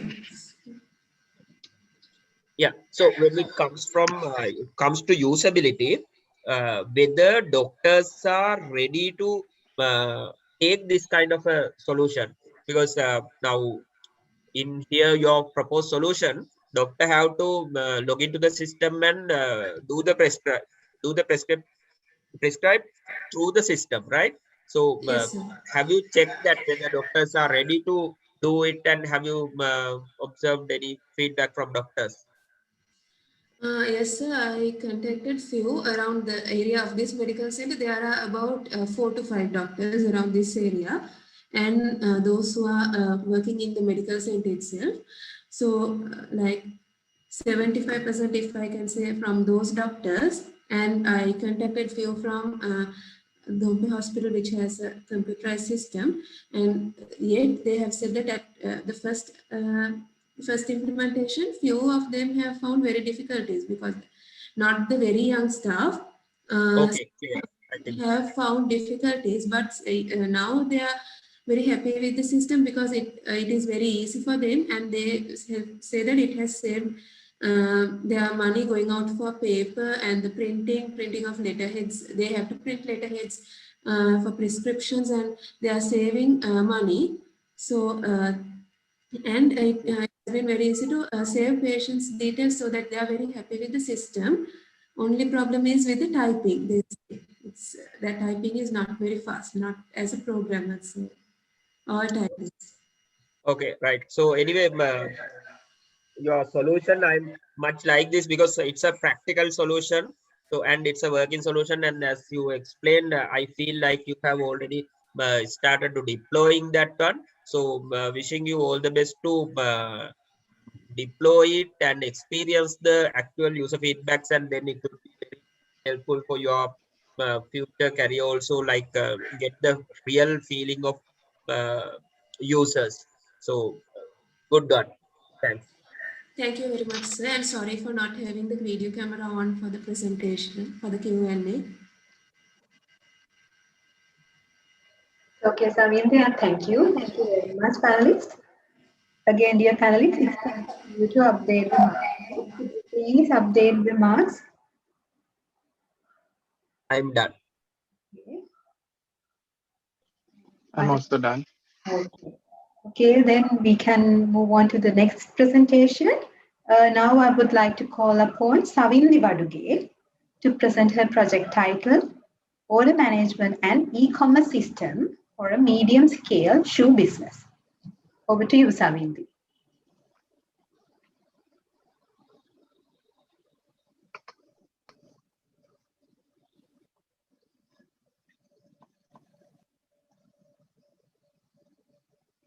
Hello everyone, my name is Savindi Baduge, and my application development project was an order management and e-commerce system for a medium-scale shoe business. To give an introduction about the project, as you can see, it's a shoe business, and they are based mainly on social media like Facebook and Instagram. And basically what they do is they showcase their products on social media, and customers can inquire about those products. They can talk to the customer care assistants, which Nira has employed, and then they can talk to them and they can ask about things, and they can place an order through them, and the customer care assistants simply just actually they communicate all the orders at the end of the day to the factory warehouse where those people deliver the orders to the customers. So around 2 to 3 weeks of time span is taken for this process due to this tedious and task where customers are continuously asking questions and the orders are placed at the end of the day. So it's taking a bit of time for the sale to happen.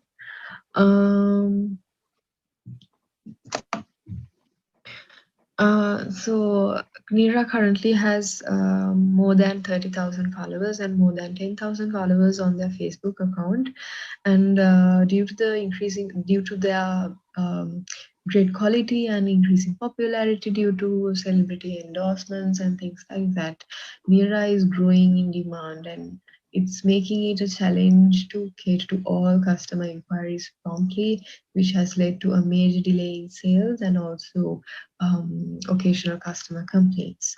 So this is a picture of a customer repetitively asking for availability and for the price.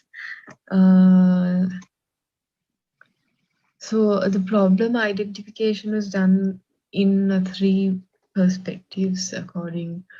In the employee's perspective, it actually takes quite a lot of time for them, and it's very tedious, and it could cause a loss of sales, which is one of the main issues that Nira is facing. In the customer's perspective, it is very inconvenient for them due to the low response rate, and they could lose interest. And if there are delays in delivery, there might be customers who are reluctant to keep messaging, and they could be busy. And in general, it's quite less accurate. The data the order numbers, order and sales numbers may be less accurate, and it is quite time consuming, and the efficiency is very low, and the cost of employing customer sales assistants keep rising because of the increase in demand.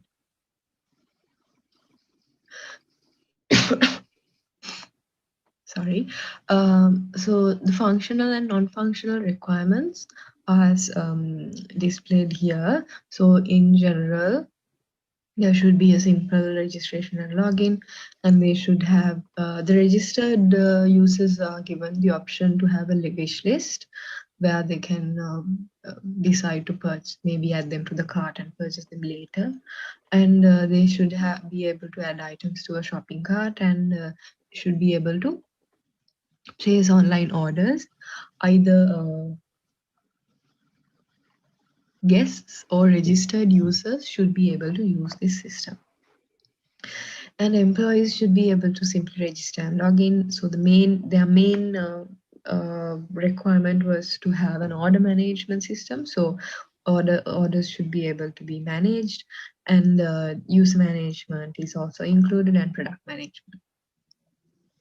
And non-functional requirements are as performance, usability, reliability, security, correctness, and maintainability. So this is the ER diagram of the system. This is mainly used to build the database of the system. Yes, these are the main tables that I have identified. When taking the interface design into consideration, a color palette was developed based on the client's inputs and also based on the target audience. So this is a picture of the landing page of the site. And to develop the system, certain technologies and the programming languages were used. So mainly the languages were PHP, SQL, JavaScript, and CSS.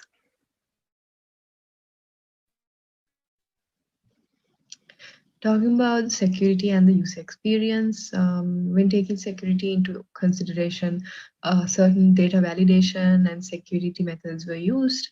For example, POST was used as it is the most suitable HTTP method to communicate sensitive data to and from the application and the database. And form validations were used. So it was made a requirement for users to include the information required for in the form. And trimmed values and strip slashes are two methods used in PHP to validate form data. So these methods are used.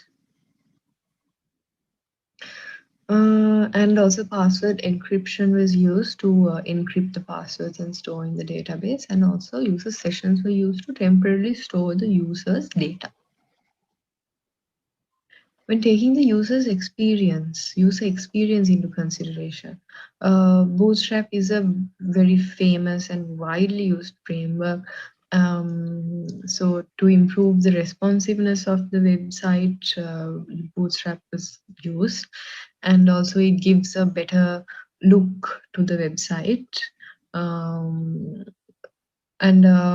Ajax was used. Ajax is basically it's a technique where it's actually a powerful tool, more like it's used to update parts of the UI or user interface without reloading the existing web pages, and you can send and retrieve data from the server without asynchronously.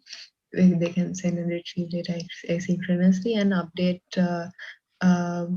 So features like update wish list item quantity, and also updating items after deleting them. Those kinds of features were made possible because of the use of Ajax. Let's go for a small demonstration. Due to the time constraint, I will explain the very main features. So this is the guest view of the system, so they can have a good look at the categories available, and they can simply place orders. add items to the cart, and they can simply check out. So here in this checkout form, their details are not filled. So if they if a user wants to log in, let's just go to sign up first. So if a user wants to sign up first, let's just put some dummy data for now.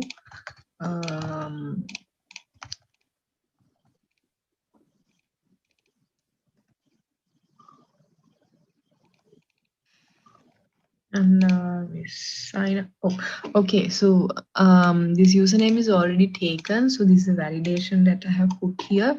So since the username is already there, let's just sign in. Sorry, let's just sign in with that. Yeah, okay, we are good to go, and they can simply add items to the cart, and since this user already has this item in the cart, I get the message saying that this item is already in the cart. Just add a new one, and item added to cart. Okay, so they can either continue shopping, or also they can add items to the wish list. So you can see that the wish list is getting, this number gets updated in real time, and so they can simply, this is a wish list, this is the cart. If they want, they can simply click this button and get it sent to the cart. So these are different combinations, that's why they are, even if it looks like the same item, it's not. It's like black and size 6, gold and size 5, like that. So they can delete the items that they have added. If they want, they can clear the cart. Let's just go to the checkout, and gives a summary of everything. And since the user has already registered in the system, everything is displayed. But to get an additional confirmation, they want I have included the option. I have included it to be mandatory for users to enter the delivery address again. So the user must select the country first before they select these two. So the user must select a district first before they select the city. So these are the available districts where Nira is delivering to. And once they select the district, all the list of cities get displayed.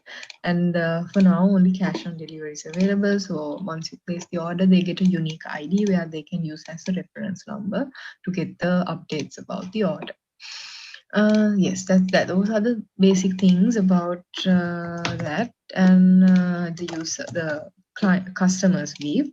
So if you go to the admin view, this is the dashboard, and this is the main feature that they wanted. So they can basically just search data and just ignore these names. These are just dummy data.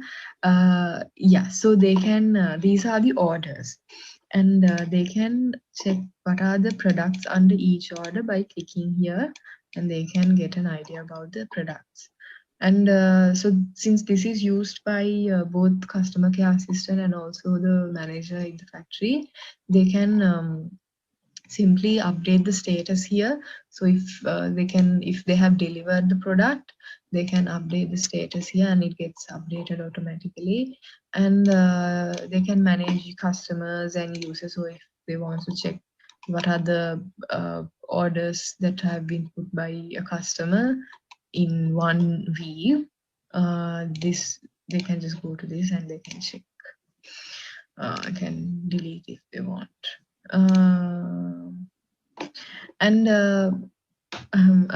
If they can also manage employees.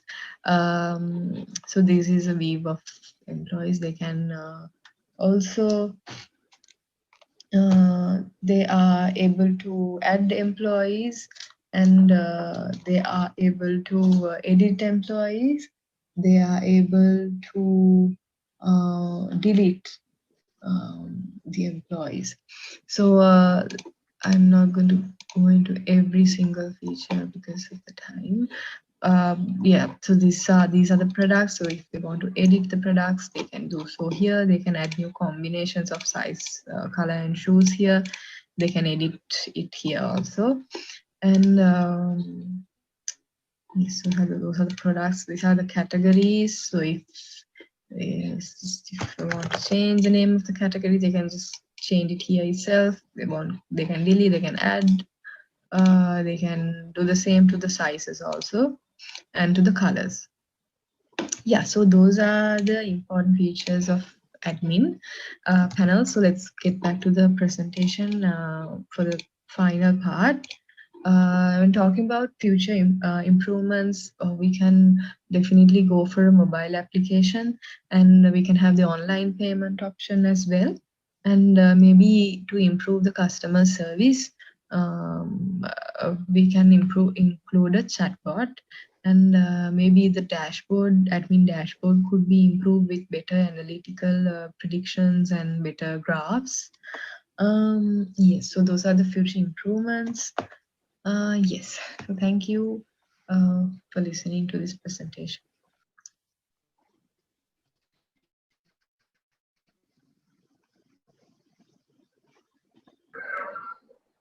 Okay, thank you, Savindi, for your presentation. And I'm really sorry for the background noise. Yeah, so I would like to open up this session for the Q&A. Mr. Dhanushka and Mr. Vajiran, over to you.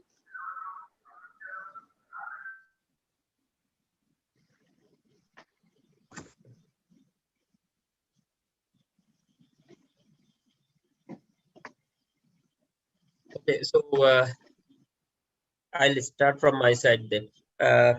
Teams, it's a good presentation and a good project. So what I have seen is like in this project, you have gone through the full cycle of the product, what you have done. That's a good point, what I have noticed.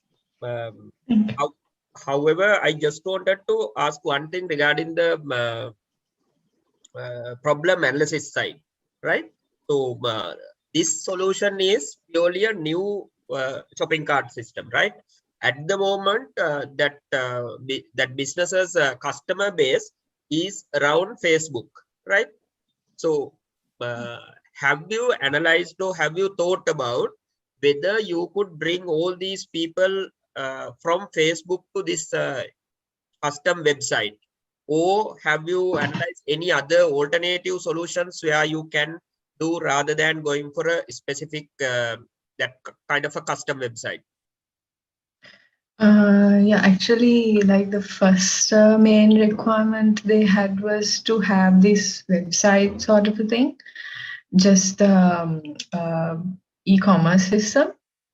Then only I just added the order management system because it's easier for them to check the status of the orders and things like that. I didn't specifically do a research on like the best solution as to if it should be a mobile application or a website. I just, for the first phase, I just went for a web application. Okay, it's okay. So anyway, because at this moment now these e-commerce solutions are moving again back to social media, and now the chatbots and chatbot-based ordering solutions are coming back. But that backend is really required, right? So it's okay. Now the second question from my side is, again, when it comes to shopping cart system. So I think there are so many off-the-shelf shopping cart solutions, even open source solutions. Rather than taking such kind of a solution, what are the key reasons, or what are the advantages your system have rather than using a existing shopping cart solution? There are so many solutions in the market or out there. Yeah, like there could be things like Shopify and things like that. True, but maybe if I can say, maybe it's so much easier to customize the system when you're doing it from scratch. Maybe they can include their specific small build an application from scratch. And also maybe there's this order management system that they specifically needed because there were so many orders and they wanted to manage the orders, maybe including that with the e-commerce system. I think that was made possible because of the system. Maybe that could be why they didn't go for a off-the-shelf system. Okay, thank you for the answers. Mr. Danushka, you can continue. Thank you. I also had the same question. Vajika, the second question you asked, since there are a lot of off-the-shelf system, why would someone go for this system? So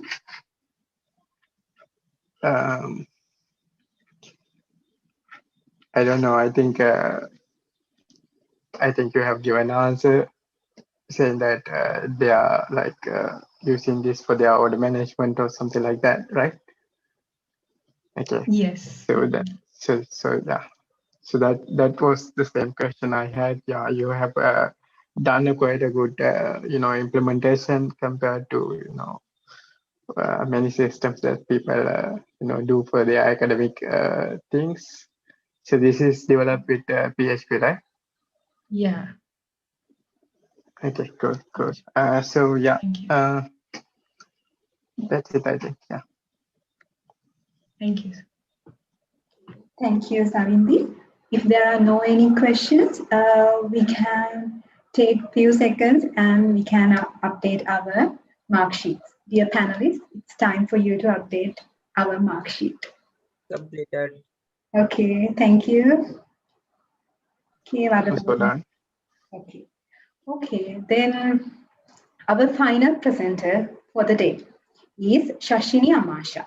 So she will be presenting the project title, Business to Business Social Media Platform. So I will call upon Shashini Amasha to do her presentation.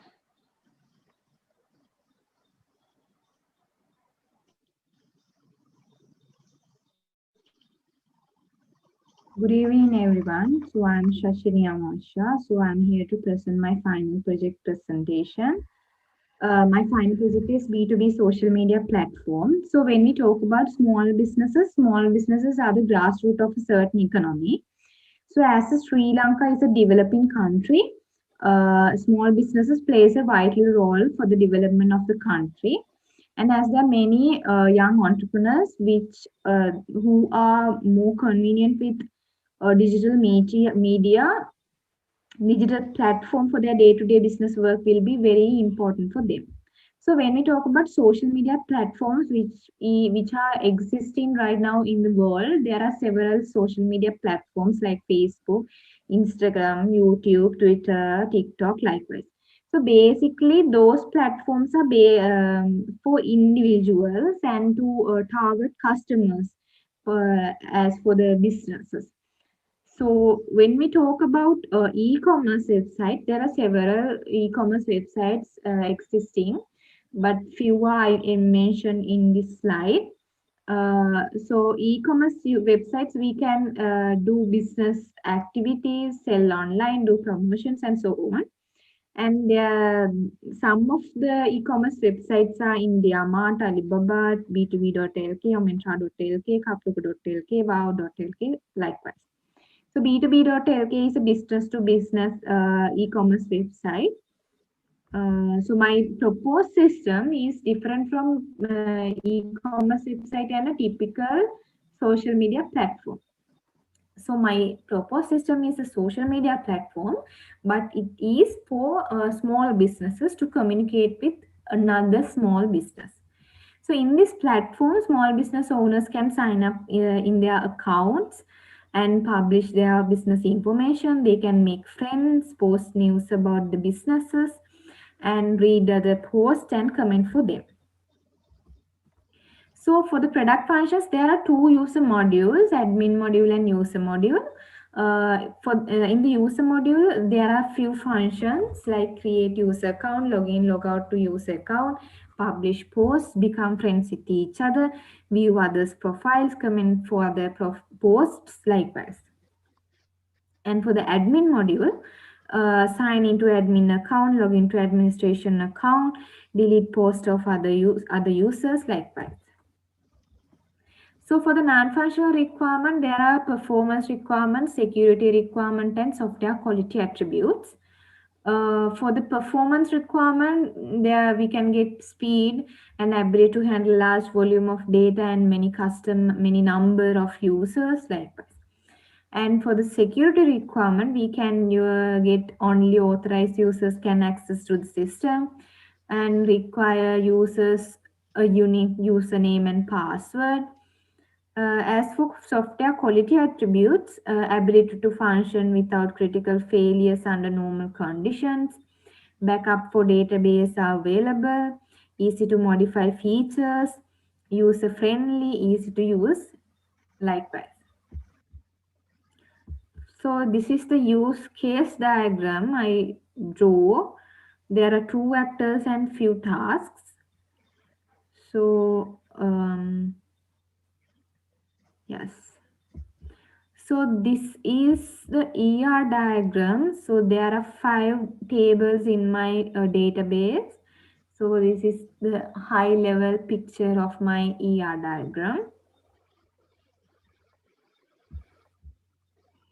And the activity diagram, here's my activity diagram. User can sign up if he is not a user, or if he is a user, he can log in and view home page and do several tasks like go to profile, add friends, remove friends, publish posts, likewise. After doing all the things, he can log out. So for the programming language, I use PHP, and for further development, I use HTML and CSS. And my database, I use MySQL to develop my database. And for the IDE, I use Visual Studio Code. After developing my system, I tested my system using different scenarios like user login, user registration, insert posts, insert comments, add a friend, likewise. So those scenarios all were passed. So as for the achievements, I can say I could develop a accurate, effective web application, and this application is secure because unauthorized users can't access to the system. And for the development, in every step I could be able to use the theoretical and practical knowledge which I gained through the degree program. So the benefits of my project is like this application provide as a communication method for SME owners with their partners and competitors and substitutes. And this application acts as a learning tool for SMEs to refer other strategies and marketing methods. So as there were some limited resources and also time constraint, I couldn't complete the messaging module and auction module.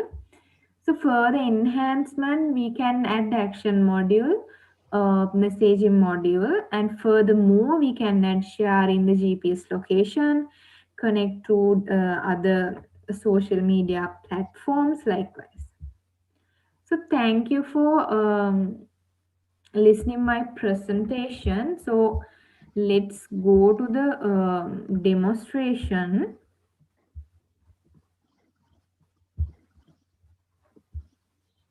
So this is the application which I developed.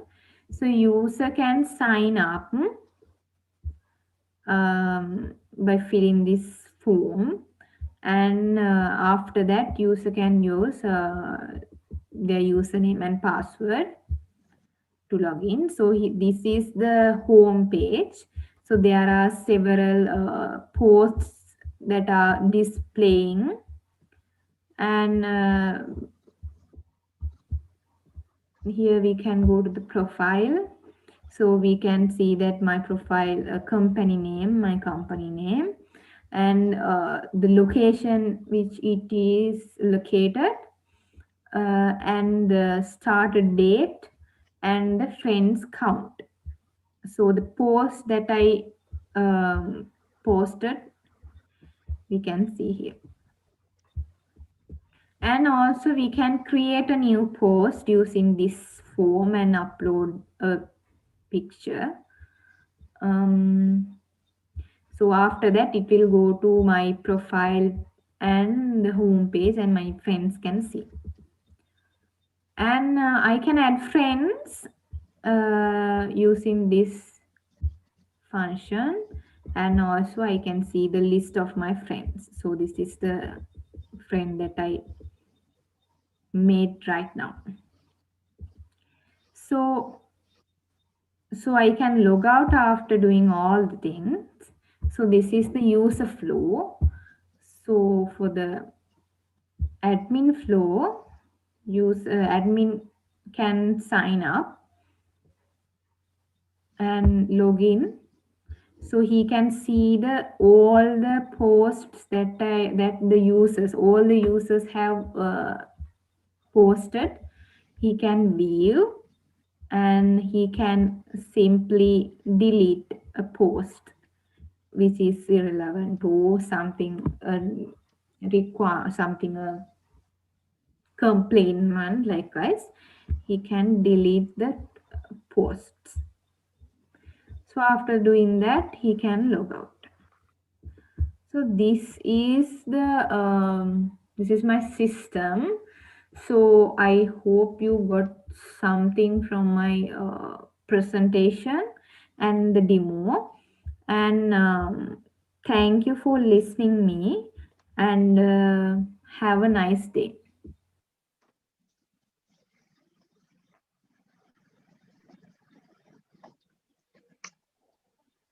Thank you, Shashini, for your presentation. So I would like to open up this session for the Q&A.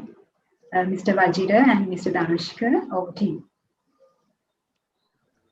Yeah, so Shashini, right? Yes. Yeah. So Shashini, so you have developed another sort of social media platform. So why do you think someone should come to your system instead of using a Facebook group? Sorry, I didn't get it. Why should someone come to your system instead of using a Facebook group?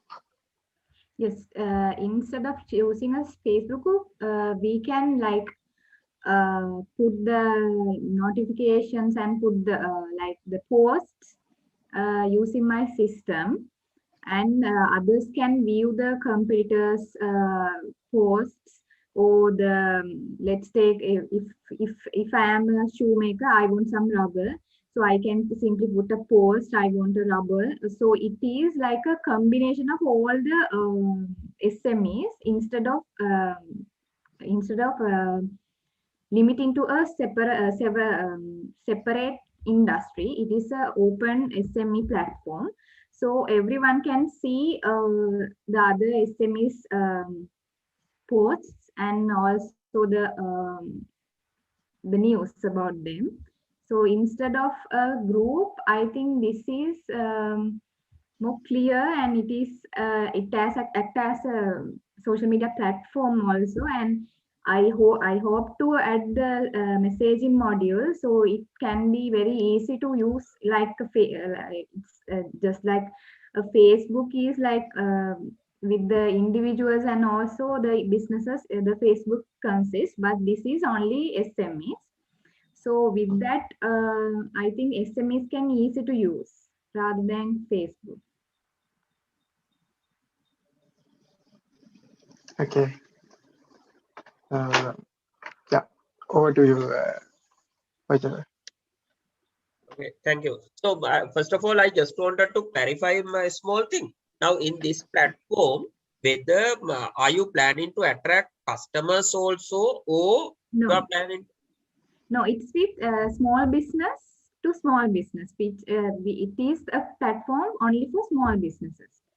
So small businesses can log into the system and put their posts, and another small business can view and comment for them, and after implementing the messaging module, they can contact with each other and do some transactions also. Do some transaction mean like let's take I'm a shoemaker, some other I want some rubber, so I can put a post, I need a rubber, or a rubber producer can post there, I have more rubber for that price, you can call me, likewise. So they can do their business through my that whatever the raw materials and all, they can get through this platform, right? Yes, and also they can post their new opening warehouse, like the news and the interesting stuff using my system. Okay, so actually from my side also, Tanushka, the one question what I had is like why we can't get this one through Facebook groups. So I just wanted to know during your problem analysis end. So what are the findings you had that currently facing by Sri Lankan SMEs which is not supported through a Facebook group? What are your findings? Like it's Facebook group, it's like a it's the Facebook platform. I thought like it's a combination of individuals and businesses. So I wanted to create another platform like LinkedIn. We have the platform for professionals. Likewise, I thought like making a new platform for small businesses. Okay, great. I think I'm clear because you have put the same answer to Danushka as well. Now, the final question is like, now this is going to be a new platform, right? So then we have seen this similar kind of platforms. So many platforms has been introduced, and later it is getting not usable. The main factor is the platform is unable to attract users, right? So for this platform, what is the plan in your side to attract people in, like to attract users in? Yes, I mentioned in the future enhancements, I hope to connect my platform to the social media. So by using social media, they can also log to my system by promoting through many social media. I hope to give the attention to my system.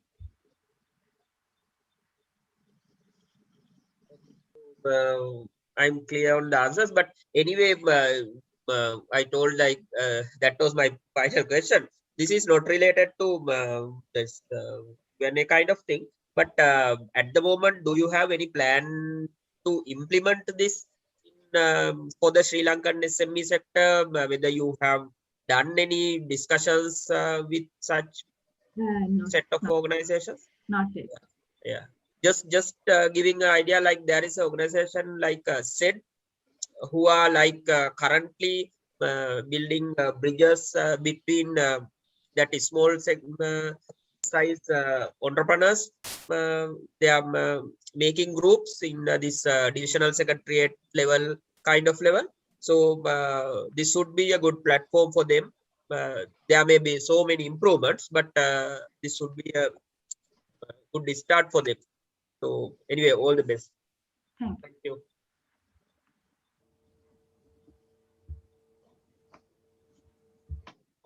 Thank you, Shashini. So with that, we have come to an end. So thank you so much for being here, and most importantly, for giving your time and making your presence here, Mr. Danushka and Mr. Vajira. So thank you very much. I'm thanking you again.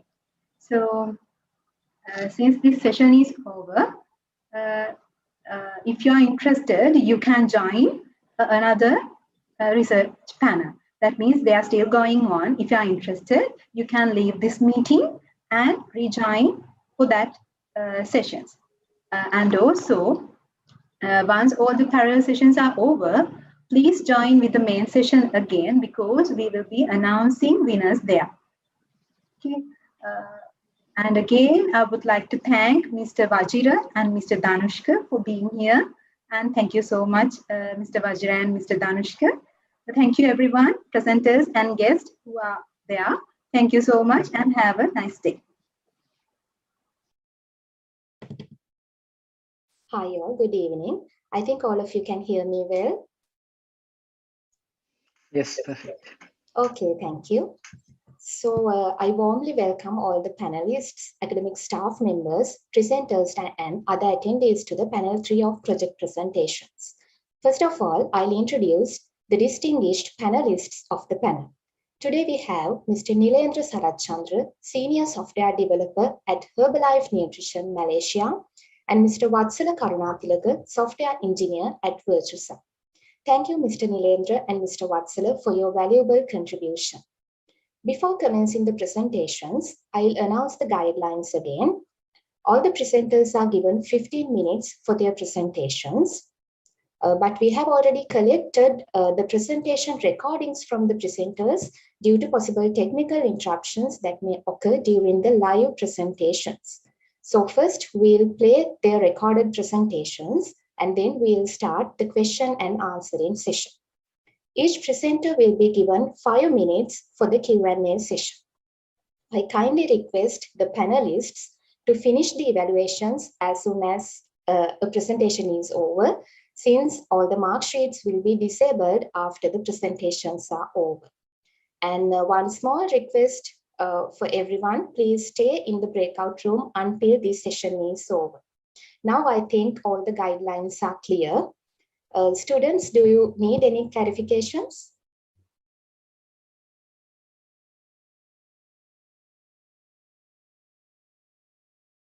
Are these guidelines clear to you? Yes, madam. Okay, good. Thank you. So congratulate all the presenters. Now we'll start the presentations. As the first presentation today, we have a group project titled Health Information Management System by Pavitra Vijayasinghe and Sandhu Nishan Tilakaratne. Ms. Dilinika, can you please play their recording?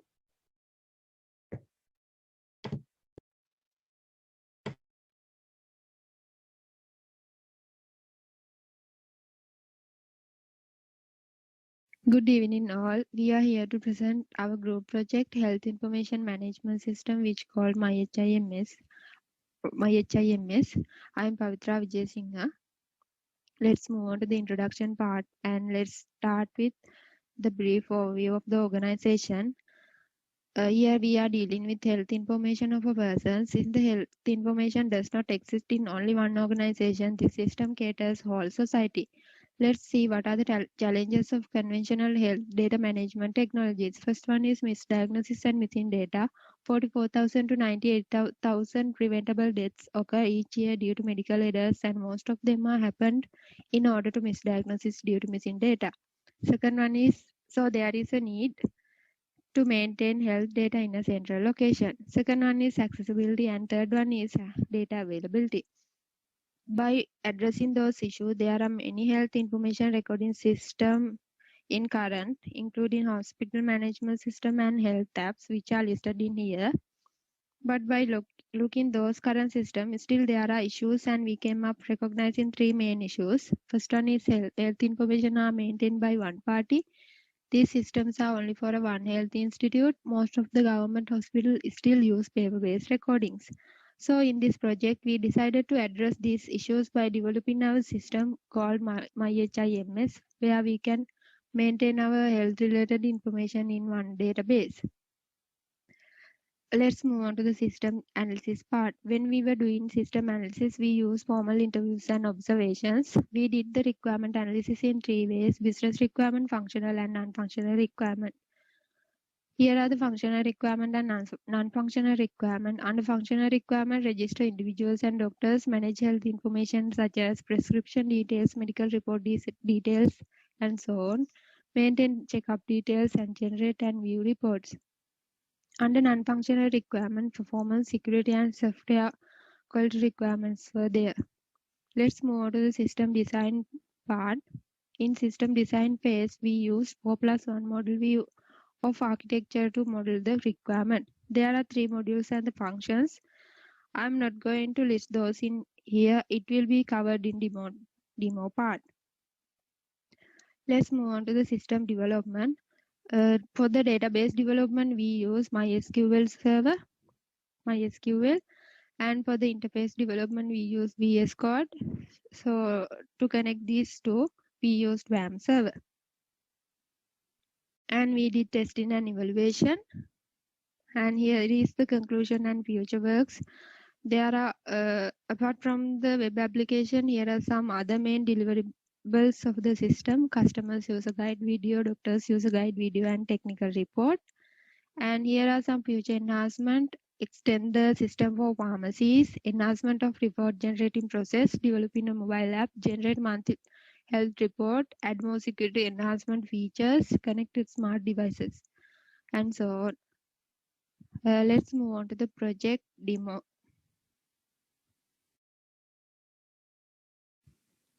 Let's move on to the demonstration part of Health Information Management System. This is web application called MyHIMS. Here you can manage your health information with more secure. This will provide error-free diagnosis process and instant accessibility. So this is basic landing page of MyHIMS. Here we have Taridu. He wants to manage his health information for the future needs.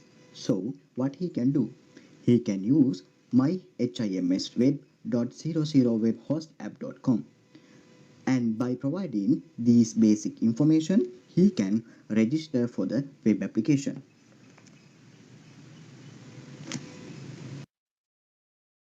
Here, Tarindu need to add personal information, emergency information, and health information. If Tarindu add all information in here, then doctors can get decision based on these added information. Otherwise, Tarindu can skip this process also. Now, Tarindu have been added all personal information, emergency information, and health information successfully. Now, he can redirect to his profile in here. Now, Tarindu can see all personal information, health information, emergency information in his profile page. If he want to change his data, he can free to do it in here. In this profile page, Tarindu can do more things. Let's assume Tarindu very concerned about his blood pressure. Then under the other information tab, he can calculate his blood pressure in here. If he want to change date and time, he can change date and time in here, and want to add SP value and DP value. Then automatically calculate his blood pressure status. Then he can save it. After that, he can see all the past entered data in here. Tarindu can see it in table view and chart view, and if he want to download it, he can download it also.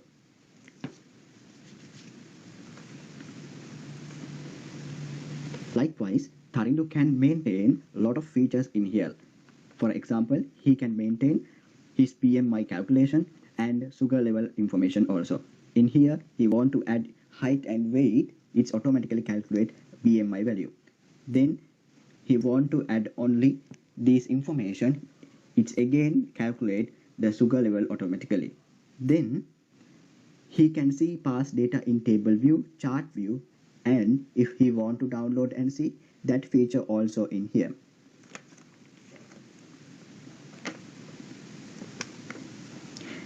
Other than that, he can maintain information about his medical reports by adding cost of the report and report name.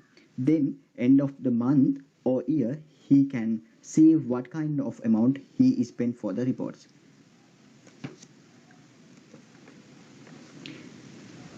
Likewise, next feature is he can make pill reminder by providing date and time with a message. Next one is add meetup information. In here, let's assume Tarindu went to meet a doctor to get medicine, but doctor doesn't register for this system. But however, Tarindu needs to add all information for this system. So he can do it himself in here by providing doctor name and disease's name and medicine duration, and he can save in here. Other than that, if Tarindu need to add prescription, he can add it in here.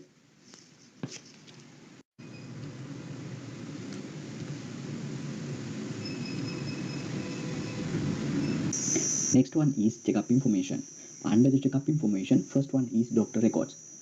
We don't have doctor records up to now, but we have the self record history. This medicine is active status now. After these 2 days, it's become a deactive status automatically. And Tarindu want to see prescription, he can see it in here. And if he want to download it, he can download it in here. And the next one is a message with your doctor. If Tarindu want to send something to his doctor, he can attach this file it in here and want to choose your doctor in here and make a message and save. Then Tarindu can see it in his outbox, this message like this. That's all about user module side. Now I'm going to log out from this profile. Next one is doctor module. In here we have Kasun. Kasun based on more issues when the diagnosis process, like no necessary information in patient side and not received right information in right time, and Kasun is not like to do more paperwork. So Kasun can make a request in here for this application. Kasun want to fill all these information with providing SLMC registration number.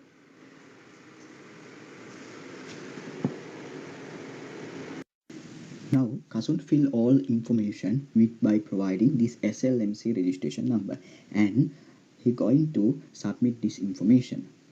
After submitting this application successfully, if this request approved, then Kasun can get that from a message.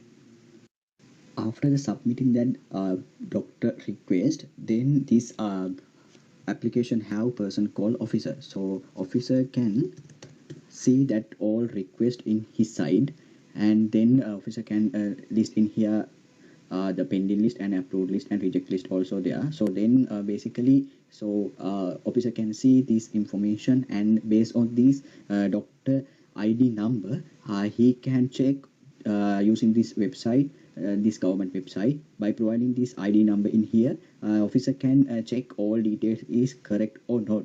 Then officer can decide approve or reject this application. Now I am going to approve this Kasun request like this. It's successfully approved. Now we can see it in here as a approved doctor. So now I am going to log out in here.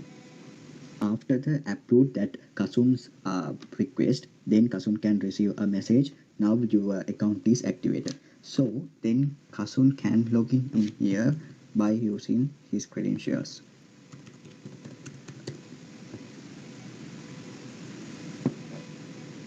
Right, this is the interface of this Kasun's page.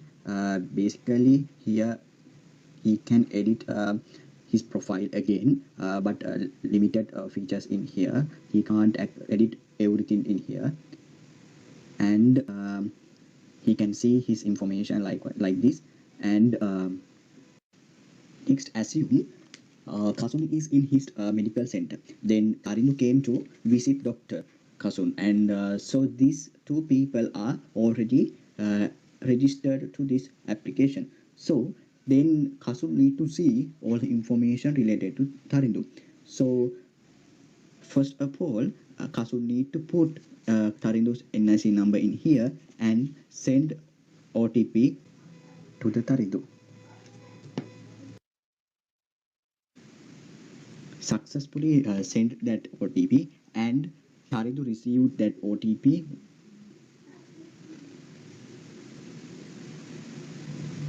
and Tarindu need to give that OTP to the Dr. Kasun, and he can put that OTP in here and submit. Then Dr. Kasun can see all information about Tarindu, like personal information and health information, emergency information and BMI information and sugar level information and blood pressure information likewise. Other than that, he can check active medicine also. They don't have any doctor records up to now, and they have the self-record in here. Now, Dr. Kasun going to write medicine to the patient called Tarindu. So they have two options. Dr. Kasun can add it as a text, or otherwise he can attach this prescription as an image. So first option, we go like this. He can add diseases in here and drug name and dosage, then usage per day, and he want to add some more medicine if they have, or otherwise Kasun can add medicine for days and any related reports and any special notes. And also if Dr. Kasun want to get this printout, he can get printout also in here. And how I'm going to save this, it's successfully added. Now you can see they have the doctor entered data, it's appear in here. Another option is Dr. Kasun can add prescription it in here and enter number of days of the medicine and save. So successfully add this part also. Then we can check all information added in here, all doctor entered data and all doctor upload prescriptions also we can see in here, and self entered data and self upload prescription also we can see in here. All details can see doctor and can get right decision. So other than that, in here users can log in this system by using social login in here.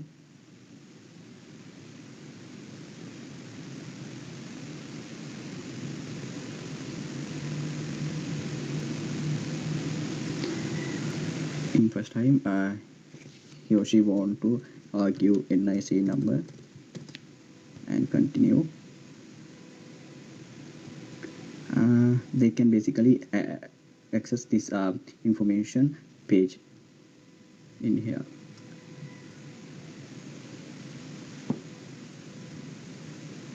Like this.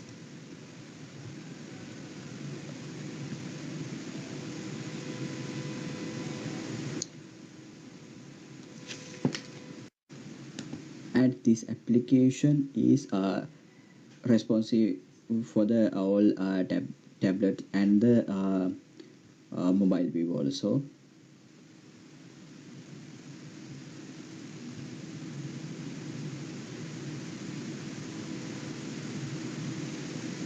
So this is end of our demonstration, and thank you. Have a nice day.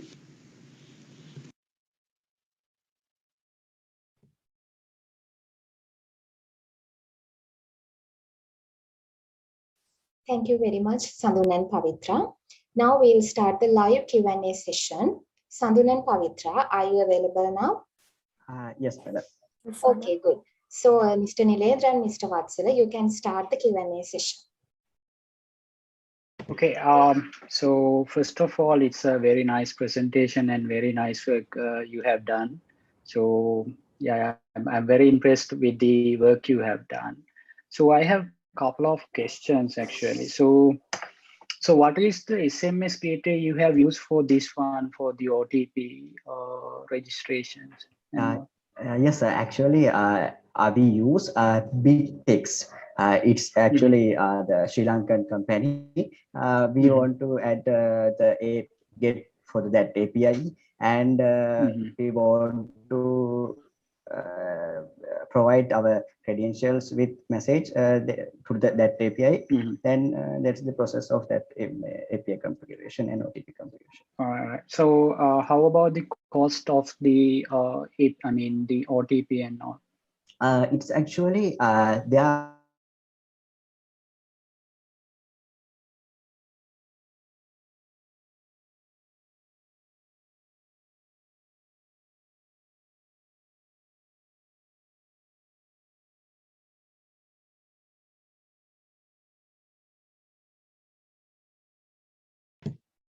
Hello, Sandun.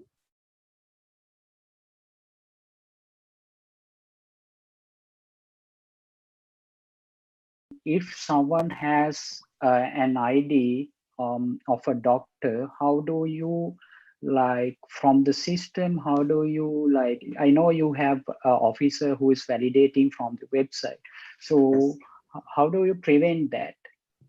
Yeah, actually in that process, we want to actually we get that doctor ID and go to that side, the government side, and we can put that ID number and get see all information that doctor. But we not limit that part. We not need to limit that part because someone can tell another person details and can register on the system. So that prevent that issue. This officer want to get a video chat, and then there should be any other process to guide that guy. Yeah. Okay. Then they can only approve that. All right. For that, I'll give a small suggestion. All right. So what you can do is you can have the doctor. You can ask the doctor to take a picture with his ID like this, something like this. So imagine the ID is like this phone, and you can ask them to take a picture like this, so that we can identify both the ID and in the ID they have a picture on it. So like that you can identify. You don't need to go to the process like that. I mean, yeah, it's just a suggestion. Anyway, I'm actually really impressed with that, and I see in the presentation there's a Fitbit thing, right? In the UI. So is it like working right now, or is it, you mentioned it in the future enhancement, but I'm just asking whether it's working now, or how does it? No, actually we try to call that their API, but I not get its reality. So that's we not improve that part. All right, perfect. All right, okay. Before moving on to WhatsApp, I have few suggestions, right? So in here, there's no place I haven't seen. So any place to upload your scans or something, right? So imagine you have an MRI scan or any X-ray have taken. So that are the critical part. So those are the things I think you should consider about. And one more thing, so is there any way that the doctor can refer this patient to someone else? So is there any feature like that? Can you explain a little bit about? All right. So in normal practical scenarios, so when you go to a doctor, so let's say you have an scan or something, so doctor will be referring to a specialist.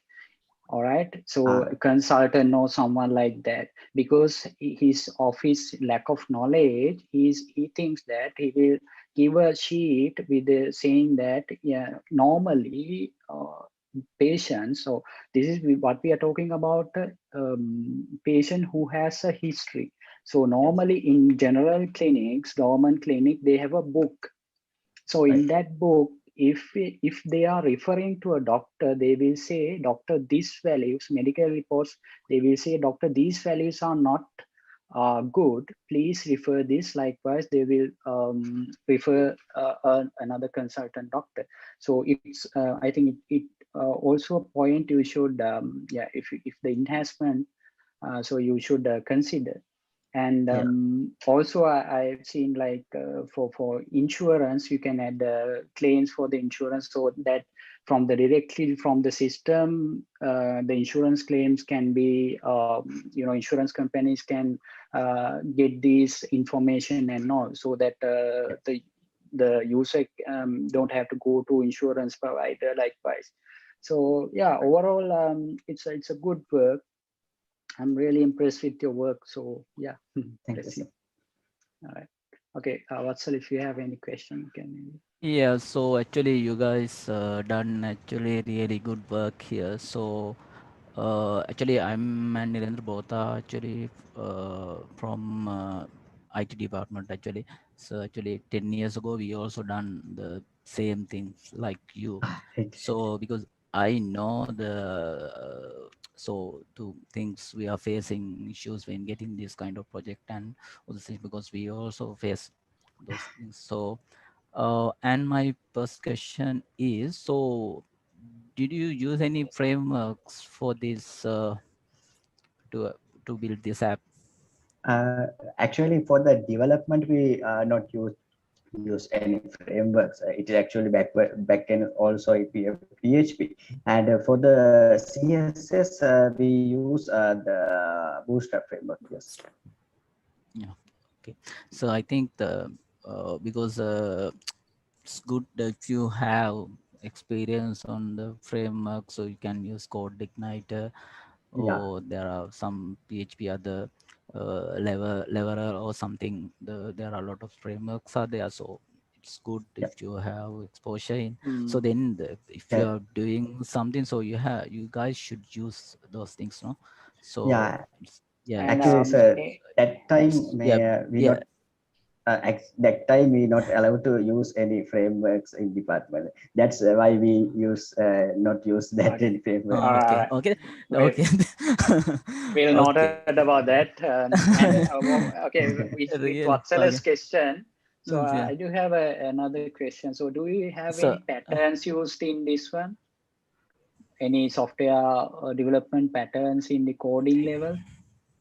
No, actually, not mostly important that about. Okay, so yeah, if you good, you can use, because you learn those patterns, and it's good if you can use the frameworks, but thing is so it's a criteria, no? So anyway, so my next question is, so this is a health information management system. So I saw there are reports, and I saw there are some heart rate or blood pressure, like reports. So when it comes to that health system, so you guys, I think so, use some colors. So I mean, use some threshold value. So if your heart rate is higher, so you can show the reports in red. And because then easily grab, so patients so easily know, so the now the threshold is high, so he is in danger. So if it is critical, so another color. Then doctor will get a notification for about the patient and all. So yeah, I mean, with the limited of time, we know that you can do everything, but we are really impressed. That's why we are Actually, talking about giving this. suggestions actually while asking questions. So, and other thing is that OTP. So your doctor going to log into his account, and if he needs to get information of a patient, so he need to add ID or find that patient's account, and put NIC and get the OTP from patient. Yes. Okay, then Is it it will not send to it will send to patient's mobile. Am I right? Yes. Yes. Yes. Oh, Yes. okay. It I think prevents unauthorized access to the patient account because the details are inside there are really sensitive yeah, details. Is yeah. it not the That's that. first time when I'm registering as a patient? So is it not the first time I'm getting the OTP? Like imagine a situation like this is normally what will happen. So when we have a constant relationship with the doctor, so when first time it's okay to have OTP, but let's say I'm messaging my doctor, I have this with the report, and I will I will message him. So Yes. in that scenario, doctor will go there in the system and see his history, and he will message me, okay, whatever. So like in this scenario, if it is not from the first time, after the first time also, every time if it is like OTP, then I guess there will be a problem, right? Now, another thing is that I think that should be, I mean, that permission should have to give by patient. So I think it's something some link, or it should approved by patient's account or something like that. And also I feel about that, I miss about that scenario, because the doctors are not searching patients actually. So if you need a doctor, I mean, if you are consulting a doctor, you should give authorized to check your reports. Okay, then I think it should pass to patient side. So because you are the things, the scenario, the real scenario. So doctor finding a patient, okay, patient, and put that NIC number and that OTP sent to the patient. So doctor need to call the patient at that time and get the OTP from on by the call. Did you? Yeah. Otherwise, if patient is in front of him, he can request that the OTP also. Yeah, that can be. So yeah, that I think it feels like it feels to me like that it's not a, it's a good scenario. So For the so registration, I agree, yeah. but not every time. Like it will be a So headache. since yeah, so I think you have to think about that scenario again, because we are searching doctors. Doctors are not normally searching And patients. So yeah, okay. yeah. One other question. So how do you make the download report part? Did you use any kind of what do you call it, plugin or something to download the report? How do you like? What's the engineering part? How do you do it? Yeah, actually, we use for the download that the like we call download fee. Yeah, that's for the support for the PHP part. Yeah, download fee. That's like that. Yeah. It's like a library, is it? Yeah. Okay, got it. Cool. Okay, so and that I saw the that when you're using that forms also, you can change the colors of the buttons. So I saw that actually. So I mean, so if it is a very interactive application, so then so it submit and cancel are both buttons in same color. So actually we are giving Yes. license, so those are And Yeah, we went yeah. for same theme, same color theme, so we didn't think Now you about that. can go with the same color theme, but the submit button and cancel button should have to easily identified by the user. So So, that's and the other thing another. is I saw is like when you got the success message, it's like, wow, that's not good. So it's like, yeah, I mean, these are minor things. I'm like, overall, we are very happy, but these are like minor things. Yeah, you've done a great performance. Very impressive. But because we are saying these issues we found in the app and because for your improvement. So you can, so that's why. So maybe it's a minor thing, but will significantly have impact on the project. So yeah. So then Yeah, I think, yeah, any that's other it from my question? side. No questions, and maybe we can go to, I don't know, what's Tamali, over to you. Yeah, thank you, Mr. Nilendra and Mr. Vatsala, for Thank your you. valuable Thank you. comments. Thank you, sir. And Thank thank you, you, Sandhana and Pavitra, for your interesting presentation. Now we'll move ahead with the next presenter. Next, we have Varuna Lakmal with the project title Student Complaint and Support System. Ms. Thirinika, can you please play the recording?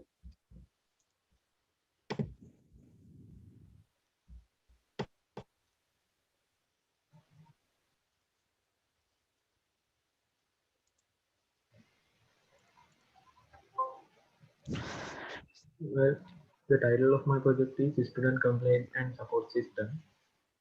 Content of my presentation is introduction, stakeholders, usefulness, novelty of project, system analysis, problem identification, function requirements, non-functional requirements, identification of modules, system design, selected technologies, use case diagram, activity diagram, class diagram, ER diagram, overview of modules design, system development, programming languages, database management system, integrated development environment, overall experience and conclusion, suggestions for future work. When it comes to introduction, I selected as my organization our University of Sri Jayawardanapura. Since there are more than 12,000 students studying, more students has resulted in more problems that they need to get answers and support. At present, there is a manual process of making student complaints and getting support from mentors. The main objective of this system is to automate the current manual process of making student complaints and getting support from mentors. These are the stakeholders of my project: students, mentors, administrators, student welfare center, employees. The usefulness of my project is, first one is students don't need to go to relevant places and meet relevant persons in person. Other useful features are security of data, protection of identity, time saving, user friendliness, reducing of paperwork, etc. When it comes to novelty of project, there is no automated system to make complaints and discuss problems with mentors. There is a manual process of making complaints and get support from mentors. The system will automate the student complaint and support system and will provide a solution for identified problems. The system is an innovative product since there is no any other web-based system available for students to make complaints and get support from mentors. System analysis is provides a complete overview of student complaint and support system. When it comes to user requirement gathering, interviewing students and using operation method for employees in the welfare center, I use this method to gather the user requirements. The purpose of the system is to automate the current manual process into a web-based system. Users are students, administrators, and mentors. When it comes to problem identification, there is no any system to make the complaints and get support from mentor through a system. Instead of that, student must go to relevant places in person and communicate through word of mouth about their complaints with welfare center and problems with mentor. If a student has a personal problem, he or she will not go to meet a mentor to tell his or her problems because of the fear of exposing their identity. And other factors are time consuming, more paperwork, and finally, the solution for this problem is to systemize the current manual process into web-based system. Functional requirement. Login and logout are common requirement for both student, administrators, and mentors. When it comes to student, there are the student involved in two systems. First one is complaint system and second one is support system.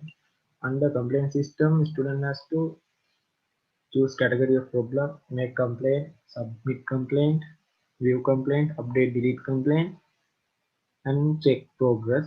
Under student support system, select a mentor and start continuing in the conversation. When it comes to administrators, they can view complaint, inform student about the actions taken to solve the problem and progress, and update complaint status. The mentor has only one activity, that is start, continue, and end conversation. When it comes to non-functional requirement, there are a few factors. First one is performance requirement. The client system is designed to be operated through Windows operating system.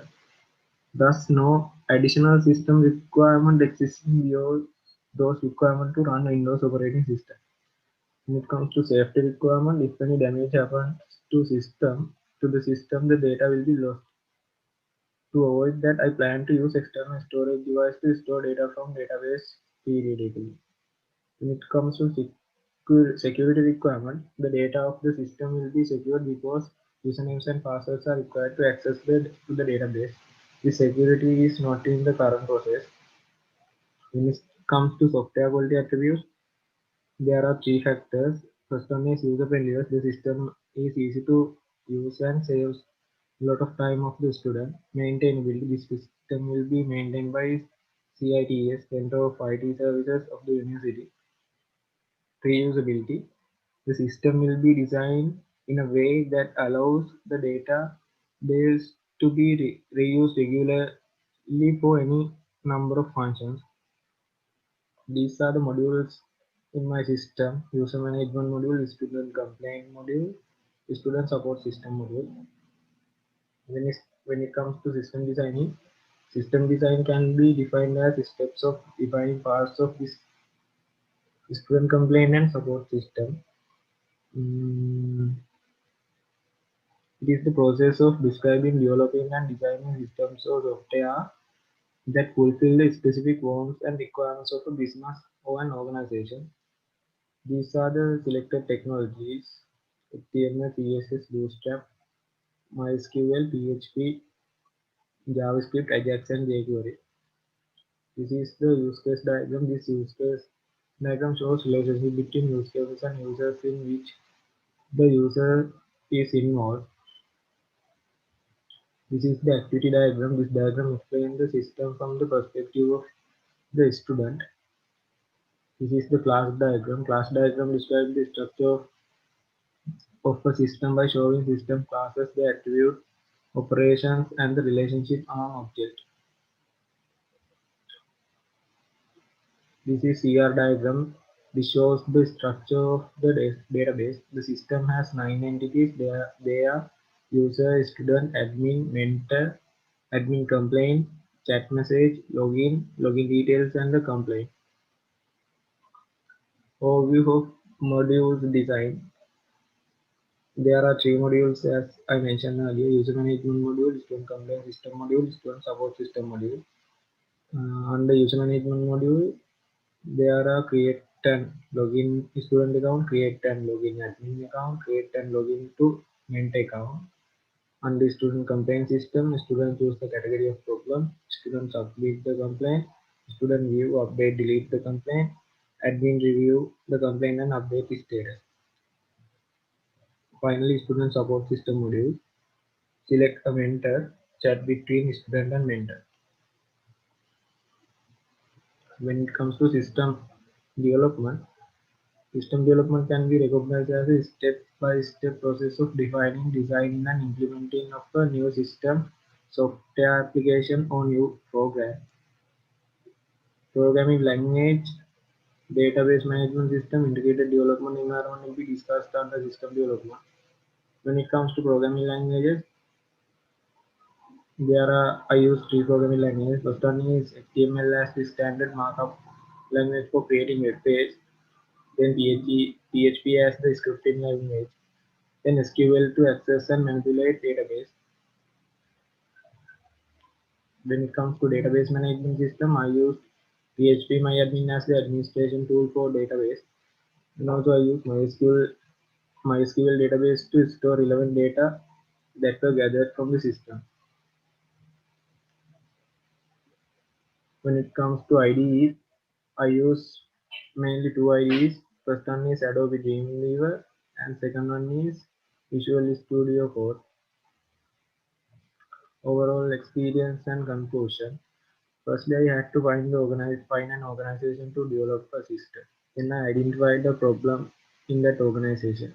Then I gathered requirements and proposed the solution. Then I did system analysis, system development. Then the purpose of system was to automate the current manual process as a based system. This effort was made to bring that into success. These are the suggestions for future work. Include modules like video conferencing. It will be useful for student support system to chat between student and mentor through video conference. And the second one is develop the system as mobile application. Third one is develop complaint system for other government universities.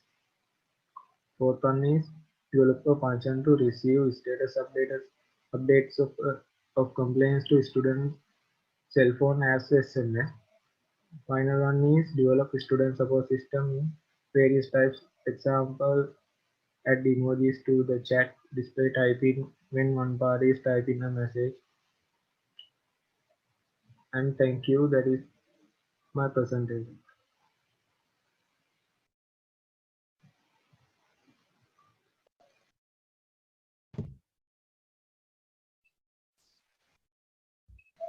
Well, this is the homepage of my student complaint and support system. You can log into the system from here as a student admin or mentor. First of all, we can create a student account from here,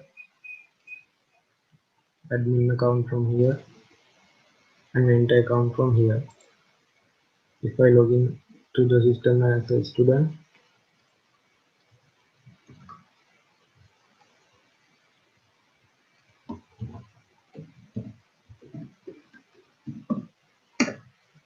this is the interface of a student. There are three buttons for get table of complaint, create new complaint, and enter to the student support system for chat with a mentor, and this button for logout. If I click make a complaint, we can create complaint from here.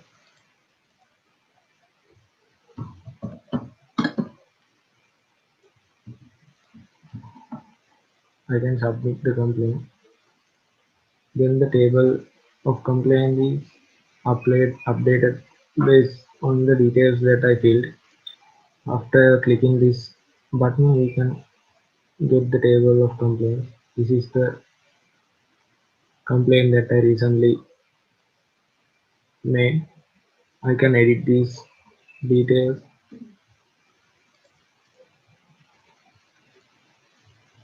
and also I can delete.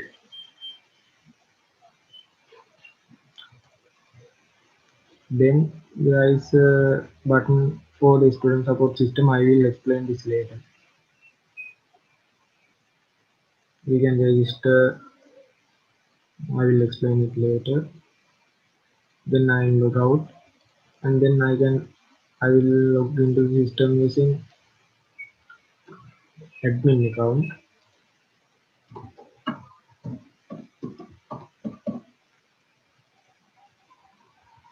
Admin have only one button. He can update complaints according to the progress of the complaint.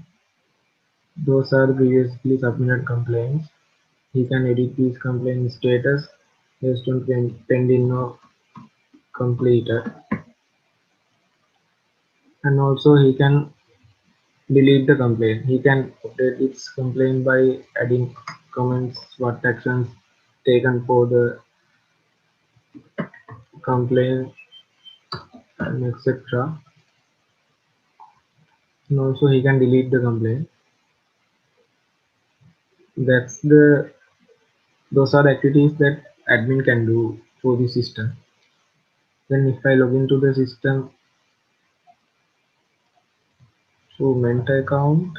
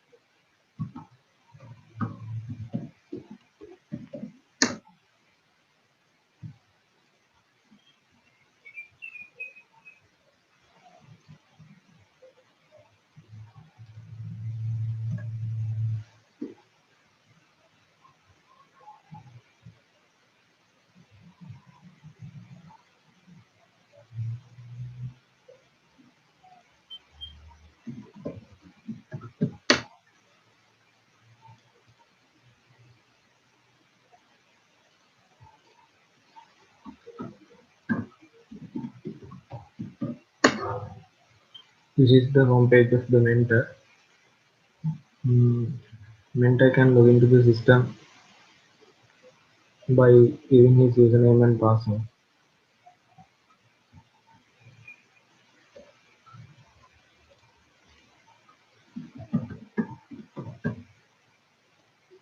Well, this is the interface of the student support system. These are the currently entered users for the system. This button shows the if the user is offline or online, and from this button we can chat, and from here we can log out.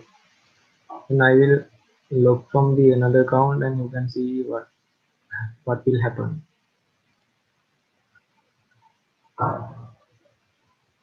I will log into the system using the student account and go into the get support from Mentor.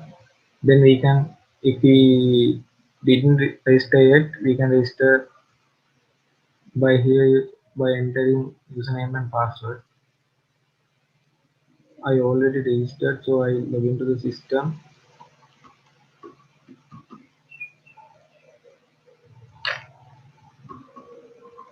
By entering my username and password. Now you can see here all users are offline, but after I log into the system, we can see that the lecture is online from my side, and other side lecture can see Varuna is online. Then they can start their chat from here.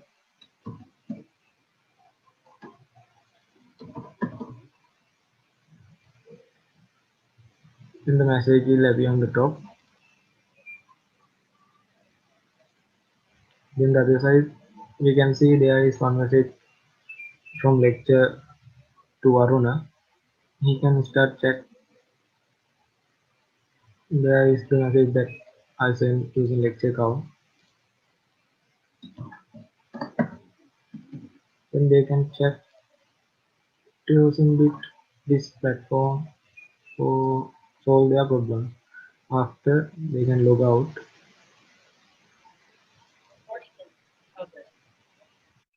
Here you can see the second message I sent from Varuna. When lecture also can log out. That's the process of my student complaint and support system. Thank you.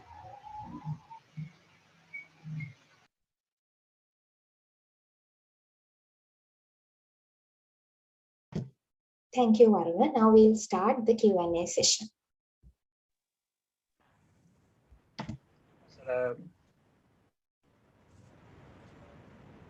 Vatsala, are you going to lead? Okay. Or? Okay. So,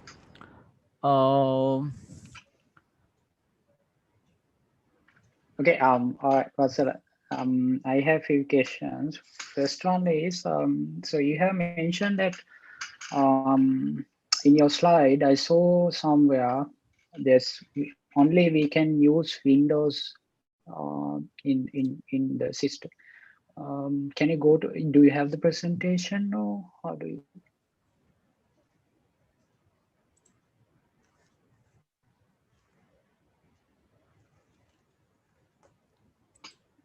Sorry, you mean PowerPoint presentation?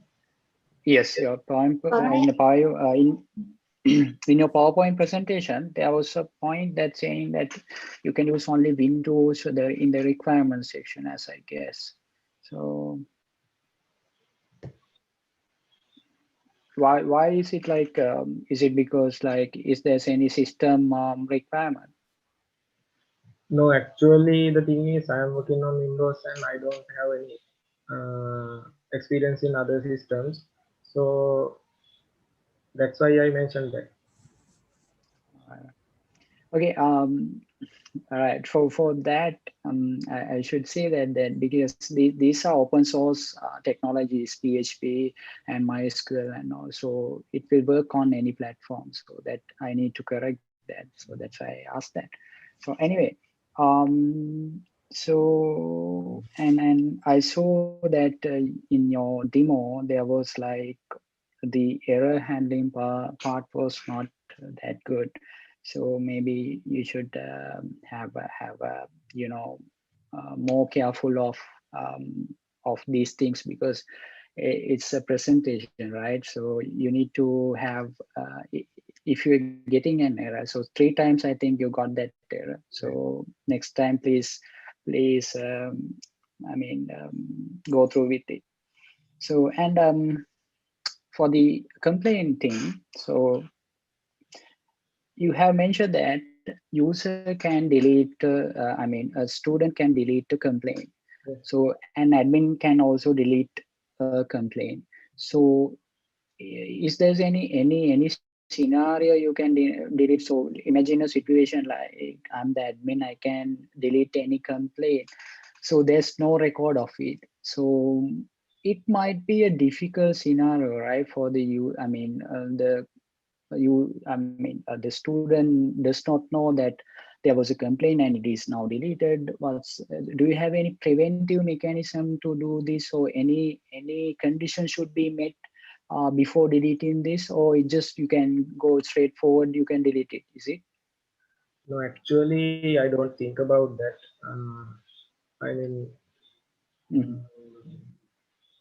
That's why I add that function.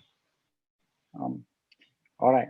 Okay, cool. And so you also, if you get a practical scenario, imagine some student is complaining, and when the complaining is on the process, the student can delete the complaint. So I guess you should next time, for enhancement, so you can delete, you can disable deleting the complaint after it is processing. So some kind of status. And about the chat, I saw, is it real? It is real time, right? What is the technology you have used to, do this chat? How do you do it? jQuery is the main thing that I use for that. jQuery and Ajax. So it's like Ajax course, is it? As Ajax long plotting, is it? Yes. All right, cool. That is very good feature. So yeah, it's good. And yeah, in that also, so a small suggestion in your presentation, you should have like split the screen to 2, then we can see in the same screen we can see the chat going on. So you should have like you know, right? There's a split screen feature in Windows, so you can split it into 2 screens with the logins. So it would have been like more visible to us then. That is also a suggestion. And yeah, that's about it from my side. Vatsala, if you have any suggestions or questions. I think first of all, I would say that this idea is, I think, novel one. So I think, yes. yeah, it's did you implemented this in the university? Sorry, I can't hear. Did you got a chance to implement this in university? Sorry. No, did you get any chance to implement this application and software in the university? Because we No, can actually, use while this. I'm starting the project, there was no system. But while continuing the project, as I remember at the second presentation, our head sir said that there is a system in LMS. You know that.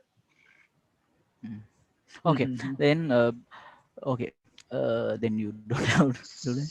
So okay, so what are the so did you use Bootstrap Yeah. in here? I mean, in CSS framework. Yes, Okay, I use Bootstrap. so yeah, so I think so this so UI should be improved. I mean, you can use You could some have done a better yeah, job. Yeah. yeah, I think there's a welcome screen is it's not good. There are It's small buttons there, so it's not it's much like watching interactive. Sarnavahini, like so many ads and smaller. Yeah, small uh, buttons there, so so, it's not so it like should be yeah. visible. Yeah. So and but I saw some you use different colors for the different buttons and for the you're showing some status in different colors. So that is really good. So but also you had to use some beautiful buttons. So so and also you can if it is good, so you can show some stats. So what so in for the admin you can if you can show some stats regarding the complaints and mentors, so then keep improve the How many, this for an example, so how many complaints in this week, likewise a dashboard for the maybe mentor exactly. or for the admin. So it would have been better. I mean, you have addressed a burning issue. So this is a burning issue for, I mean, like a university with a uh, population of mine. I think it's very highly density. Likewise, this is the biggest university in Sri Lanka. So yeah, you have addressed a burning issue, but what I'm thinking is like you should have had something like a student notice board and some more features, so that people will engage more with your system, just not the complaint. Complaint can be just a feature, but a module where students can interact with each other and likewise. So, I mean, not as in LMS, but as in a different perspective from the student side with the extracurricular activities, or with the ability to create some clubs and groups and share some files and all. So, but you have addressed a burning issue, so we should give the credit for you. Yeah. Yeah, then another thing, so you much explain about the your design part and how the class diagram, what is class diagram, that is actually I don't think need. So you should go to how that use you in your project. So you have to say those things. Actually, we are telling this as improvement points. Okay, so.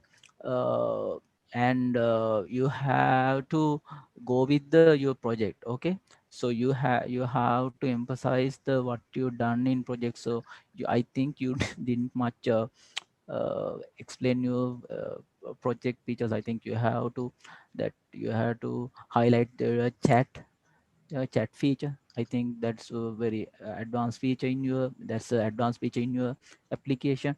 So you have to do those things.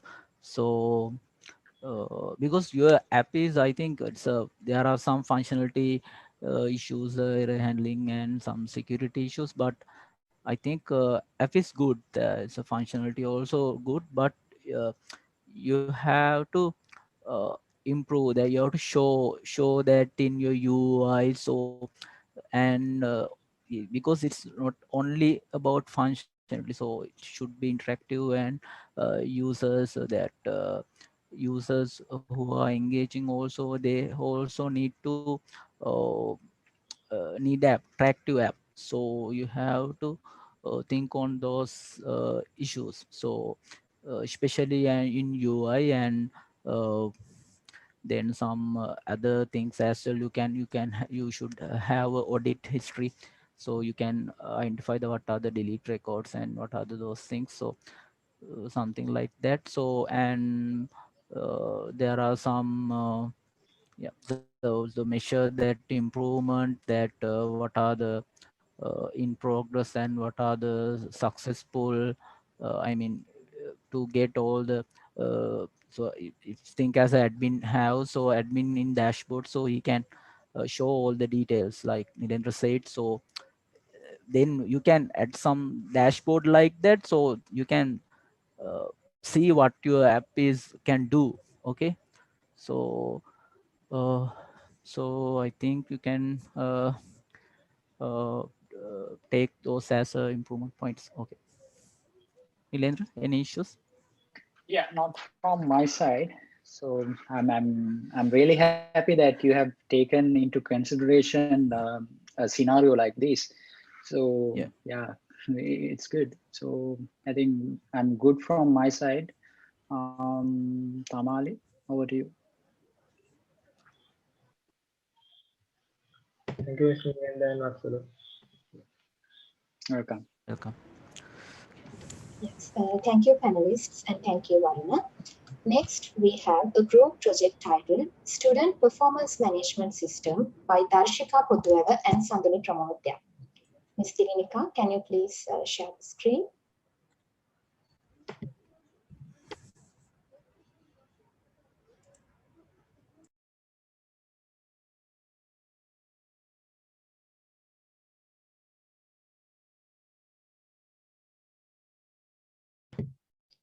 Ms. Dirinika, can you please play the video? Sure, Miss. Okay.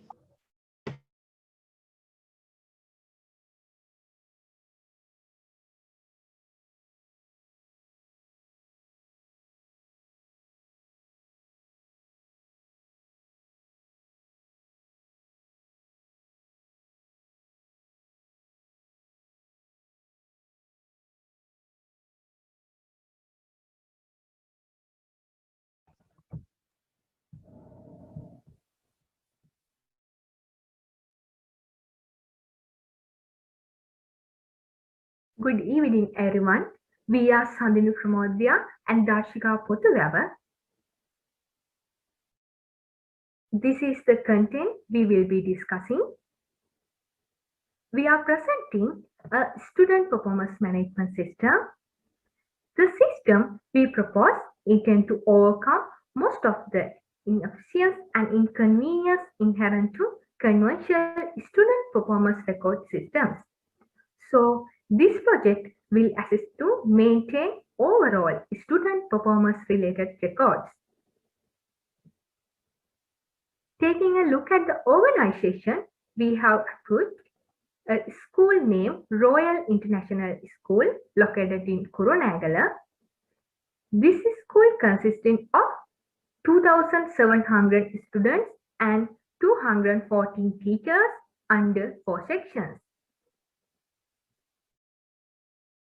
Discussing current situation, this school has been using a manual system for most of its administrative activities. Regarding students' performance records, two are handled mainly manually, and these records are focused on academic performance alone. Taking a closer look at the problem, we can see that the current system is not sufficiently efficient nor interactive with students, teachers, and parents. A report card is handled to each student term-wise. It is the sole document that records, reports, and communicates the academic result. Where it indicates the marks obtained for each subject of that term, the total marks, the class average, and the student portion. We can find this information handling analytical or illustrative of a student academic performance. Further, except for the class average figure, there is no other information depicting comparative analysis. These lacking pieces of information can be the key to improve individual student performance as well as to enhance the quality of education provided by the school. Next, the current system focuses on reporting academic performance alone, and no attention is paid toward important areas other than academics. This can result in unhealthy scenario like student excelling in sport being branded as weak due to poor marks. So, on the other hand, students claim only to get better marks with no examination performance. Apart from these two main problems areas, we can say the current system is obsolete on the ground that there is potential incorporate new ways to do it better. The current system, which is paper-based, consumes a lot of time and effort. And also, students can easily get their report card misplaced. At the end of the day, it might not have been even communicated nor take use of properly. And finally, the current system is incomplete in the keeping take of a student overall performance throughout of the whole student life at the school. So this project is intended to overcome these drawbacks and efficiently report student performance information. Next, we are moving on the proposed situation. The main aim of this system is to record and report the student overall performance respectively to academic, sport, aesthetic, club and society, health and well-being, and teachers' blog. So this is summary of the modules. And next, we have summed up non-functional requirements, which are performance, reliability, maintainability, security, usability, and training. Next, we will move in system designing. Moving on to system design and development. First, taking a look at the design. We have used several diagrams to understand and illustrate the flow, processes, uses, and relationships related to this system. As you can see in this use case diagram, we have three main users: the admin or the IT head, who can create and update student and teacher accounts, subjects, classes, and exams, and assign students and teachers to classes and subjects to students. The teacher, who is the class teacher, can only enter marks for the students of his or her class and also view student and class performance. The student can only view his account and reports. Likewise, we have also used other diagrams such as activity diagram, class diagram, sequence diagram, and DR diagram. Taking a look at the database design, initially the proposed project consisted of many modules like academics, sports, clubs, etc. But based on the extent of the scope and complexity of the database against the time we had back then, we had to narrow down the scope of the system using only the academics module. So here is the ER diagram for functional academics module. As you can see, there are 7 main entities, namely the classes, teachers, students, admin, subjects, tests, and roles. We also have 4 associate tables to overcome several many-to-many relationships, namely there are class students, class subjects, subjects enrolled, and marks. It's important to note that each class ID identifies a class separately. For example, class 12A of 2010 is different from class 12A of 2011. So the subject class ID identifies these 2 classes separately.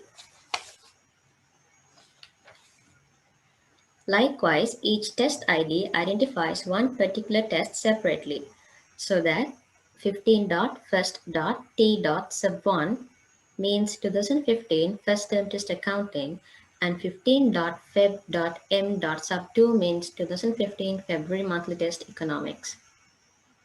By taking use of the fundamentals of relational database, we have been able to eliminate many potential complications. So this is an overview of the system's design.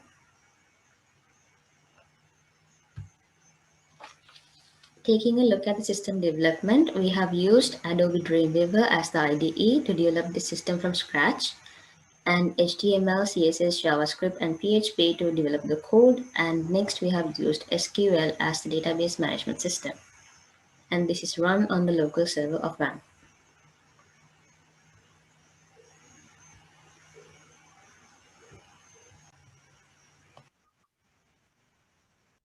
Now let's take a look at how it works.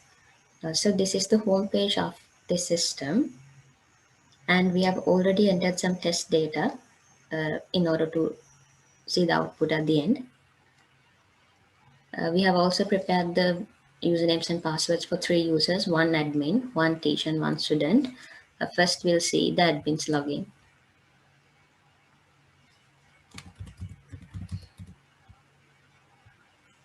So once the admin enters his page, you can see his tasks. He can enter new students, enter new teachers,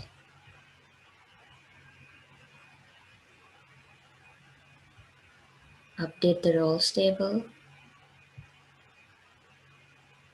create new classes, create new subjects, and create tests. We'll create one test too, for example. So it's 2016 January monthly test for subject 1. It's a monthly test and it's January. The academic year is 2016. The subject ID is sub1.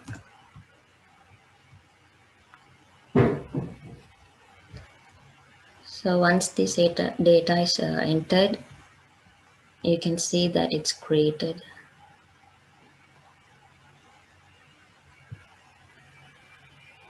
So here it's created.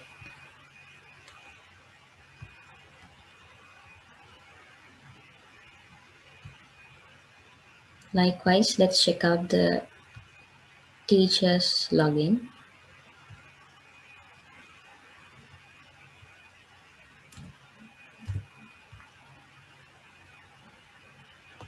So let's enter a mark for the new test we created.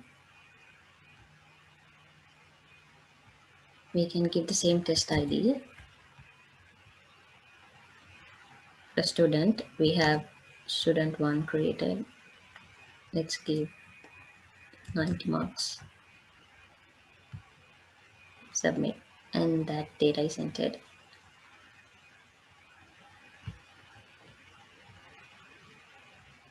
Likewise, the admin and teachers can student the data through these forms. And next, the final output is how a student can view his results.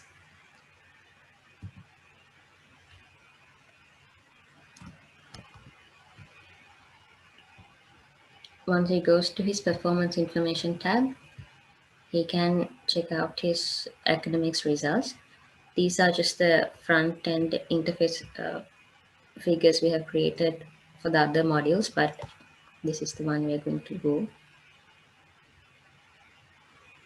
So here, with the previously entered test data, you can see for 3 subjects, for 3 terms. Let's say, for example, the 12A commerce class, they have 3 subjects, accounting, economics, and business studies. And the student faces these 3 subjects in 3 terms. And the marks are presented in the table. And this graph shows the same information. Also, you can see the improvements more clearly. When you go to the class averages chart, you can see how well the entire class has performed in the same tests. So this is basically the academics module.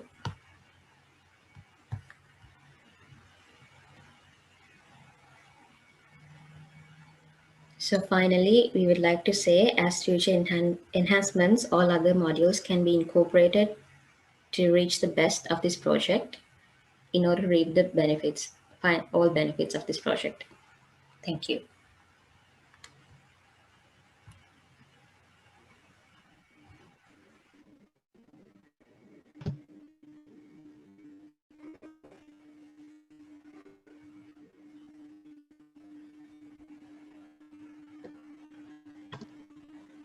Thank you, Darshika and Sandhini, for your interesting presentation. Mr. Nirendra and Mr. Vatsala, over to you.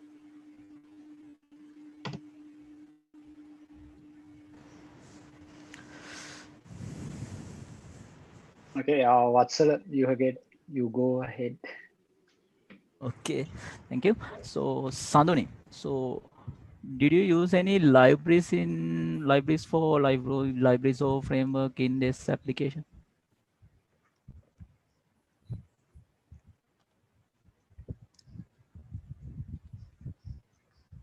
Sandhini, can you hear me?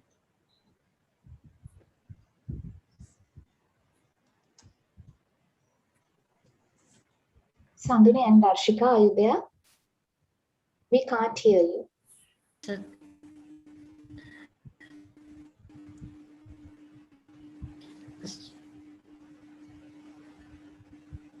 I mean that. We have used Canvas. Did you use ISO?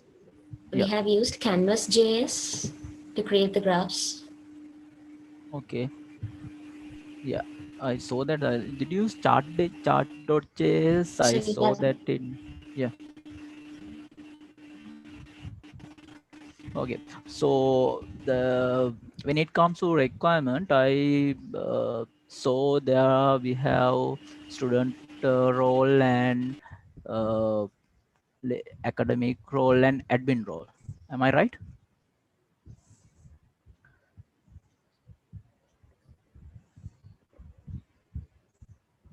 Sandhini? Yes, sir. Sir, Okay. can you hear me? Yeah, I can hear you. So I want, why didn't you add the parent role here? I mean, actually, sir, we want to, student result mainly want to parents, because teachers want to know about parents, how about their children. So that's why we add parent mode. I didn't see that. Yes, I think Didn't see that. we have only seen the student part, Student, right? yeah. Yes, not I mean parent. that is, yeah, because see, think like when we are in school, so we don't care about our results, no. So I think the parent should definitely have in this system, because they have to evaluate, they have to know the performance of their child, no. So sometimes so we can think like parents can logging through the student logging and see the his test results and all the things. And so anyway, so I think if you can add, that's good. So another one is that I saw that test ID is everywhere. I think it's like a primary key or something you use in the DB. So yeah, one thing you can do is you can keep that. Actually, it's good to not use that test ID in the application. Actually, it shouldn't be visible. I mean, you can generate in the backend and you can put it in the DB, because it's a, since it's a complicated number, so sometimes you have get an idea from the ID, but I think ID don't need to show. So And adding to that, I saw in the UI. So there was, I think, log. I believe it's a log saying that it is connected successfully in the UI. Yeah. So I believe it's a log database connection. So I think it should be removed. I mean, you are in a demo, right? So you should be considering those parts. Yeah, and that I saw that this is good. I mean, when we are logging as a student, I saw there are nice icons. So if it's a good UI, I think you use some that images, but images might be not much good. But I like that you use big buttons, and so then since it's a student login, so he can easily know what are the features he have, and he can easily interact with the application. I like that one, and I like the statistic you showed. Yeah, I so okay, Nilendra, over to you. All right. Okay. Is this like a practical thing? So, do you have a practical? Is it like what I'm asking is um, it's a commercial value project, or just a system like thing? Commercially, are you going to develop this, or is just for the project? Because I'm asking this because you have mentioned that this is a school, and likewise, right, in Kurunegala, it's commercially, can you like sell this, or how does it work?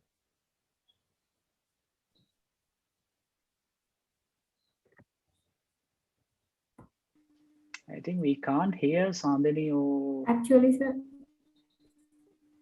Yes, we so hope to actually, give this. Hello. I think both of them it's are a very talking. first thought. When I was talking the school, they were schools. Hello, am I audible? Yes, Darshika. Yes. Yeah. Hello. You're working. So for the Your requirement voice is analysis, breaking. Yeah, Darshika, your voice is breaking. I guess some connectivity issue is there.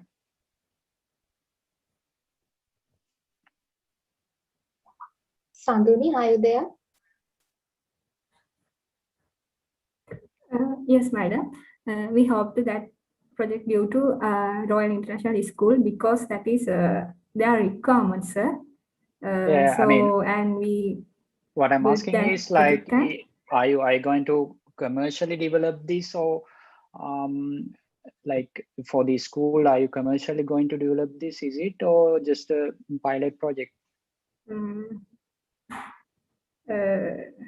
No, actually, at that moment we have no idea, but we hope to do advanced. All right. So first of all, if you need any help in developing this one as a commercial product, we will there to guide you guys. And what I have noticed is the main UI, the in the login part, that in the password section, the UI is not good. I mean, the username is a big box and the password is a very small box. So it is the first thing that user will notice, right? So for me, it is not a good practice. And the other things are like, I saw some drop downs. Sorry, you have to enter some subject ID, academic years, and all. So, and for these ones, it should be like drop down. So you should have a master data table, and from that table only you can get the as drop downs. For example, 2016, 15, likewise. There should be admin who can create this data.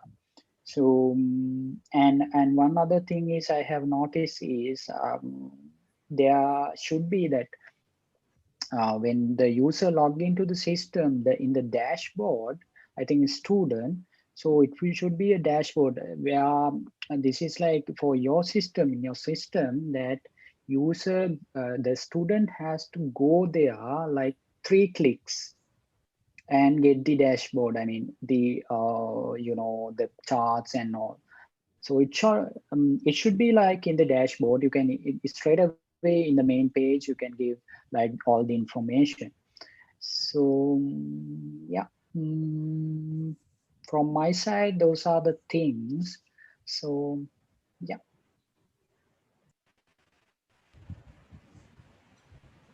I think that yeah, I think you told that you use some libraries. I think it's good. So in your doing your project, you have to go search and find the whatever you required libraries to enhance your application. So that is good actually.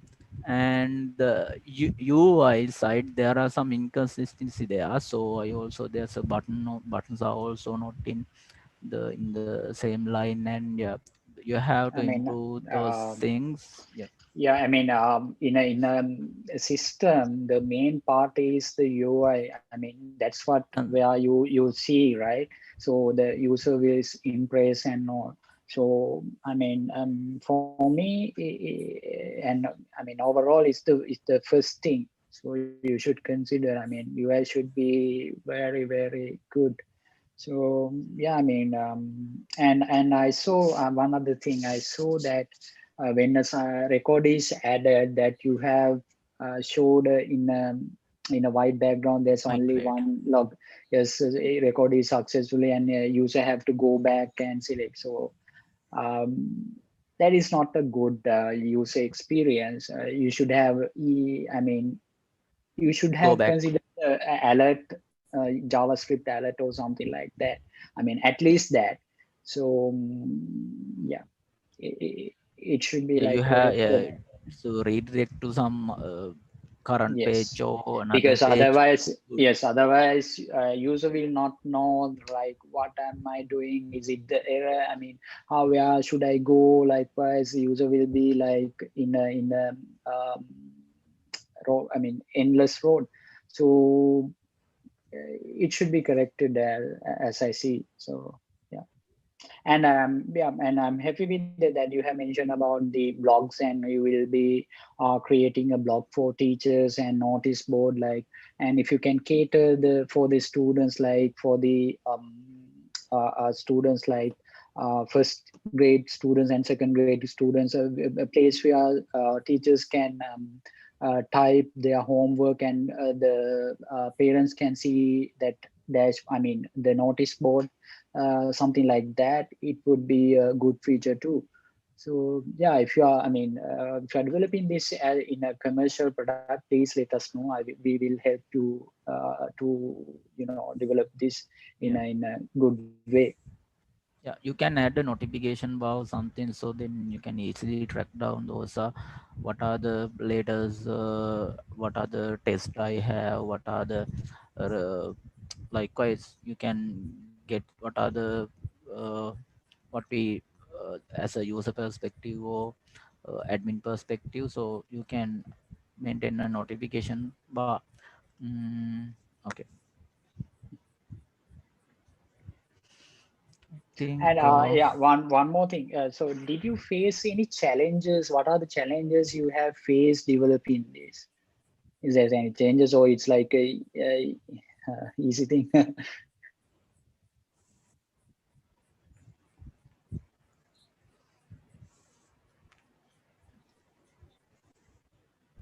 Sandhuni, can you hear us? Sir, can you hear me? Yes.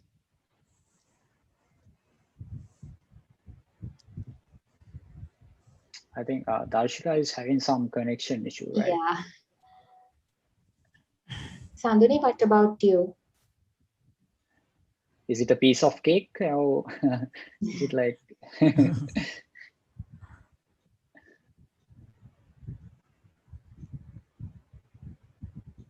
Right, that's okay. I mean, Tamali, then we continue the next. yes, Okay, we'll sure. continue with the next one.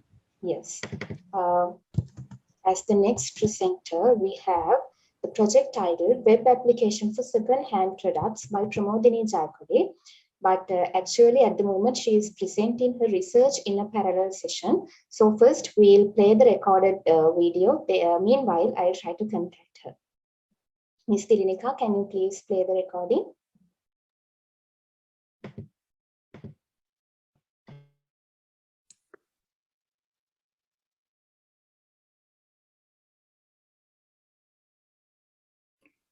Hello everyone, my name is Pramodini Jakadi and I am presenting you the web application developed for second-hand products. Let's have a look at a brief introduction for the application. As we all know, second-hand products is currently an increasing material form which is used by people in their daily lives. But in Sri Lanka, mostly the second-hand market is fairly limited to items such as electric products, mobile phones, washing machines, laptops, likewise high valuable products. It has been limited, but second-hand products, for any product which is in a reusable content, in a reusable state, can be a second-hand product and can fall into this category of the market. Suppose products such as books, clothes, chairs, pens, pencils, even small items, household items, like toys can also fall into this category, which are unlikely being used in this market at large. Therefore, this application Thriftworld comes into play as a social platform to assist information sharing among the product owners and the requesters, so that people can easily get to know who has the product and who wants the product, and how to get them easily. So looking at this system which is existing currently, as said before, it is limited to few products, or it has been limited to a state, limited to a few commercial websites like ikmang.lk, secondhand.lk, or Facebook or social media. But there is no only platform which is available to share information regarding second-hand products. And if the product is not that valuable, people tend to throw it away and they do not bother finding someone who is in need of that particular product. Hence, this gap can be filled by the application Thriftworld, where people can ask or request even for small type of products, or where people can post whatever the products that they have already been used, but they are in very reusable condition and no longer required by them, can be easily posted using this application. So this application comes in handy as a solution for excess and unnecessary wastage of materials and resources, as well as to increase the product reusability within the society. Moving on to the product functions, this application has account holders module, visitors module, and administrators module. Administrators module is not yet developed for today, and today application is I'm not presenting the administrators module, but the account holders module, account holder can play a product owner or a product requester, where they can create an account, log into the system, add products, add request, view all the products and requests, and get information. Also, the visitors module, the visitors who are visiting the application has access to all the products and requests that have been already posted, but they do not have the ability of posting a product or posting a request in the application if they don't have an account. And the application was developed using these softwares. It was WAMP or SAMP server was used, and MySQL for database is used, PHP was used for backend, and HTML, CSS was used, and these browsers and OSs can be used.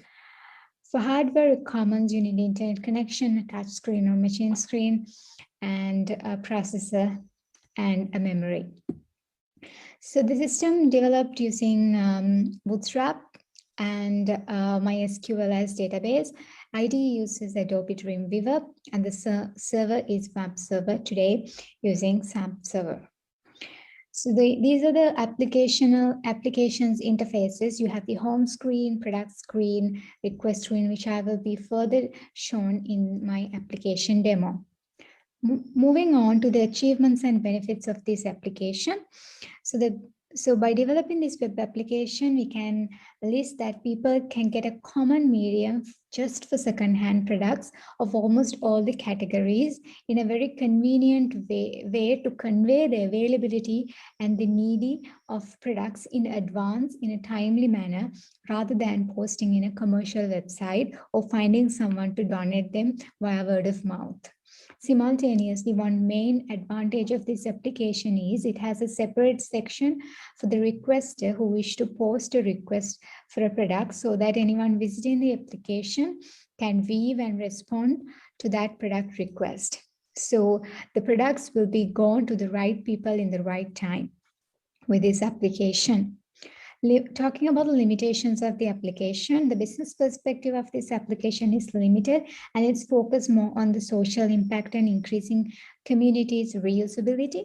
And the focus given for privacy and security improvements is less, like can develop the application to make every upload pass through an approval of the admin, and the interfaces too can be developed in a more attractive way.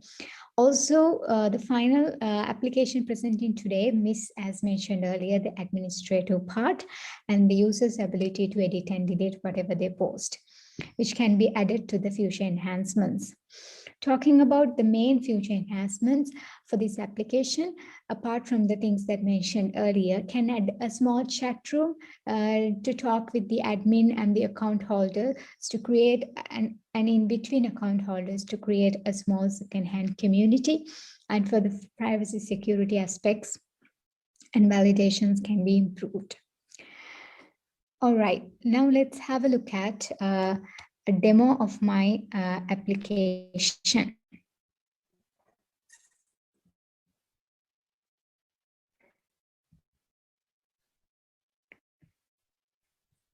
So you can see this is the home screen of the Thrift World, and in the home window you can see the latest products and the latest requests that have been posted in the application. This is a visitors module, sorry, this is a users module because I have already logged in, and you can go to the products view and you view all the products, and if you want to sort products accordingly, you can sort it using this. If there are products under that category, then it will be shown here. Likewise, can be sorted. Similarly, requests are shown here. The request title, the address, the category, and the request details. So that also can be, now if it is baby and maternity related request, yes, requesting all toys. Likewise, you can select requests, both requests and products according to the category. And also contact, anyone can contact the admin by sending feedback to the admin. If you move on to the profile, you can see in the profile, the account owner's information is there. And in the account owner, you can add a request, add a product, leave whatever the things you have added. So if you go here, this user has added 2 products. And if you go here, you can leave this user has added 2 requests as well. So, and if you can add a product by going here, you can just add something like this. Let's say plastic chairs. Plastic chairs. So you can say 2. You can say furniture and household, and you can say some small description like there are 2 available condition, need, please contact, something like that. You can give your contact information, something like that. You can upload an image if you have. Yeah, let's go ahead and add the traveling bag. Scan it. Traveling bag. And make it 1. And it falls under, let's say, other. Then you can submit. And the product you have submitted. The product which you have submitted can also be viewed under your products list, as well as if you go to the products, it is there, it's added, right? So likewise, a request also can be added by going to your profile and going to add request, and you can add request, requesting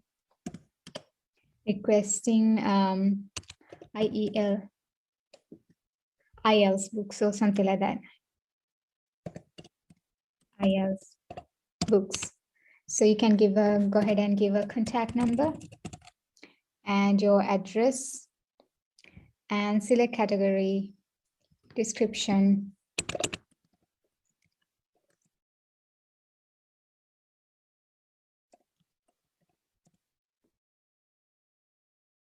Books, something like that. And then you can submit your request. So whoever is visiting this application has the ability of viewing whatever the request people are requesting and can respond personally. So from here, you can log out if you're not a user, and you can sign up from here. You can sign up from here.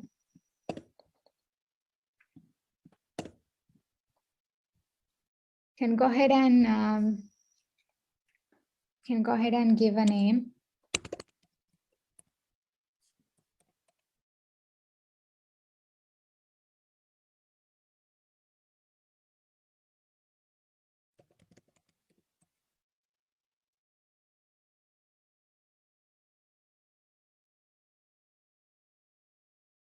You go ahead and give a name and a contact number and an email address, and try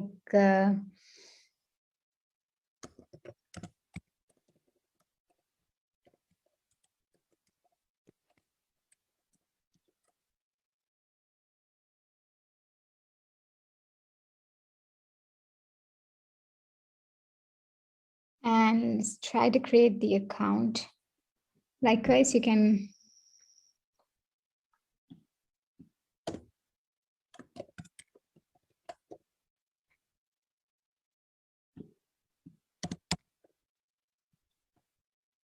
right.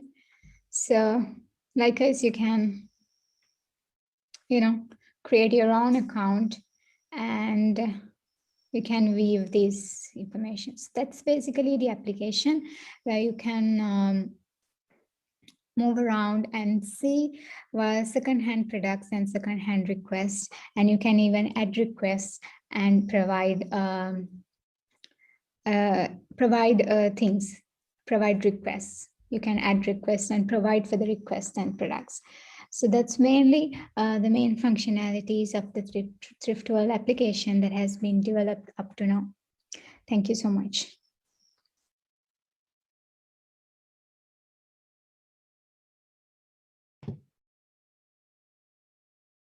Thank you, Pramodini. Now we will start the Q&A session. All right. I'll go ahead first. I like the UI. It's very simple and everything is there. So I would say simple and nice. So and then what you have created is very nice thing, and the name is very nice because from the name itself we understand what is going on with this system. What is the system is about. So and yeah, and did you use any framework or any software patterns for this? No, Bootstrap was used. Just Bootstrap and just coding, right? I mean, any practices like clean code or anything like No, that? it's just coding. Yeah. All right. And one thing I have noticed is like there's no success message. I haven't seen. I may be wrong, but I haven't seen any success messages when once user is logged in. Likewise, there's no. I mean, when there's a account is created, there should be a success message, right? So that part I didn't see. And for the demo part, I mean, you don't have to like, this is like a suggestion, you don't have to type everything. You just can copy paste, it's okay, because this is, everyone is know that this is a demo.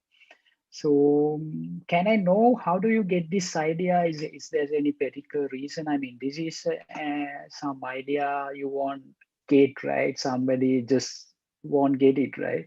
So I see this is a brilliant idea, and I'm really happy with what you have done with the UI, and everything is perfect. Like when I logged into the system, I can see everything, latest ones, and yeah, it's very attractive, I would say. If I'm a user, I will definitely use again this system. So how do you get the idea? Idea is like I have my sister, like she lives in another country, and she, like in those countries, this market is really big, and they use like second-hand products quite often than in Sri Lanka. Like in Sri Lanka, we rarely use them. It's limited to mainly high valuable products like electric items and stuff. That's only that we use. But when it comes to other countries, they use starting from furniture to clothes, everything. There's separate market. There's a separate thrift markets there. So now we can actually, if there's no physical place, so we can actually have a virtual place for that. So that was the main idea. So in Sri Lanka, people are willing to use these items, but there is no like platform. We have ikman.lk, but that's like, so that's not connected to secondhand. Do you know about Facebook Marketplace? Yeah, I have seen it, Facebook Marketplace, but the differentiating here is that people can request, for example, like children's homes, people can post, we need books, we need this, if there's anyone, please contact. So that feature is, I think, the one that differentiates from it. All right. Okay.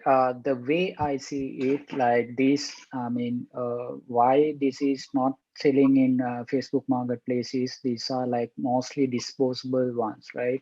So, I mean, nobody is going to put it in marketplace. That's true. I mean, the idea behind it is true. And what I'm suggesting is like, if you can have something like, when you sell some products, so I mean, not like sell, when you given away some products, you can have a feature, something to share on Facebook, all right, or something like that. Or there, when you go on, how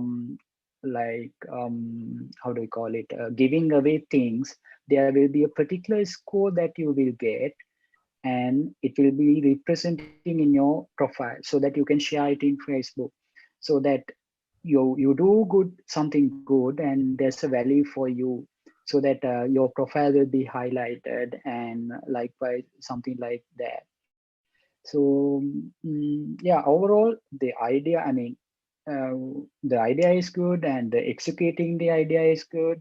And yeah, I mean, I was very impressed with the name, because name itself gives you the idea even when you before you go to the system.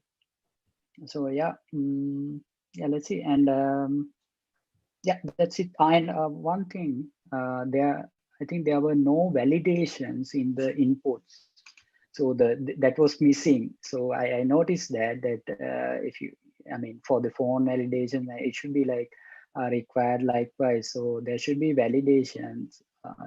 I mean, these are smaller things. Overall, you did a great job. So yeah, I mean, good work. I will add them. All right.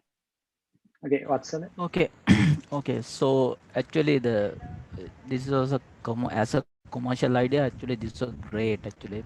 So if you can implement this, actually it really good, really great, because there are, I think, not much competitors in this kind of web. So the I have a few questions. So I didn't say any price tags in the items, so in product, or so if you can request, so if you adding a request, you can ask for this price.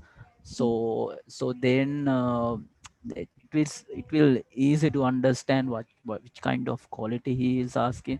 So likewise, so because I think it should be there.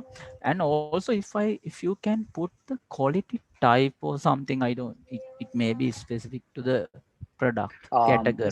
Some Okay. rating, right? Some rating, let's say out of 8, out of 10, this Yeah. is 8, likewise. Yeah, so Something then like that, right? easily users can or consumers can understand the quality type of that particular product. So, and also I saw when you are adding a request, I saw that available and not available status. Yes. Why is that? Uh, that was actually just like tell the product is if it's still available or not for someone. So that part needs to be developed like in a way that where the person who enters the product can change the availability status if it's available or not. So that part I need. My question is why, so it is a request, so why is availability in, I mean, we need that status we have in for the app, I mean. So if we are always keep that in available, so you can set as default, so you know not need that available status in there. So if someone fulfill that request, so he can update, I mean, so that will to unavailable, you know. Yes, and As per my understanding that scenario, I think so. yeah, and I think, yeah. one more thing. So if you can add some rating for the seller or buyer, and it will be, I mean, it will be a good point, right? So seller can rate the buyer, and the buyer also can rate the seller, so that they will know, I mean, this is like yeah, we know that it's used products, but there are some kind of problems like grievances handling part should be also there, complaint module should be also there, and the rating part And as improvements. yeah, that and another thing, so so we are so when we are adding phone numbers, is there any I mean, is it everyone can see that, or you have use any you have to users can only see the numbers? So is there any validation or preventive measures? Because you know that I saw that somewhere websites in there they're using dot, they're not directly visible the phone numbers. Like something like So Ikman.lk, right? okay, So yes, they only visible the phone number when you are trying to go click it and like, something like that, right? yeah. You can use that, and also so you can add some state specific for the request, so you can sort it completed or available request, unavailable request, like that. And yeah, uh, yeah, you can use some colors to identify the from the UI easily. So okay, so yeah. And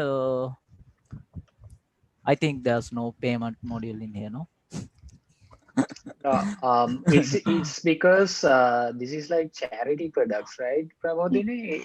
That's the reason behind that, right? Yeah, people can actually give them free if they want. Okay.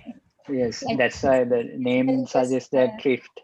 Yeah. communication. Yeah, it's communication and Okay. availability of the product. All right. Okay. Then that another thing you mentioned that you have a chat group or something. So that is not included in the demo, no? No, so that's an improvement suggestion. Oh, okay. Enhancement. Okay. Yeah. Enhance. And Anyway, so one other question. So if you could develop this product, let's say commercially, how do you like what is the mechanism of how do you call it, cover the cost? So there's a cost of hosting and all. So there should be some money comes on for your platform. So how do you manage that? If we think that this is commercially available, how do you think? Maybe by allowing to post advertisements, something like that. All right, and you can have donations coming in. So you can have a donation button, so that the people can donate for your cause, and then I mean, I think donation will be the part, and you can put some advertisement and all. So that is also there. Yeah, overall good job. Yeah, so I think great job you have done. So yeah. What do you, Tamali? Okay, thank you, Pramodini. With that, we have finished all the presentations allocated to our panel. So I kindly request the panelists to update the mark sheets. And I would like to thank Mr. Nilendra and Mr. Vatsala for the expert knowledge you shared with our students and for your valuable contribution given to the success of this symposium. Now all of you can leave this room and then join with the main session. Once again, thank you all the panelists, academic staff members, presenters and other participants. We'll see you all in a while. Tamali, can we serve word here? Sorry, Mr. Nilendra? No, it's Vatsala. Vatsala here. So actually, we want to say something to all students. So as we said earlier, so if you need to develop this, so if you have any queries regarding you, sometimes when you are developing a project or for your career development or anything, so you can contact we both. Okay, so And we all also, yeah, also if you need some kind of monetary assist of developing these projects into commercial level, we are there to help you. So actually we have one of our alumni members is willing to hire you guys, I mean, in a project. So if you can come forward and say like we can develop a project, so he has idea and he wants someone from the university to develop that. So it's there are two options. First one is like if you want to develop this project in a commercial way, we are there to help you. And there's an opportunity where there's a product and looking for developers and QA people. So yeah, if you can contact me, I will do the coordination with you. Okay, thank you, Mr. Nilendra and Mr. Vatsala, for your valuable thoughts and comments as the panelists as well as the alumni members. Now, we all leave this room and join with the main session.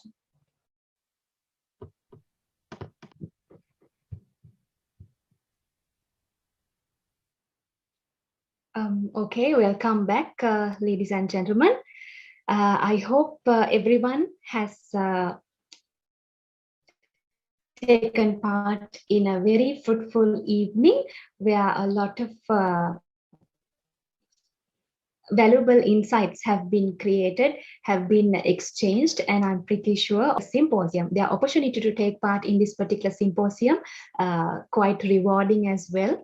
So now the time that everyone have been awaiting for, the time for announcing the winners who will be receiving valuable awards for the best extended abstracts and best project presentations. So first of all, before announcing the winners, we have to specially mention that all of you who presented in this symposium today are already winners because you have performed exceptionally well in this research study which you have conducted during your last 2 years as in the university as well as in the project which you have conducted. It's because that you have excelled exceptionally in these areas that you got the opportunity to present it in front of an eminent panel like this. It's not a chance that every student receives. So you all are very special in that way, and you all are already winners. So may I please request everyone to please join with me in sharing a round of applause with all the presenters who joined with us today before announcing our winners. So now I have received the final results from our team. So first, to announce the winner of the best extended abstracts. We had in total 13 extended abstracts which were evaluated within this symposium. So there was a very tight comparison between all these extended abstracts, I must say. So finally, we have the winner. The lucky person tonight is going to be none other than who presented about factors influencing customers to switch mobile internet service providers in Sri Lanka, Nuwan Taranga. Let's all share a virtual round of applause to Nuwan Taranga. Nuwan, are you there? Yes, madam. Yeah. Nuwan, would you like to share your thoughts with us? Yes, of course. Thank you very much. First of all the judges and the head of the department and dean and all the lecturers of my department. I'm really nervous in this situation. I didn't hope this because this is not only for my effort, it is also included my supervisor. I must mention his supervision was given bigger help for me, and all the other my colleagues and the senior students and all the department members. So I would like to thank again and again for all the persons who involved me to success my research. Thank you. Thank you, Nuwan. Thank you for sharing your thoughts with us. And we would like to once again congratulate you on your great achievement. And now to move on to the best project. Once again, it was a very tight competition between all the projects. So finally, we are ready to deliver the verdict of the best project. Just give me a couple of minutes before I announce that.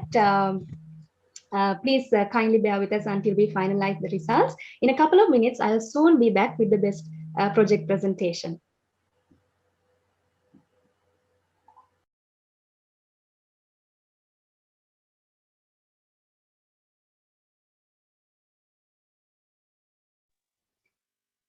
So until we receive the final verdict on the project presentations, we have several of our panelists who would like to share their thoughts with us.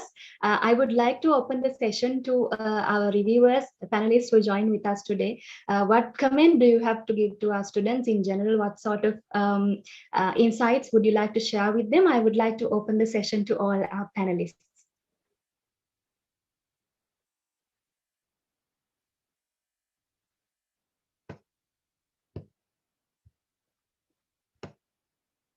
We have several of our alumni members as well joining with us today. Yes, I can see Mr. Nirendra Sarachandra is ready to share his thoughts with us. Yes, Sandhini. Over to you. All right, thank you, Sandhini. So overall, what I have seen is like from my panel, so the students have used the PHP and MySQL. So as a comment, as a feedback, what you can do is like you can use maybe React and JavaScript framework, because even though it is not that kind of frameworks is not in your syllabus or in your course manual, that those are the things you can use, because those are the things widely used in our industry. So, I mean, it will be very, very easy to use with a couple of lessons available in internet. So as a comment, please try, I mean, to use a JavaScript framework with you. And it will be, and some cloud functions from the maybe Azure or from Google, maybe you can use Firebase and yeah, something like that. So yeah, I mean, as a comment, that's what I have to give. And thanks for having me for this symposium. It's an honor to be here. And thanks for all the students who was presenting projects and presenting the researchers. And thank you all. Over to you, Sanduni. Thank you very much, Mr. Nendra Sarachandra, for sharing your comments with the audience. And also, I would like to mention that he's one of very bright alumni members of our IT department. So it's quite heartwarming to see that you're coming back to give back to your youngsters. And I can see that Mr. Vatsala is also prepared to share something with us. Over to you, Mr. Vatsala. Oh, thank you, Sandhuni. So actually, first I have to tell that it's a great privilege to participate as a panelist in this symposium. Actually, we don't have this kind of symposium in our time. So actually, I think so. There are some projects which have commercial value. So I think if you guys try to implement those, and so there are some projects I saw. There are some they trying to implement for there some issues in the university. So I think we should use those projects and implementing as a department. So we should encourage them to implement. I think if we can implement in the university, so I think it's not a it's not hard. I mean, we have all the resources, and so at least we can implement in the management faculty. So I think we should try those things. And also Nilendra said earlier, so I think we should not stick with the one technology. So at least you are developing in the PHP, you can use some PHP, Some basic PHP, JavaScript, right? yeah, PHP frameworks, Laravel or CodeIgniter. So that I think my personal opinion. So I think we shouldn't restrict to the technology in our final year projects. I think then they can actually it will be like a research. In our days also we did using some called meteor.js. That is also a JavaScript framework that is we learn ourselves. And so I I think mean, every technology. So, and in academic level, for the lecturers or the teachers can teach you only the basic of software engineering. So from that point, you have to go beyond that. So you have to learn from yourself by yourself with the articles available in internet. There are a lot of articles available in internet, so that you can. I mean, that to be honest, like it's a very limited time, right? In academically they can teach is what you can what they can teach is a very limited things. So you have to yourself have to improve your things, and you have to go and research those things. Then only you will be highlighted in the industry. So the main purpose is to highlighted in the industry. And one more message. So if anyone is going to implement these solutions commercially, we are there to help you with monetary wise or as a mentor. So to improve your product and to go, if you want to earn from that product, it's totally up to you. But we are there to help you to get that level. So please keep that in mind. so that if anyone is interested, please contact us. We are willing to provide you the guidance and the commercial monetary value you need to have for the product. Yeah. Then another thing that I saw, there are some, they use some SMS gateways, and there are some chat apps in their project. So that is good improvement. There are some people, some student use canvas.js for that, show the charts and all the things. So I think that is good, but I think there are a lot of things, there are a lot of technologies and lot of tools. So there are maybe some people are looking to be a developer, and sometimes some are looking for the business analyst and project manager. So sometimes you can find you tools according to your roles. So I saw the people draw their diagrams in Syndraw.io. So there are some open source tools to it relate with to your job role. So you all should learn those things. So you have to sometimes those are not included in your academics, but you have to research and find what are the latest tools using GitHub, and use a version control system. So likewise, I think you should use in your project, so then you can tell when you are facing an interview or something. So we use this, so then you can easily find a career. So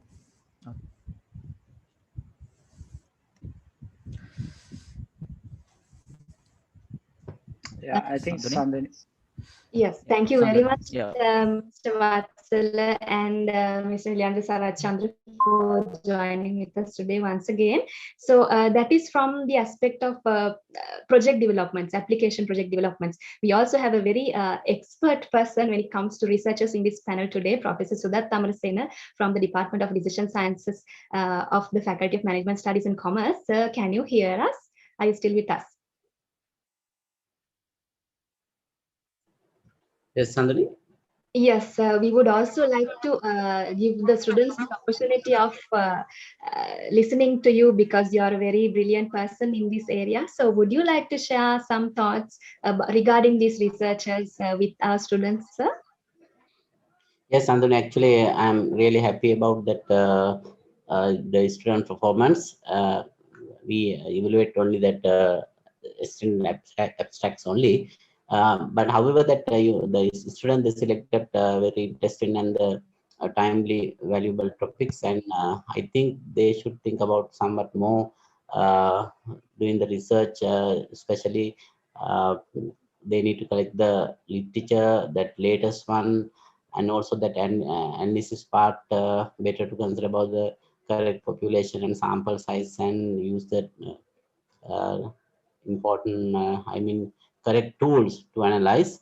And also that I think they need to do the research, not only the final exam purpose, better they need to continue, and your department can ask to that from the student published paper after improving that they are the research. I think you did really well the research symposium, because that use a new technology also.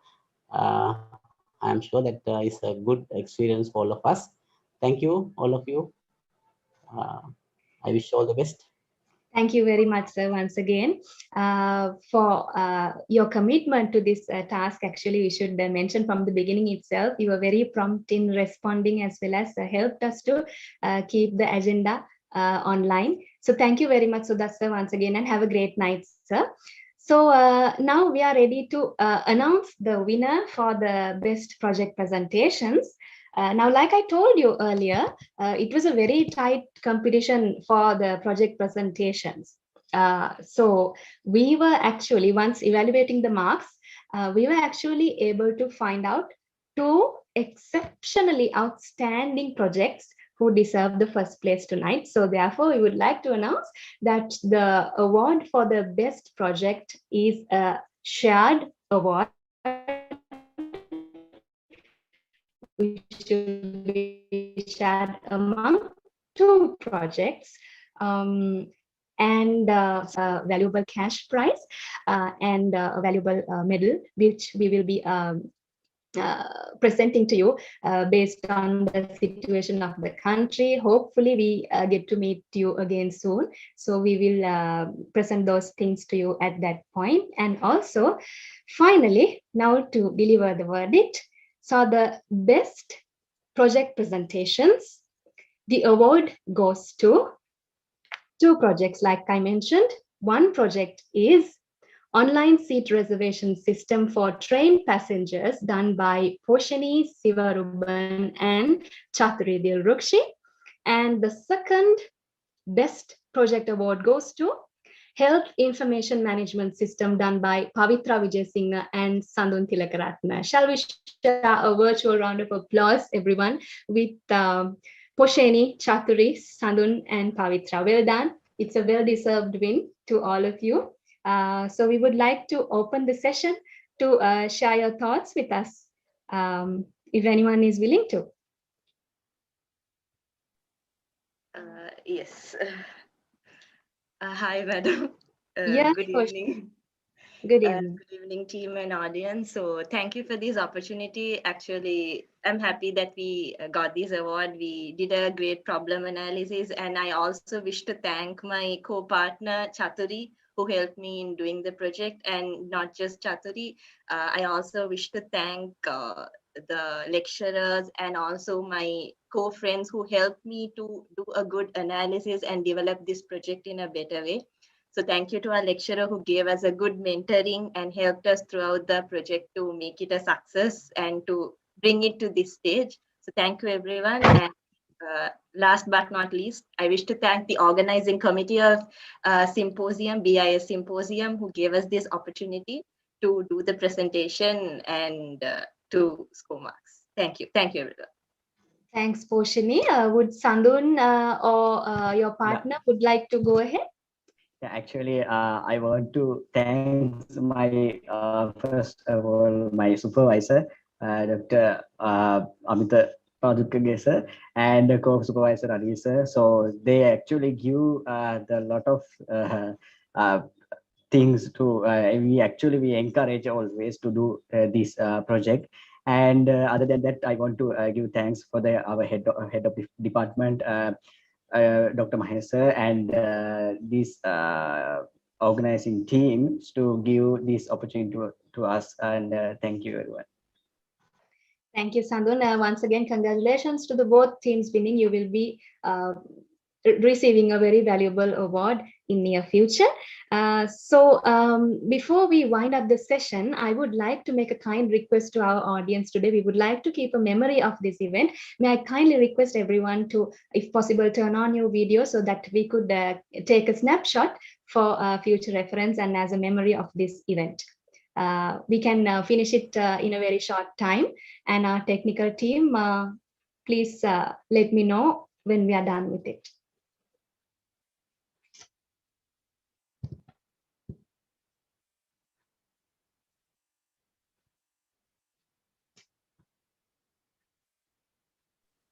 Guys, can we smile, please? Yes, yes, of course, why not? Should be a celebrating night to all of you. So why don't you all give your best pose to the camera.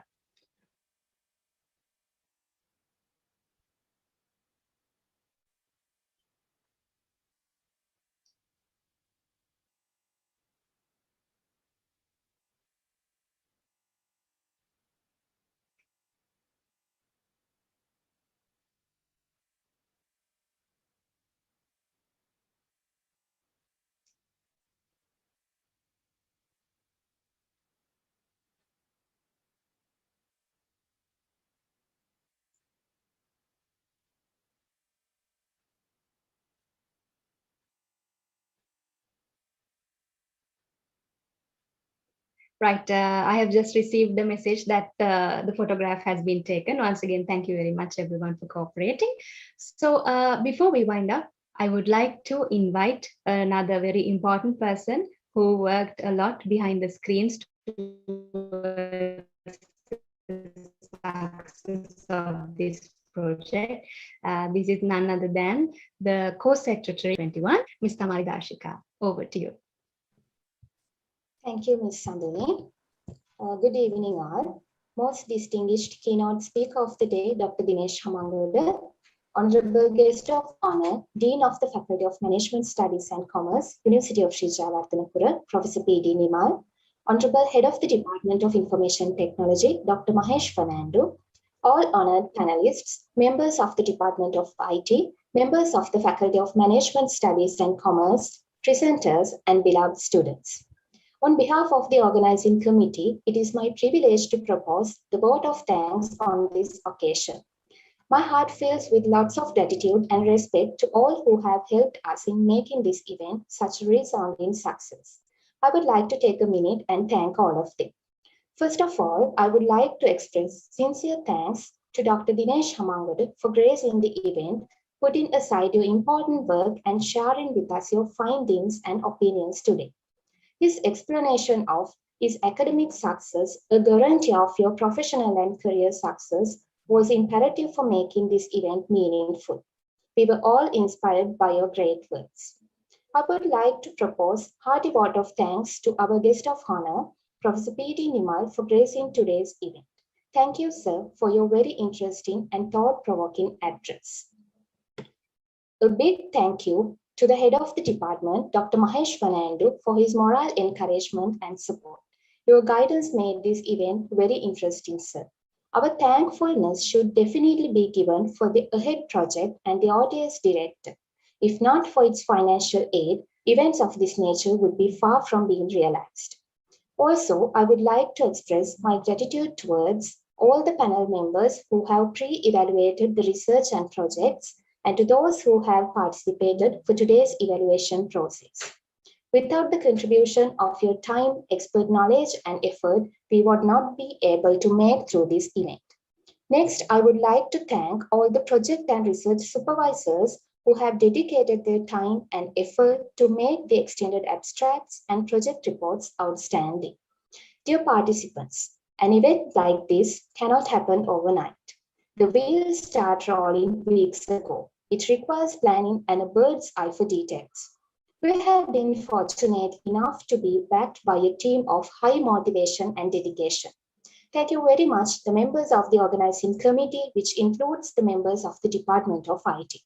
And I would like to especially thank Dr. P.D.K.A. Kumara and the team at ITRC for providing their valuable time to support us in making this event successful. Opportunity to participation.